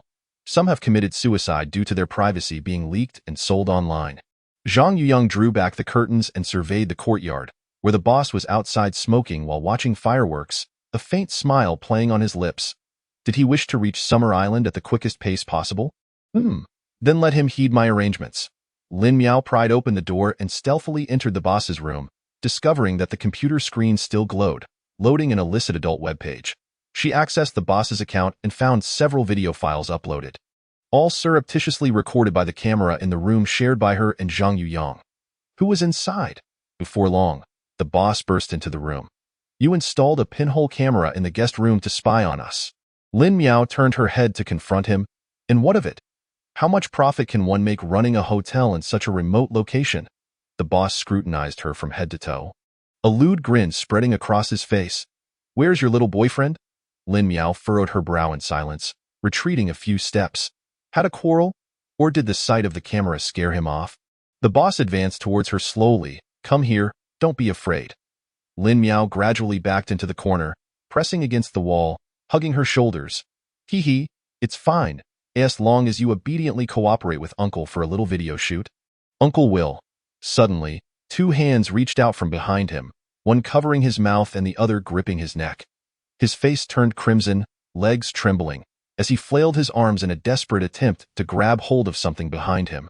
At that moment, Lin Miao pulled out a strip of fabric torn from the bedsheet, swiftly binding his hands behind his back. Zhang Yuyang delivered a swift kick to his knee, sending him crashing into the chair. Lin Miao immediately secured his feet to the chair legs with the fabric. What are you doing? Let me go. Help. The boss's plea was abruptly cut off as a rag was stuffed into his mouth. All bound up now. We have the videos and screenshots of the website. Lin Miao tossed a pink USB drive to Zhang Yuyang. The boss's eyes widened in horror. Rest assured, we won't take your life. We merely intend for you to face the consequences of your actions. One must pay for their mistakes. Zhang Yuyang squatted down, feeling for the boss's car keys and saying, "We'll borrow your car. Retrieve it at the Guangxia Expressway exit in 3 days." With that, Zhang Yuyang slung his backpack over his shoulder, took Lin Miao's hand, and made for the door. The boss writhed violently. Finally, Zhang Yuyang turned back and whispered, "I will report this on the road. The police will come to free you. However, I will only mention that you were caught filming guests, omitting the website details, if you insist on informing the police of our whereabouts and the car. I will hand over all your information to them. At that point, it won't be a simple matter of a few days' detention. Do you understand?" The boss nodded vigorously. Chapter 24. Summer Island. This is it? I've been observing it for a while. Zhang Yuyang approached a black Volkswagen sedan, tossing the car keys to Lin Miao. "You drive. I don't have a license." "You don't?" Lin Miao's hand trembled as she grasped the keys. "I have a license, but I've only driven with an instructor. I can't do it alone." "But you have me, don't you? This is the only path we can take." Zhang Yuyang held her hand, pressed the unlock button, and climbed into the passenger seat. Lin Miao hesitantly took her place behind the wheel. "To be honest, I'm really not cut out for driving. I'm scared. I doubt we've come this far. What is there left to fear? Face your fears, don't shy away. This is what you taught me." Zhang Yuyang encouraged her. "I believe in you." He patted her head, adding, "At worst, we perish together. Do you have any regrets?" Lin Miao's mind briefly flashed to Lin Dayong's figure, but she quickly shook her head, casting that image aside. Face it bravely." Taking a deep breath, she started the car, pressed down on the accelerator, her hands tightly gripping the steering wheel, the knuckles turning white. The car's speed escalated from slow to fast, from a bumpy ride to a smooth glide, racing southward. Along the way, Zhang Yuyang used an emergency call to inform the police about the hotel owner. Around midnight, the highway was nearly deserted, the distant town echoing with the sounds of firecrackers. Lin Miao's shoulders gradually relaxed as she gazed through the windshield at the colorful fireworks bursting in the sky. How beautiful! It seems the main urban area of Songzhou hasn't allowed fireworks for several years. The last time I witnessed such a scene was back in my village during childhood, Zhang Yuyang reminisced. Lin Miao smiled broadly. "What's wrong? Are you no longer afraid?" Zhang Yuyang observed her with interest. Lin Miao rolled down the window, instantly squinting as the wind whipped past her, yet she laughed joyously, shouting, "I'm genuinely so happy. It's a heartfelt happiness. Watch the road," Zhang Yuyang exclaimed, gripping the steering wheel tightly. Perhaps due to a good rest yesterday, the two, having not slept all night, sped along until they arrived at the Guangxia Expressway exit just as the morning star began to rise. "Have we reached Summer Island?" Lin Miao shed her heavy coat, donning only a plaid shirt, and stretched her arms wide, inhaling deeply. "Not quite. Follow me, and I will lead you to your dream." Zhang Yuyang took her hand, dashing towards the direction indicated by a blue sign. As the first rays of sunlight bathed the earth, they traversed a long, winding alley, and upon looking up, they beheld an expansive view. "The sea, the vast sea," Lin Miao exclaimed. Zhang Yuyang pulled her hand as they crossed the road, running along the beach until they came to a secluded cove. Gazing into the distance, a massive, fiery sun slowly ascended from the ocean's surface. Time seemed to stand still, the deep blue sea and the vibrant red sun forever etched in their memories, resembling an everlasting print. Lin Miao kicked off her shoes and rushed to the water's edge, splashing the seawater onto her face and body, the droplets sparkling in the sunlight. She glanced back and then turned to the sea, shouting, "I love you. I will live life to the fullest." Zhang Yuyang sprinted over, lifting her off the ground and kissing her salt-kissed cheek, the briny taste reminiscent of both the sea and tears. "I love you too." On the first day of the Lunar New Year, Yifeng and the female forensic expert from the Jintian City Police Department drove from their respective hometowns to Honghua Valley. After trudging along the snow-covered mountain path for a while, the female forensic expert sat down in the snow, gasping for breath. What if those two children intentionally provided false information to mislead the police? She pondered. It was snowing heavily that day. The roads were so slippery and steep. "I find it hard to believe they could traverse the mountains overnight," she remarked. My wife traced the IP address of that email. It shows it was from a business district in Xinhu City. On January 17th, many highways were closed due to the snow, so if they reached Xinhu City on the 18th, The only route was over the mountains. Thus, I trust Brother Dayong's intel, Yifeng replied, wiping the sweat from his brow and turning to head down the mountain. Think about it. Those two children once stayed at Yuding Snack Shop. Perhaps the owner pointed them in the right direction? The two returned to Honghua Valley, inquiring everyone they met about traversing the mountains. However, due to the unsolved Yuding murder case, most villagers avoided outsiders. In desperation, Yifeng pulled a handful of chocolate toffee from his backpack and approached a child playing with firecrackers at the village entrance. Little one, is there an air raid shelter up in the mountains? Yes, the child replied, fixating on the candy in his hand. Good. Which path leads there fastest? Tell uncle, and all this candy is yours. Yifeng affectionately ruffled the child's hair. Follow me. The child sprinted towards the northwest. You still carry candy? The female forensic expert inquired. I have no choice. My wife loves these. Yifeng chuckled. Just like a child. The female forensic expert quickened her pace. Eventually, the child led them to an abandoned resort hotel. Climbing over the hotel fence, they found the path much clearer. The air raid shelter? Yifeng exclaimed, brandishing his flashlight as he charged inside. Not long after, he spotted a girl lying on her back in the largest chamber. The prolonged cold had preserved the body intact. She appeared no older than 15, her delicate face marred by terror, her eyes not fully closed. This is, the female forensic expert approached, unable to hold back her tears. She squatted beside the body to conduct a basic examination. Asphyxiation, ligature marks consistent with other victims. Her breasts have been removed. Given the temperature here, the time of death is over 14 days, prior to January 10. Yifeng promptly relayed this information to his superiors and Lin Daong. He secretly breathed a sigh of relief. If the time of death was indeed before January 10th, Zhang Yuyang and Lin Miao were both at school during that time, providing them with an alibi. This could finally serve as crucial evidence to exonerate them from the series of murders. She was sexually assaulted. The female forensic expert suddenly interjected. Why? Did we not say that the female victims in this series of murders were not sexually assaulted? Yifeng turned away, taking a deep breath. Considering the nature of the vaginal tearing, it's likely she was violated post-mortem. Necrophilia? What a monster! Yifeng clenched his fists. There's good news as well. Based on the remnants in the vagina, we can obtain the killer's DNA sample this time.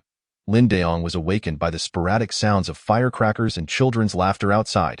He pulled himself up from the chair. He leaned against the wall. Taking a moment to straighten his back upon entering the dining area, he grabbed a cold dumpling and stuffed it into his mouth, only to be startled by the sight of Jean Exine standing in the hallway. Her eyes swollen. Good morning. Lin Daong wiped his mouth and asked, Do you know where Jinyu has gone? Why isn't that fellow answering his phone? It was said that he went to spend the new year at his girlfriend's home. However, this will no longer concern you. If there are any financial liabilities, just come to me. Jean Exine dragged her suitcase towards the door. Where are you going? To my parents' place. Jean Exine opened the door and glanced back at him, saying, It's the new year, and the Civil Affairs Bureau won't be processing any paperwork, but we can start preparing the divorce agreement. Lin Daong's hand, which was holding the water, froze in midair, pausing for a few seconds before replying. All right. Is that your only response? Jean Exine bit her lip, tears streaming down her cheeks. Lin Daong nodded and said, I'm sorry, I don't want to delay you any longer. I am unworthy of being anyone's husband. With a resounding bang, the door was slammed shut. The once spacious house fell into an eerie silence. Lin Daong stood rigidly for a quarter of an hour until the sound of his phone ringing jolted him back to reality. Hello, Team Leader Yi. Have you found anything? After listening for a moment, his brow furrowed. What? Sexual assault. How is that possible? After hanging up, Lin Daong hurried back to his computer, pulling up the profile created during the investigation 14 years ago. Male. Aged 17-25. Personality. Insecure. Reclusive. Introverted. Appearance. Handsome. Attracting women. Family. Single parent or no relatives, particularly lacking female members. Lacking maternal love from a young age, with little opportunity for contact with women, resulting in curiosity towards them. Sexual tendencies. Sexual dysfunction. Mutilating sexual organs to satisfy curiosity and achieve sexual arousal. 14 years ago, none of the 5 cases involved sexual assault, leading Lin Daong to conclude that the perpetrator lacked sexual capability. Yet today, the news of a body having been sexually assaulted has emerged. Could it be that the previous investigative direction was entirely erroneous?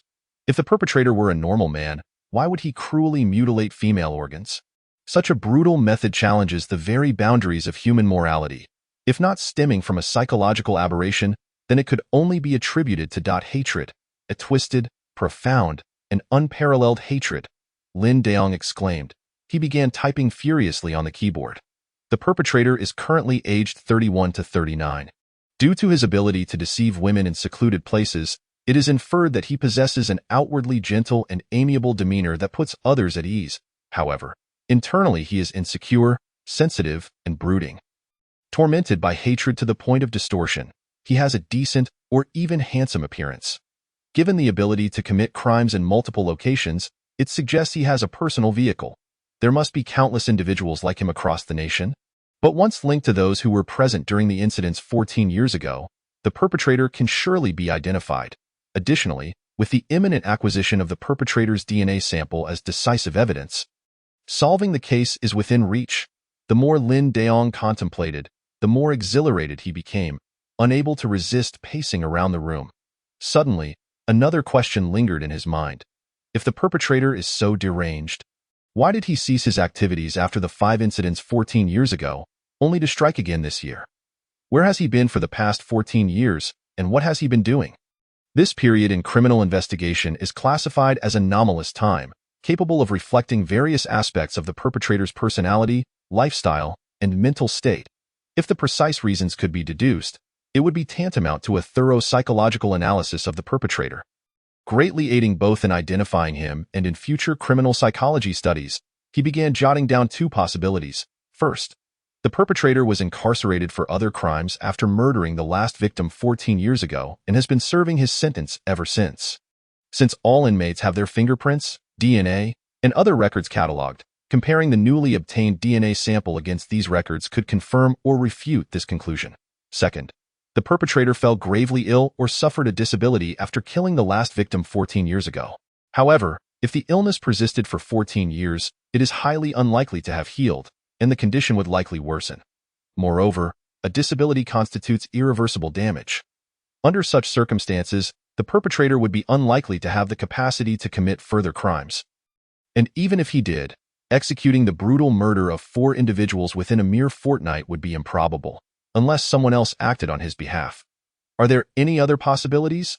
Lin Daong tugged at his thinning hair. Deep in thought, suddenly, the phone rang.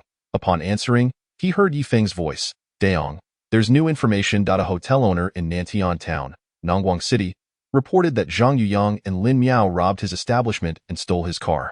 The vehicle is parked at the Guangxia Expressway exit. This information is currently being kept at the Nantian Town police station, where the chief is a buddy of mine. Lin Daong trembled as he fished Lin Miao's phone out of his pocket. Illuminating the screen, there, a little girl clad in a swimsuit and a swimming ring was waving and forming a peace sign. Daddy, let's go to Summer Island this vacation. Chapter 26, A Fateful Encounter. As noon approached, the skies cleared completely and the sun blazed down upon the earth. Soon, people began to leave the beach. Where does your mother live? Lin Miao could no longer hold on and was the first to dash into the shade by the roadside. I don't know. Where does your mother work? I don't know. What is your mother's name? Zhoping, Zhang Yuyang replied. That is too common. How are we going to find her? Lin Miao stood on her toes and playfully ruffled his hair. I thought we would feast on a grand meal and stay in a sea view room once we arrived at Summer Island. Come on, let us fulfill your first wish. Zhang Yuyang took her hand and crossed the road. What? A grand meal? The two strolled along the commercial street, drooling over the menus displayed in the windows. However, when Zhang Yuyang pulled out all his money, he realized there was hardly any left. I spent quite a bit on gas along the way. He sighed. It seems we'll have to find a cheaper restaurant and eat more.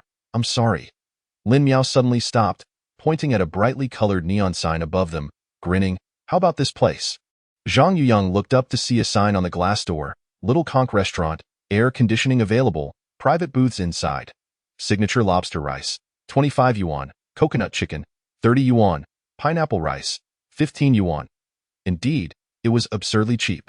Upon pushing open the door, they entered a narrow corridor lined with white plastic tables and chairs against the wall. A few flies buzzed around leftover chicken bones and shrimp shells on the table. Most of the patrons were teenagers, but they didn't appear to be typical students. Their hair dyed in various colors, they leered at the girls who entered, shouting crude phrases in their dialect. This place feels nostalgic. Just like the ice cream shop from my childhood. Lin Miao placed her backpack on a plastic table. The only waiter in the restaurant, upon seeing their refusal to order via mobile payment, impatiently tossed a greasy menu onto the table. "Excuse me, where's the restroom?" Lin Miao asked. "Keep going straight, all the way to the end," the waiter replied coldly. Lin Miao gazed into the dark corridor. "I'll go with you." Zhang Yuyang offered. "No need. You should rest for a bit," Lin Miao said with a gentle smile, leaving him to watch over their belongings. With that, she strode confidently into the darkness. After a while, the waiter brought 2 plates of lobster rice piled high with rice to the table. However, even as the rice cooled, Lin Miao had yet to return. Zhang Yuyang glanced around, only to realize that the young hoodlums who had been sitting nearby had vanished. A wave of panic surged through him as he stood up and rushed into the dark corridor. In the distance, he noticed the restroom sign flickering with green light. It was then he realized the restroom was unisex. Before he could reach the door, he faintly heard abnormal rustling sounds coming from within. "Lin Miao!" He kicked the door open with force. A shrill scream erupted as a slender figure was flung backward by the sudden impact. "Is it just you?"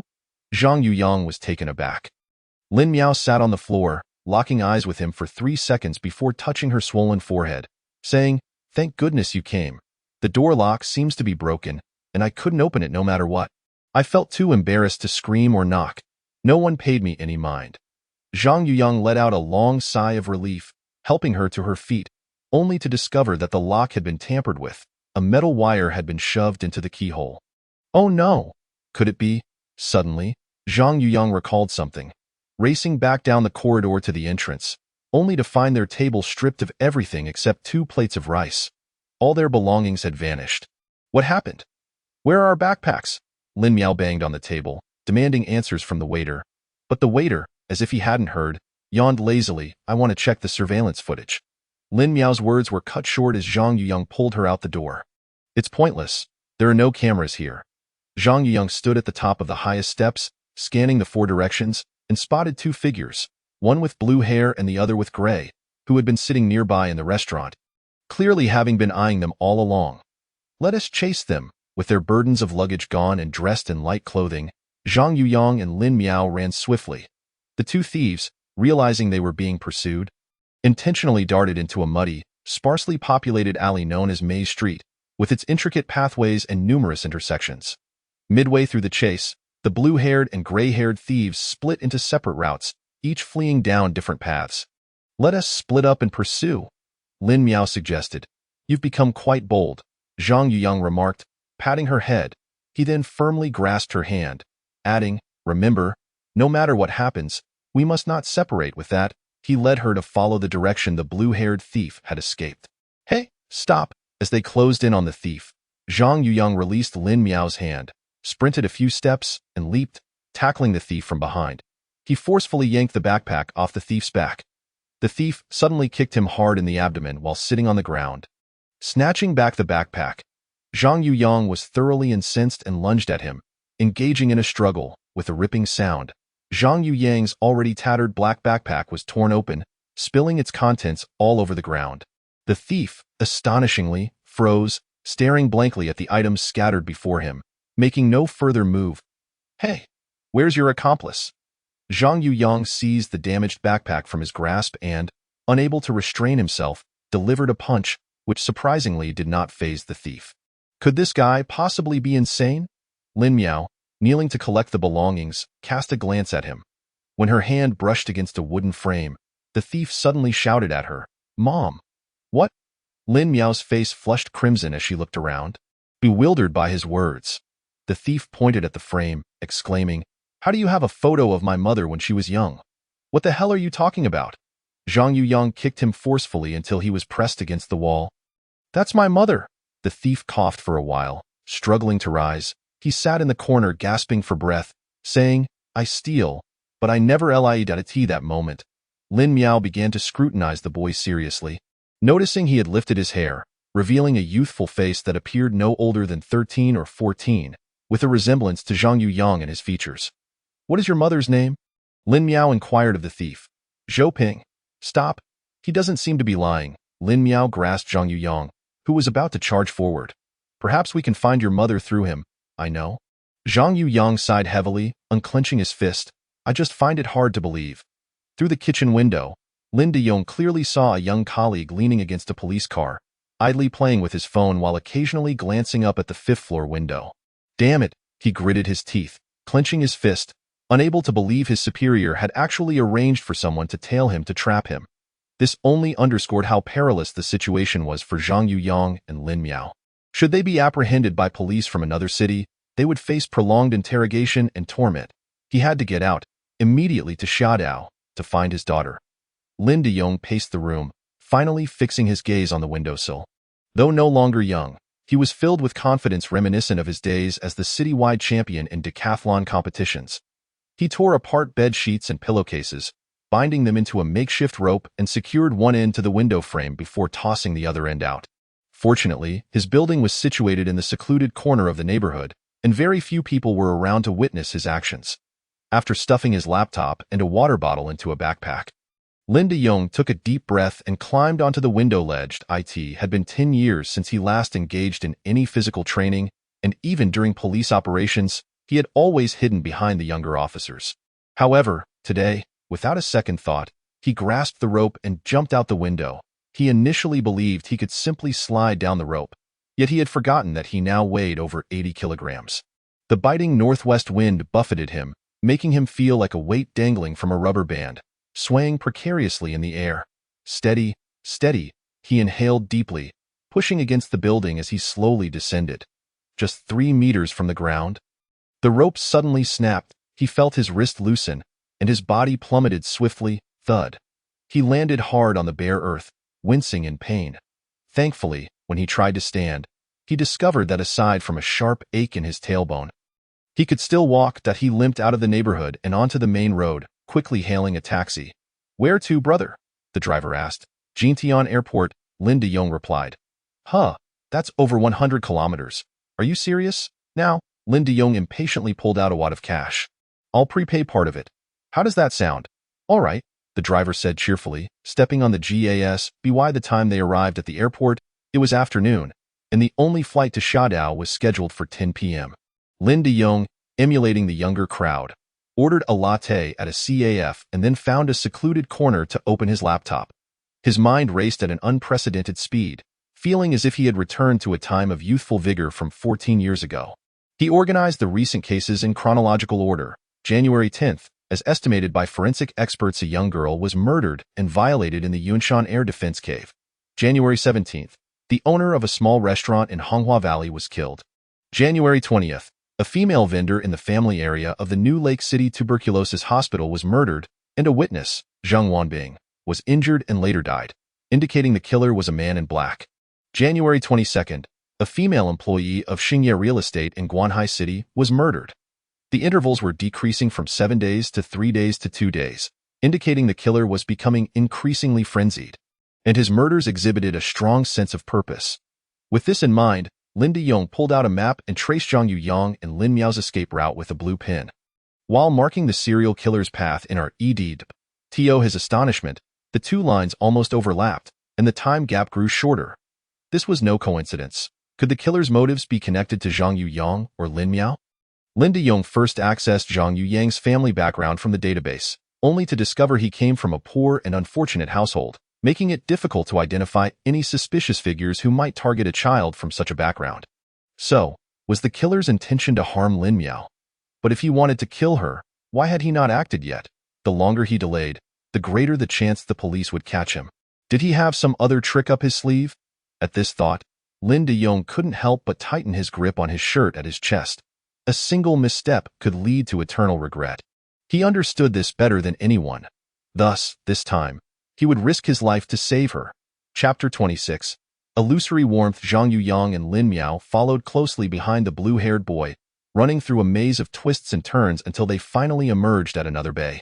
Here, the beach was littered with countless pebbles mixed into the sand, and the water's surface floated with dead fish and white trash, a stark contrast to the pristine sands and clear waters they had seen upon exiting the highway. Unable to bear the awkward silence any longer, Lin Miao finally spoke up. What is your name, little brother?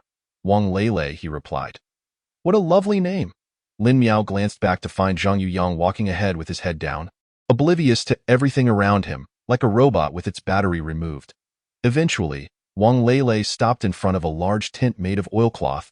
A plastic sign at the entrance read, 8th Seafood Market. Stay close. He turned back and shot them a glare before diving inside. The tent was bustling with activity, filled with the chaotic sounds of the local dialect and the strong smell of fish. Wang Lele skillfully navigated through various seafood stalls, greeting the vendors in their dialect, before finally stopping at a modest corner stall. It was barely the size of 2 desks, with a few bowls of fish laid out on the ground, and a large hole in the windbreak made of oilcloth let the wind whistle through. Mom, someone is looking for you. Wang Lele called out to a woman dressed in a red vest and green rain boots. Bang, bang, bang. Zhang Yuyang felt his heart race, gathering the courage to lift his head. Who is it? The woman turned around. Their eyes met, and Zhang Yuyang froze, his mouth opening but unable to produce any sound. Compared to the photo, she had tanned, become thinner, and her eyes and mouth were lined with wrinkles. Yet he could still vaguely discern traces of her once beautiful features and truth. Zhang Yuyang had no clear memory of her face. As he had been too young when she left, however, he recognized her eyes. Large, gentle, amber-colored eyes that symbolized his mother to him. After a long moment, he finally managed to squeeze out a couple of words from his throat. Mom, Mom. The plastic basin in the woman's hands fell to the ground with a thud, and she hurried over, stopping just 3 meters away from him, taking him in from head to toe. Is that you? Xiao Yu? The woman exclaimed, gripping his hand tightly. Yes, that's my childhood name. I go by Zhang Yuyang now. You've grown so much, you look just like I did when I was young. She lovingly caressed his hair and shoulders, pinched his cheeks, and then, overwhelmed with emotion, embraced him. Instantly, a strong fishy odor enveloped him. Strangely, despite never having lived by the sea, he found that scent oddly comforting. Everything felt like a dream. He was finally meeting his mother. Coming to Xiaodao truly was the best decision. He turned his head in search of Lin Miao, finally spotting her by a supporting pillar. She was resting her hands on the post, quietly watching them, a smile on her face that seemed both reassuring and tinged with sorrow. After purchasing various ingredients from the market, his mother selected a few fresh fish to load onto an electric tricycle, then led the 3 of them home. Her house was by the sea, one of several white and blue small bungalows. Upon entering, the interior was dimly lit, filled with the scent of dampness and mildew. And the living room featured an old wooden sofa with peeling paint. A ping, a weary male voice called from deep within the house. Following that, the man spoke a long string of local dialect that left Zhang Yuyang and Lin Miao confused. Yet they watched as his mother walked over with a smile. Is it inconvenient for us to visit right now, Aunt Zhou? Lin Miao asked. Oh, it's no trouble at all, his mother replied, her face slightly flushed. My husband is in the back room. She glanced at the anxious Zhang Yuyang, then suddenly patted Wang Lele on the back, instructing, quickly go change your father's diaper. Wang Lele forcefully threw down the tattered backpack belonging to Zhang Yuyang. Her temper flaring as she flung open the bedroom door. Through the crack, she glimpsed a gaunt, middle-aged man languishing against a thick blanket on the bed. He bore the quintessential features of a local fisherman. With prominent cheekbones and sunken eyes, let us refer to him as Uncle Wang. Their mother turned her gaze towards Wang Lele and her husband, her eyes softening. When I first arrived here, destitute and adrift in this fishing village, it was he who took me in as a helper and taught me the local dialect. He is a good man. Our family once thrived, delivering fish and shrimp to grand hotels in the neighboring city. But alas, 3 years ago, he met with a tragic accident while making a delivery. Sigh, good people often do not receive their due rewards. I have long since accepted my fate. Their mother shook her head, exhaling a heavy sigh, yet her face retained a gentle smile. Zhang Yuyang's gaze remained fixed upon her, having not shifted for even a moment. After 16 years apart, he exerted every effort to decipher her every expression and gesture, only to realize that everything had irrevocably changed. However, one thing he was certain of: his mother was content, choosing to care for her paralyzed husband rather than return to Liangzhuang village to live with her healthy father. What is the matter with this backpack? Their mother squatted down to pick up the torn Biajit it was. Zhang Yuyang cast a glance at Wang Lele, lowering his head to silently gather the scattered belongings from the floor. I accidentally tore it, huh? Do not deceive me. This must surely be the handiwork of that rascal. Their mother shot a disapproving glance at Wang Lele, suspecting him of pilfering from others once more, only for it to backfire upon his own family. Alas, I do not know whether to chastise him or commend him this time. Is Lele not attending school? Lin Miao inquired. He declared that he dislikes studying and has chosen to cease his education. By the way, Xiaoyu, you must be graduating from high school soon, right? Their mother suddenly lifted her head. He has been accepted into Songzhou University. We are classmates, Lin Miao replied. Oh my goodness. My family has produced a scholar. Their mother exclaimed with excitement. Zhang Yuyang lowered his head, unsure of how to express his current predicament. That afternoon, their mother prepared an elaborate seafood feast for them, featuring shrimp, oysters, and an assortment of unknown fish. Although the ingredients were local delicacies from Xiaodao, the cooking style was a delightful fusion of northern and southern flavors. Aunt Zhou, your culinary skills are remarkable, Lin Miao exclaimed with delight. Wang Lele shot her a glare before retreating to the inner room to feed his father. Your younger brother. Their mother tentatively glanced at Zhang Yuyang, noticing him quietly eating, and continued, he is not a bad boy. Do not hold it against him. He is only 14, always eager to earn money to support the family. But I do not allow him to. After dinner, as dusk approached, their mother retrieved a needle and thread to mend Zhang Yuyang's worn backpack, stitching it meticulously. Zhang Yuyang sat on the wooden sofa, gazing blankly at his mother under the warm orange glow of the lamp. This scene was one he had envisioned countless times in his dreams. Mother, may I stay here?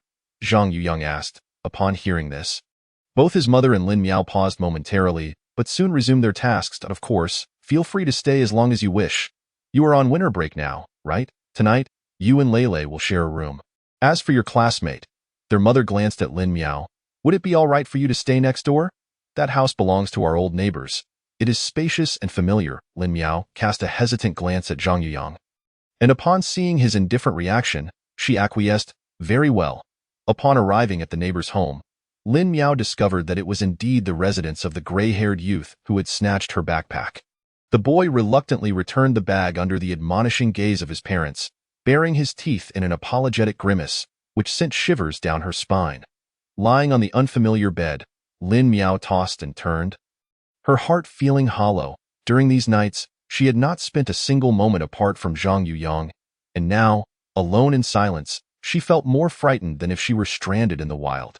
Sleep eluded her until the dead of night when a series of rustling sounds erupted at the door. Stealthily, she climbed out of bed, inching along the wall to the door, only to discover a substantial crack in the wooden door, through which a pair of glinting black eyes shone. It was the eye of a person. Anger and fear surged within her. She coughed intentionally a couple of times, and soon, the figure peering through the crack retreated. After a moment of stunned silence, she hastily pushed the larger furniture in the corner against the door, barricading it tightly. Once back in bed, she found herself unable to sleep, her mind consumed by images of Zhang Yuyang's family. Blissfully united in principle, she felt joy for Zhang Yuyang's reunion with his mother and younger brother. Yet her heart brimmed with an indescribable bitterness and anguish. Initially, she believed she merely missed her own mother. But after tonight's events, she finally comprehended. She had become the extraneous one. As dawn broke the following day, she returned to Zhang Yuyang's residence, cornering him within the room. Last night, I contemplated our situation. Based on your profile and deductions, that serial killer must have arrived on Xiaodao. How shall we proceed with finding him? Zhang Yuyang, folding his bedding lazily, replied, let us observe for now. I am uncertain, but this concerns our lives. You clearly promised me that you would capture him, Lin Miao exclaimed, her frustration evident as she stomped her feet. Do not worry. Zhang Yuyang patted her head reassuringly. Our dwelling is quite safe. Lin Miao evaded his hand. I am heading to the seafood market with my mother to set up our stall. Will you join us? Zhang Yuyang awkwardly withdrew his hand. I will not. Xiaoyu, it is time to leave. Their mother called from outside the door. Reluctantly, Zhang Yuyang turned and exited the room. Early in the morning, the seafood market buzzed with activity, filled with dialects incomprehensible to Zhang Yuyang. Yet he was resolute in slowly adapting to life here. If his mother, as a woman with only a middle school education, could come here alone 16 years ago and establish roots, then he, a university student, would surely be able to do the same. In his heart, he seemed to acquiesce to the notion that he would end his wandering, adopting a new surname and name to remain in this idyllic paradise. Even while haggling with customers, his mother would proudly introduce him, saying, "This is my eldest son, a university student," her tone filled with pride. As evening fell, and they closed the stall, their mother led him to a filthy rocky shore outside the market. Holding his hand just as she had in his childhood memories, he lowered his gaze at his feet, intending to confirm one last question with her, believing that only by knowing the answer could he find peace in staying. "Mother, over the years, why did you not return to see me? Nor did you ever call. I wanted to, but every time I called, your grandfather hung up, and when I expressed my desire to return, your father threatened to kill me if I did. Then why did you not take me with you when you left? No matter how difficult life might have been, as long as I had you, I would have persevered."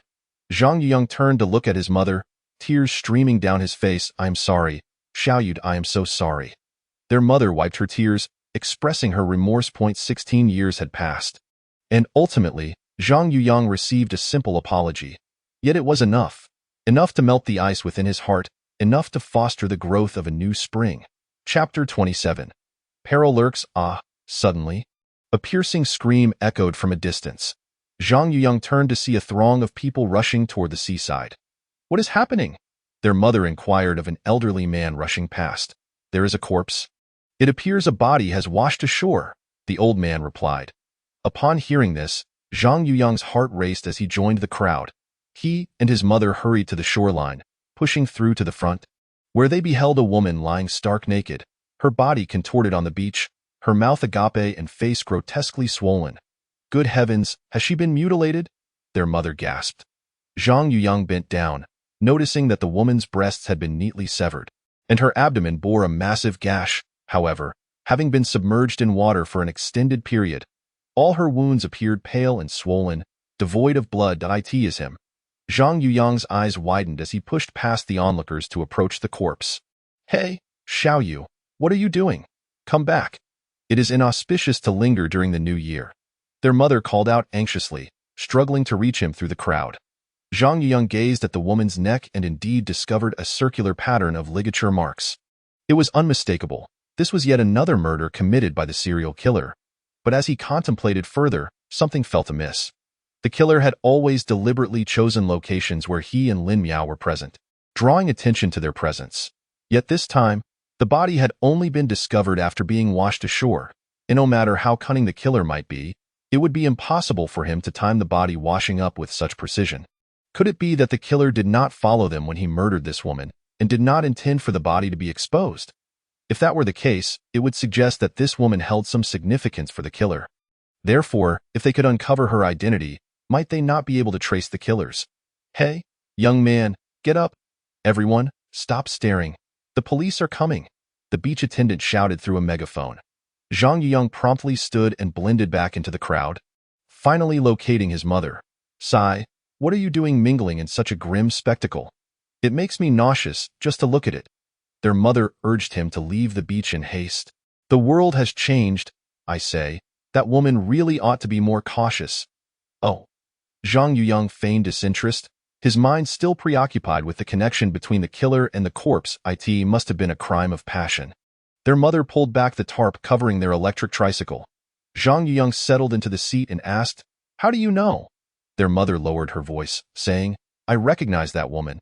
Although her face has been distorted from the water, the goldfish tattoo on her neck remains. I remember her frequently coming to the market to buy seafood, always dressed like a flower, and often seen with different men. Alas, she is not setting a good example." "What?" Zhang Yuyang's eyes widened in disbelief. "Mother, what is her name? Is she married? Is she from Shadao?" His mother turned the throttle and replied, "I do not know her name, but she is likely married. The man she spends the most time with is a fellow who drives a van. Their interactions resemble that of an old married couple. However, he seems quite handsome and dotes on her, so I cannot fathom why she would associate with other men. Sometimes, during our idle conversations, we mention her and conclude she is simply ungrateful. By the way, why are you so interested in such gossip?"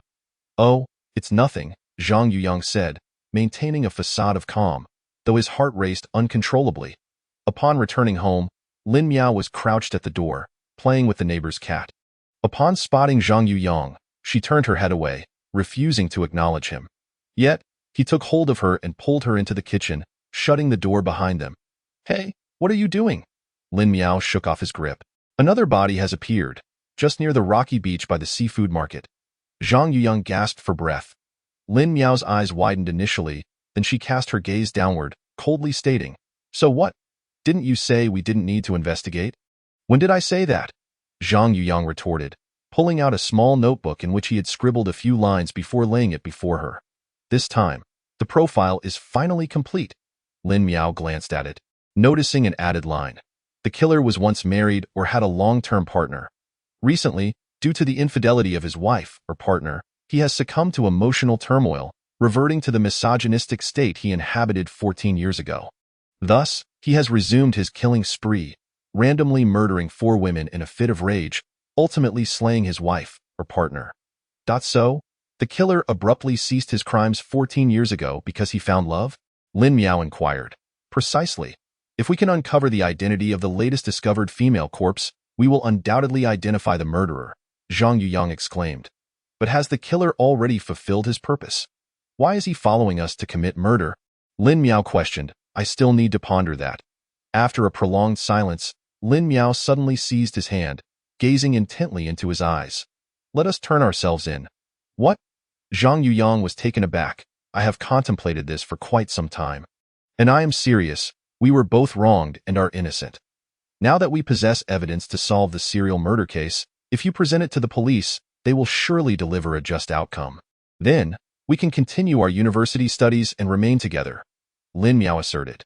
Zhang Yuyang inhaled deeply and replied, even if all our past transgressions could be wiped clean, the case involving Wu Qiuhua's murder would still be enough to condemn me to death. Wouldn't it?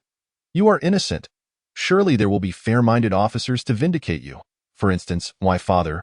I will speak to him, and he will surely believe me, Lin Miao insisted. Zhang Yuyang scoffed coldly. I trust no one.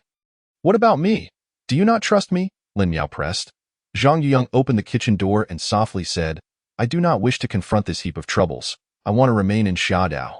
Are you going to hide like this forever? For a lifetime? Lin Miao's tightly clenched fists trembled slightly. In the past, you bore the burden alone. Now, I am here. Shall we not face this together? Zhang Yuyang paused at the doorway for a moment, but ultimately stepped outside. Due to the heavy fog in Jintian City, his flight was delayed, and by the time Lin Daong arrived in Xiaodao City, it was already the following afternoon.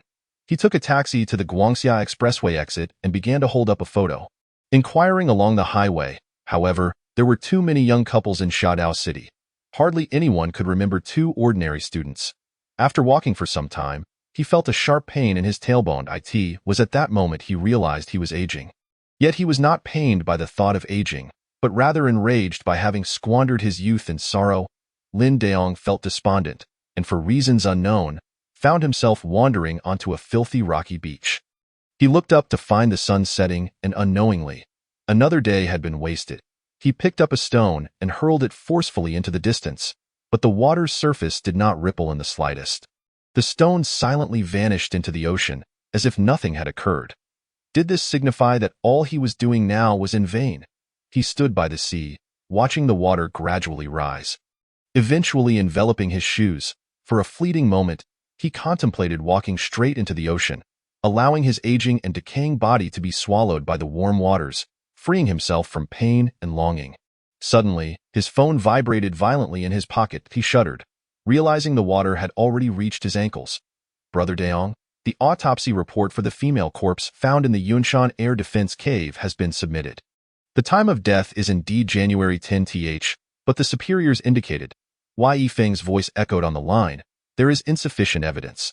Unless the true culprit behind the serial murders is apprehended, Zhang Yuyang and Lin Miao's suspicions cannot be dismissed. They are currently negotiating with the Xiaodao police and may implement a search and capture operation. Thank you, Lin Daong concluded the call, scooping a handful of seawater to wash his face. The briny taste instantly revived him. I cannot give up. He poured out the water and stones from his shoes and started walking toward the shore. After taking a few steps, he noticed a crowd dispersing from a nearby bay. Such a tragic death, people were animatedly discussing.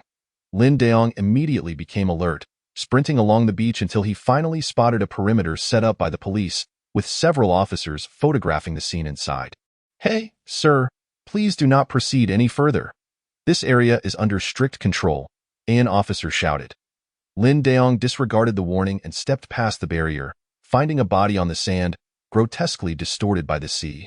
Yet it was clear that she had been brutally mutilated, so it has begun. He crouched beside the corpse, noticing a chain-like mark around her neck, akin to the design of a koi tattoo.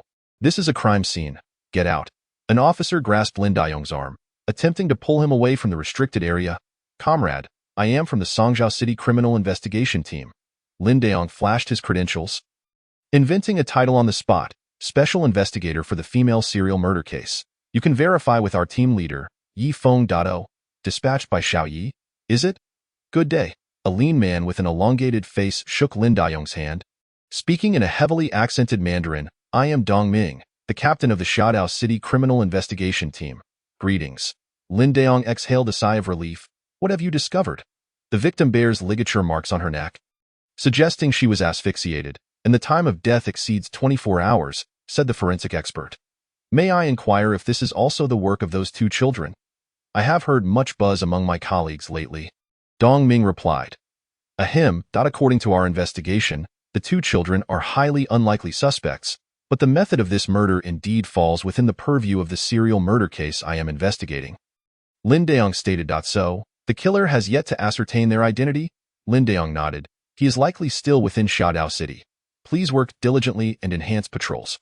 "What characteristics define the killer's victims?" Dong Ming inquired. "All victims are young women with no apparent connections to one another. We suspect he operates randomly, harboring a deep-seated hatred for women," Lin Daong explained. "Finding the murderer will not be easy, as no fingerprints were left on the bodies. And there are no surveillance cameras nearby, alas." "Investigator Lin, let us return to the station for further analysis," Dong Ming suggested. "There is also good news. We extracted DNA from the first body. If we can apprehend him, justice will be served," Lin Daong replied. As night fell, Zhang Yuyang lay on the upper bunk, staring intently at a stain on the ceiling. The sound of Wang Leilei's snores emanated from the lower bunk.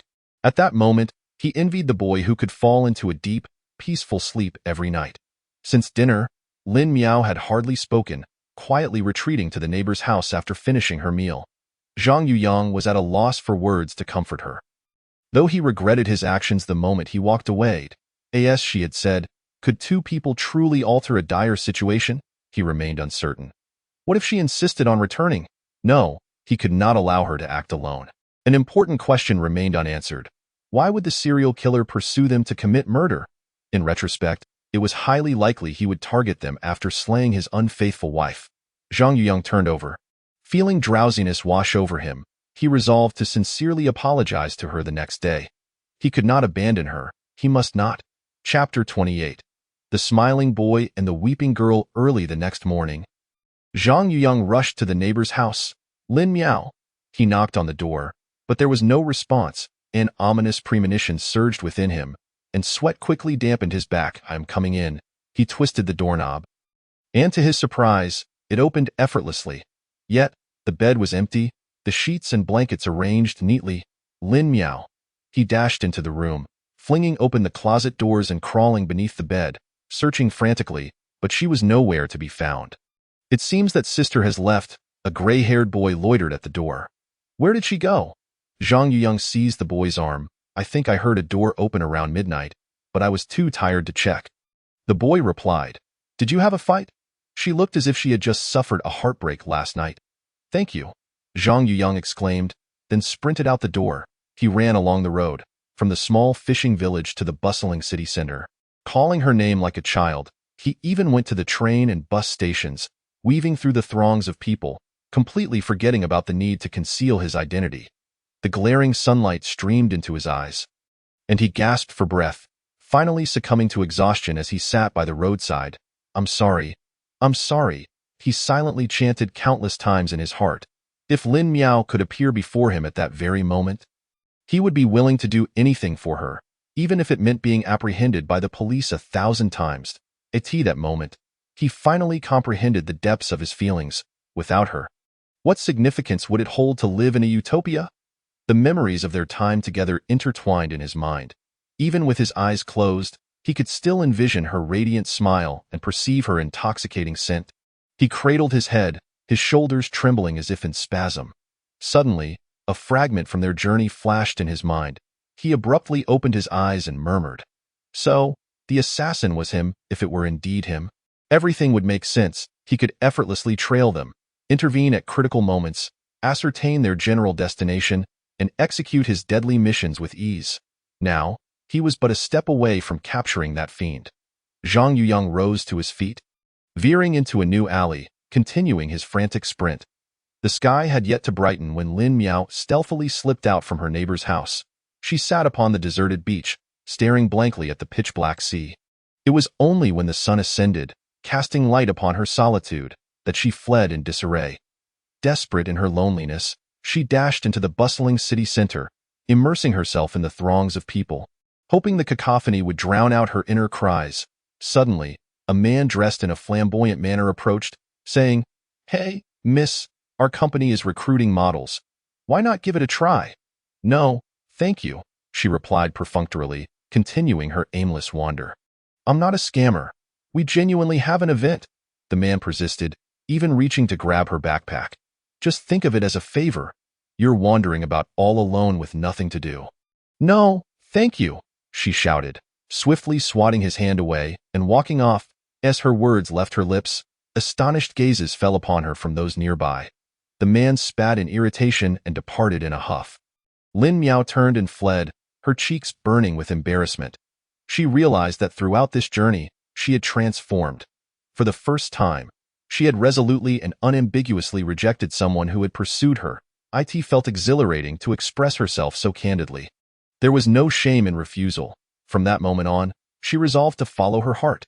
She gazed at the bus stop sign, progressing from one station to the next, until she finally arrived near the police station. A blue and white four-story building loomed amidst the dense foliage, with several uniformed officers bustling in and out. With each step forward, she trembled with anxiety, needing to pause against a large tree to catch her breath. When she reached the final tree, her legs buckled, and she slowly crouched at its base. It was simple. Enter, recount all her experiences, clear her name, and then wait to be returned to Songzhou City. She longed to return, to bathe, eat, and sleep in her own bed, thus bringing an end to all nightmares. But what of Zhang Yuyang?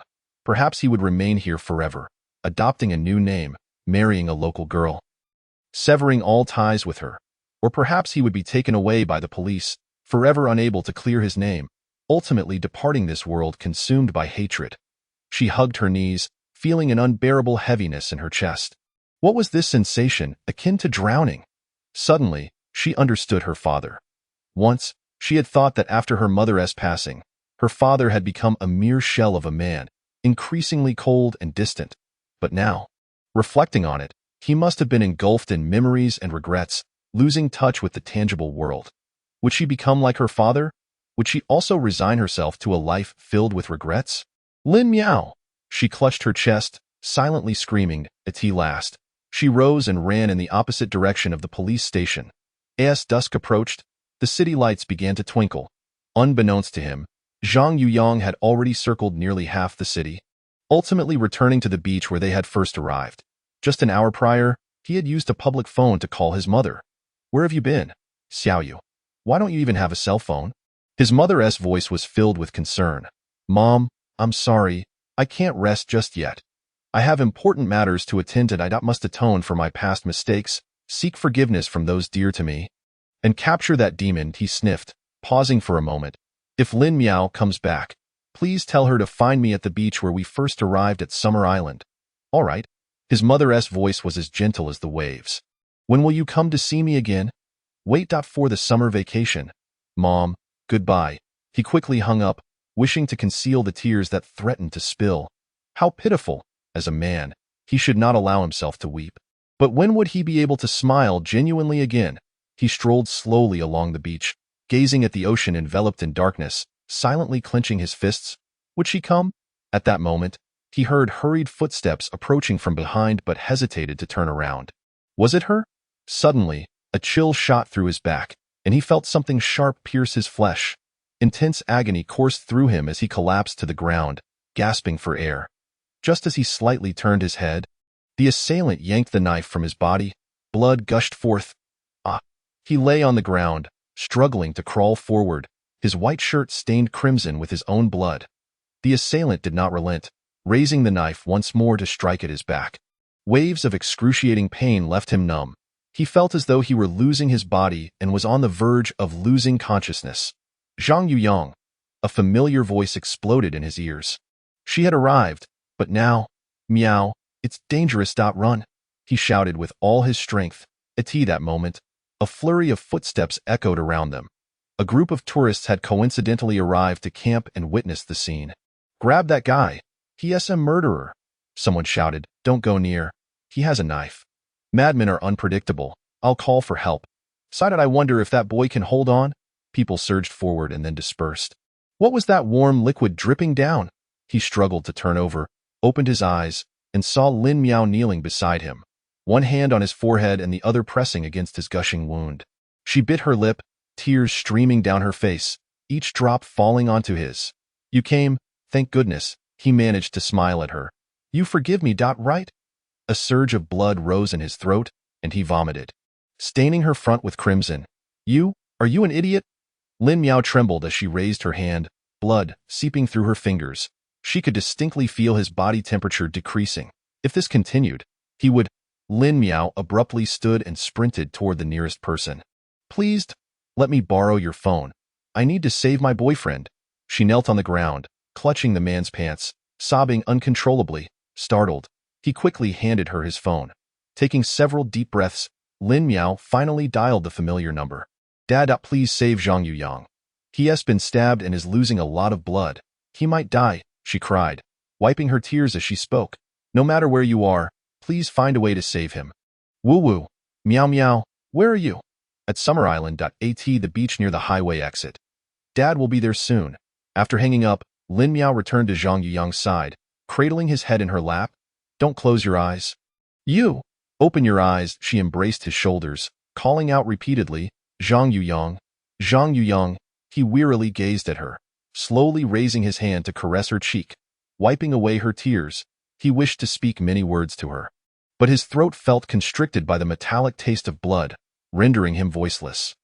All he could do was smile and channel all his strength into his eyes, gazing deeply at her, as if he wished to imprint her into his very being. A full moon rose over the sea, its silvery light illuminating the night. The waves lapped gently against the shore, and time seemed to stand still that night. The girl who never cried wept freely, while the boy who rarely smiled radiated a heartfelt grin amidst the crimson pool. Chapter 29. On the edge of life and death, Lin Daong hung up the phone and rushed towards the police station parking lot. Intercepting a police car that had just stopped, Captain Dong, I urgently need a vehicle. He yanked the door open. What are you doing? Captain Dong remained seated in the driver's seat, clutching the key without turning it. To save someone. My daughter. There's no time to explain. You're not in the right state of mind, and you're unfamiliar with the route. I'll drive. Captain Dong started the car again. Throughout the drive, Lin Daong recounted his daughter and Zhang Yuyang's harrowing escape, repeatedly insisting they were not the serial killers. I know the notifications you've received all say that, but it's simply not true. Unfortunately, my witness has passed away. Lin Daong curled up in the passenger seat, cradling his head. My daughter said someone attacked them. It must be that killer who has been following them, that madman. Who knows what his motives are? Captain Dong pressed down on the accelerator. I believe you, yes, for the motive. Could it be related to those two kids? Perhaps he intends to eliminate them last? Lin Daong's face paled further as he clung to the window, desperately peering outside. Yes, that beach. Follow the ambulance in front. A crowd had gathered at the beach, and from a distance, the anguished cries of a girl could be heard. Lin Daong exited the vehicle and sprinted through the panicked crowd. Parting the throngs of distressed onlookers, before him sat Lin Miao, cradling Zhang Yuyang's head on the beach, drenched as if splashed with crimson paint. Dad. Lin Miao gazed at him blankly, her voice laced with sobs. Are you hurt? Lin Daong inquired. No, I'm fine. Lin Daong cast a fleeting glance at Zhang Yuyang, who lay upon her lap, before suddenly rushing over and seizing him by the collar, lifting him with a swift motion. Zhang Yuyang barely opened his eyes, breathing lightly. You bastard! He swung a fist toward Lin Dayong's face. Zhang Yuyang's body convulsed, blood trickling from his nose. Dad, stop hitting him. I went with him willingly. Lin Miao clung to Lin Dayong's waist. Kneeling on the ground in desperation, he is gravely injured. Please save him. Make way! At that moment, several paramedics squeezed into the throng, carrying a stretcher. You little rascal, once you're better, we'll settle the score. Lin Dayong released his grip, watching as they lifted Zhang Yuyang from the pool of blood. Family members, please come here. The doctor called out. As Lin Miao attempted to approach, Lin Dayong grasped her arm and forcefully dragged her toward the police car, shoving her into the back seat before firmly shutting the door. Captain Dong, I entrust my daughter to you, Lin Dayong declared. Rest assured, I will ensure her safety, Dong Ming replied. Thank you. With that, Lin Dayong strode purposefully toward the ambulance. Dad, let me out, Zhang Yuyang. Lin Miao frantically pounded on the rear window, calling out loudly. Yet, unbeknownst to her, the police car's soundproofing was excellent, rendering her cries unheard. Youth is such a blessing. Dong Ming slowly pressed the accelerator. Before closing his eyes, the last image Zhang Yuyang beheld was Lin Dayong pulling Lin Miao away. Is this truly a farewell? Is this the best conclusion? He would bear all sins and perish, while she would have a new life. Very well, he smiled as he succumbed to darkness. The darkness, impenetrable, devoid of spatial and temporal boundaries. In the distance, a small point of light appeared, its glow soft and warm. He strained to run toward the light, discovering a high platform rising at its center, upon which someone seemed to be seated. Ascending the stairs, he found a woman, perhaps in her 30s, with curled hair, clad in a white blouse and black skirt, seated on a wooden chair, engrossed in a book. Yin, auntie? He recalled the photograph of Yin he had once seen on Lin Miao's phone. The woman looked up, her eyes widening. Child, what brings you here? Where is Miao Miao? She was taken away by her father. He sat down, hugging his knees. I might be dying. I may never see her again. You cannot give up like this. Aren't you still determined to capture that demon? She leaned down, gently stroking his hair. Raising his gaze, he clearly saw the familiar chain-like marks around her neck. That must hurt terribly, he remarked, staring at the bruises. She touched her neck, shaking her head with a smile. He acted swiftly. By the time I realized, I was already here. Perhaps he did not wish for me to suffer. Even a demon once possessed the innocence of a child. Have you forgiven him? If he never errs again. The woman shook her head in anguish, suddenly pushing him off the high platform. This is not where you belong. Return. Once more, he found himself in a hospital, in an operating room, receiving critical condition notifications. Lin Dayong paced the corridor, occasionally tugging at his thinning hair in frustration. That reckless young man must survive. For only by living can there be hope, redemption, and the possibility of proving one's innocence. He despondently sank to the ground, lighting a cigarette yet unable to produce a flame. Sir, are you a family member of the injured? A doctor approached at last. Yes, Lin Dayong replied. He had already contacted Zhang Yuyang's family. However, his grandparents were too elderly to come to Shadao, and his father had severed ties with him due to the string of incidents. As for his mother residing in Shadao, Lin Dayong had no idea how to reach her. That boy has lost too much blood. He urgently needs a transfusion, but our hospital is small, and we lack sufficient blood reserves, the doctor explained. Just tell me what I need to do? Lin Dayong rolled up his sleeve without hesitation. What is your blood type? The doctor inquired. Type O. All right, follow me. In the emergency room, Zhang Yuyang lay on the bed, eyes closed, face pale, lips tinged with blue, resembling a corpse from the crime scene. Lin Dayong lay beside him, watching as the nurse inserted the needle of the blood transfusion into his arm, observing his own blood flowing into the young man's body. He suddenly realized how fragile yet magnificent life is. He would eventually grow old, yet there would always be young people to carry on his legacy. He found himself resenting the young man less, even though he had abducted his most beloved daughter. As dawn broke, Zhang Yuyang finally opened his eyes. Am I saved? He murmured. Was that all just a dream? Indeed, thanks to the police officer who donated blood to you. Without him, you might not have made it.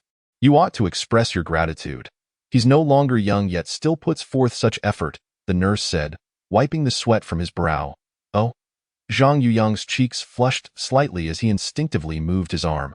Huh? Is also the work of that police officer. The nurse glanced over and couldn't help but chuckle, noticing both of his wrists bound to the bed frame. Zhang Yuyang let out a sigh, feeling a sense of relief. At least he no longer had to worry about being captured and fleeing. Just then, the door to the ward swung open, and Lin Daong hurried in. Zhang Yuyang quickly averted his gaze, afraid to meet his eyes. Hey, kid, you're not in any trouble, right? He sat on the opposite bed, his tone fierce, waiting to settle accounts upon their return to Songzhou City. Uncle, he still needs to stay in the hospital for a few more days. He can't go back yet, the nurse interjected. What a hassle, Lin Daong barked. The nurse, sensing the tension, stuck out her tongue and hurried out, internally vowing never to marry a rough northern man. Only Lin Daong and Zhang Yuyang remained in the ward, the atmosphere chilling to the bone. Lin uncle, thank you. Zhang Yuyang stammered. No need. I'm merely fulfilling my duty as a police officer. Don't try to get close to me, Lin uncle. Zhang Yuyang's tone shifted to one of seriousness and gravity. I have a rough idea of the identity of that serial killer. Could you investigate as I suggest? Lin Daong's first reaction was disbelief, followed by a sense of humiliation. How is that possible? Criminal investigation teams from several cities have no leads, and a 19-year-old child can find the murderer? Ha! Amusing. He scoffed. I'm not joking that a case of female victimization occurred in Shadao City, right? The victim was not randomly chosen by the killer, but rather his wife or a long-term lover. I hope you can investigate her social connections, Zhang Yuyang insisted. Why? The deceased appears no different from anyone else. However, she was victimized before we arrived in Shadao.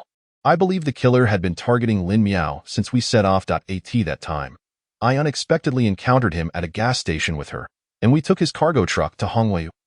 During the ride, he conversed with Lin Miao and learned of our itinerary. It's likely that upon the issuance of our wanted notice, he became aware of our true identities.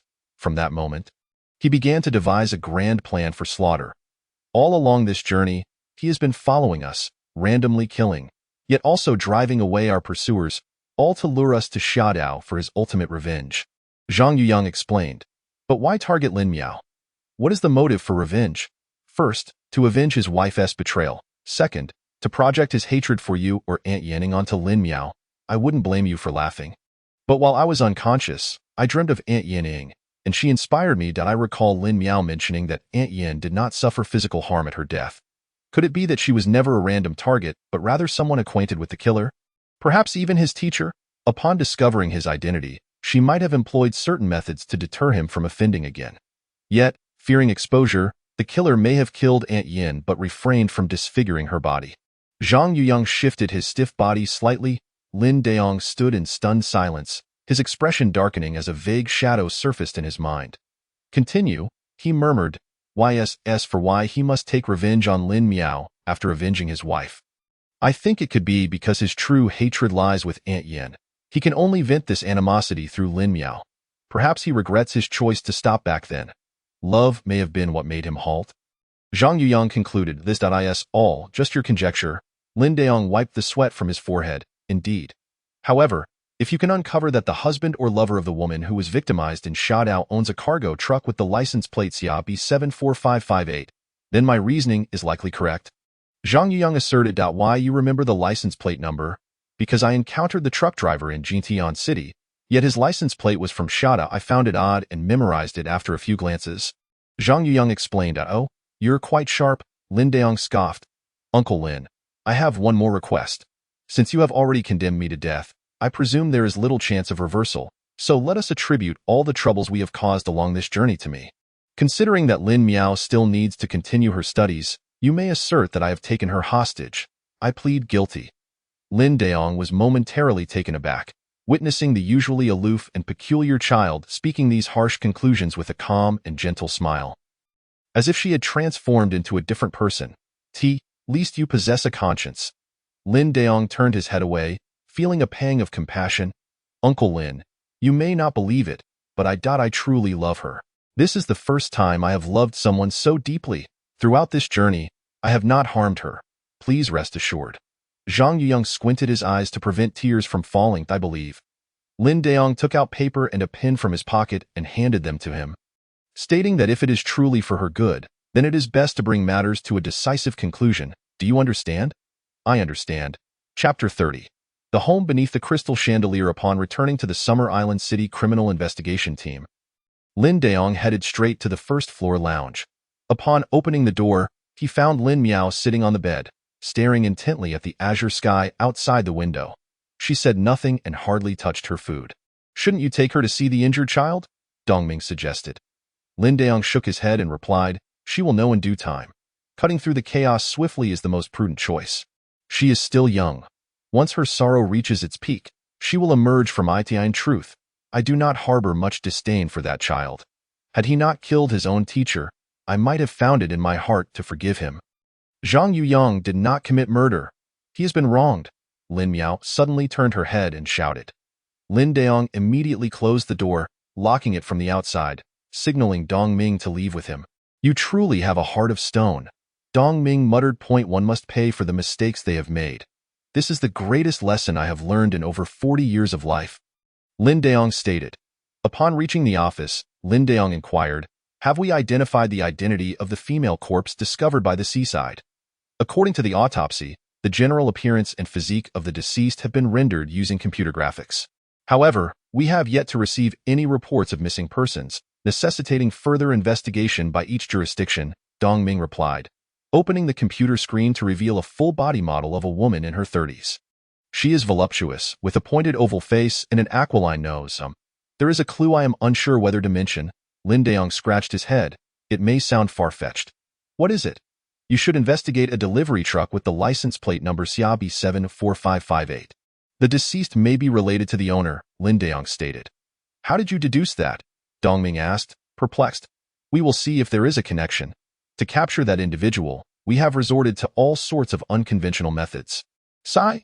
Lin Daong sighed deeply, uncertain whether to believe the words of such a child. Dongming promptly sent the license plate number to the traffic division, and soon the identity of the owner was uncovered.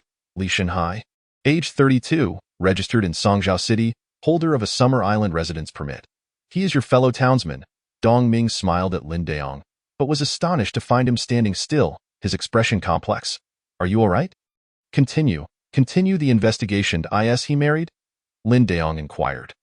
When Dongming returned from the civil affairs office, his expression mirrored that of Lin Daong, his hands trembling with the documents he held. Li Shenhai has been married for 10 years. His wife is named Yu Xiaolan, and she looks like this. He revealed an ID photo, where a smiling woman bore a striking resemblance to the seaside corpse, matching over 90. Moreover, Yu Xiaolan is also registered in Songzhou City. They both arrived in Summer Island over a decade ago. How did you know? Dongming pursued Lin Daong. First, contact Li Shenhai. No matter the method, stabilize him and obtain his DNA. I will provide a detailed explanation in the case analysis report, Lin Daong instructed. After the call went unanswered, Dongming immediately dispatched personnel to Li Shenhai and Yu Xiaolan's registered address, but after waiting for a long while, they received the worst news.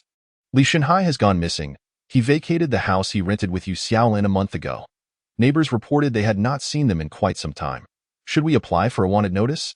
Now, the evidence I possess is far from sufficient. Lin Daong rubbed his temples, striving to recall Zhang Yuyang's reasoning, and then grabbed the phone to call Yi Feng. Hello, Team Leader Yi. I have sent you the latest profile of the killer. Please assist me in investigating a man named Li Shenhai, registered in the northwest corner village of Songzhou City.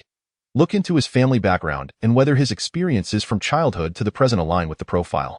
Additionally, focus on verifying whether he previously attended the experimental class of Songzhou No. 1 High School, which was taught by Yin Ing. Are you heading out again? Lin climbed out of bed, rubbing her sleepy eyes. Yes, Brother Daong has asked me to investigate the suspect in the serial murder case. Yi Feng replied, Ah? Have those two children been cleared of suspicion? Lin An's eyes widened. Just yesterday, Director Liu was in the office scolding Wang Bin for failing to keep an eye on Brother Daong, allowing him to jump out of the window. I trust Brother Daong's judgment. Moreover, Yi Feng leaned down to place a gentle kiss on her forehead. The case of the professor's murder will also require your continued follow-up. Perhaps the child named Zhang Yuyang is truly innocent. Very well. Yi Feng located Li Shenhai's home at the registered address in the urban village. It was a 2-story small building, its exterior adorned with a layer of silver-white tiles. Quite stylish for the northwest corner. Who are you? A middle-aged woman opened the door. Detective Yifeng grinned, displaying his badge. May I ask if Li Shanhai resides here? The once fierce woman softened her tone upon seeing his smile. Responding gently, are you referring to my brother? He went to work in the south after graduating from high school. May I inquire what this is about? Could I come in? Yifeng asked out of course. Though I haven't had the chance to tidy up, please don't mind, the woman said as she opened the door. Even in broad daylight, the crystal chandelier overhead still radiated a bright light, making one's eyes ache. The spacious living room lacked a coffee table or television, with only a large white table placed in the center. A boy of around 10 sat at the table, doing homework, upon their entrance. He slightly lifted his head, his gaze indifferent. There is a case that may be related to Li Shanhai, and I wish to understand his upbringing. Wei Yifeng meandered through the house, noticing several picture frames on the cabinet, all depicting pairs of women and the young boy, with no sign of AMAN. Do you have any siblings? I have a sister. She married to the city long ago. The woman handed a teacup to Yifeng. He took a sip and noticed the cup was small and exquisite, adorned with intricate carvings. Our trio has endured hardships. Our parents passed away 25 years ago, when I was 15, my sister was 10, and my brother was 7. We relied on relatives' charity and odd jobs to survive, the woman sighed. Did the death of your parents have a significant impact on Li Shanhai? Yifeng inquired. Indeed, that child was the apple of their eye. Cherished deeply. When both parents left, he was devastated, and his personality became introverted, the woman explained. Beyond the loss of his parents, did any other harmful events occur in his life? For instance, bullying by female classmates or any inappropriate advances from older women? Yifeng asked. How could that be? My sister and I cherished our brother. We protected him well. The woman appeared a bit angered, her voice rising momentarily. Suddenly, a loud crack echoed from the large table. Yifeng turned to see the boy clutching a broken pencil, his wrist trembling incessantly. Oh dear, let me sharpen another one for you, the woman said with a smile, approaching him with a small knife. Yifeng frowned, noticing the boy remained silent, sitting upright in his chair, his shoulders gently trembling. For a fleeting moment, he distinctly saw red marks on the child's wrist. This will suffice. The woman beamed, handing the boy a sharply sharpened pencil. At this age, he still requires his mother to do everything for him. One more thing, may I ask which high school Li Shanhai attended? Yifeng inquired. Songzhou No. 1 High School, experimental class, the woman replied. Are there any of his belongings left at home? Yifeng asked. There are a few. She led him to a small room on the west side of the second floor.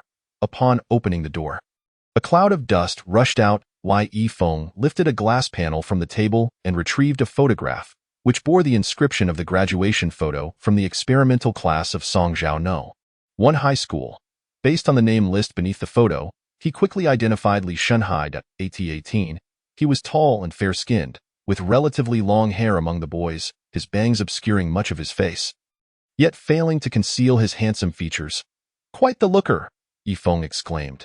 Indeed, it was precisely due to this appearance that he forsook his excellent grades and chose to elope with a little vixen from his class. The woman expressed with disdain. Oh? Which girl? This one, with 2 braids, her name is Xiaolan. The woman pointed to a girl crouching in the first row. Later, he even returned home once to collect his household registration book, claiming they were getting married. I wonder how she is doing now. Thank you very much. Yifeng packed the evidence into a box and descended the stairs. As he passed by the large white table, he unexpectedly observed the boy etching something into the back of his hand with a sharp pen tip. He remained silent and departed. After confirming that the woman had returned home and locked the door, he knocked on the neighbor's door. An elderly lady answered, having lived in this urban village for 40 years. Do not believe a word that woman says, she warned, pulling Yifeng into her home. Her family is not mentally stable. How should I put it? Do you know how their parents met their demise? Their mother was a psychopath who killed her husband during an episode, only to hang herself once she regained her senses. As an educated person, you must understand that mental illness is hereditary. The old woman's eyes were filled with a sinister glint. In my observations over the years, the insanity in their family is passed down to daughters, but not to sons. Only that boy named Shanhai appears to be normal. What? Does that woman exhibit any unusual behavior?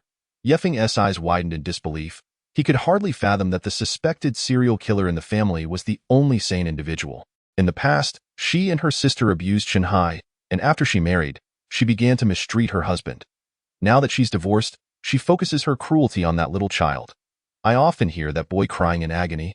Yet he remains silent if you ask him. I truly wonder what methods she employs. The old woman gritted her teeth. I want to help that child. But the woman eventually forbade him from leaving the house. Yefeng suddenly recalled the boy's self-harming behavior and the scars on his wrist, as well as the glaring crystal chandelier and the stark white furniture in the house. Thank you. Once I gather all the information, I will certainly contact the Women's Federation to rescue that child. Upon returning to the police station, Yefeng promptly reported his findings to Lin Daong, mentioning the girl Xiaolan, who had eloped with Li Shenhai. If the neighbor's claims were true, then Li Shenhai had witnessed his mother murder his father from a young age and had been subjected to long-term abuse by his sisters, thus developing an extreme hatred for women. He fits perfectly into the profile you are currently constructing, Yefeng remarked. Chapter 31. The truth from 14 years ago in the dead of night, Lin Daong remained in the Criminal Investigation Team's office, fixating on the glaring computer screen. Indeed, Li Shenhai was a student of Yin Ying, and even Yu Xiaolin was. He suddenly recalled Zhang Yuyang's reasoning. Yin Ying was not a random target chosen by the killer, but someone who was already acquainted with him, such as being his teacher. Upon discovering the killer's identity, she had employed certain means to prevent him from committing further crimes. A series of vague fragments flashed through his mind, prompting him to open the folder containing the case records from 14 years at Geo. It turned out that they had been so close. Gazing at the rows of text on the document, Lin Daong cradled his head in despair, tears blurring his vision. 14 years prior, shortly after the National Day holiday, a girl named Wang Xiaohong went missing from the experimental class of the senior year at Songjiao One High School. Given that 3 previous cases of young girls being strangled and dismembered had occurred in Songjiao City, this disappearance garnered the police's utmost attention, leading to a city-wide manhunt. Ultimately, her mutilated body was discovered in a secluded thicket on Beishan Mountain. The forensic expert determined that her time of death was between 7 p.m. and 9 p.m. on October 17th. Due to the absence of surveillance, eyewitnesses, fingerprints, or the killer's bodily fluids on the mountain, the investigation proved to be exceedingly challenging. Initially, the then head of the Criminal Investigation Team, Li Zonggong, believed that Wang Xiaohong's death was similar to the previous 3 victims, indicating that the killer had randomly selected her as a target. However, Lin Daong raised an opposing viewpoint. He argued that the previous victims had all been murdered in places where they frequently visited in the city, yet Wang Xiaohong had perished in the less frequented Beishan. She would not have gone there alone. She must have had a rendezvous with someone familiar. Through interviews, Lin Daong made a breakthrough. Wang Xiaohong, being the mathematics class representative, was introverted and rarely interacted with males. The only known acquaintances were the boy sitting in front of her, Zhang Meng, the physics teacher, and Li Shenhai, who was also the mathematics class representative. At the time of the incident, both Zhang Meng and the physics teacher had alibis confirmed by family and neighbors. But Li Shenhai was alone, residing in a rented room outside the school, with no one to vouch for him. Just as Lin Daong was preparing to interrogate Li Shenhai, a witness appeared, none other than Li Shenhai's mathematics teacher. Yin Ying, on the night of October 17th, Shenhai was in my office helping me grade the mathematics exam papers, Yin Ying stated. Are you certain? He never left the office? Lin Daong inquired. Absolutely, Lin Daong had always placed unwavering faith in his wife's words. Thus, he shifted the direction of the investigation to focus on the newly emerging psychological profiling techniques that had recently been introduced in the field of criminal investigation in China, at that time. His psychological profile of the killer was as follows. A family devoid of female members, lacking maternal love, with no opportunity for interaction with women, resulting in curiosity towards them. The absence of sexual capability leads to the mutilation of sexual organs to satisfy curiosity and attain sexual arousal. He had also investigated Li Shenhai's family background, learning that although his parents had passed away, he had 2 elder sisters at that time. He naively assumed that sisters would always dote on their younger brother. Though Li Shenhai was somewhat sensitive and introverted, he must have received love and would not be psychologically twisted. A small miscalculation led to a tragic oversight, and Lin Daong inadvertently let the young Li Shenhai slip through his fingers. Little did he know, 14 years later, the waves would rise once more. Yin Ying, why did you lie? Lin Daong's anguished roar echoed down the empty corridor of the police station. Sunlight streamed through the narrow window into the small room, casting mottled shadows on the pristine white sheets. Although it was the police station's rest area, It felt more like a temporary prison. Lin Miao lay on the bed, her head buried beneath the covers. Though her eyes were wide open, she dared not sleep, for every time she closed her eyes, the image of Zhang Yuyang, drenched in blood, would haunt her. Although Dong Ming had assured her that Zhang Yuyang was physically unharmed. Her lack of trust in the police, instilled by her father's influence, plunged her into anxiety and depression. Those wounds must be excruciating. He must be feeling so lonely right now, if it weren't for her reckless decision to leave without a word. He wouldn't have been left alone and targeted by the killer, nor would he have been brought back to Songzhou City. Would he resent her father and herself? At that thought, Lin Miao suddenly threw off the covers and leapt from the bed. She needed to go out and see him. Otherwise, she would never heal. First, she twisted the doorknob, only to find that the door had been locked from the outside. After contemplating for a moment, she jumped back onto the bed, reaching for the window, only to discover that it too was locked and utterly unyielding. Despair washed over her as she collapsed back onto the bed, nearly losing faith in her escape. Just then, the sound of a key turning in the lock resonated outside the door, and Dong Ming entered, carrying lunch. "Why haven't you eaten breakfast?" he asked, lifting a cold bun from the table. "I have no appetite." Lin Miao curled up at the head of the bed, hugging her knees, sigh. Dong Ming shook his head, pulling out a folded piece of paper from his pocket and placing it on the table. "This is from your father, brought back from the hospital. That child wrote it. It can prove that he is physically all right. Just to clarify, I did not peek." Lin Miao hurriedly picked up the paper and unfolded it, revealing the words, "Lin Miao, I have been deceiving you all along. I am the murderer. I do not like you. Taking you along was merely to use you as a hostage. A scum like me is not worth your longing. Forget me. I'm sorry. Goodbye." The signature was Zhang Yuyang. She read it 10 times, each word stabbing into her heart like a blade. "Child, are you all right?" Dong Ming inquired, noticing her trembling hands. "I'm fine." Lin Miao raised her head, forcing a smile as tears streamed down her cheeks. "Oh dear." Dong Ming hastily grabbed a tissue to wipe her tears away. "Child, life is long. You will meet many people, but most can only accompany you for a short distance. When you reach my age, you will understand and accept fate." Once she calmed down, Dong Ming collected the leftover food and headed toward the door. "Wait, Uncle Dong," Lin Miao suddenly called out. Could you please open the window? It's too stuffy in here. I'd like to get some fresh air." Lin Miao clutched her chest, her cheeks flushed. "All right." Dong Ming retrieved a key from his waist and unlocked the window. "The weather is nice today. Take a good breath of fresh air." "Yes. Thank you, Uncle," Lin Miao responded, feeling much better. Seeing her smile return, Dong Ming left contentedly, locking the door as instructed by Lin Daong. Lin Miao silently approached the door, pressing her ear against the crack, listening to his footsteps gradually fade away. After a long while, she dressed and put on her shoes, stacking a chair on the bed, then jumping onto the windowsill. She opened the window as wide as it would go, leaning her body out, her hands gripping the window ledge, her feet finding purchase on a protruding part of the building as she slid down little by little. But Dai refused to accept fate. With a determined bite of her lip, she released her grip and jumped into the grass behind the building. The entire afternoon, Lin Daong remained at the hospital. "Hey, why do you keep going to the restroom?" he asked, assisting Zhang Yuyang back from the lavatory and continuing to bind his hands to the bed frame. "I'm sorry," the nurse said the Formite. Zhang Yuyang blushed. "What a nuisance." Lin Daong paced by the window. "Uncle Lin, have you already figured out the identity of the serial killer?" Zhang Yuyang inquired. "Yes, and I must thank you for that," Lin Daong replied with a sidelong glance. "Have they caught him?" "Not yet. We are currently reviewing the surveillance at every intersection on Xiaodao. You need not worry. Just think about how to respond during your interrogation when you return," Lin Daong remarked. "Oh." Zhang Yuyang lowered his head. "Has Lin Miao been kept safe?" "Rest assured. She is in the criminal investigation team on Xiaodao, surrounded by many detectives. She will be fine." Lin Daong scratched his head and gazed out the window. "If you behave, once this matter passes, I will take her to see you." "Thank you." Zhang Yuyang smiled faintly. "You must also pay attention to your safety. I can't shake the feeling that the assassin's target shouldn't be just me. He might very well commit further acts." Outside, the setting sun cast its afterglow upon the slender frame of the youth. Suddenly, Lin Daong's phone rang, the screen displaying an unfamiliar number. "Hello?" A hoarse male voice emerged.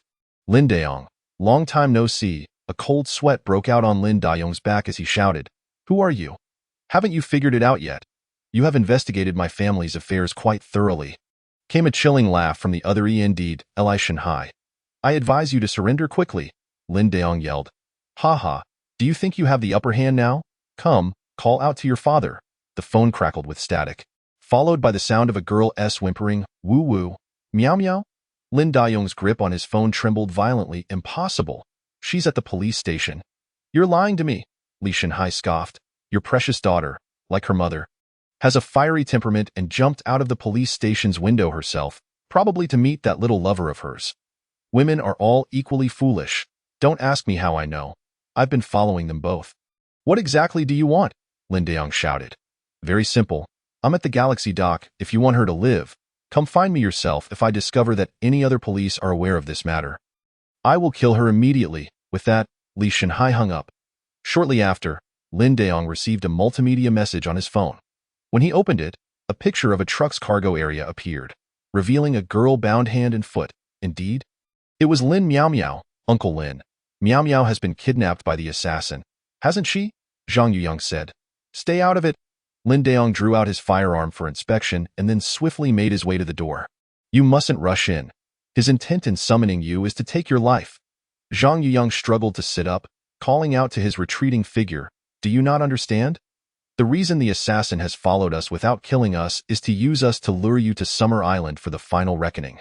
His target is actually you." Lin Dayong paused at the doorway, turning back with a calm demeanor.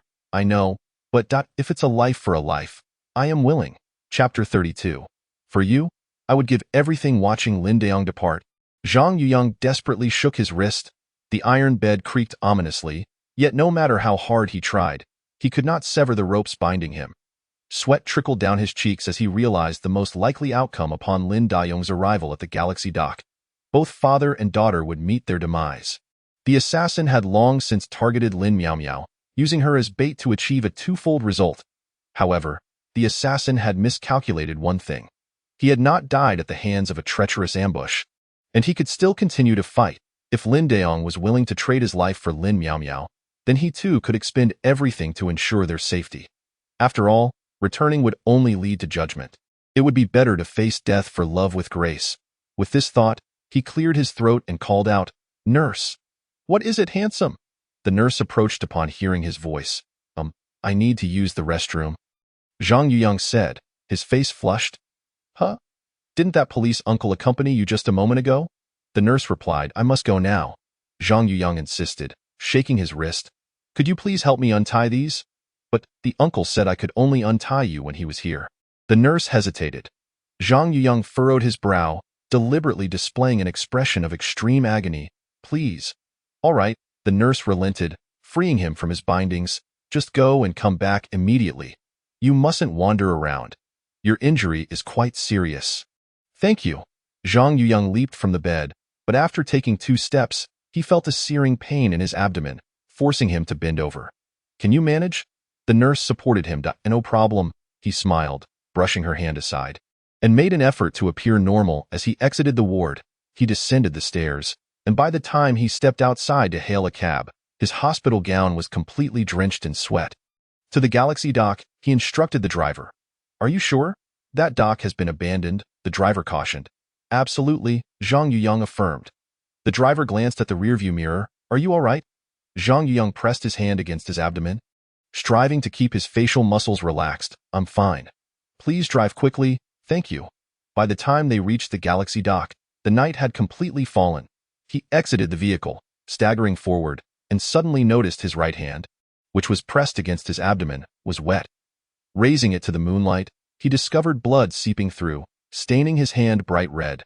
Crossing over the fence and warning line, he spotted Lin Dayong approaching the truck at the dock's edge. Gun in hand and in his desperation to save his daughter, he had completely lost his sanity. "Oh, he must be a trap." Zhang Yuyang lacked the strength to shout any louder and charged forward recklessly. The wound in his abdomen burst open, blood soaking through his hospital gown. The pain rendered him numb, leaving only the sound of his footfalls. Lin Dayong seemed to sense the footsteps and halted. Just a few meters from the truck's edge. "Now's my chance." With all his might, he sprinted forward, leaping to embrace Lin Dayong's waist. pulling him towards the water. With a loud explosion, the truck suddenly erupted in flames. As he sank deeper, water filled his mouth and nose, and the pain in his abdomen faded into oblivion. Suddenly, a large hand grasped his wrist, pulling him from the depths. He lay on the shore, coughing up a pool of blood, finally regaining consciousness, only to see Lin Daong moving toward the burning truck. "Uncle Lin, come back," he shouted. Meow meow. Lin Daong, as if his soul had been siphoned away, paid no heed to the roaring flames as he moved forward. Zhang Yuyang staggered a few steps, then lunged to the ground, grasping Lin Daong's ankle. "Meow meow cannot be inside the truck." Lin Daong shivered, pausing at the edge of the flames. He turned to see Zhang Yuyang, who was coughing on the ground, and lifted him up, his voice trembling. What did you say?" Cough, cough. Zhang Yuyang wiped the blood from his mouth. "Meow meow is not dead. Li Shenhai wouldn't kill her so easily. With his nature, he would surely torment her slowly, just using this method to lure you to your death." Lin Daong crouched down, cradling his head, murmuring, "Then where could Meow Meow be? Could it be that he—" Images of dismembered girl corpses flashed before his eyes. Zhang Yuyang struggled to stand, scanning the surroundings, his gaze resting on the nearest tall building. The truck couldn't possibly have a timed bomb, as he couldn't accurately predict your arrival time. If the bomb was detonated manually, the assassin must be nearby, I believe. He is in the window of that building facing the sea. He pointed towards the high-rise. "One will come to save you." "Don't dream," Li Shenhai sneered, gripping Lin Meow Meow's chin. His smile twisted. "You will become my second woman. This is quite an honor." "Pa!" Lin Meow Meow spat defiantly, glaring at him fiercely. Bound tightly with ropes, she struggled to move. Li Shenhai cursed, raising his hand to slap her. Lin Meow Meow's face immediately swelled, yet her eyes remained unyielding. In that instant, painful childhood memories surged within Li Shenhai's mind. "Shenhai, look at your sister. Where's the pencil? It should be sharpened like this." His elder sister sat across from him, wielding a small blue knife in one hand while tightly gripping his right hand with the other. "Yes, I'm sorry. Sister, I was wronged." He trembled all over, feeling the dampness of his pants. His sister glared at him, her eyes filled with fury. The knife sliced along the edge of the wood without pause, continuing to cut into his skin. Blood flowed from the tiny wounds, blooming into bright red flowers on the diary's pages. "Ah!" Li Shenhai clutched his head and screamed, only to open his eyes and find not his sister before him, but the frail Lin Meow Meow. He gasped for breath and stumbled back, retrieving the deadly iron chain lock from his pocket. "So you still dare not?" Upon witnessing his reaction, Lin Meow Meow recalled Zhang Yuyang's profile. Sneering, "You're afraid of women, aren't you? Because of your fear, you lack the courage to face them directly. You can only resort to despicable means to strangle them and then vent your anger. How pitiable and detestable." "Shut up!" Li Shenhai's grip on the chain began to tremble. "Come on, kill me." Lin Meow Meow coldly fixed her gaze on him, then added, "And then you can continue your disgusting and shameless deeds. You might as well live your life like this." "Ha ha ha!" Li Shenhai tossed aside the chain, laughing as he approached her. "Don't think you can provoke me. I know you want me to kill you cleanly. Unfortunately, I have decided to use you as a test subject to overcome my fears. That way I can enjoy myself thoroughly before killing again." As he spoke, he ripped Lin Meow Meow's shirt apart, grasping her neck. "Fresh flesh is certainly far more interesting than a corpse." "Ah, help!" Suddenly, a gunshot rang out, and the door was kicked open. "Let her go!" Lin Daong's hand trembled around the gun. He yearned to pull the trigger and obliterate Li Shenhai's head, yet he stood too close to Lin Meow. A reckless shot would surely harm his daughter.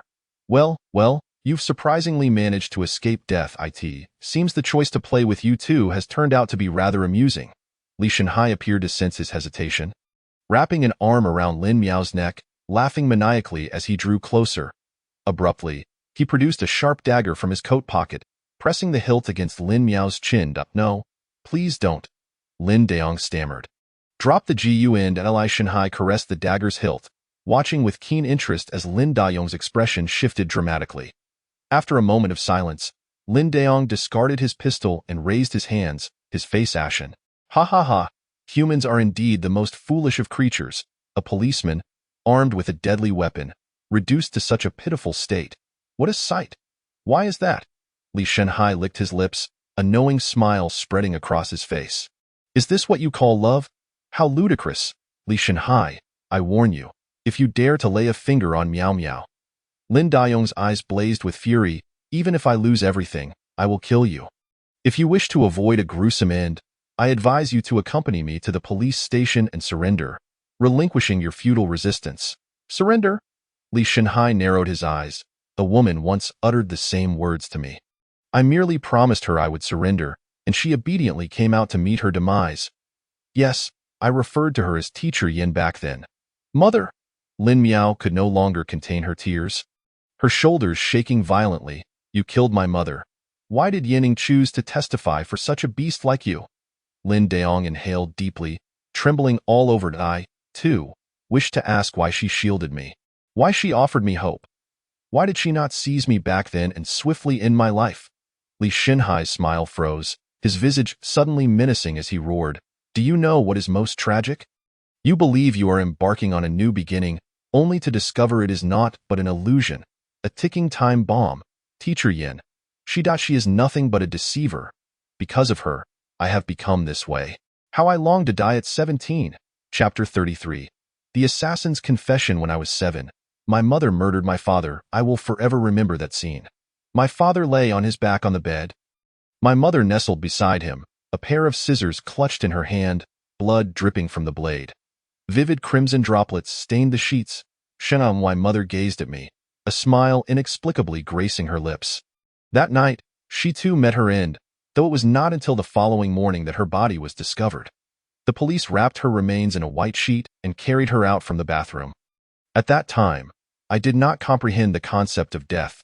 I stealthily lifted the sheet, only to be met with a face swollen and bruised, eyes bulging from their sockets, tongue slipping from the corner of her mouth. I fainted, suffering a high fever for several days, yet tragically, I survived. Since then, I have often pondered how blissful it would have been to die at the tender age of 7, at the funeral. My uncle forced me to hold a photograph of my parents and kneel before their grave. Bowing my head in reverence, I was dazed from the fever, longing only to return to bed. Yet they dragged me back, scolding me harshly, revealing a shocking secret. Dio, you know why your brother's family chose to adopt you? It's because they had no son. They provide for your every need. Now that you are no longer of use, when will you be of any use to them? My uncle pressed me against the gravestone. I realized then that I had always been extraneous, living on for reasons unfounded for all these years. My adoptive parents had 2 biological daughters, my sisters. When our parents were alive, they disliked playing with me, though they maintained a facade of peace. After our parents' demise, the 3 of us were left to depend on one another. That marked the beginning of my nightmare, the commencement of endless torment. What sort of feelings did they harbor towards me? Did they resent me for stealing their parents' affection, or did they view me as a vessel for their suffering, or perhaps as a figment of their disturbed minds? Why did I receive more love than they? Had I somehow received more than they? My sisters forced me to strip, binding me with a heavy iron chain from the door, though they were careful not to tighten it too much, as they did not wish for me to die too easily. Often, I felt like a pet confined by them. To outsiders, they showered me with sugary affection, yet within our home, they devised countless ways to torment me. Their methods of torture were akin to a child's game. Come on, Shanhai, let me teach you how to sharpen a pencil. Shanhai, let us give you a bath. Shanhai, you must finish the meal prepared by your sister. Come. Sister will feed you. As I grew older, I was accepted into a prestigious high school and finally moved out of the house. However, I still dared not rebel, nor could I meet their gazes, for they embodied my primal nightmares. Upon entering high school, my body underwent a remarkable transformation. I quickly shot up in height and gradually became slender. I had never paid attention to my appearance, for my sisters forbade mirrors in our home, and they routinely referred to me as an ugly duckling. Yet, starting in my 2nd year, I began to sense the glances of the girls around me, laden with a hint of ambiguity. Ambiguity, a term I would later come to understand. As a youth, I perceived those looks as hostile, reminiscent of the gazes my sisters cast upon me while inflicting their cruelty. Lying in the school dormitory, those gazes haunted me, plunging me once more into nightmares, waking in the middle of the night with screams, gasping for breath, trembling as if struck by an epileptic fit. My roommates could no longer tolerate my erratic behavior. After a collective complaint, I moved out of the dormitory and took residence in a half-demolished tenement near the school. The tenement was desolate and quiet, and lying on the hard bed, I felt as though the world had forgotten me. I tossed and turned, consumed by a profound loneliness, my heart desperately yearning for something. Thus, I returned home to steal my sister's iron chain, using it to strangle myself, whipping my own flesh. Only pain could remind me that I was still alive. Eventually, the iron chain could no longer satisfy me. I purchased a dagger, using its blade to slice into my skin, seeking the sensation of my childhood when my sisters used a pencil sharpener to cut into my flesh. Why self-harm persisted for over half a year, until I encountered the female clerk at the convenience store. Each time I visited to purchase a meal, she would generously fill my container, her gaze laden with intrigue. She was young, likely a rural girl who had dropped out of school after junior high to work, possessing large, dark eyes reminiscent of my sister's. One summer day, she handed me a note inviting me to an art exhibition. By the time we left the gallery, night had fallen. As we strolled to a secluded street corner, she suddenly stopped, blushing as she gazed at me. "Shanhai, actually, I have feelings for you," she stammered, her eyes fixated on me. Gazing into her eyes, dark and fathomless, my heart quivered. Her face shifted, overlapping and blurring. That was Wai's sister's face. Before she could finish her thought, I dashed behind her, producing the chain and wrapping it around her neck. "Sister," I gasped, convulsing, yet unable to cease my actions. Soon, the girl's body grew limp, collapsing in my embrace. Before me, she was no longer the convenience store clerk. She was my sister, a multitude of overlapping reflections of my sister's. I frantically tore at her clothing, raising the dagger to stab.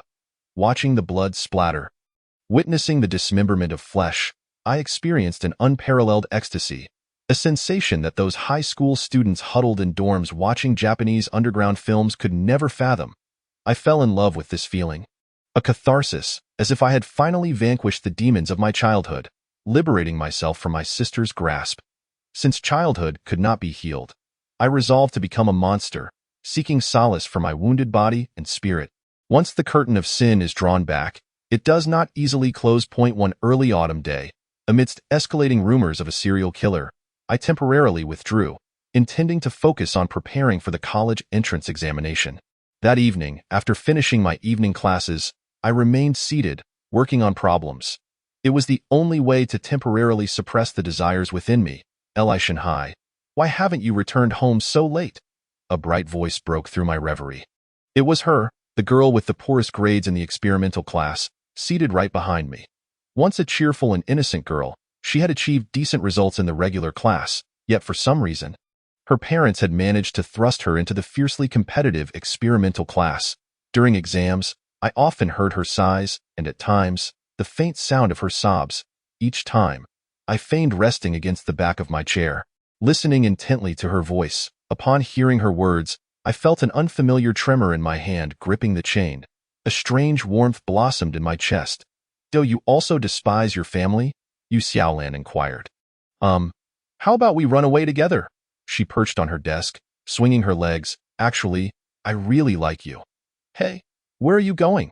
In a foolish rush, we stumbled out of the school, my heart pounding as if it would break through my chest. An unfamiliar sensation enveloped me, and suddenly, the twisted hatred that had consumed me dissipated significantly. Why was this?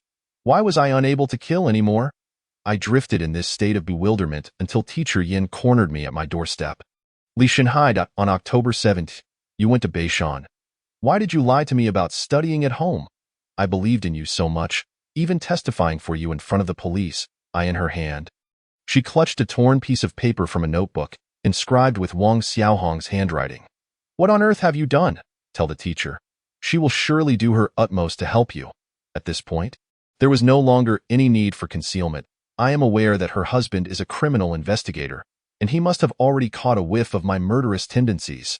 Yes, I harbor a deep-seated hatred for them. For all women, they have tormented me since childhood. They all deserve to perish. Everyone should die. I have lost my sanity, reduced to nothing but howls of despair. I apologized. As a teacher, I should have recognized your suffering sooner. You are so intelligent, your grades exemplary. You were destined for a brilliant life. She actually wept for me. But what good is that? I am still a discarded soul in this world. No, there must be someone who loves you. You must believe in love. Do not forsake your life. Please, love. The face of that young girl flashed through my mind, recalling her confession, causing my heart to tighten once more. Could we truly escape together? Is it possible that there will be someone who loves me? Deep sea, I implore you, let us surrender together. You have but a month until you turn 18. If you turn yourself involuntarily, you might receive a lenient sentence, and your life could still hold hope. All right. May I wait until tomorrow after school? I wish to bid farewell to my family, my mind a tangled mess. I sought to delay time as much as I could. Very well. She gently caressed my head, assuring me, the teacher believes in you. A sleepless night ensued, filled with visions of Yu Xiaolan. In that moment, I realized that the person I would think of before my demise was her. Is this what Teacher Yin referred to as love? If I heed the teacher's arrangement to turn myself in, I would likely spend the rest of my days in prison, never to see her again? The mere thought of this caused my heart to convulse with pain for the first time. The following dawn, as the first light broke, I positioned myself in the path of Yu Xiaolan. I needed her to provide me with an answer, one that would determine my fate. Is what you said about escaping together truly sincere? Indeed. Yu Xiaolan smiled as she approached. Are you willing to wander the world with me? I am willing. That I lifted my gaze, my face burning as if aflame. Wonderful, I shall wait for you. Suddenly, she rose onto her tiptoes and planted a gentle kiss on my cheek before dashing away. I lingered on that kiss, finally understanding the direction of my future. After school that day, I feigned the need to return home for something, leading Teacher Yin deep into an abandoned alleyway. When I emerged from the dilapidated house, I found the teacher standing in the middle of the road, lost in thought as she gazed at the distant light. There was no turning back, if I wished to begin a new life with the one I loved. I had no choice but to. I silently dashed forward, swinging the chain to encircle the teacher's neck, ending everything in the swiftest manner possible. Teacher, thank you for granting me a chance at rebirth. I am so sorry. The series of murders thus vanished from public discourse, gradually fading from memory. On the day of the college entrance examination, I secretly took money and, alongside Yu Xiaolan, who had also escaped her cage, we ventured to the farthest place, Summer Island. There, beneath the azure sky and beside the ocean, happiness awaited us. Happiness lasted many years until she inadvertently discovered that diary. You murdered your classmate. You are a murderer. Her expression of terror became etched in my memory forever. And no matter how I pleaded, she fled our home, continuously sending divorce papers. I burned each one upon receipt, unwilling to relinquish her. For she was my last beacon of light.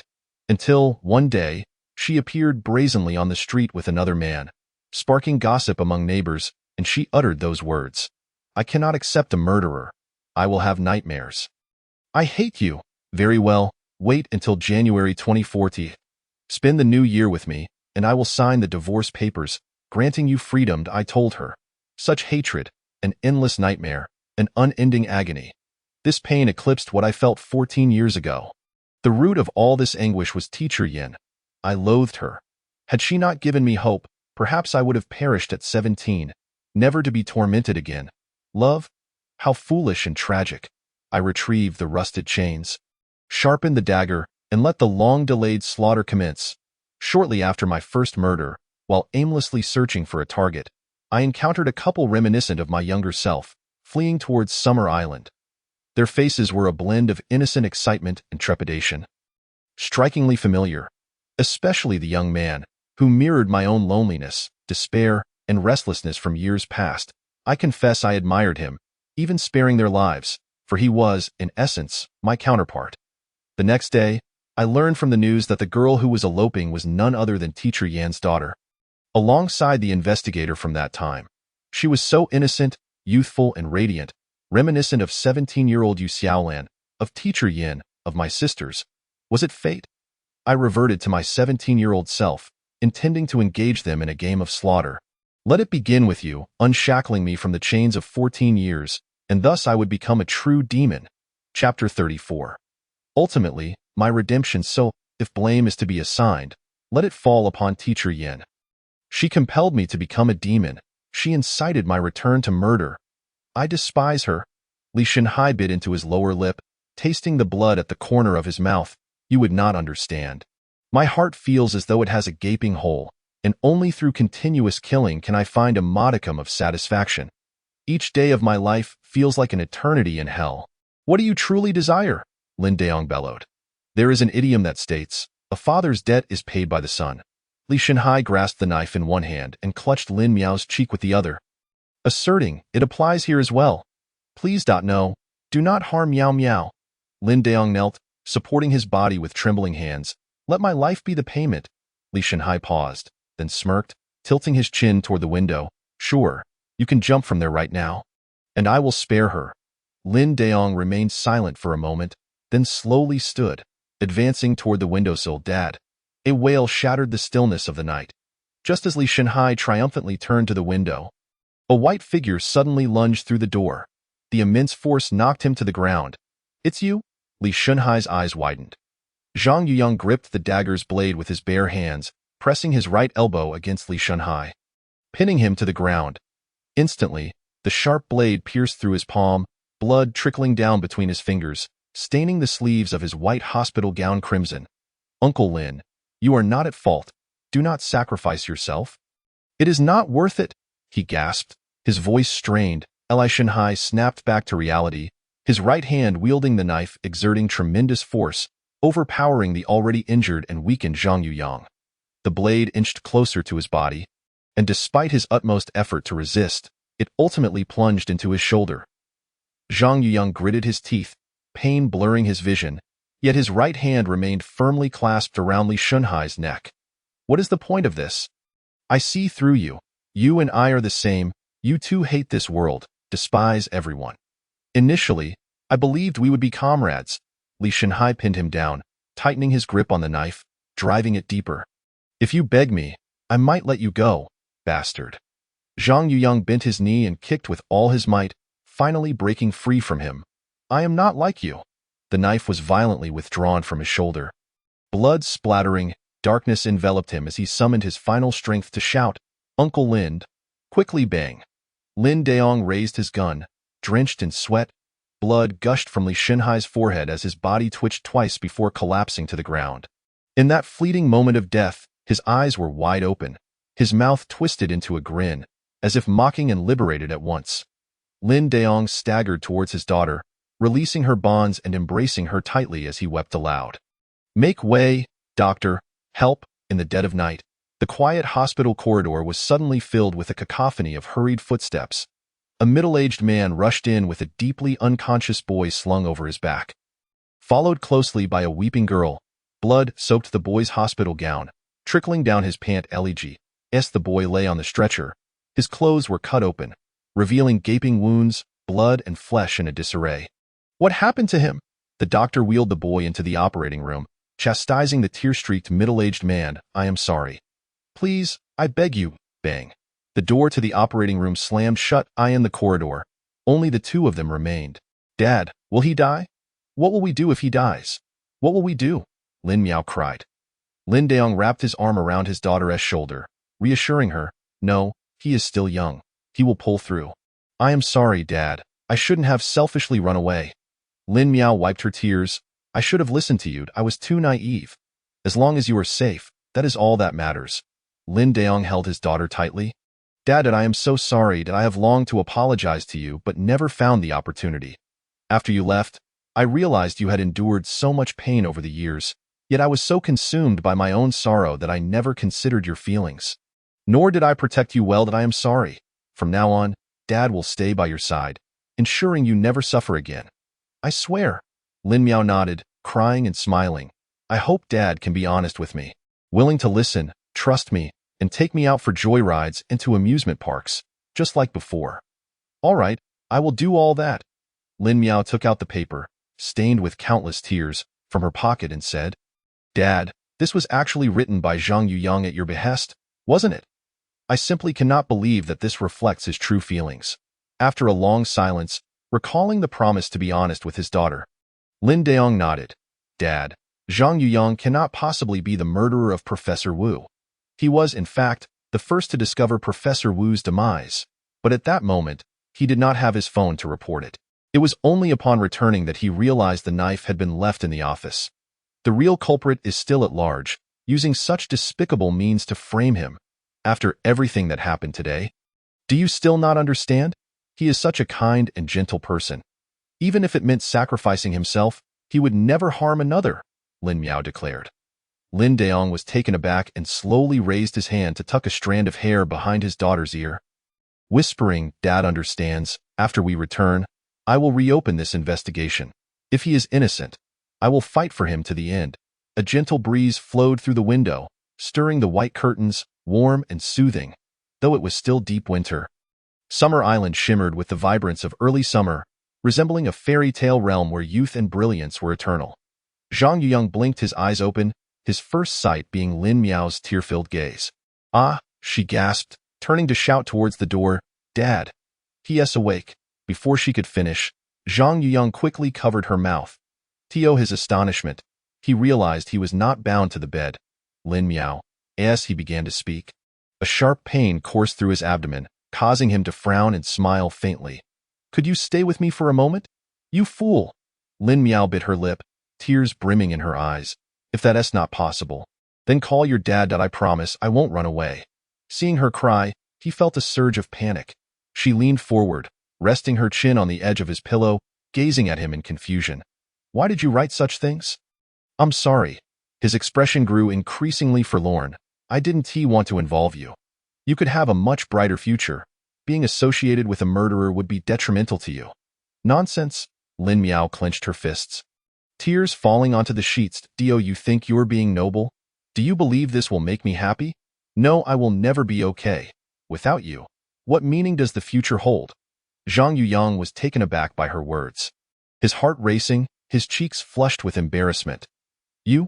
Lin Miao took his bandaged hand and placed it over her heart, saying, "Now is not the time to give up. I have convinced Dad. He will reopen the investigation into Professor Wu's murder." "So," she sniffed, intertwining her pinky with his, "does our promise still count?" Zhang Yuyang chuckled softly, squeezing her hand in return. "Understood. I will always be by Lin Miao's side." Cough, cough. Lin Daong suddenly appeared at the doorway. "Are you all right?" In an instant, Zhang Yuyang and Lin Miao released their hands as if electrocuted, turning away in embarrassment. "Hey kid, just because you're not tied up doesn't mean I'm not watching you." Lin Daong approached and shot him a glare. Miao Miao has already informed you, right? I will help you clear your name. However, don't expect me to handle everything for you. I'm quite busy." Lin Daong pointed to his temple. "Use your brain. Think about what you observed the first time you visited the crime scene. Is there anything that now seems out of place? Did you see anyone who shouldn't have been there?" Thank you." Zhang Yuyang beamed, a genuine smile illuminating his face. The next day, Zhang Yuyang and Lin Miao watched a news report about the capture of a serial killer from his hospital room. They saw Lin Daong and Dong Ming emerging from the police station, surrounded by reporters. "Officer Lin, how did you uncover the killer's true identity? Can you share the details of how you rescued the imprisoned girl?" Lin Daong squinted against the flash of cameras, his face crimson with embarrassment. Suddenly, a female reporter from a local television station confronted him, demanding, "Officer Lin, you clearly had the situation under control, and that girl was unharmed. Why did you choose to shoot the killer? Doesn't that count as a violation? Please note, I was not in control of the situation at all." Lin Daong shot a glance at Dong Ming, who was holding his forehead in frustration. "If I had not shot him, wasting more time could have caused my partner to miss the optimal rescue opportunity." "Do you have a partner? Is he a detective from Summer Island?" the female reporter inquired. "No, he is still a student." Lin Daong smiled at the camera. "I managed to capture the serial killer alive. He deserves significant credit." As the reporter tried to press further, Dong Ming promptly pulled Lin Daong away from the crowd, swiftly guiding him into the police car. Gazing at the television screen, Lin Miao couldn't help but poke Zhang Yuyang's chest, exclaiming, "You are the first partner my dad has acknowledged." Zhang Yuyang winced from the sudden jab, his eyes swirling. "Sorry, I got a bit too excited." Lin Miao hastily wrapped her arms around his. Zhang Yuyang lifted his gaze slightly, speaking gently, "Your dad is remarkable. I want to work hard and become a man like him in the future." "I don't want two dads." Lin Miao shot him a glare, her face turning an even deeper shade of REDT that moment. A cacophony of hurried footsteps echoed in the corridor. "Hey, no visiting in this room." "What are you doing?" The little nurse yelled at the door, only to be shoved into a corner by a surge of men. "Who is Zhang Yuyang?" a tall man with a buzz cut demanded. "I am." Zhang Yuyang strained to sit up. The man approached with a stoic expression, suddenly yanking the covers off and seizing his hands, swiftly cuffing them together. "You are under arrest." Presenting the arrest warrant, he stated, "We are detectives from the Songzhou City Criminal Investigation Team, and we are taking you back to Songzhou City. Please cooperate." Chapter 35. No longer avoiding, Zhang Yuyang was left bewildered. The icy grip of the handcuffs sending chills through his wrists, he parted his lips but could not utter a word. "No." Lin Miao spread her arms to block the bed. "He is too injured to walk. My dad will personally take him back in a few days. Your captain has already agreed." The man scoffed. "The captain? I received orders directly from the chief." The man retorted coldly. "But..." Lin Miao clutched the sheets tightly. "He caught the serial killer and was seriously injured in the process. Can't we make an exception? A murderer is a murderer, regardless of what he did afterward. This fact cannot be changed." The man yanked on the handcuffs, forcefully dragging Zhang Yuyang from the bed and tossing him to the floor. "There is no redemption in this world." Lin Miao knelt to help Zhang Yuyang up, crying out, "Uncle, he really isn't the killer. Please, let me explain. The law only recognizes evidence. Go speak at the station," the man replied indifferently. "All right." Zhang Yuyang smiled as he raised his cuffed hand to wipe away her tears. "Lin Miao, you promised you would believe in me, right?" "Yes, I will definitely return." He took the jade guanyin pendant from around his neck and placed it in Lin Miao's hand. "Just wait for me obediently." Then, he braced himself against the bed, unsteadily standing up, and slowly moved his feet to follow the men outside in the corridor.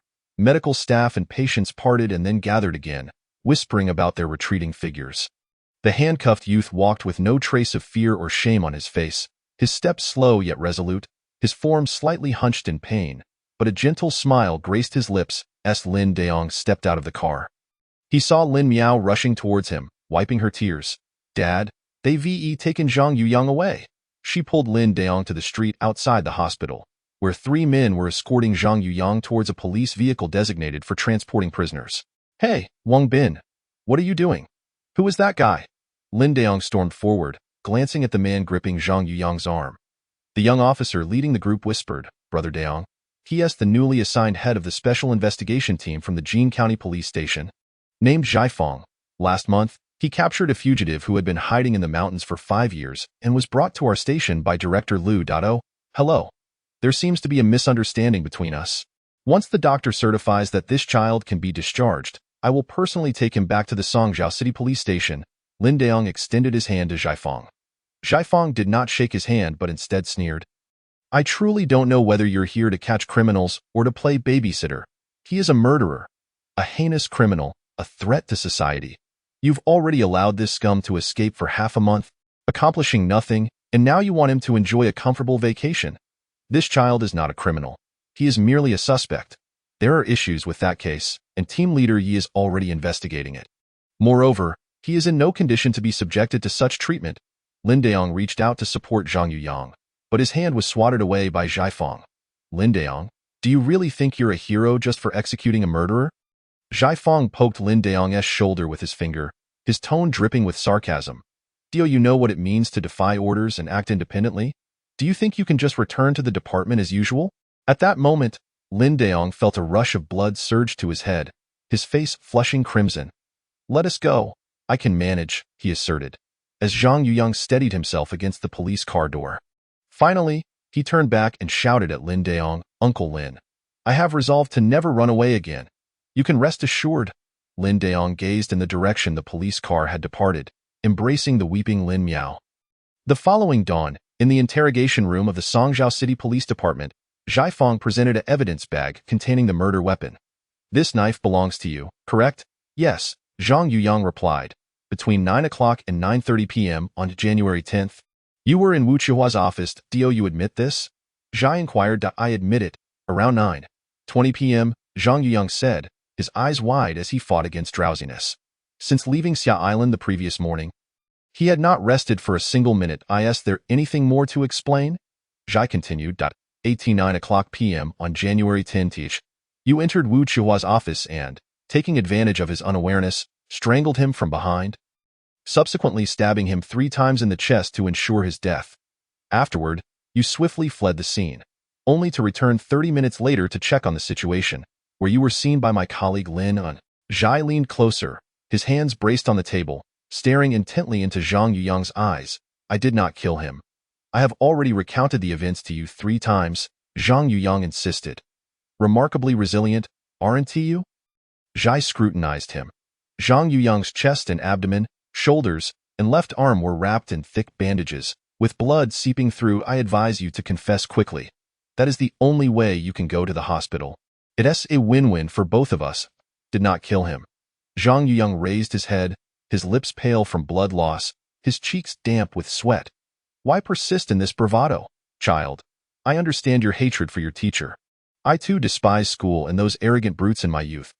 Zhai unfolded a tissue to wipe the sweat from Zhang Yuyang's forehead, changing his tone. He was quite the bastard, wasn't he? What right did he have to give you 59 points when you clearly deserved more? You stormed into his office, indignant, and when he demanded you perform unsavory acts in exchange for changing your grades, you refused, leading to I do not comprehend what you are insinuating. Zhang Yuyang coughed, curling his body in pain. Must I spell it out for you? We have just learned from your roommate Ran Tao that Wu Qiuhua exploited his position to molest male students. And you are one of his victims. Zhai suddenly seized Zhang Yuyang by his collar, raising his voice. You too were a victim, weren't you?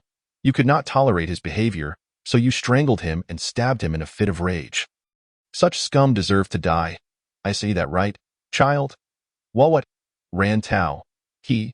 Zhang Yuyang trembled, his eyes widening as tears streamed down his cheeks.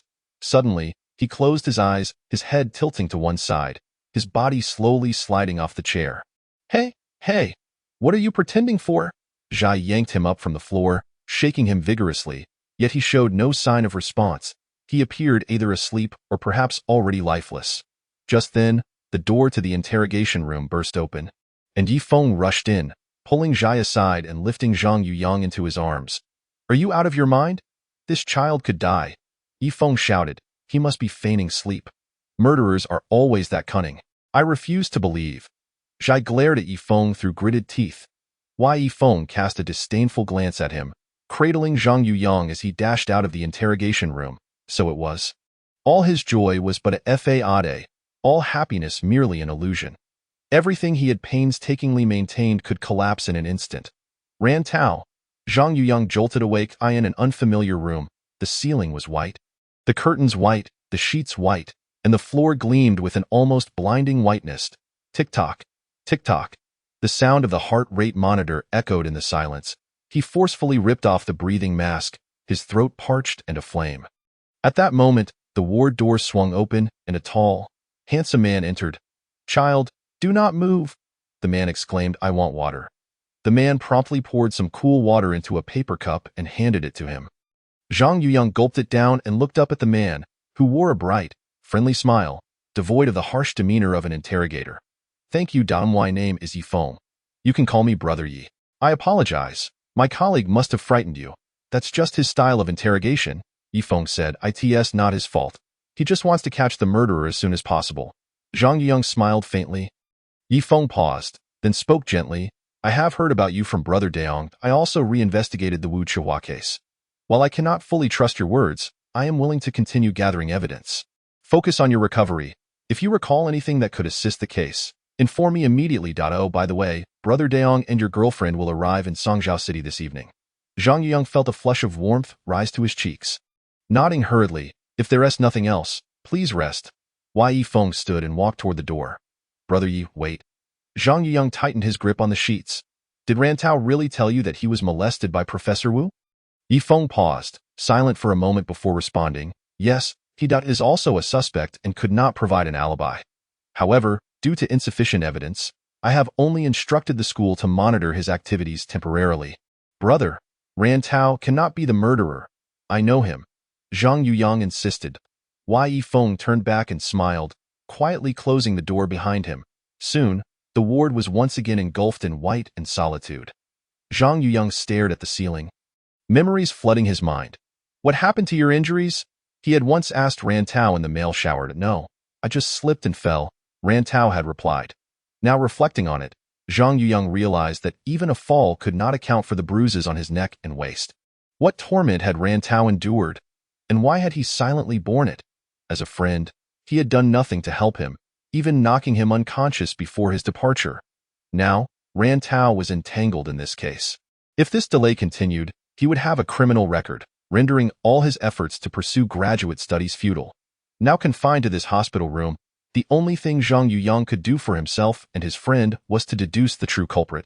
With that thought, Zhang Yuyang took a deep breath, closed his eyes, and forced himself to revisit that harrowing night of January 10.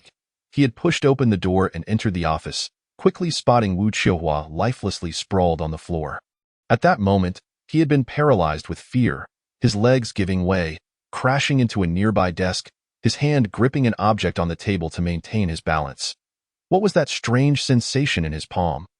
Warm, dry, smooth yet slightly grainy. Of course, it was the printer. Zhang Yuyang opened his eyes, murmuring, "The printer, it was warm." Chapter 36, Farewell, Xia Island. On February 1 SD, in Xia Island, the weather was clear. Lin Miao sat in the back seat of the car, gazing out the window in a daze. This place was nothing like the gray, dreary winters of the north. The sky was as blue as the sea, and white clouds floated by, seemingly within reach. With her eyes closed, she could vividly recall the excitement they had felt upon arriving at the beach. The scorching sun, the ocean embracing all sorrow, the damp warmth of its hug, the salty kiss. Everything was deeply etched in her memory. In just a few days, it felt as though they had exhausted a lifetime of energy. Where was he now? Was he well? Lin Miao silently sniffled, unable to imagine how he had endured the interrogation with his frail body. Even more unfathomable was whether their futures would ever intersect again. "You promised you would believe me, wait for me." His gentle smile before leaving only deepened her sorrow.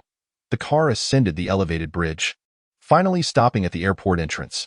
"Brother, once this case is settled, we must celebrate with a drink."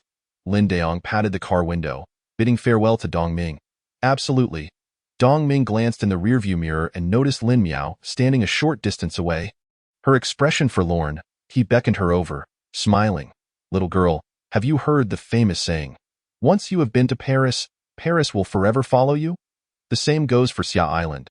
Lin Miao was momentarily stunned, then smiled faintly, bowing deeply to Dong Ming before dashing towards the airport alongside Lin Daong. The memories of this winter by the sea would forever accompany her, eternally warming her heart. One day, she would return, to once again gaze upon the sea of Xia Island with the one she loved. Upon landing, Lin Daong and Lin Miao did not return home but headed straight to the hospital. "Please present your visitation permit." Two officers stationed outside the ward blocked their path. "What permit?" Lin Daong exclaimed, bewildered, as he pulled out his detective badge. "I am a detective from the criminal investigation team." "A visitation permit, Brother Daong," Wang Bin sighed. "This is Team Leader Zhai's new regulation. Only those with his signed visitation permits are allowed entry. I wouldn't abduct him. What the hell is he thinking? Has he created his own laws?" Lin Daong fumed, struggling to articulate his frustration. "Apologies." Wang Bin continued to block the door. "You might want to seek his signature. I cannot defy his orders." Lin Daong slammed his fist against the wall in frustration. "Let them in." Zhai Feng strolled around the corner, arms crossed, squinting with curious interest. "I would like to see what kind of clandestine dealings bring you here with such effort." "You are talking nonsense." Lin Miao clenched her fists, her face flushed. "Let us go." Lin Daong covered her mouth and pulled her around Wang Bin, entering the ward. "Uncle Lin." Zhang Yuyang exclaimed excitedly, propping himself up. Upon seeing Lin Miao behind Lin Daong, he immediately blushed. Lin Miao, you are here too. How do they treat you? Have they bullied you?" Lin Miao leaned on the edge of the bed. "Yi Fenggu is very kind to me. I am fine." Zhang Yuyang smiled gently as he brushed her hair with his hand, then turned to Lin Daong and said, "Uncle Lin, I just remembered an important clue." "What?" Lin Daong's eyes widened. "When I first entered the office and discovered Professor Wu's murder, my hand brushed against the printer. Now that I think back, the machine was still warm, indicating that it had just finished printing. I recall seeing scattered papers on the floor with the title University Physics Supplementary Exam papers. I deduced that someone printed those papers within 15 minutes before my arrival." Zhang Yuyang explained. Lin Daong recalled what the forensic expert had said during the case analysis meeting. Wu Qiuhua's time of death was between 8 o'clock and 9:30 p.m. on the 10th, while Zhang Yuyang arrived at the office at 9:20 p.m. If someone was in the office just a few minutes before that, then the person who printed those papers is likely the murderer. Lin Daong exclaimed. Zhang Yuyang nodded, saying, I remember the supplementary exam papers were specifically for our cohort, so that person is most likely a student from our undergraduate class. Huh? You really believe his nonsense? Zhai Fong approached with a swagger, pointing at Zhang Yuyang's head. You believe everything he says? What if the one who stole the papers and committed murder is him? Doesn't it strike you as odd that he remembers the printer was warm and the supplementary exam papers? If you stumbled upon a corpse and were terrified, would you recall such trivial details? It's laughable. If it were this child, he might indeed remember clearly. Lin Daong pulled out his phone, showing a photo of Li Xinhai's truck. This child only caught a glimpse of the serial killer's license plate while on the road, yet he remembered it and it became a crucial clue. Everyone has their own talents. Even so? That cannot be considered evidence. That is merely the child's subjective assumption, Zhai Fong retorted. May I ask if the crime scene has been tampered with? Zhang Yuyang suddenly spoke up. No. Under Captain Ye's orders, the scene has been preserved in its original state. Wang Bin peeked into the ward. Get back to your post? Zhai Fong shouted angrily at the door. It's excellent that it hasn't been disturbed. Uncle Lin, I think there might be fingerprints on those printed papers. If those fingerprints do not belong to Professor Wu, they could very well belong to the murderer. If we compare the fingerprints with those of students from our 3 classes, we should be able to identify the culprit. Zhang Yuyang spoke timidly, glancing at the 2 imposing figures. We can give it a try. A waste of time. Lin Daong and Zhai Fong shouted in unison. If you're so adamant, then you should investigate it yourself, Zhai Fong sneered. After all, you're currently suspended and have no real work to do. I will get to the bottom of this. Lin Daong replied calmly. The following morning, while still lost in slumber, Lin Daong was awakened by the aroma of food. Struggling to rise, he finally realized he was lying on the large bed at home. Looking around the bedroom, he noticed dust accumulating on the floor, the wardrobe doors wide open, and the clothes inside in disarray, as if someone had rummaged through them before leaving. This home had indeed reverted to the chaotic state it was in when Yining had just passed away. He sniffed the air and stepped outside, only to find breakfast laid out on the dining table. Dad? Lin Miao emerged from the kitchen wearing an apron, holding a pot of porridge. Good morning. Lin Daong rubbed his eyes, finally confirming that the person before him was his daughter, not Yining.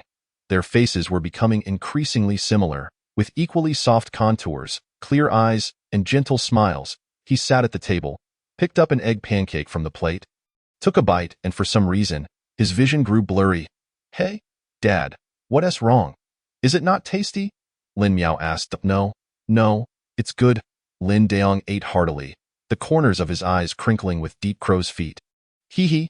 Lin Miao rested her chin on her hand, smiling at him. He was mistaken. Everything had changed, yet time had not turned back. This home had simply transformed into a brand new, heartwarming version. It was time to start anew. He held the bowl, silently gazing at his daughter's smiling face. After finishing breakfast, Lin Daong immediately went to Wu Qiuhua's office at Songzhou University's physics department. Upon breaking the seal on the door, a musty odor greeted him, and aside from the marked spot on the floor where the body had once lain, everything else remained unchanged since January 10. He approached the printer and indeed found 3 exam papers scattered on the desk, labeled University Physics Supplementary Exam Paper A, B, C. He brought the papers back to the evidence department at the police station, where the analysts ultimately extracted the same and only fingerprint from 2 of the papers. This fingerprint did not belong to Wu Qiuhua, nor to Zhang Yuyang. Yifeng presented the comparison results to Lin Daong. Lin Daong's spirits lifted as he said, if that child is correct, then this fingerprint belongs to the murderer. Captain Yi, let us hurry to Songzhou University and compare it with the undergraduate students from the physics department. Wait a moment, Brother Daoing. Yifeng stopped Lin Daong, who was about to dash out. School hasn't started yet. There's no one there. Even if the students are present, comparing them one by one would be too labor-intensive. Oh? Lin Daong calmed down. Captain Yi, who are the suspects you have compiled from your reinvestigation? Ran Tao and Jian Yu along with his group of witnesses, Yifeng replied. Upon hearing Jian Yu's name, Lin Daong's body trembled, and a roaring sound echoed in his ears. He had always treated the child brought by Jean Xian with utmost caution, never daring to scold him. He always prioritized giving him the best, even providing him money for schooling and leisure. This was not merely to avoid gossip among relatives, but also out of pity for the child, who was an orphan. But what was the outcome? He had deeply hurt Lin Miao. To this day, Lin Daong had yet to muster the energy to address the matter, nor did he know how to handle it. If he were to confront him, he would feel guilty towards Jean Xian, who had contributed so much to the family over the years, while he had never offered her warmth. By the way, I remember you mentioned Jean Yu to me a while back, Lin Daong said. That's right. His testimony contradicts Ran Tao's. I wanted to have a chat with him, but I haven't been able to reach him. Rest assured, he is a really good kid, not a suspect. Yifeng chuckled awkwardly. I'll go home and tidy things up. Find Jean Yu's belongings to extract fingerprints. Don't worry about my feelings. Fair and square, Lin Daong stated. That day, Yifeng visited Songzhou University to collect Ran Tao's fingerprints and assign colleagues to extract the fingerprints of 4 friends who had dined with Jean Yu that day. Upon returning to the police station, Lin Daong had gathered Jean Yu's forgotten mouse, cup, textbooks, and other items in evidence bags for him. Finally, Yifeng emerged from the lab with the comparison results. His expression was somewhat nuanced as he stood before Lin Daong, pulling out the report and staring at the few short lines for a long time before raising his eyes and saying, "The fingerprints belong to Jean Yu." Lin Daong was stunned. Even without a blood relationship, he had treated that child as his own for over 10 years. Before reading Lin Miao's diary, he had always believed Jean Yu to be an excellent child, more mature and disciplined than Lin Miao. With outstanding grades and good relationships, even serving as a class officer. But what had he actually done? Violated his sister, stolen exam papers, and potentially murdered a teacher while framing a classmate. A profound sense of defeat and helplessness engulfed him, causing him to sway and collapse into his seat. Brother Daong, please don't be anxious. Zhang Yiyang might have made a mistake. It's also possible that the papers were printed before the incident. I've heard the teacher say Jean Yu has always had good character, Yifeng said. Lin Daong snapped back to reality and dialed Jean Yu's number again, only to find it still unanswered. Don't comfort me, Lin Daong sighed. If he is innocent, why hasn't he answered the phone? What is he avoiding? I truly no longer understand that child. Chapter 37. The strength you gave the sun shone brightly outside, casting dappled shadows on the blue curtains. Throughout the afternoon, Lin Miao remained in a deep slumber. Ever since she had been kidnapped, she could no longer find sleep at night. In the dark, when she closed her eyes, she could always see a bloodied man choking her throat. No one will come to save you. Don't dream. You shall become my second woman. What an honor it is that I will torment you bit by bit. Li Shunhai's face lingered in her mind, his voice echoing continuously in her ears. She pulled the blanket over her head, curling up in a corner, trembling, enduring the long, drawn-out night. However, come morning, she would rise energetically to prepare breakfast for her father. Maintaining a naive and joyful smile, she knew her father was already exhausted and could not bear to add to his burdens. Moreover, he was now her only hope of exonerating Zhang Yuyang. She had to hold on, even though her body and mind were utterly fatigued. In a hazy sleep, her phone rang, and upon answering, she heard Lin Daong's voice. "Meow meow, what are you doing?" "Reading, Dad," she replied, striving to make her voice sound vibrant. "If Jean Yu calls you or comes home, please tell me immediately," Lin Daong instructed. "Okay." She rolled her eyes, wondering why he suddenly wanted to contact him. Could it be that the fingerprint comparison results had come out? Could it be Jean Yu? Lin Daong was silent for a moment before saying, "Don't ask any more questions. Leave it to us. Just rest well." After hanging up, Lin Miao was completely wide awake. Even though her father had not explicitly stated it, she could almost be certain that the individual who had stolen the exam papers from Wu Qiuhua's office was Jean Yu. Having known him for many years, she was acutely aware of Jean Yu's duplicity and his intolerance for any mistakes, as well as his unwillingness to allow even a slight dent to his reputation. He had always been a perfectionist, demanding not only perfection from himself but also requiring compliance and obedience from others. Otherwise, he would resort to various means to make their lives difficult. Since middle school, he had frequently engaged in romantic relationships. But the outcomes were invariably the same. He would grow bored and end the relationship, for he relished only the thrill of conquest. In their first year of high school, he had coldly ended a relationship with her close friend. nearly pushing her to the brink of despair. At that time, she had furiously confronted him, demanding, "Do you even like Xiaowen?" "Not really," he had replied dismissively, his indifference palpable. "If you never liked her from the start, why toy with her feelings? Do you have any idea how heartbroken she is?" "Because I was bored," he had said with a grin. "Why don't you join me for some fun?" Reflecting on it now, she found him utterly pitiable, yet he would never come to realize that it was all his fault, for he neither acknowledged it nor allowed others to point it out. Before long, twilight had descended outside. Lin Miao had just changed her clothes and was about to head to the kitchen to prepare dinner when she heard a rustling sound outside the door. Could it be that her father had returned? Yet he had distinctly mentioned that he would be discussing a case with Yifeng and others that evening. The wave of fear surged within her, and she hid behind the door, peering through the crack to see a shadow dragging a large package toward the living room. Was it a thief? She covered her mouth to stifle a scream and slowly retreated, reaching for her phone on the table. Suddenly, with a crash, she accidentally knocked a Go game box off the table, and the black and white stones scattered across the floor. At that moment, the rustling outside ceased, and after a brief silence, a series of footsteps drew closer. The bedroom door was forcefully yanked open, and the shadow at the entrance flicked the light switch, instantly flooding the room with blinding brightness. "Oh, it's really you." A familiar voice rang out, "Jin Yu." Lin Miao collapsed onto the floor, beads of cold sweat trickling down her forehead. "I in the small conference room of the administrative building at Songzhou University." The atmosphere had plummeted to an icy chill. "Your statement is that after the dinner, you walked from the school's east gate toward the dormitory located in the northern district, parting ways with Jin Yu near the Physics Institute office building around 9:30 p.m. Yifeng read from the transcript, raising his head to scrutinize the expressionless student before him. "Are you sure the timing is accurate?" "Yes," the student replied, his gaze fixed on the ground. "The physics exam was quite difficult this time. Wasn't it? How did you fare?" Yifeng pulled out a copied supplementary exam paper and deliberately folded it into an airplane, playing with it in front of him. "It was, okay. 40 points is okay?" Lin Daong suddenly slammed a grade report onto the table, causing the student to flinch. "If you say it's not okay, then it's not okay." The student was on the verge of tears. "So, because you didn't T-pass, you went to Wu Qiuhua's office to steal the supplementary exam paper, and then you killed him?" Yifeng inquired. "I didn't T," the student exclaimed, his complexion pale. "But your friends all said it was you. Moreover, there are fingerprints on the exam paper." Yifeng leaned in closer, a sly smile on his face. "Impossible, they're lying. It was clearly Jin Yu who went." The student protested.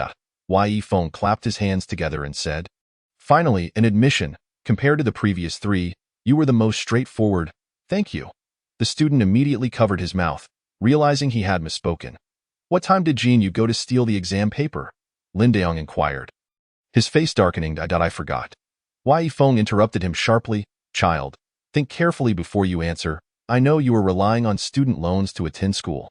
If you leave a criminal record for perjury, do you think you'll be able to find a job in the future? Who will repay the loans? If I tell the truth, will you promise not to inform the school?" "I'm afraid of being expelled," the student choked out. "Fine." When we arrived at the Physics Institute, it was not yet 9 p.m. We were originally going to leave when we saw the light still on in Wu Qiuhua's office, but Jin Yu insisted on going to check it out under the pretense of borrowing something, intending to steal it when he wasn't there. Around 9 p.m., he entered the office building. We waited for 5 minutes and, feeling it was a lost cause, decided to return to the dormitory. Unexpectedly, before 10 p.m., he sent us a photo of the supplementary exam paper, instructing us to say we parted ways with him at 9:30 p.m. He warned that if we leaked this matter, we would all face expulsion, the student explained. "Did you not know that later Wu Qiuhua was murdered? He could be the killer. This is complicity, an aggravating crime." Yifeng retorted that we knew, but by that time, Zhang Yuyang had already been identified as a suspect, and we didn't want to offend Jin Yu. After all, he was our good buddy, and he had stolen the exam paper for us. "As long as the four of us kept quiet, no one would ever know," the student replied. "This is simply absurd." Lin Daong crumpled the paper cup in his hand. "So, Zhang Yuyang was wrongfully accused and even faced execution, and you all don't care?" "I'm sorry, but," the student lowered his head, picking at his nails, "we felt he wasn't a good person either. If he was caught, it would be deserved." "Enough, Daong, calm down." Yifeng patted Lin Daong's shoulder, raising the recording pin in his hand. As long as we have evidence, we can deal with it. I still don't understand where all this prejudice comes from. Lin Daong remarked. Everyone says the same thing. There's no way not to believe it. The student muttered. My dear sister, you're back. Did you have fun on your trip? Jin Yu squatted in front of Lin Miao, a peculiar smile on his face. Instinctively, Lin Miao wanted to shut the door and hide, but she touched the jade guanyin around her neck, steadied herself, and coldly asked, Where have you been these past few days? Jin Yu paused, replying, At my girlfriend's place. Why? What are you planning to do? Lin Miao glanced at the large package in his hands. Just getting rid of some useless stuff. Doesn't everyone talk about decluttering these days? Jin Yu replied, I ask you, on the night of January 10th at 9:30 p.m., did you really see Zhang Yuyang fleeing downstairs at the Physics Institute? Lin Miao inquired. Yes, what of it? You're lying. In fact, you weren't even downstairs at that time, were you? Lin Miao glared fiercely at him. What's this? Starting to speak up for him now? I read in the news that you two even ran away together. Eloping, were you? Jin Yu scoffed, reaching out to touch her hair. Who's better in bed, me or him? Slap. Lin Miao raised her hand and struck him hard across the face, shouting, You are utterly pathetic. You have never truly loved anyone and don't understand what love is. You merely seek to conquer to satisfy your desires and fill the emptiness within your soul. I despise you. Jin Yu clutched his reddened face, his eyes wide in shock, momentarily at a loss for words. He had never anticipated that his sister, who had always feared him and submitted to him, would strike him. For someone who considered himself to possess absolute power, this was the greatest humiliation. Are you tired of living? He lunged at her, gripping her neck and pushing her into the corner. The printer is still warm. Lin Miao gritted her teeth, holding back tears.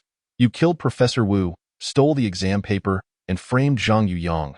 Didn't he you? You beast. What did you say? Jin Yu's grip slackened, and the large package fell to the floor. Revealing its contents, he hurriedly crouched down, sealing the package tightly before rising and fleeing out the door. Lin Miao crouched down, coughing for a moment before rushing outside, only to find that he had locked the door from the outside. She ran to the study, leaning by the window, and saw him hastily descend the stairs, rushing to the community's donation box, where he discarded the entire package. She immediately called Lin Daong. Dad, Jin Yu is back? Chapter 38. Bloodstained Bar. Jin Yu. Lin Daong burst through the door, storming into the room. Get out here. Not far behind. Yifeng jogged after him, muttering urgently, Don't act impulsively, Daong Dad. He left that I couldn't stop him. Lin Miao dashed out of the room, having barely finished her sentence on the phone before he hung up. It's all right. Lin Daong slumped onto the sofa, exhaling deeply. As long as you're safe. Dad, something strange happened. Jin Yu took a package from home and threw it into the donation box. I think I saw some of his belongings, like that camel-colored wool coat. Lin Miao said. Lin Daong was taken aback. Is it the one his mother bought him for New Year's? Yes, I remember he said he liked that coat a lot, Lin Miao replied. Rushing back just to throw away something, especially a new piece of clothing. Yifeng turned to Lin Daong, and they exchanged startled glances. Suddenly, they both dashed toward the door. Hey, what are you two doing? The community cleaner exclaimed in astonishment. The two well-dressed men were seen reaching into the narrow opening of the donation box, rummaging through its contents. Looking for something, Lin Daong's face flushed red as he desperately shoved his entire arm inside. Heavens, at your age, still stealing. The cleaner raised her broom, aiming for his head. Yifeng quickly stood up to block her attack. Looking innocent as he softly said, Sister, we are police officers. We need to apply for a search of this box due to an ongoing case. Do you know who we should talk to? Saying this, he pulled out his badge with one hand while shaking the lock on the donation box with the other. Please wait a moment. I will go to the property management to retrieve the keys. The cleaning lady's face turned crimson as she turned and hurried away. The donation box was opened, and Lin Daong rummaged through it for a while before finally finding the clothes discarded by Jin Yu. Look here, is this not a bloodstain? Lin Daong knelt amidst the pile of clothing, cradling a coat in his arms and pointing at the black speck on the sleeve. It should be. Yifeng crouched down for a closer inspection. If he was killed shortly after Wu Qiuhua was strangled and a knife was plunged into his chest, it is indeed possible that blood could have splattered. Can we apply for an arrest warrant for Jin Yu now? Lin Daong inquired that we need to wait a bit longer. The evidence is still insufficient. We must take the clothing to the forensic team to verify if the blood is from Wu Qiuhua. If it is, then he is undoubtedly the murderer, Yifeng asserted. How long will it take to get the results? Lin Daong asked. 8 hours at the earliest. Lin Daong glanced at the clock. It was already 8 p.m. and Jin Yu was still missing. He anxiously ran his fingers through his hair and said, after such a long time, could he have fled? Will we have to pursue him again? Oh heavens, Dad. He won't. Lin Miao, who had been assisting in sorting the clothes, suddenly interjected. Why? From a profiling perspective, he is a person who appears strong but is inwardly weak and vain. He lacks the courage to abandon everything and has no perseverance. Lin Miao explained. Then, where do you think he is now? Lin Daong was astonished to discover that his daughter was knowledgeable about psychological profiling. Where had she learned it? He is definitely hiding in some corner of Songzhou City, either concocting a way to absolve himself or indulging in self-deception, Lin Miao concluded. To be safe, I will arrange for someone to monitor the train and bus stations. Yifeng raised his phone. Leaving with the evidence. Miao Miao, lock the door at home. I will go find Jin Yu, Lin Daong instructed. Dad, I want to go too, Lin Miao insisted, catching up with him. Unable to refuse her, Lin Daong reluctantly agreed. The father and daughter first sought out Jin Xin but were met with a locked door. They then attempted to contact Jin Yu's friends, all of whom were oblivious to his whereabouts. Just as they were at a loss, Lin Miao suddenly recalled that Jin Yu had mentioned his new girlfriend was a freshman at the Design Academy and had a Lei in her name. They contacted the counselor and managed to obtain the phone numbers of all eligible girls from that academy. BY 11:30 p.m. After making 5 wrong calls, they finally reached a girl named Li Xiaolei. Who admitted to being Jin Yu's girlfriend? Is Jin Yu with you? Lin Daong demanded. No. He returned to Songzhou City this morning, didn't he? Then where is he now? Lin Daong shouted. Senior Jin, what happened? Li Xiaolei stammered, panic evident in her voice. Dad. Lin Miao made a shushing gesture, snatching the phone from Lin Daong's hand and speaking softly. Hello, Xiaolei. I am Jin Yu's sister. He had an argument with me today and is not answering his phone. Our parents are very worried. Do you know where he might go? On the other end, Li Xiaolei sighed in relief and said, when we go out, we often visit a bar on Jin Mao Street called Breaking Wind. He said he goes there to dance when he is feeling down. As for other places, at this hour, they should all be closed. All right, thank you. Lin Miao nodded excitedly, suddenly changing the subject. Xiaolei, do you really like Jin Yu? No matter what happens in the future, you must stay strong. Okay. If you feel down, you can call this number to reach me. Before she could finish, Lin Daong abruptly cut off the call. Why did you say such unnecessary things? Lin Daong scolded angrily. Because I felt sorry for her. Lin Miao looked at him timidly, knowing that if Jin Yu was arrested, it would distress her, especially since it was her lead that uncovered the clue. Do not let your compassion run rampant. What if she senses something and leaks information to Jin Yu? Lin Daong grabbed his coat and dashed into the night. In the deep winter night, Jin Mao Street was bustling with activity. This was Lin Miao's first time visiting this renowned bar street at such an opportune hour. She walked along, glancing around and gazing blankly at the neon-lit bar entrances, listening to the cacophony of music. Every few steps, luxurious cars passed by, and she could see men and women intoxicated and sprawled on the roadside. Breaking Wind Bar. Lin Daong read the large characters on the sign and turned back to grasp Lin Miao's arm. If I had known it would be this chaotic, I wouldn't have let you come. Stay close to your father. Inside the bar, the lights were a chaotic mix, and electronic music blared deafeningly, with countless men and women swaying rhythmically beneath the stage. Lin Daong and Lin Miao waded through the crowd, constantly jostled and stepped on, offering apologies in a state of disarray. Dad, how do we find him? Lin Miao shouted into Lin Daong's ear, barely able to make herself heard. What was he wearing when he left? Lin Daong wrapped his arm protectively around his daughter. A blue-green striped sweater, Lin Miao replied. All right. Lin Daong rubbed his eyes, straining to look around, but was met with a kaleidoscope of lights and a throng of dancing people. Suddenly, a commotion erupted in the distance, and the dancers halted, turning to see what was happening. Soon, the music ceased, and the venue fell silent. Lin Daong pulled Lin Miao through the crowd, only to witness a man with a mohawk holding a long-haired beauty, shouting at someone on the floor, "You little brat, how dare you touch my woman? I'll make you pay." The man on the floor seemed to plead, but his words only incited the mohawk man to kick him repeatedly, causing the victim to wail in agony. Dad, should we call the police? Lin Miao asked. Lin Daong nodded, just as he was about to pull out his phone when he saw the Mohawk man grab the man on the ground and start slapping him mercilessly. He froze. The man, struggling like a dying animal, was wearing the familiar blue-green striped sweater. "Xiaoyu," he shouted, pushing through the crowd to reach them, wrapping his arms around Jin Yu's waist and forcibly pulling him away from the Mohawk man. The Mohawk man was taken aback, as were the onlookers, including the bar's bouncers waiting for a chance to intervene. Time seemed to freeze for a few seconds as the Mohawk man's eyes visibly reddened. "You old man, trying to be a hero? Do you know who I am?" he sneered, raising his chin, and instantly, several thugs gathered around. "Come with me, Xiaoyu. Hold on." Lin Daong supported Jin Yu, wiping the blood from his nose and mouth. "Old man, who the hell are you? Are you out of your mind?" A bald thug pushed Lin Daong's shoulder. I am." Lin Daong gritted his teeth and shouted back, "I am his father." Jin Yu froze. His body that had been slumped against Lin Daong suddenly convulsed. "Perfect. He flirted with my woman and wasted my drink. You tell me how to compensate." The Mohawk man barked, and the thugs quickly surrounded Lin Daong. "Unless you cough up 50,000 yuan, don't even think about walking out of here." Lin Daong took a deep breath, using his free hand to pull out his badge from his pocket, raising his voice. "Everyone stay put.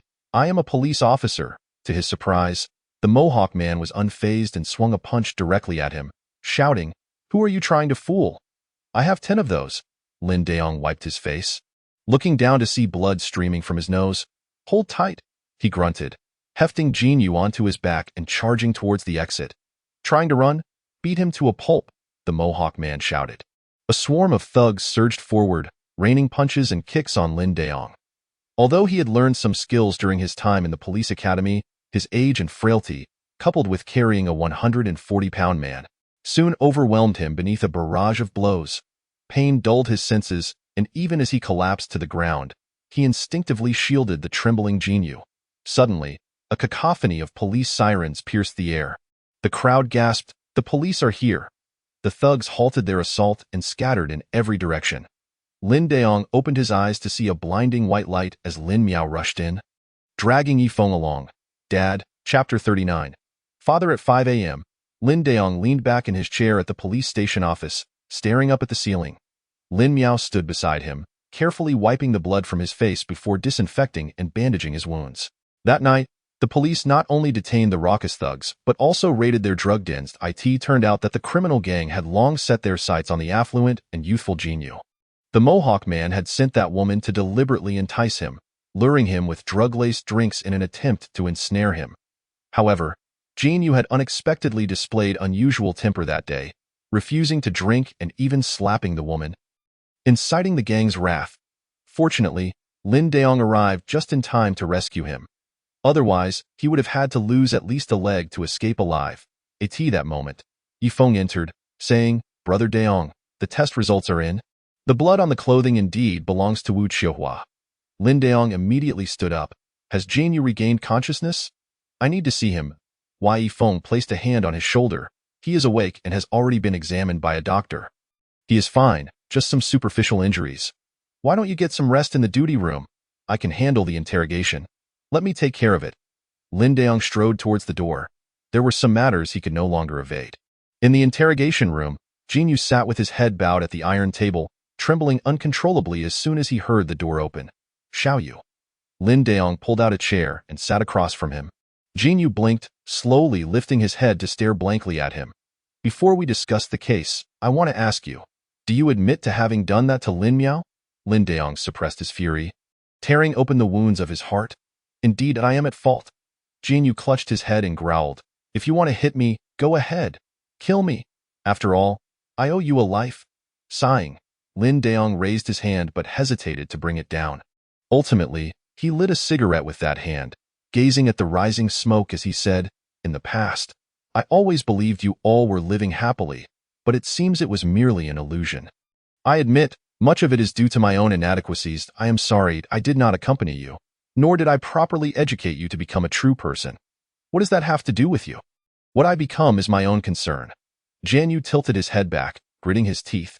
"Ask whatever you wish to ask." Lin Daong, extinguishing his cigarette, fixed his gaze on Jin Yu's eyes, stating, "Regardless of your perception of me, I want you to know that for the past decade, I have regarded you as my own son. Jin Yu's eyes widened, his lips moved but no sound emerged. As your father now, I grant you the opportunity to atone together with me.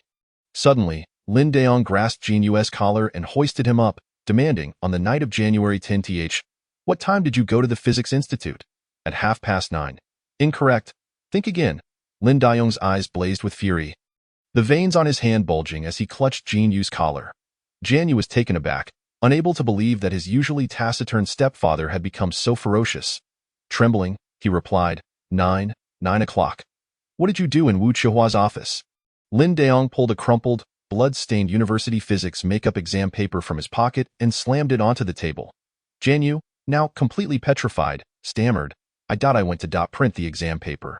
Did your teacher simply allow you to print the makeup exam papers? Lin Daong questioned. He?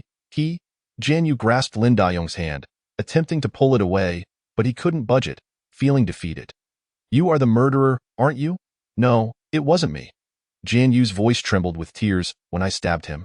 He was already dead, so, you admit it was you who plunged Zhang Yuyang's knife into Wu Qiuhua's chest? Lin Daong stated. At that moment, Jian Yu realized he had let slip a critical detail. He stood frozen, understanding that further argument was futile. Lin Daong released his collar and cuffed his hands. I truly did not kill anyone. Jian Yu stared at the handcuffs, shaking uncontrollably. Now, please recount the events of that day honestly, and I will assist you as best I can. Should you conceal any further details, you will be charged with murder. Lin Daong's voice was calm yet laced with intimidation. Jian Yu lowered his head and slammed it against the iron table. Taking a deep breath, he began. None of us passed the university physics exam, and to avoid affecting our graduate school applications, we decided to steal the exam paper. After discussing over a meal, we went to the Physics Institute and found Professor Wu's office lit. Initially, we planned to leave, but I realized it was a legitimate opportunity to scout the area, so I concocted an excuse to check out his office. As soon as I entered, I discovered him collapsed on the floor. His face was blue. It appeared he was dead. I was terrified, thinking he had suffered a heart attack or something, and I didn't even consider calling the police. Later, I noticed his computer screen was still on, displaying the exam paper. I was desperate to pass the exam, yet I truly wasn't cut out for physics, so I proceeded to print the makeup exam paper. Just as I was halfway through, I heard footsteps and knocking at the door. That moment, I panicked, fearing I wouldn't be able to explain myself and worried about being caught stealing the exam paper, so I hid in the cupboard beside the table. The cupboard had slatted doors, allowing me to see outside. I witnessed someone enter, and I heard him introduce himself as Zhang Yu. I'll give you the benefit of the doubt, but why did you stab Wu Qiuhua with Zhang Yuyang's knife? What were you thinking? Lin Daong inquired. To be honest, I had no grievances with Professor Wu. I actually despised Zhang Yuan. It started from an incident in our freshman year, which I prefer not to elaborate on. I loathe his perpetual deadpan expression. When you try to befriend him, he ignores you, and when you insult him, he doesn't defend himself, acting as if he is above it all, which is utterly repulsive. Eventually, I could no longer tolerate him. Seeing him reminded me of that incident, making me feel like he looked down on me. I could not endure it. Through the gap, I saw him performing CPR on Professor Wu, but it seemed he realized there was no hope and fled. After he left, I emerged from the cupboard and coincidentally spotted his knife lying beside the professor. Perhaps it was an impulsive moment. I wrapped the handle of the knife in the exam paper and stabbed Professor Wu. I merely intended to implicate him, to make him suffer a little. I never anticipated he would escape. Nor did I foresee the situation escalating to such proportions. I thought he would merely be expelled from school. Jian Yu lowered his head. I've explained everything. Can I go home now? You should reflect on your actions here for a few days. Lin Daong closed his notebook and walked towards the door. Dad. Suddenly, a hoarse cry erupted from behind. Lin Daong paused and slowly turned around. This was the first time he heard the boy address him in such a manner. I am telling the truth. I did not kill anyone. I do not wish to be imprisoned. Do not leave me all alone. Jian Yu lifted his head, his face streaked with tears. Lin Daong opened his mouth but said nothing. He shut the interrogation room door and hurried towards his office. In the corridor, a man in black brushed past him. Well done. Lin Daong turned to see Zhai Fengjing wearing a smirk. Sunlight streamed through the gaps in the hospital curtains as Zhang Yuyang slightly opened his eyes. The monotony of his imprisoned life was dreary, with only the nurses and the cold-faced guards at the door for company. He could only curl up in his blanket, reminiscing about the warmth of the past as he endured the long hours. Suddenly, the door creaked open, and Lin Daong entered. Uncle Lin. Zhang Yuyang's eyes brightened, but when he realized Lin Daong was alone, his expression fell once more. "Are you feeling better?" Lin Daong sat on the bed beside him. "Much better." He propped himself up against the pillow, moving his shackled hands and feet, lamenting, "Without these restraints, I could walk?" Lin Daong nodded and called out to the door, "Wang Bin, bring the keys." The young guard at the door approached. Looking puzzled, "This requires Team Leader Zhai's permission. He has already signed off on it." Lin Daong produced a signed approval document, which stated that Zhang Yuyang's suspect status had been lifted, but observation in the hospital was recommended. "That's wonderful." Wang Bin quickly unlocked the shackles on Zhang Yuyang's wrists and ankles, patting his shoulder. "You are free." Zhang Yuyang sat up, staring incredulously at his reddened wrists. "You are now just an ordinary patient at Songzhou Hospital.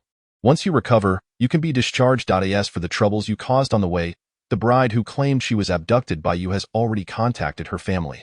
She stated that she wished to study abroad in England and that you were not involved. Regarding the hotel owner you allegedly kidnapped, given the evidence you provided regarding his involvement in filming and distributing illicit videos, the Shoudao police have already arrested him," Lin Daong informed him. "What about his car?" "It has long been located. Do not worry, I do not know which of you drove it, but the door was scratched. However, I have already compensated for the damages. Thank you. I truly do not know how to repay you." Zhang Yuyang clutched the blanket tightly. "Do not speak such meaningless words, Uncle Lin. Now that my suspect status has been lifted, does that mean the real murderer has been found?" "Who is he?" Zhang Yuyang asked. After a moment of silence, Lin Daong slowly revealed, "The murderer is still uncertain, but the one framing you is Jin Yu." Zhang Yuyang lowered his head, staring at his fingers. He could not fathom why Jin Yu harbored such animosity towards him. He had silently endured all the pain and humiliation Jin Yu had inflicted, yet it still failed to satisfy him. Lin Daong briefly recounted the facts from Jin Yu's testimony and asked. He claims that when he arrived at the office, Wu Qiuhua had already been strangled to death, and he was merely framing you. What do you make of this testimony? Is the true murderer someone else? Or is he lying? Zhang Yuyang shook his head, attempting to dispel the dark thoughts swirling in his mind. It does not seem like he is lying, as he could not have known that I would go to the office to find Professor Wu that day, meaning he could not have premeditated his choice of victim or method. Therefore, framing me was likely a spur-of-the-moment decision. I suspect that if he indeed killed Wu Qiuhua, he would have immediately fled the scene. I share your sentiments. With your insight, I feel more reassured. A smile finally broke across Lin Daong's weary face. Just then, the phone rang, prompting Lin Daong to quickly pull out his phone. Hello? Hello, Lin Daong. Return for the conclusion meeting on Wu Qiuhua's murder case. Zhai Feng's voice came through. Conclusion? The murderer has not yet been apprehended, Lin Daong exclaimed. Ha ha. Zhai Feng's laughter carried a hint of mockery. The murderer has already been captured by your own hands, your son. Jian Yu? Lin Daong inhaled deeply, lowering his voice. I have already reported his testimony to you.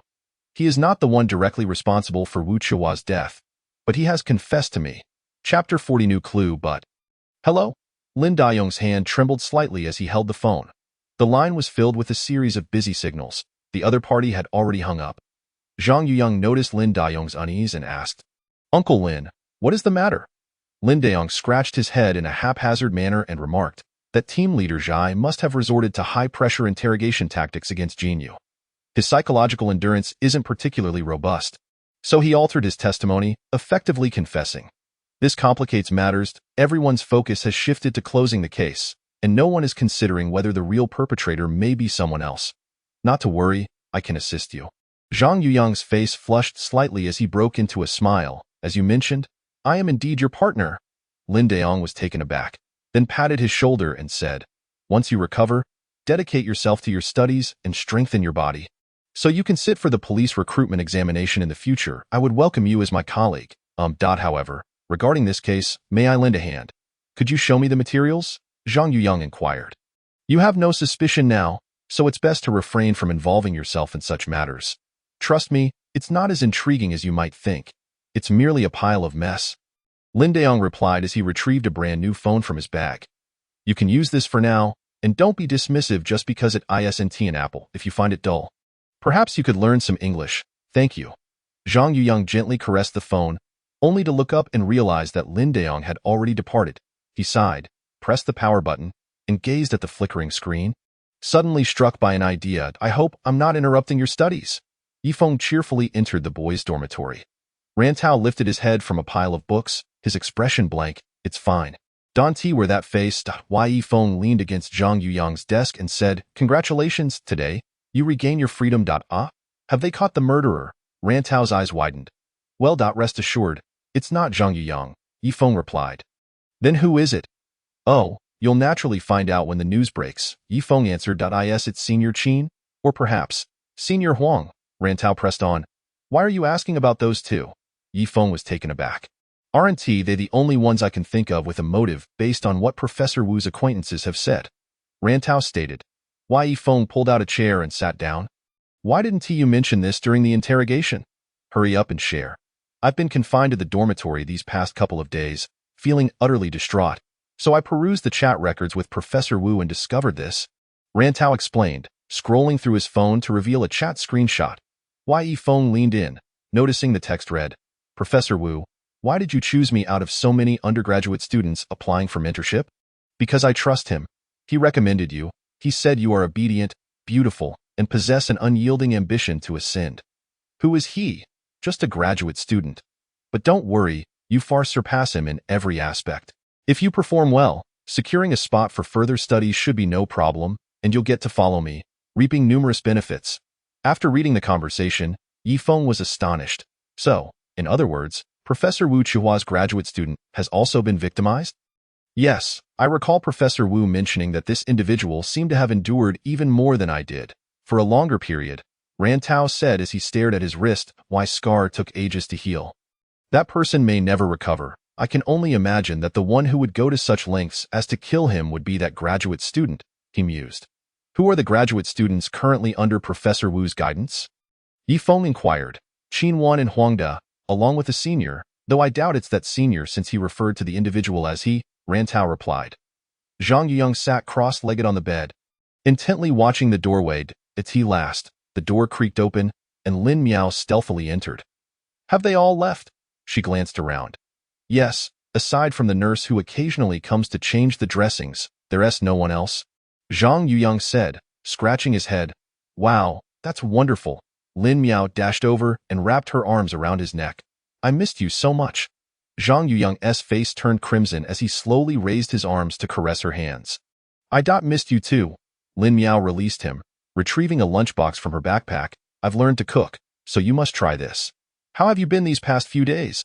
Zhang Yuyang asked as he brushed away the stray hair from her cheek. Haven't T been sleeping well? Your eyes look. No, it's nothing. Lin Miao shook her head. Your cooking is truly excellent. Zhang Yuyang devoured nearly half of the food before suddenly looking up. What's wrong with you?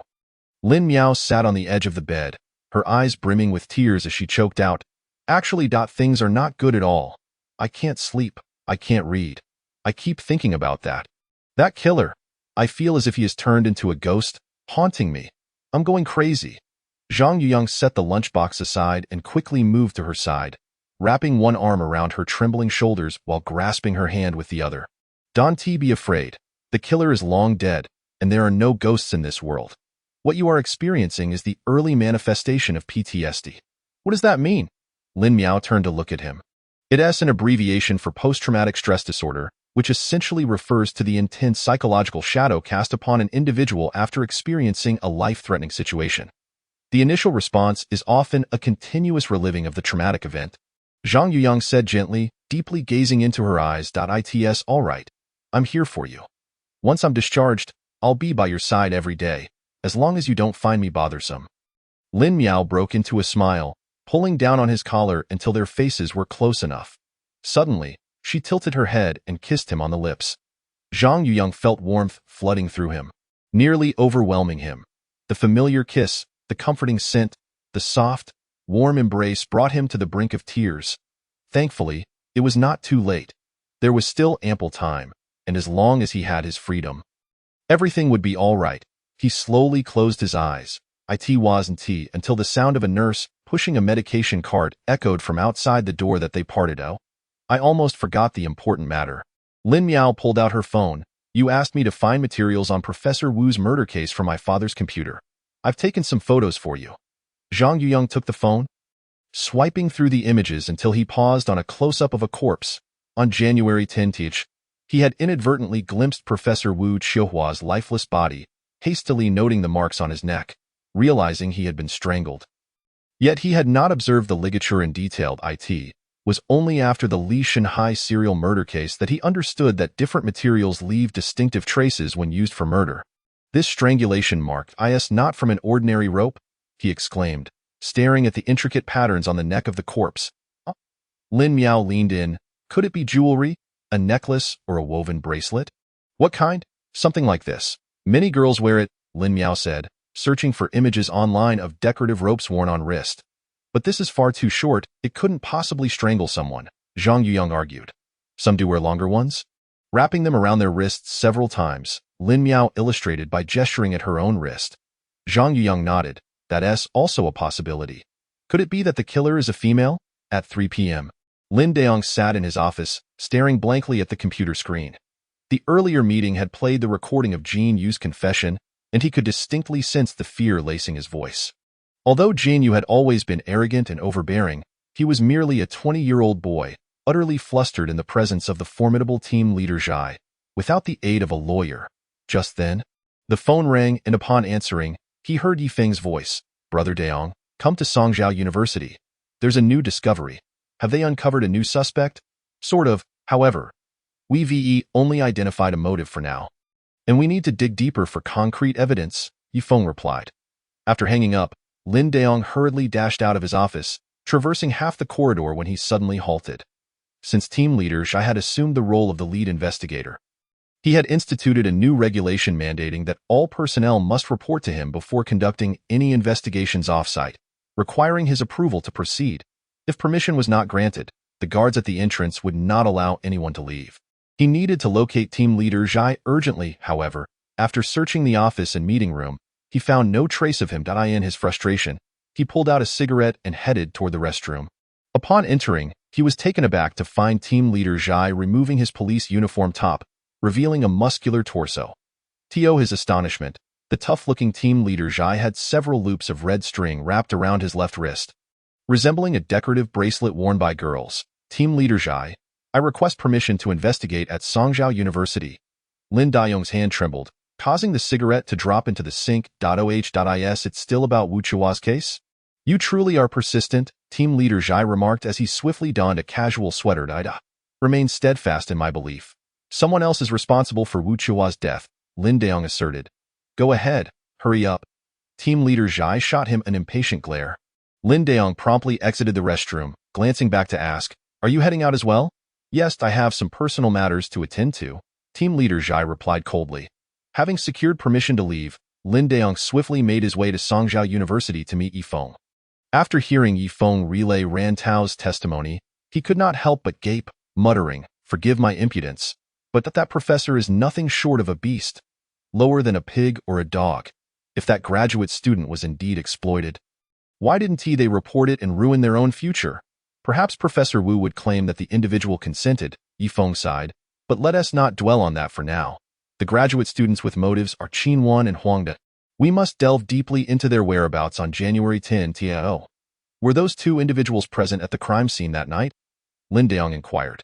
Indeed, they claimed to have arrived at the office at 9:50 to meet Wu Qiuhua regarding their thesis, only to discover him murdered. At that moment, Ran Tao was also present, Yifeng responded. Was their alibi not investigated at the time? Lin Daong asked. It was examined, which adds to the confusion. Both asserted they were in their dormitory by 9 o'clock, with the dormitory supervisor able to corroborate their alibi. Thus, naturally, their suspicions were dismissed then, Lin Daong clarified. Surely, the dorm supervisor and roommates would not lie, especially the supervisor, who has no reason to. Lin Daong scratched his head. Regardless, we should reassess their alibi and seek out witnesses for questioning. Wai Yifeng agreed. As they conversed, they walked swiftly to the graduate dormitory's entrance. Standing at the door, Lin Daong was about to approach the dormitory supervisor when he noticed a familiar black car leisurely driving by across the street. Huh. Why is he here too? I thought everything was over for him, Lin Daong muttered, fixating on the car's license plate. Who? Zhaifeng. Chapter 41. The true culprit. It is said that Zhaifeng has a cousin studying at this university. Yifeng remarked. Isn't he from Jingxian? Lin Daong replied. Indeed. Although Jingxian has poor educational resources and low advancement rates, there are always exceptional students, aren't there? As Yifeng spoke, he knocked on the dorm supervisor's door. You mentioned the night of January 10th. The elderly supervisor rummaged through a drawer, producing a tattered notebook, moistening his finger to flip to the relevant page. Indeed, I recorded it. Both dorm 514 and dorm 403 were fully occupied. And there were no prohibited electrical appliances. Are you certain you did not misrecord? Yifeng inquired. The supervisor removed his reading glasses and stated, My memory is intact. I do not make mistakes, however, my eyesight has deteriorated with age. And I experience a bit of night blindness. My vision may falter in dim lighting. Oh. Lin Daong and Yifeng exchanged knowing nods and proceeded toward the dormitory. The three of them first arrived at the room of Qin Wen in dorm 403, where they could hear sounds of movement from within. Yifeng knocked on the door, saying, Classmate, are you there? Please open the door. At that moment, the noises from inside abruptly ceased, and after a long wait, no one came to answer. What is going on? Lin Daong twisted the doorknob, realizing it was locked. Yifeng, with a sly smile, cleared his throat and said, Classmate, I know you are inside. We are detectives from the Songzhou City Criminal Investigation Team, here to investigate a case. You have 10 minutes to tidy up. If the door is not opened within that time, I will request the dorm supervisor to force it open. At that point, you will be taken away for refusing to cooperate with the police investigation. Remarkably, just 3 minutes later, the door swung open. No. Sorry. A boy dressed in a tank top and shorts stood at the threshold. The cold wind rushed into the room, causing him to huddle his shoulders against the chill. Yifeng and Lin Daong pushed past him, discovering a short-haired girl sitting dejectedly on the bed, draped only in a man's shirt. Well, bringing a girl into the boys' dormitory without permission, the supervisor exclaimed sternly. I am sorry. The girl timidly glanced at the boy. Teacher, we were wrong. Please do not record this against us. We will never do this again, the boy pleaded. The supervisor seemed about to say more when Yifeng suddenly interrupted. Classmate, is this Qin Wen's dormitory? Yifeng asked. Yes. Where is he? He said he had something to attend to this morning and left. The boy replied. May I ask, whenever he is away, do you bring your girlfriend to the dormitory? Yifeng probed. The boy shot a glance at the supervisor, hesitating to respond. Do not fear. As long as you cooperate with our work and answer truthfully, I will request leniency from the school for you. Yifeng reassured him with a pat on the shoulder. The boy took a deep breath and confessed. Yes, I am truly struggling financially, unable to afford rent, so I can only bring my girlfriend here while my roommate Qin Wen is away. Now, let me ask you, on the night of January 10th, was it just you and your girlfriend in the dormitory? Yifeng inquired. The boy paused, then tightly clenched his fists, nodding affirmatively. How could that be possible? I distinctly checked the dormitory that night, the supervisor exclaimed. Teacher, my girlfriend was lying on Qin Wen's bed at the time. Fearing we would be found in violation of school rules, we agreed that when he was away, she would lie on his bed, covering her face and pretending to be him. The boy slightly raised his head to glance at the supervisor. Knowing full well that you have difficulty seeing and could easily be deceived. Yes, I apologized. The supervisor trembled with rage, pointing at the boy and shouting, Just listen to this. This is not my fault. I was deceived as well. Look at today's students. Their academic performance is lacking, yet they engage in such scandalous behavior. Please, I beg you. The boy nearly fell to his knees, saying, You can arrest me, but please let my girlfriend go. Well, who hasn't he been young? Yifeng waved his hand, signaling everyone to temporarily leave the dormitory, urging the boy to let his girlfriend tidy up and return quickly. I have a few more questions for you. The boy followed the three out of the dormitory, immediately shutting the door behind him. How has Qin Wen been behaving? Has he shown signs of depression or irritability? Lin Daong asked. In truth, although we share a dorm, our relationship is rather average. He is, how should I put it? Quite nice, but also rather aloof. He is willing to help me with difficulties, but he does not confide in me. We cannot be considered good friends. We are merely harmonious roommates, the boy explained. How is his relationship with his advisor? Lin Daong inquired. You mean the late Professor Wu? I believe they had a good relationship, he replied. Is that the truth? Yifeng leaned closer, staring intently into his eyes. It is true. At least on the surface, that appears to be the case. Professor Wu often invited him to his home for meals and leisure, bought him clothes, and provided one-on-one tutoring, treating him like family. The boy scratched his head. Always visiting his home? Wouldn't his wife have complaints? Yifeng asked. I heard that Professor Wu has been separated from his wife for some time. The boy suddenly seemed to realize something, his expression flickering. It is rather strange.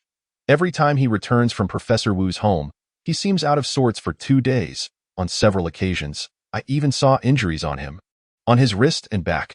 However, he claimed they were mere accidents. Lin Daong and Yifeng exchanged knowing glances, both recalling Ran Tao's ordeal. Following this, Lin Daong and Yifeng proceeded to Huang Da's dormitory, finding no abnormalities, and the testimonies of his roommates remained unchanged. As they drove away from Songzhou University, Lin Daong remarked, "Is it Qinwen? From a motive standpoint, it is quite plausible, but aside from knowing he lied and lacking a solid alibi, there is no other evidence. His level of suspicion is similar to that of Ran Tao," Yifeng said. By the way, Team Leader Yi, do you recall that the murder weapon used to strangle Wu Qiuhua was quite distinctive? Later, did you find anything similar in the market? Lin Daong replied. None. Looking at that strangulation mark, I believe it resembles a hand-woven rope. Could it be something unique to the murderer? Yifeng pondered that moment. The vehicle passed by a Chinese restaurant near the campus, where through the floor-to-ceiling windows, 2 familiar figures were seated across from each other. Yifeng pointed toward the 2 individuals by the window, saying, "That is Zhaifeng and Qinwen? He is indeed Qinwen. He looks rather spirited." Lin Daong slammed on the brakes, exclaiming, "How could those 2 be together? Could it be that Zhaifeng is secretly investigating and has already interrogated Qinwen? If that is the case, it would save us some trouble. Let us go." Yifeng leaned his head against his arm, reclining in his seat. After driving 10 kilometers, Lin Daong suddenly swerved the steering wheel. Turning back, "What is it, Brother Daong?" Yifeng exclaimed, gripping the seat tightly, nearly thrown out of the door. "There is another possibility. Qinwen is Zhaifeng's cousin studying at Songzhou University," Lin Daong concluded. When they returned near Songzhou University, the restaurant had already lost the figures of Zhaifeng and Qinwen. "Team Leader Yi, what process do we need to follow to interrogate Team Leader Zhai?" Lin Daong asked, feeling agitated as he ran his fingers through his hair. "Huh? Why interrogate him? Just because he is a relative of a suspect?" Yifeng countered. "The murder weapon? It is the weapon. You mentioned it could be something like a hand-woven decorative rope." Lin Daong stammered in excitement. "Yes, indeed. Today, I happened to see Team Leader Zhai changing clothes, and he had a woman's red string wrapped around his wrist several times, and the pattern on it closely resembled the strangulation marks. It was only when I connected him with Qinwen during my contemplation that it dawned on me. If he is indeed Qinwen's relative, he might know about Qinwen's situation and possess counter-surveillance skills, making it entirely plausible for him to seek revenge." Lin Daong stated. Yifeng fell silent for a moment before dialing Zhaifeng's number, saying, "Team Leader Zhai, are you at the office? I will be there shortly." "What is the matter? I have something to discuss with you. Please come to the office's small meeting room," Yifeng instructed. "All right." Yifeng and Lin Daong sped back to the office. Yifeng settled into the furthest corner of the meeting room. Fixated on the door, before long, the door swung open, and Zhaifeng entered with a cold expression. "What is it?" He pulled out a chair and sat across from Yifeng. Suddenly, with a click, Lin Daong locked the door from the outside. "What are you doing?" Zhaifeng exclaimed, rising in anger as he seized Yifeng by the collar. Yifeng remained unperturbed, calmly rolling down his left cuff and gently tracing the red cord with his fingers. "Team Leader Zhai, this cord is truly exquisite. The method of weaving and the intricate patterns must be one of a kind. Wouldn't you agree?" Zhaifeng was taken aback, abruptly releasing his grip on his clothing and retracting his hand. "It has nothing to do with you." Yifeng pulled out a close-up photograph of Wu Qiuhua's neck from the file bag, pointing at the marks. May not concern me, but it certainly pertains to him." "Do these marks not bear a striking resemblance? What do you mean by that?" Yifeng's voice suddenly turned icy. "Where were you on the night of January 10th? I should have been at home, but I can't recall clearly. Are you interrogating me? Suspecting me of being the murderer? What connection do I have with Wu Qiuhua? I'm just someone from Jingxian." Zhaifeng chuckled. "Qinwen is your cousin, is he not?" You must have known about his predicament by now. Yefeng replied. Zhaifeng fell silent for a long moment, grasping the photograph of the corpse to examine it. Are you implying that he was oppressed, violated, and humiliated by this scoundrel? Yefeng's eyes widened in realization. Indeed, you are well aware. Yes, that boy truly lacks ambition. Zhaifeng smirked, his eyes glinting with an unusual light. He practically begged me to eliminate him. Suddenly, the doors swung open and Lin Daong, along with several colleagues, rushed in. The facts you've recounted have all been recorded. Do you have anything else to add? Yefeng produced the handcuffs. Nothing more. Zhaifeng extended his hands toward him. After Lin Miao left, the sterile white room fell silent once more. Zhang Yuyang tossed and turned, unable to sleep, and decided to get out of bed to pace a few laps. As his feet touched the ground, it felt akin to stepping on cotton, soft and lacking in reality. But after a few laps, he gradually became accustomed to it. With only 2 days left until his discharge, he would soon regain his freedom. Exhausted from walking, he collapsed onto the bed, unwittingly recalling the case of Wu Qiuhua, the marks on his neck, and the floral cord that Lin Miao mentioned the girl wore. As his consciousness began to fade, half dreaming and half awake, a familiar scene emerged in his mind. Senior Qin, what is this? At the start of his freshman year, while searching for materials in Qin Wen's backpack, he accidentally uncovered a long red cord. Qin Wen snatched the cord from his hands, exclaiming, "This is a lucky cord, crafted by my grandmother." Curiously, he leaned in to observe it's beautiful. It must hold great significance for you, doesn't it? Yes, my grandmother has passed away. This is something she left for me and my cousin. Zhang Yuyang abruptly awoke, straining to recall the appearance of that red cord, then took out his phone to compare it with the marks, scrutinizing it repeatedly. He remembered Ran Tao's words, suggesting that Wu Qiuhua had perpetrated indecency under the guise of mentorship. As Qin Wen was his graduate student, could he not have experienced a similar ordeal? He suddenly recalled Qin Wen's earlier statement. I cannot afford to lose. I emerged from the most impoverished circumstances and must rise higher. I cannot falter because I have no retreat. No one can stop me. Just then, the door to the ward creaked open. Bathed in the dim light, Zhang Yuyang propped himself up, staring at the man in the doorway, and managed a wry smile. "Oh, you've come after all." Chapter 42. No redemption. There is no redemption in this world. Those were the words my brother proclaimed as he hoisted my weeping self from the straw field. Later, this phrase became my guiding principle. At the age of 9, my parents ventured south for work, leaving me with my grandmother, where I met my brother. He was the child of my deceased aunt and uncle. 7 years my senior, already in his first year of high school at the town. He was the complete antithesis of me, sporting an extremely short crop, with dark skin, excelling in sports and mediocre in academics. Never smiling. The villagers claimed he was just like his father, a local ruffian, always getting into fights, destined to drop out of high school and either become a thief or work in a karaoke bar. I did not believe those tales, for I had secretly observed his actions through the crack of the door at night. He studied earnestly, did push-ups diligently, and never stayed up late. He was the most disciplined person I had ever encountered. I once subtly inquired with my grandmother about whether his father had truly died in a fight as the rumors suggested. She scolded me, explaining that my uncle had been brutally killed by hired thugs while trying to claim his wages from his employer. After my uncle's death, my brother became a man of few words, isolating himself and burying himself in his own affairs. Unlike him, I easily achieved excellent grades and possessed a sweet, demure appearance, endearing myself to my teachers. However, this also made me a target of ridicule among the boys in class. I was bullied, my homework torn apart, my clothes ripped, and I was even hung upside down from tree branches. Eventually, unable to endure such torment, thoughts of death crossed my mind. One day, I overheard my grandmother chatting about a child who had hanged himself with a pair of long johns over poor exam results. I noted the words and found a tattered pair of pants at home, heading to the straw field with the intent to take my own life. Fortunately, my brother found me, rescued me, and uttered the life-altering phrase, "There is no redemption in this world. You must become your own god. If you harbor hatred, force yourself to rise, pursue your goals, and do not dwell on what you have lost." That day, his almost divine visage was etched deeply into my memory.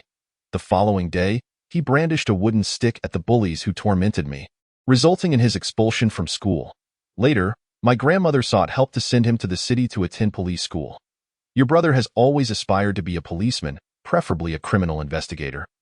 To punish evildoers, because he does not wish for what happened to your uncle to ever recur. My grandmother told me in my 3rd year of middle school, my brother began working.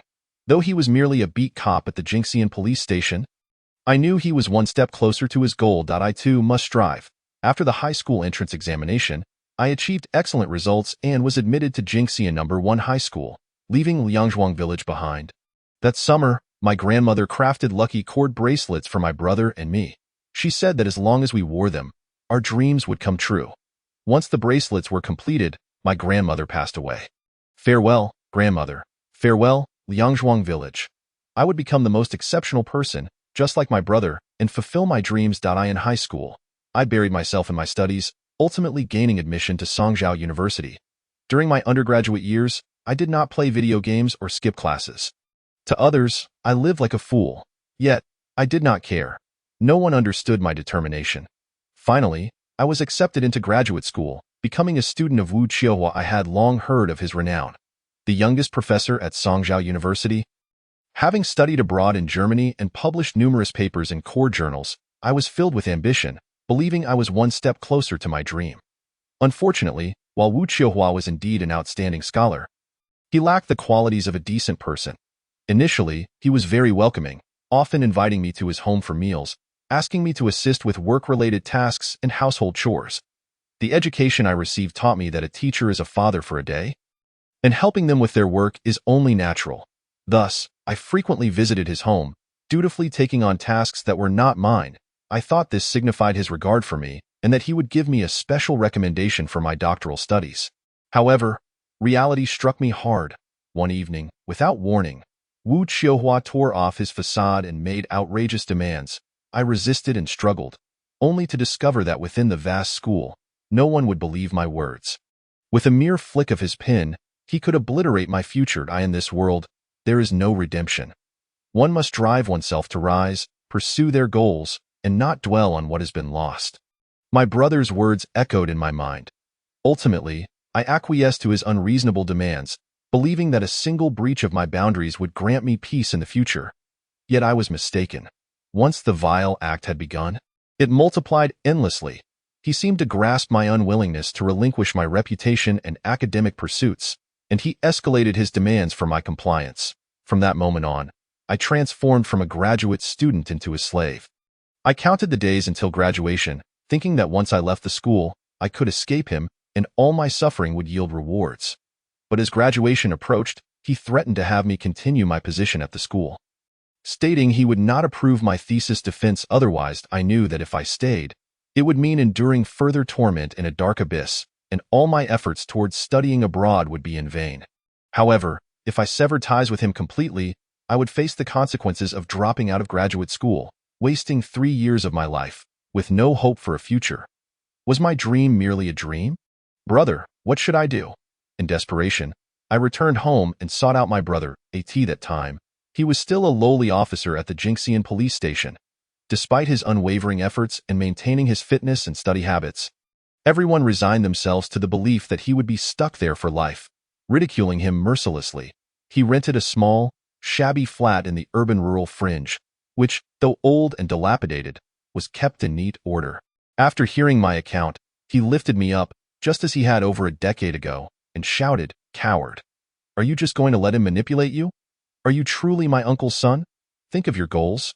Think of your grandmother. What should I do? I don't care. You're no longer a child. You should find your own way. Remember what I told you. There is no redemption. Everything must be fought for on your own. If you comply with him and continue to engage in those sordid acts, then don't ever call me brother again." He yelled. I dashed out from his residence through the pouring rain, intentionally evading his pursuit, and embarked on a solitary journey back to Songzhou City. Along the way, gazing at the somber sky, the rainwater trickling down the car window, that voice incessantly echoed in my mind. There is no redemption. No redemption, no redemption. Upon reaching my destination, I plunged into the curtain of rain, reveling in the cleansing cascade. For the first time feeling my body restored to purity, I finally comprehended that only with Wu Qiuhua's disappearance would everything begin to mend. I could smoothly graduate in pursuit of my dreams and liberate myself from the torment of body and spirit. Since this world offers no redemption, then the sins committed, whether against Wu Qiuhua or myself, bear no consequence. I can only become my own god. January 10th was the most perfect day. Winter break had commenced, and students were few. That evening, my roommate implored me to leave, as he intended to bring his girlfriend to the dormitory for a clandestine rendezvous, assuring me that he would have her impersonate me during the room check. Coincidentally, on that very day, Wu Qiuhua finalized his divorce, relinquishing his home to his ex-wife and now temporarily residing alone at the academy. Furthermore, the surveillance cameras in the physics department malfunctioned during finals, with repairs postponed until February due to the impending new year. At 8:30 p.m. that night, I knocked on Wu Qiuhua's office door. He appeared stunned, even displaying a hint of weariness. Perhaps he truly had become entangled with the junior I had helped him find. Regardless, I was no longer inclined to care. Observing his corpulent back and his round head devoid of a neck, a surge of hatred and revulsion overwhelmed me. There could be no further hesitation. I donned gloves and extracted the lucky rope from my pocket, swiftly tightening it around his neck. In no time, he collapsed onto the floor like a heap of decaying sludge. It turned out that even the most malevolent individuals succumbed to death in a pitiful manner. I stifled a laugh while pinching my nose. Having completed this grim task, I hastily exited the academy, temporarily seeking refuge beneath a nearby scenic bridge, circling the waterside to encounter the oblivious Huangda under the pretense of submitting a paper before returning to the scene. However, upon my return, I was astonished to discover a knife lodged in Wu Qiuhua's chest, a blade I instantly recognized as belonging to Zhang Yuyang. Zhang Yuyang was my fellow townsman, a rather dull and unsophisticated youth. When he first enrolled at Songzhou University, I assisted him with registration and purchases, seemingly earning his respect. In truth, I merely saw a reflection of my former self in him, attempting to bestow a semblance of compassion upon the boy I once was. Subsequently, I learned of his poor reputation among undergraduates, with allegations of sexual misconduct leading to a girl's suicide, along with incidents of him flying into violent rages. He always bore a lifeless demeanor, neither defending himself nor displaying anger, as if utterly indifferent to life. I surmised he could not have been the one to stab Wu Qiuhua, as he was not foolish enough to insert something characteristic of himself into the corpse. That would be tantamount to suicide. Thus, someone must have sought to frame him. Yet, it mattered not who that might be, for this presented me with an excellent opportunity to extricate myself from culpability. My brother was indeed correct. In this world, I could only be my own deity. Just as I reveled in this realization, an alarming thought crystallized in my mind: that youth had seen my lucky rope. He had also witnessed the scene of the crime and the marks around Wu Qiuhua's neck. Merging these two facts, I arrived at a chilling conclusion. He might discover my identity as the murderer.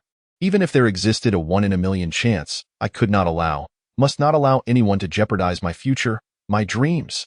Therefore, I had no choice but to kill him, and in the most ingenious manner. Chapter 43. The Final Redemption. Qin Shuizhang. You killed Professor Wu, didn't you? Zhang Yuyang gazed at him, his eyes brimming with sorrow. Yes. Qin Wen turned and locked the door behind him. You should turn yourself in. I know what kind of person Wu Qiuhua was. And I understand the pain you endured. I pity you, but you must not make matters worse. Zhang Yuyang urged. Turn myself in? Ha! You have no idea the sacrifices I have made for my dreams. I cannot afford to lose. Having come this far, with the police not yet suspecting me, I must eliminate any future threats. Qin Wen produced a knife from his coat. The blade, also from Liangzhuang village, was long and sharp, yet the hilt bore no carvings, glistening with a bronze sheen. Zhang Yuyang was taken aback, his gaze shifting to the knife in Qin Wen's hand. What are you doing? I'm sorry. But you are merely a sacrificial pawn. Qin Wen's eyes gleamed coldly as he lunged toward the bed, raising the knife to plunge it into Zhang Yuyang's throat. In a swift motion, Zhang Yuyang rolled off the bed and stood by the window, seizing an intravenous pole to defend himself against the weapon. Are you already healed? So soon? Those stabs were deep. Qin Wen's eyes widened, his grip on the knife trembling slightly.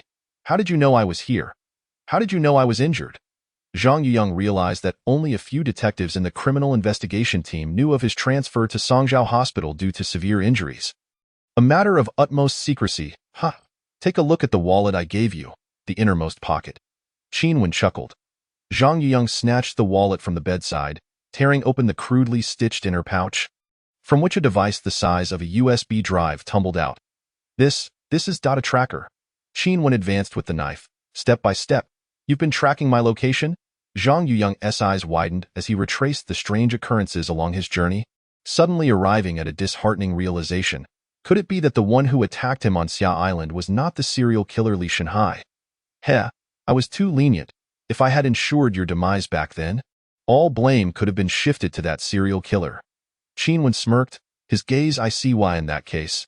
You would have borne the guilt of killing Wu Qiuhua and met your end unscathed. Others would probably think you got what you deserved. Zhang Yuyang clenched his fists, exerting force to crush the tracker in his grip. I always regarded you as a friend, Qin Shuizhang. Yet you were merely a pawn in my pursuit of dreams. Qin Wen lunged forward, thrusting the knife toward his neck. Zhang Yuyang swung the intravenous pole to block the strike, vaulting over the table. Do you believe that by killing me, no one will uncover your crimes? Uncle Lin will certainly discover that everything was orchestrated by you. Impossible. My cousin is in charge of the Wu Qiuhua case. He informed me that the culprit has already been identified as Jin Yu. Qin Wen suddenly turned, a sinister smile creeping across his face as he reached into his pocket to retrieve the lucky rope. Thus, as long as you disappear, everything will come to an end. I will kill you and ensure you are buried properly. A person like you disappearing from the hospital will raise no suspicion, no relatives, no friends, no dreams. What meaning does your life hold? Zhang Yuyang smiled faintly, responding, What? Do you wish to coax me into suicide? You are mistaken. I have rediscovered the meaning of life. I would ask you, Shuizhang, what is this dream you speak of, for which you claim to have sacrificed so much? What is your dream? Qin Wen faltered, stammering, to study abroad and pursue a doctorate. Heh, and after obtaining your doctorate, to secure a good job and earn money. That is not a dream, Qin Shuizhang. Zhang Yuyang lifted his head, fixing a piercing gaze upon him. That is merely aimless, purposeless striving. Your life is as pitifully empty as mine once was. So, do you understand what a dream truly is? Qin Wen shouted.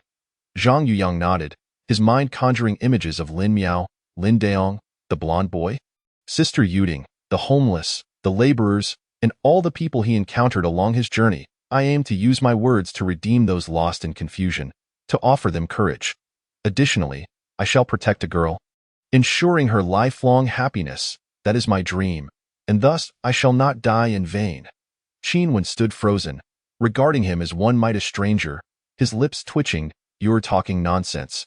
But you, even if not apprehended, will continue to exist like a walking corpse. Just as the two were at an impasse, Zhang Yuyang's phone rang, revealing Lin Miao's name on the screen. He glanced at his phone, then at Qin Wen. Remaining still. Is this the girl who has been following you? Qin Wen inquired. Yes. Just her, a little girl, worth risking your life to protect? Is your dream solely to grant her happiness? Qin Wen burst into laughter.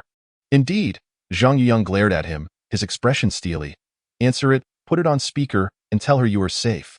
Otherwise, if she gets involved, I will show no mercy. Qin Wen commanded. Hello, Lin Miao. Zhang Yuyang took a deep breath and answered the call. Why haven't you replied to my messages? Came the playful voice from the other end. I'm sorry, I fell asleep.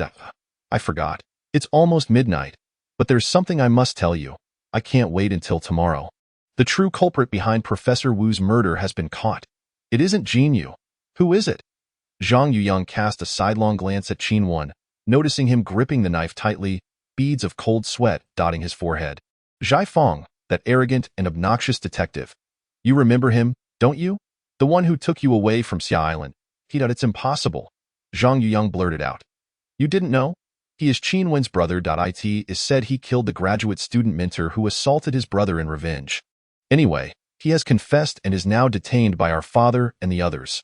The truth has been unveiled, Lin Miao cheered. How splendid. Zhang Yuyang paused momentarily, casting a glance at the dazed Qin Wen, and remarked with a smile, a brother sacrifices for his sibling. It appears their fraternal bond runs deep. Truly touching, akin to Wang Yuding and Wang Desheng from Honghua Valley. Do you recall? Sister Yuding, to protect her brother from capture, took upon herself the debts owed by him, ultimately leading to her demise at the hands of the creditors. Wait a moment. Zhang Yuyang interjected with a smile, continuing, I'm doing well. Please refrain from coming tonight. And tomorrow as well. I require some rest. Goodbye. With that, he hung up and promptly turned off his phone. It was only then that Qinwen regained his senses and inquired, Is what your girlfriend said true? Indeed, she is the daughter of Officer Lin Deyong. Zhang Yuyang replied, Brother. Qinwen trembled all over, his grip on the knife faltering. He could scarcely fathom that the brother who once raged at him for dropping out, deeming him a disgrace, could commit such an act of taking the blame. What will happen to him? Qinwen murmured, He is likely to receive a death sentence. Moreover, as a police officer, he has committed a crime in the line of duty, which only exacerbates his punishment. He may not even receive a reprieve. Zhang Yuyang feigned nonchalance and his dreams. Qinwen cradled his head in his hands, recalling their grandmother's words. Your brother has always aspired to be a police officer, ideally a criminal investigator, to punish wrongdoers and prevent the suffering your uncle endured from occurring again. Tears streamed down his face as he reflected on Zhang Yuyang's discourse on dreams. At that moment, he finally realized that his own so-called dreams were merely a placebo to fill the void, while his brother's aspirations were a lifelong pursuit. Yet, because of him, his brother was on the verge of losing everything, not just his dreams but also the hard-won reputation he had built over a lifetime. Years ago, the whispers of relatives and neighbors echoed once more. Your brother, like your uncle, is nothing but a rogue, incapable of passing high school. It would be better for him to learn a trade early on. Look at that stubbornness. Just like his father, he fights daily, refusing to learn, and who knows, he might be beaten to death one day. If his brother were truly sentenced, they would undoubtedly revel in his misfortune, proclaiming, See, I told you, that boy is just like his father, a rogue, a scoundrel, now even a murderer. Truly, the apple doesn't fall far from the tree. Countless hypothetical voices swirled in Qinwen's mind, and in anguish, he clutched his head, shouting, No, he's not a murderer. Zhang Yuyang remained by the window, gazing at Qinwen, memories flashing through his mind. The first time he saw him at Songzhou University, clad in a blue short-sleeve shirt and jeans, he smiled as he accepted the large canvas bag slung over his shoulder. Yang, I never imagined anyone from our village could achieve this. You're remarkable. Should you need anything, don't hesitate to ask. There's no need to be shy. Regardless of whether his words and actions at that time were sincere, it was undeniable that he had once provided him with genuine warmth, even coming to regard him as a brother. Zhang Yuyang believed he was not a wholly corrupt individual, merely someone who had lost his way due to hatred. Senior Qin, it's not too late to surrender, Zhang Yuyang said, gradually approaching him. No. Qinwen finally lifted his head, a sorrowful smile gracing his lips. It's too late. Suddenly, he charged towards Zhang Yuyang, brandishing the knife. Zhang Yuyang was taken aback, instinctively sidestepping, yet as they came within a mere 10 centimeters of each other, Qinwen shoved him aside. He fell to the ground, catching a glimpse of a sorrowful smile at the corner of Qinwen's mouth as he slightly turned his head. No, could it be? Qinwen dashed towards the window, flinging it open and climbing onto the ledge, preparing to leap. At that moment, a hand reached down from the window, tightly grasping his. Let go of me. Qinwen glared at Zhang Yuyang, who was precariously perched by the window. Ideas not over yet. Zhang Yuyang gritted his teeth, the veins in his exposed arms bulging as he summoned all his strength to maintain his balance.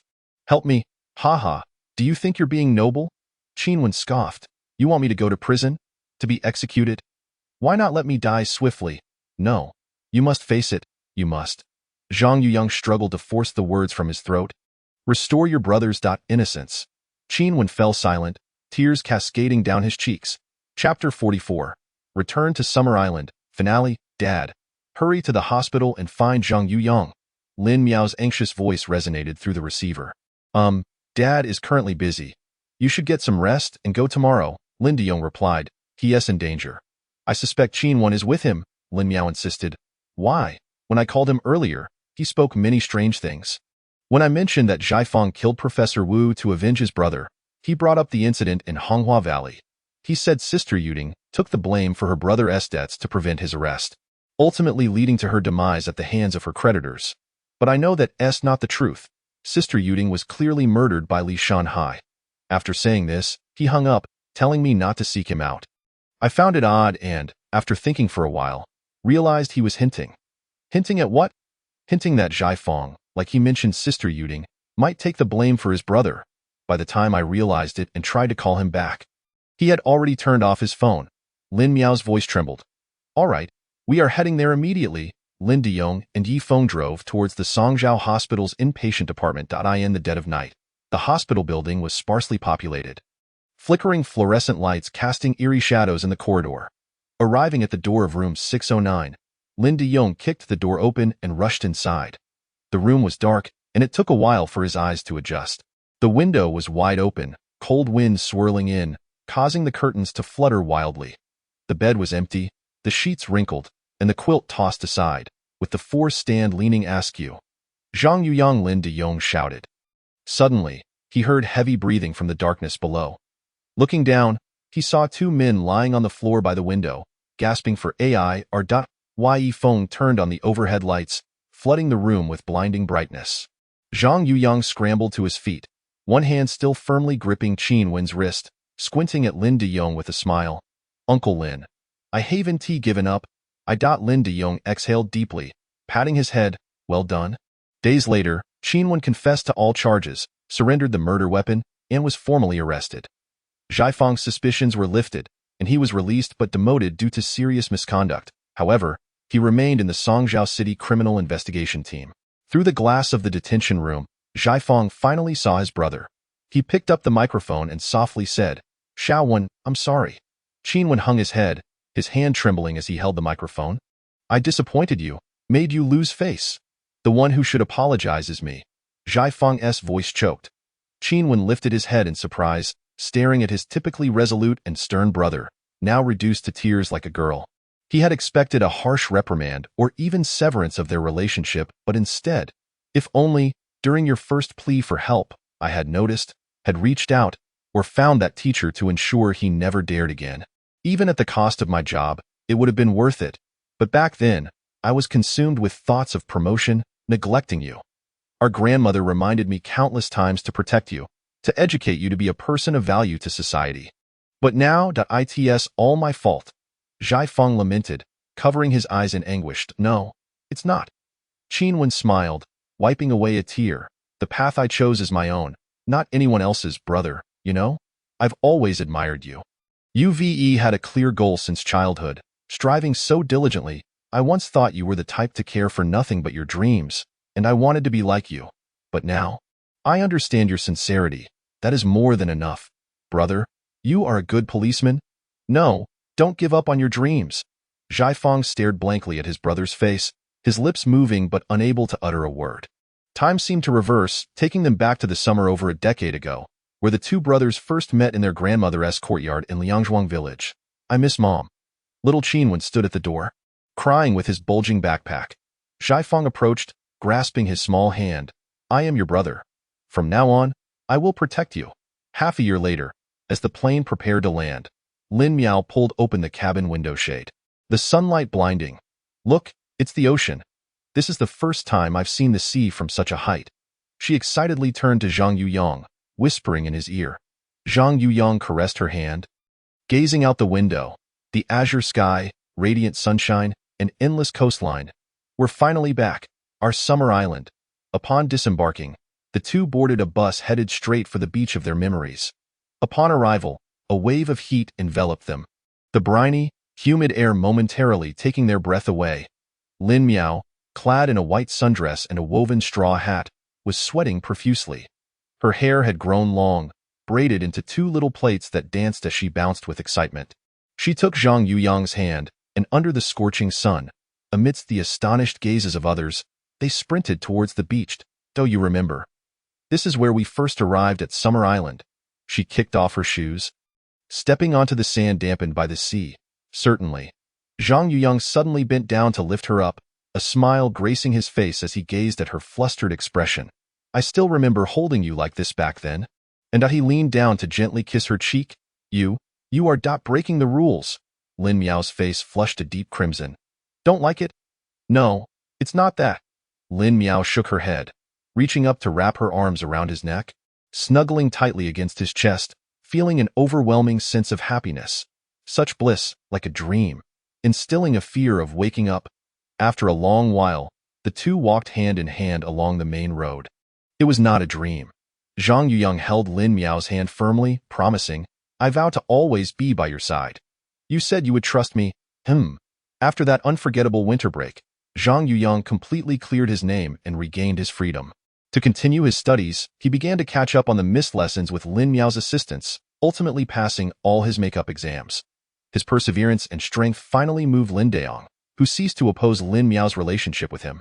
During their spare time, he continued to write and took on part-time work, saving enough money to visit Summer Island before the onset of the summer vacation.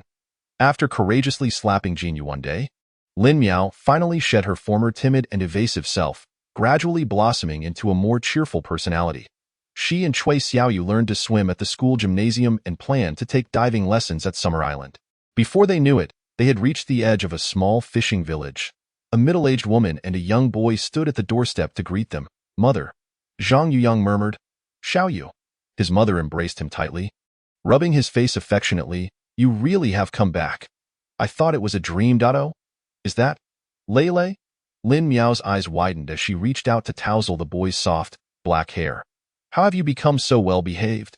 "Ha ha ha." The boy awkwardly dodged her hand, glaring at her and huffing. "I like it this way. Ha ha ha. This child has always had such a temperament." His mother simultaneously wrapped her arms around Zhang Yuyang and Wang Lele, smiling, as the fact that Xiaoyu is now a university student had excited him. He returned to middle school, claiming he also wants to take the university entrance exam. "All right, come home for dinner." That evening, after dinner, Zhang Yuyang declined the suggestion to stay at his mother's or the neighbor's house, having booked a hotel in the city center early. The two strolled along the beach, admiring the night sea and the moon hanging high in the sky. "Why not stay at your mother's place?" Lin Miao inquired. "Because I don't feel comfortable letting you stay at the neighbor's house." Zhang Yuyang scratched his head, his face slightly flushed, "And also, I don't want to be apart from you. Not even for a moment." "Ha ha ha."